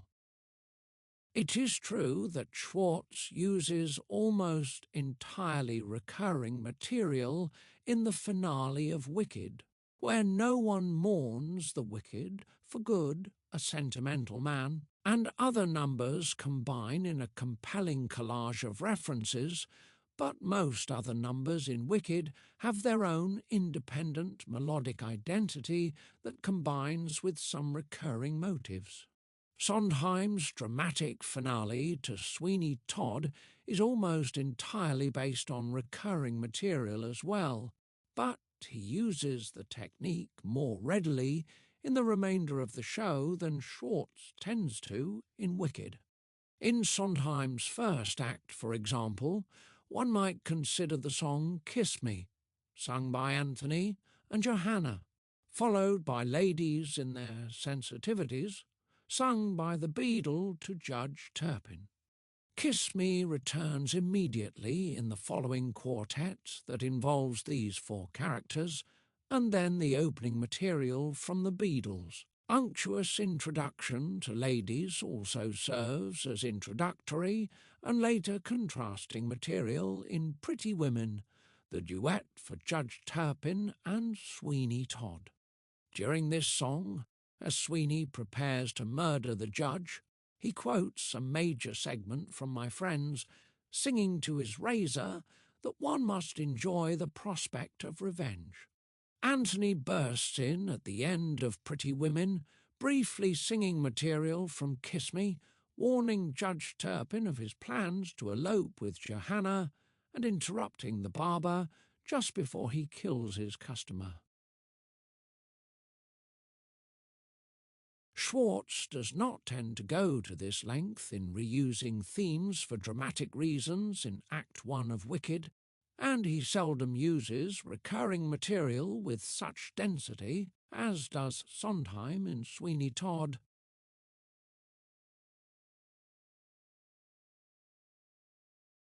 The effective presence of recurring motives for dramatic reasons is one way to evaluate a Broadway score. Other important considerations in a musical play include the quality of the songs themselves and how well each song contributes to the storytelling. Both are subjective judgments, but effort will be made below to qualify such opinions within the context of Broadway history and the traditional roles of various types of songs. As the opening number of a musical play, No One Mourns the Wicked must grab the audience's attention and clarify what the show is about while identifying most of the main characters. One might compare it to tradition from Fiddler on the Roof, a scene that introduces the characters and how important the community believes it is to pass their ways on to the next generation.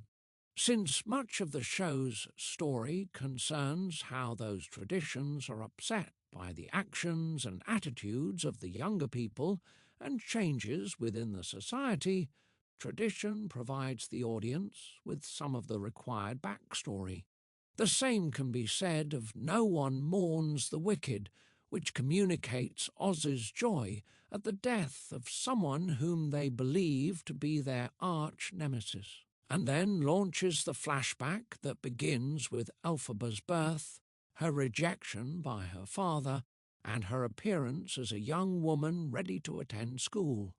The audience also meets both sides of Glinda, seeing her glibness and polish in her public role and her discomfort when defending her friendship with Elphaba. Madame Morrible does not appear here, but she is a major part of the next scene as the new students arrive at Shiz. The wizard is an unseen presence, but his dominant role in Oz is established in the number, as is the social importance of conformity. The musical tableau that presents Elphaba's conception and birth demonstrates questions about her paternity and that her coloration made her life difficult from the beginning, just two of the plot points introduced in this packed opening number. The music of No One Mourns the Wicked includes the two main motives of the show, other music that recurs, and most of the musical styles that will appear. In the show, except for a strong statement of the pop idioms that define Elphaba's musical personality, which appear first in The Wizard and I. No One Mourns the Wicked is linked closely with the finale because both take place at the same chronological point in the story, They share some of the same music, and the finale clarifies the meaning of the first scene. The music of the scene varies in style, but the most memorable material is the chorus "No One Mourns," which is somewhat folk-like, in a narrow range and regular in rhythm. It is a simple, elegant theme that Schwartz completes with the soaring material that starts with "And Goodness Knows," which sounds a bit like a 1930s film finale, perhaps an unconscious reference to the original MGM film that inhabits Wicked throughout. Dear Old Shiz briefly and firmly places the show in academia, a time when one is young and full of future possibilities. Many of us can sing a stodgy alma mater, and Schwartz captures that musical quality. The other musical effect that Schwartz presents in the scene is Galinda's solo melisma at the song's end, marking her as different. The Wizard and I is Schwartz's first song of the score that introduces the type of pop music he has written over the years. Broadway tunes seldom become top 40 hits these days, but effective pop numbers in a score can greatly increase its audience, a phenomenon that Schwartz experienced firsthand in Godspell and Pippin in the early 1970s. Elphaba represents the outsider who craves fame and attention, and in this I Want song she uses the musical language of a pop diva. This song has many cognates in Broadway history. Schwartz himself wrote a fine pop I Want song in Pippin with Corner of the Sky, but The Wizard and I is a more aggressive number with Menzel singing in a full-throated Broadway belt, not unlike parts of the score of Rent. Elphaba is the only character in Wicked who spends most of her time in this musical neighbourhood. Glinda only visits, staying on the lighter side of pop in the songs that feature the real girl that she is, only crossing into the pop diva world in for good, and that number is different than The Wizard and I and Defying Gravity, Elphaba's prototypical songs.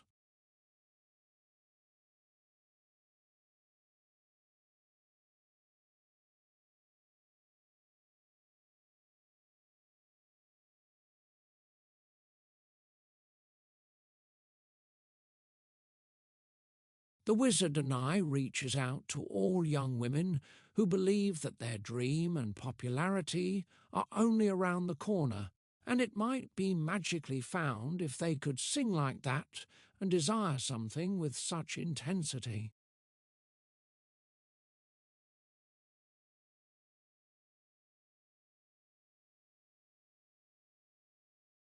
Very soon after the conclusion of The Wizard and I, Galinda and Elphaba sing "What Is This Feeling?" It is a natural song placement because it allows these two characters to express many of their feelings musically, and their immediate, mutual dislike has been established in dialogue before the number starts. What the song demonstrates is that the students all take Galinda's side and that Elphaba has the spirit to fight on alone. As noted above, the tone of the song is like pop, Galinda's musical language, appropriate because this more describes her world than that of Elphaba. This falling into hate song is above all a clever number with a delightful tune set to catchy rhythms. It is not profound, and it shows little of the ambiguity that is so much a part of the show. The musical style of "What Is This Feeling?" is similar to several songs in Schwartz's Godspell, such as Save the People and We Beseech Thee. Schwartz continued to produce such songs in Pippin, The Magic Show, and other shows.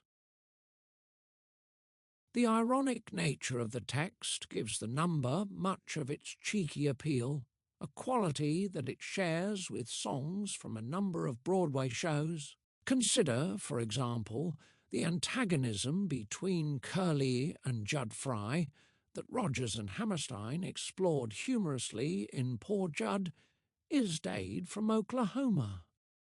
Or Eliza Doolittle's rant, Just You Wait from My Fair Lady, where she explains her great anger toward Henry Higgins in humorous terms as she imagines her tormentor's suffering.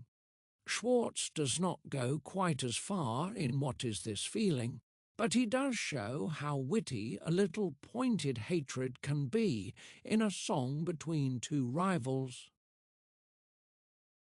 Something bad returns to the grey world of No One Mourns the Wicked, leaving one to wonder who holds the key to truth in Oz. Through metrical and rhythmic uncertainty and harmonic dissonance, Schwartz puts over his lyrics effectively. Elphaba is not ready to believe Dr. Dillamond, but it is not from the score's lack of cues. The number clarifies the dramatic situation for the audience. Some major force in Oz is persecuting the talking animals, and as a result, some are forgetting how to speak. The effect even seems to be beginning for the brilliant Dr. Dillamond, who bleats unintentionally.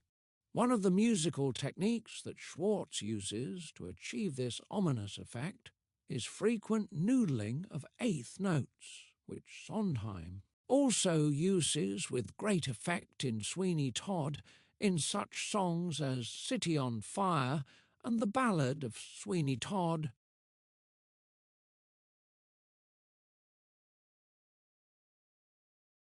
The chilling effect of Something Bad demonstrates that the youthful optimism of the Wizard and I might have been misplaced, and that the antagonism exposed in What Is This Feeling is a minor problem compared to what is coming in this musical play.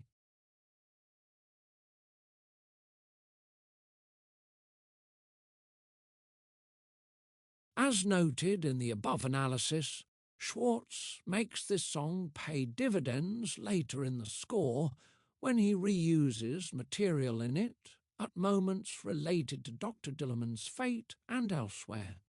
The music of Dancing Through Life is not as important to Wicked's success as the amount of the plot that occurs during this musical scene. As noted, Schwartz and his fellow creators worked on this scene longer than any other in the show, and the composer-lyricist had to subjugate his musical impulses to serve the dramatic needs.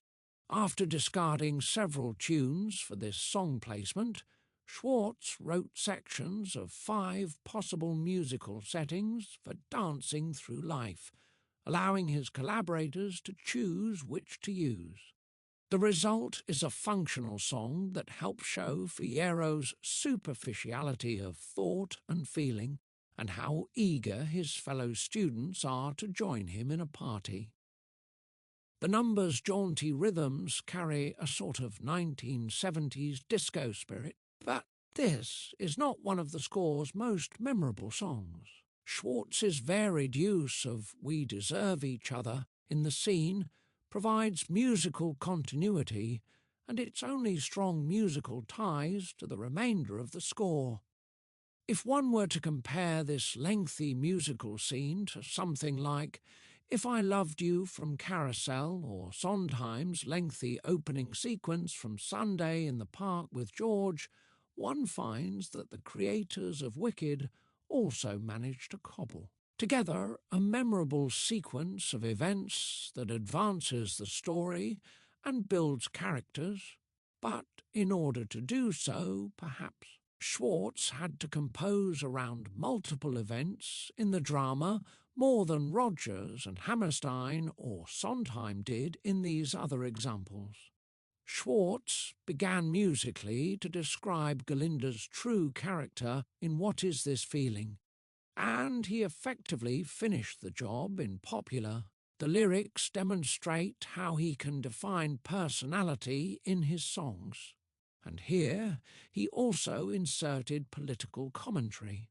Schwartz's intentional use of the sound of bubblegum rock in this song places it in a style that has appeared often on Broadway since about 1970, including several times in Schwartz's early scores.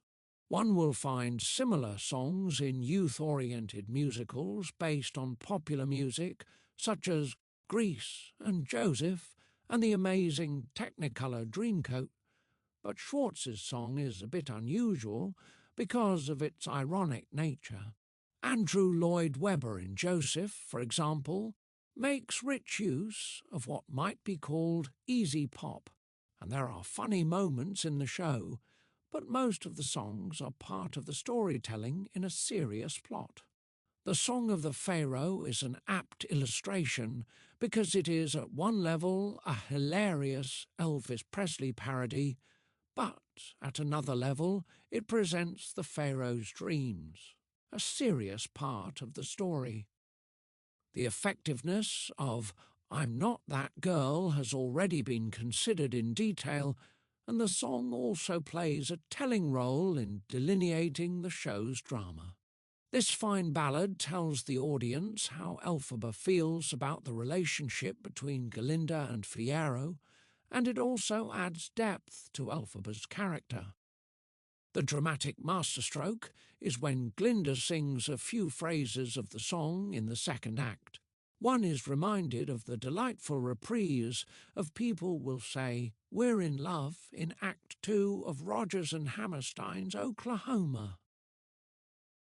Anne Bernstein's reuse of Tonight as a quintet later in Act 1, after its first appearance as a ballad, as noted above, One Short Day includes popular-based music that describes Elphaba and Glinda in their day's activities in the Emerald City, and then a convincing parody of early 1960s Broadway music in the Wizardmania section, the two then combined in counterpoint. The song carries significant dramatic content, showing the moment of closest friendship between the two girls before the crisis erupts at the end of Act 1. One Short Day may be compared to many other songs that extol the virtues of a town, most of which are about New York City in Broadway musicals, such as Come Up to My Place in On the Town and NYC in Annie. Celebration of relationships has also been a frequent theme in songs for the musical theatre, including Friendship from Cole Porter's Anything Goes and I Don't Need Anything But You from Annie. A Sentimental Man is a musical con job sung by the wizard to lure Elphaba and Glinda into his camp. As noted above, Schwartz accesses musical styles from the early 20th century in describing the wizard, showing that he does not belong in Oz and allowing him some appeal as a regular guy who just wants to help these young women in the same way that he has assisted everyone else in Oz. The wizard's slick sales job reminds one of other con men of the musical theatre, such as Harold Hill of Meredith Willson's The Music Man. Hill never sings anything quite so maudlin as a sentimental man, while performing his flim-flam operation, seducing his public rather with bravura in such songs as You Got Trouble and 76 Trombones. But the wizard puts over just as slick a sales job in A Sentimental Man and sings in a musical style from the same historical period that Wilson uses to describe Hill's character. As the wizard reaches the loftier moments of his song, such as the angular writing in Everyone Deserves a Chance to Fly, one might think of Sportin' Life's There's a Boat That's Leavin' Soon for New York, from the end of George Gershwin's Porgy and Bess, where he convinces Bess to accompany to him to New York City. Schwartz confronts a number of past ghosts of musical theatre history in this number. Defying Gravity has, for many in Wicked's audience, become the show's signature song. with its title defining the central theme. The musical reasons for its effectiveness have been described in detail above, but the song invites comparison to other Broadway tunes in terms of the way it defines a character and effectively closes an act. Two possible Broadway antecedents are Billy Bigelow's soliloquy from Carousel and Albin's I Am What I Am from Jerry Herman's La Cage aux Folles. In all three numbers, characters respond in a revealing fashion to conditions that they are not ready to accept. Billy Bigelow can hardly be surprised that Julie has become pregnant, but he is not ready for fatherhood, especially if the child turns out to be a girl. He ends the multi-sectioned, complicated song with an unfortunate resolve that leads to his death in Act 2. The song does not actually end the act because the townspeople leave for the clambake and Billy joins them, but his decision weighs heavily on the audience as the curtain falls. In La Cage aux Folles, Albin has been Georges' lover for years, but Georges does not want him to meet the parents of his son's fiancée, who are famous crusaders against homosexuality. At the end of Act 1, Albin reveals his true identity while dressed as a woman and sings I Am What I Am as a proud, enraged anthem against social bigotry and the way his lover has just wronged him. In the same way, Elphaba states her true identity in defying gravity in the face of social condemnation. Also, like Billy and Albin, she does not care what people think and knows what course she must pursue. Thank Goodness is the first new musical material in Act 2.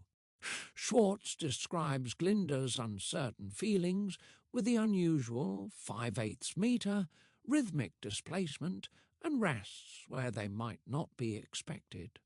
The song can be dramatically compared with other numbers in which characters are faced with ambiguous feelings or a decision to be made, such as twin soliloquies from South Pacific, a puzzlement from the King and I've grown accustomed to her face from My Fair Lady, and I Have Confidence in Me written by Rodgers alone for the film version of The Sound of Music.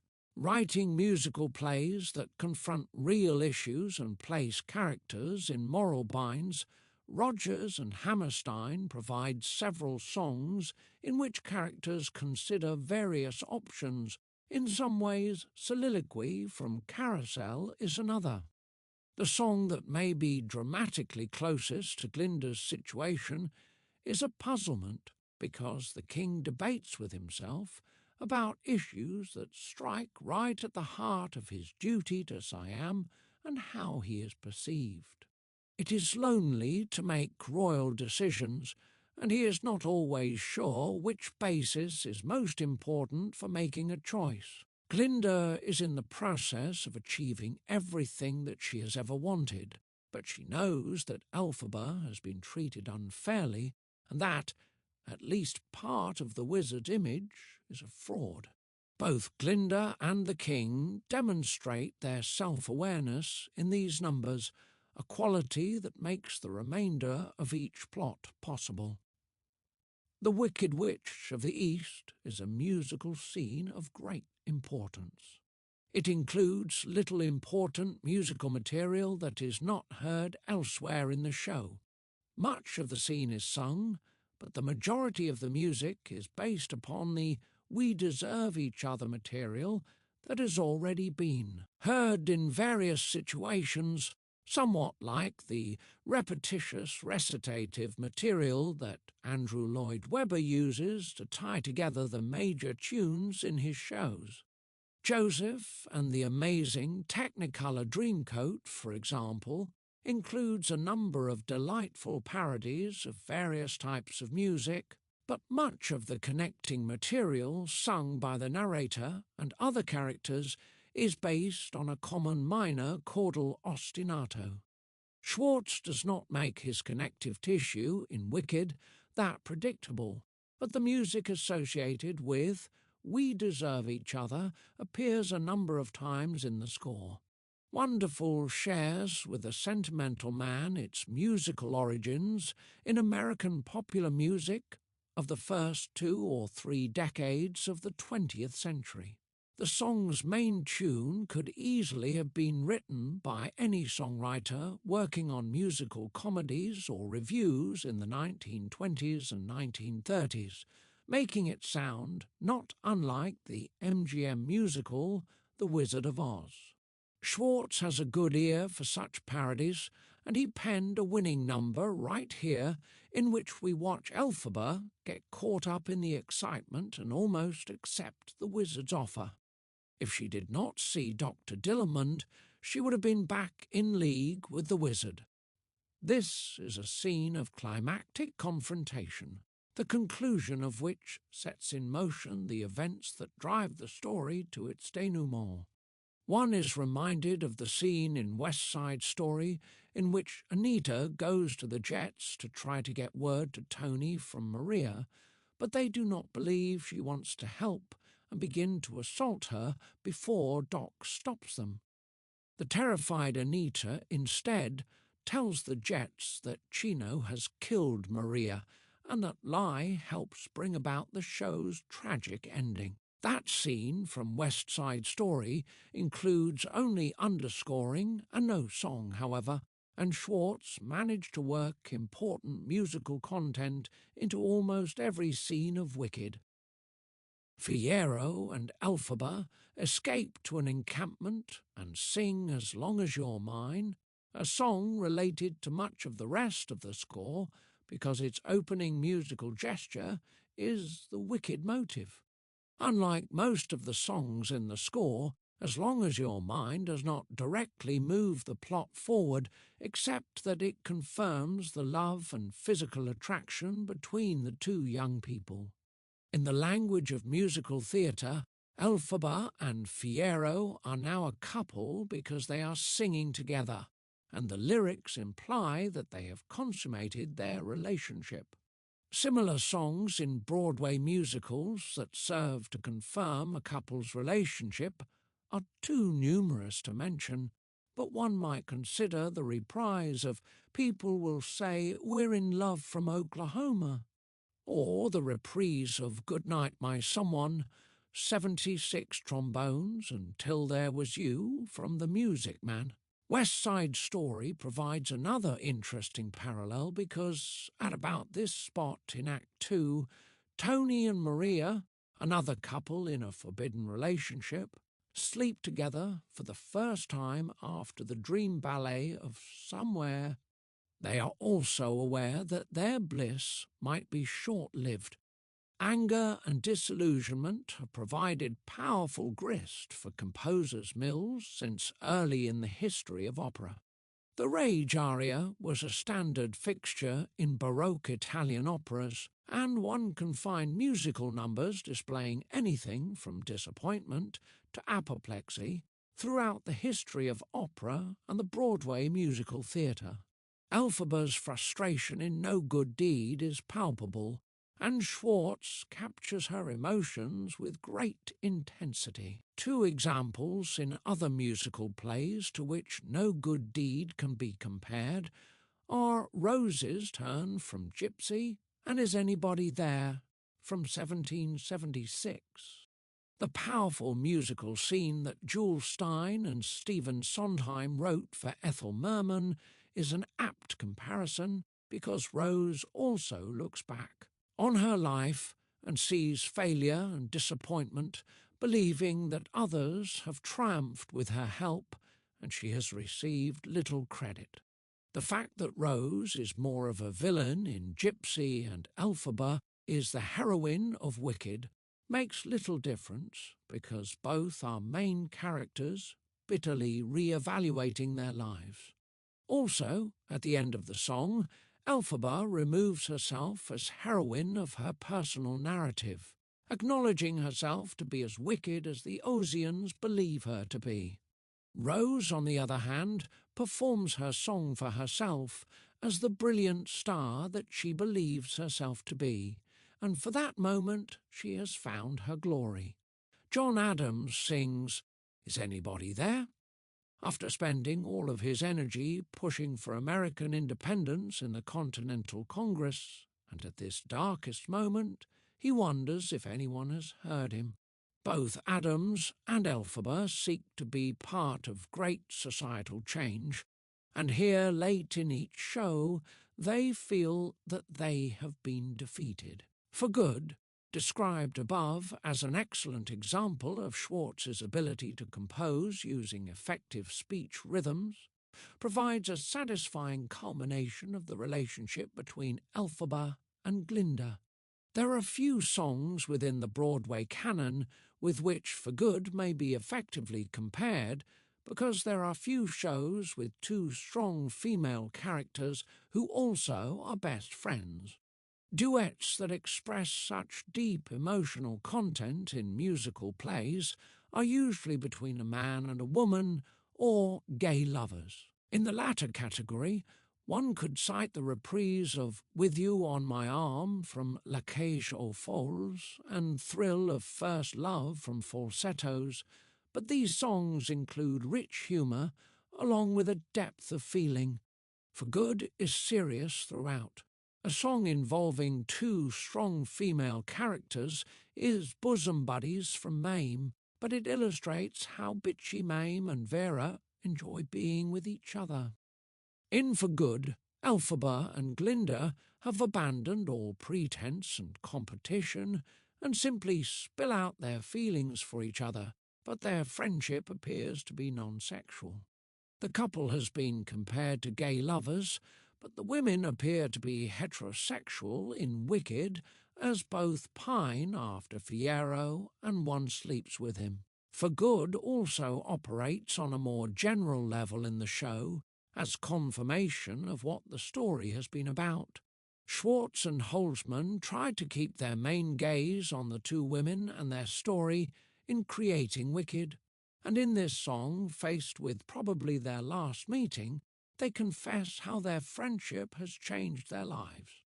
Another song that seems to summarize a show's main plotline is Move On from Sunday in the Park with George, where the break between the 19th century George and Dot is mitigated by the rapprochement between the modern George and Dot's spirit.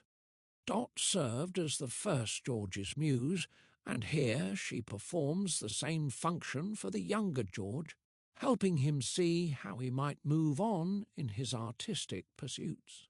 Move On prepares the audience for the finale by bringing the main relationship to a satisfying close, as does For Good. Sondheim and Schwartz then close their shows with a similar spirit by returning to material heard before. Sondheim reprises Sunday, the choral number that also ended Act 1. The centuries have already been mixed into one timeless place, as Dot has met George's great-grandson, and the young artist has returned to the island where his ancestor painted the famous work on which the show is based. The only finale that would make sense at this point is to reassemble magically the tableau based on Seurat's painting that ended Act 1. Similarly, Wicked has returned to an earlier point in the show. The flashback has been completed, and now the audience knows why Glinda was so conflicted in the opening number, and that Elphaba has been treated unfairly by the wizard and the other Ozians. Schwartz introduces no music in the finale, creating a web of musical allusions. Although they are unaware of each other, Glinda and Elphaba reprise bits of For Good before Elphaba disappears with Fiyero through a rear door. The last musical idea that Schwartz reuses here provides a fascinating intertextual relationship, his evocation of the end of West Side Story. What, after all, do these two shows have to do with one another? There are perhaps two levels of meaning to be explored.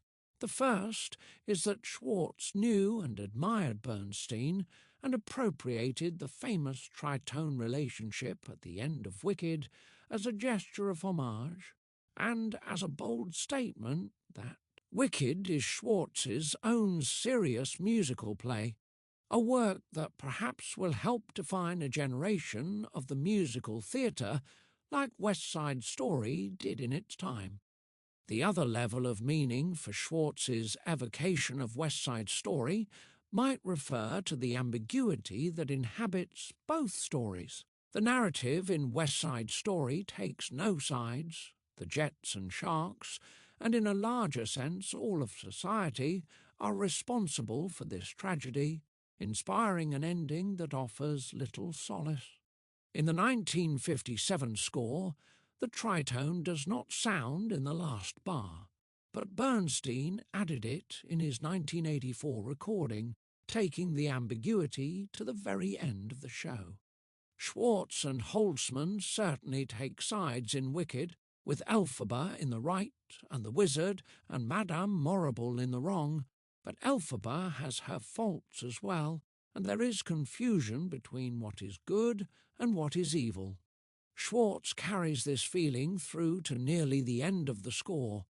He perhaps wants the audience to leave the theatre with doubts similar to those caused by West Side Story, a desire stated explicitly in his last dramatic measures. The music of Wicked goes public. The American music industry regularly ensures that songs from a hit musical will be available in a multitude of forms. Music publishing giant the Hal Leonard Corporation is often engaged by those who hold the rights to Broadway shows to market and often to prepare these varied print items. Hal Leonard, for example, sells parts of the Wicked score in various piano and vocal versions for choirs, orchestras, concert bands and marching bands, among other formats. Such arrangements have been performed in a wide variety of venues by school, community and professional groups, bringing excerpts of the score to many who have not seen the show in a theatre. The most important published form of excerpts from a show, however, is the vocal selections for voice and piano, which customarily also includes guitar chords. Stephen Schwartz took a strong interest in this publication for Wicked, insisting that they be issued in a version where the piano part is a reduction of the orchestral accompaniment in both hands. This means that the vocal melody does not tend to be in the right hand of the piano, the expected convention in most publications of popular songs. Hal Leonard issued the songs in the form that Schwartz specified, but they also published what they called piano vocal selections that includes a note on the cover, standard piano vocal format with the melody in the piano part. 90 similar pairs of publications from Broadway shows have appeared for other musicals as well, such as Avenue Q. Both editions of the Wicked songs include a note from the composer. 92, he begins by stating that choices have to be made when translating the score from a show into a book of vocal selections. He found the task more difficult for Wicked because of the way the songs advance the show's plot, and he realized that changes needed to be made to some songs for performances done out of context. Schwartz wrote new lyrics for No One Mourns the Wicked and Defying Gravity, changed the endings of Dancing Through Life, Defying Gravity and Wonderful, and removed choral sections, introductions and other show-oriented material from several songs. He also took the opening of Thank Goodness and created the song I Couldn't Be Happier. Schwartz notes that he will provide versions of songs in the original show format in response to email requests.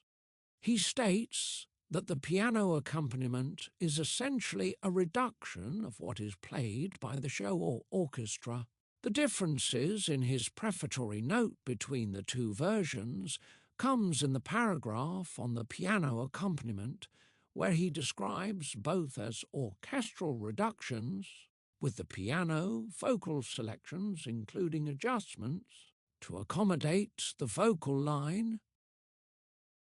He refers his reader to the vocal selections if they desire a separate piano accompaniment. Schwartz concludes with some explanation of the chord symbols and expresses his gratitude to Alex Lacamoire, Stephen Oremus, and Mark Karlstein in the preparation and editing of the music. The piano vocal selections version, with the song's melody in the right hand of the accompaniment, was prepared by uncredited arrangers, one of whom was George J. Ferentz, a theory professor at the University of Wisconsin at Whitewater, who has also worked with Hal Leonard on publications for Urinetown and Avenue Q. The task for Ferentz and his collaborators in preparing the version with the vocal melody in the right hand was to write that right-hand part, including playable harmonic material for that hand, and alter the left hand as needed. When a female sings in such editions, the melody for the pianist customarily sounds in the same octave as the voice, but it might sound an octave higher, and for male soloists the part is usually 1 octave higher, and sometimes 2 octaves higher. For some songs, placing the melody in the right hand removes most of the right hand accompaniment from the other version, meaning that additions may need to be made in the left hand if insufficient accompaniment remains in the left hand to define the harmony. Some tunes provided special problems, but the approach advocated by the arrangers was to maintain as much as possible of what Schwartz had written while still providing the entire vocal melody in the right hand. It is a simple fact that some singers need to hear the melody in the accompaniment to perform the song effectively. It is remarkable to see in Ferentz's sketches and the final published version of the piano vocal selections the ingenuity involved in rendering this functional product a telling demonstration of the fusion of art and practicality that one often finds in commercial music. This work was done in a white heat in early May 2004 in response to a deadline imposed by Hal Leonard to get the music out as soon as possible. Hal Leonard usually assigns their employees to prepare such arrangements, but at the time they had too much work and hired freelancers.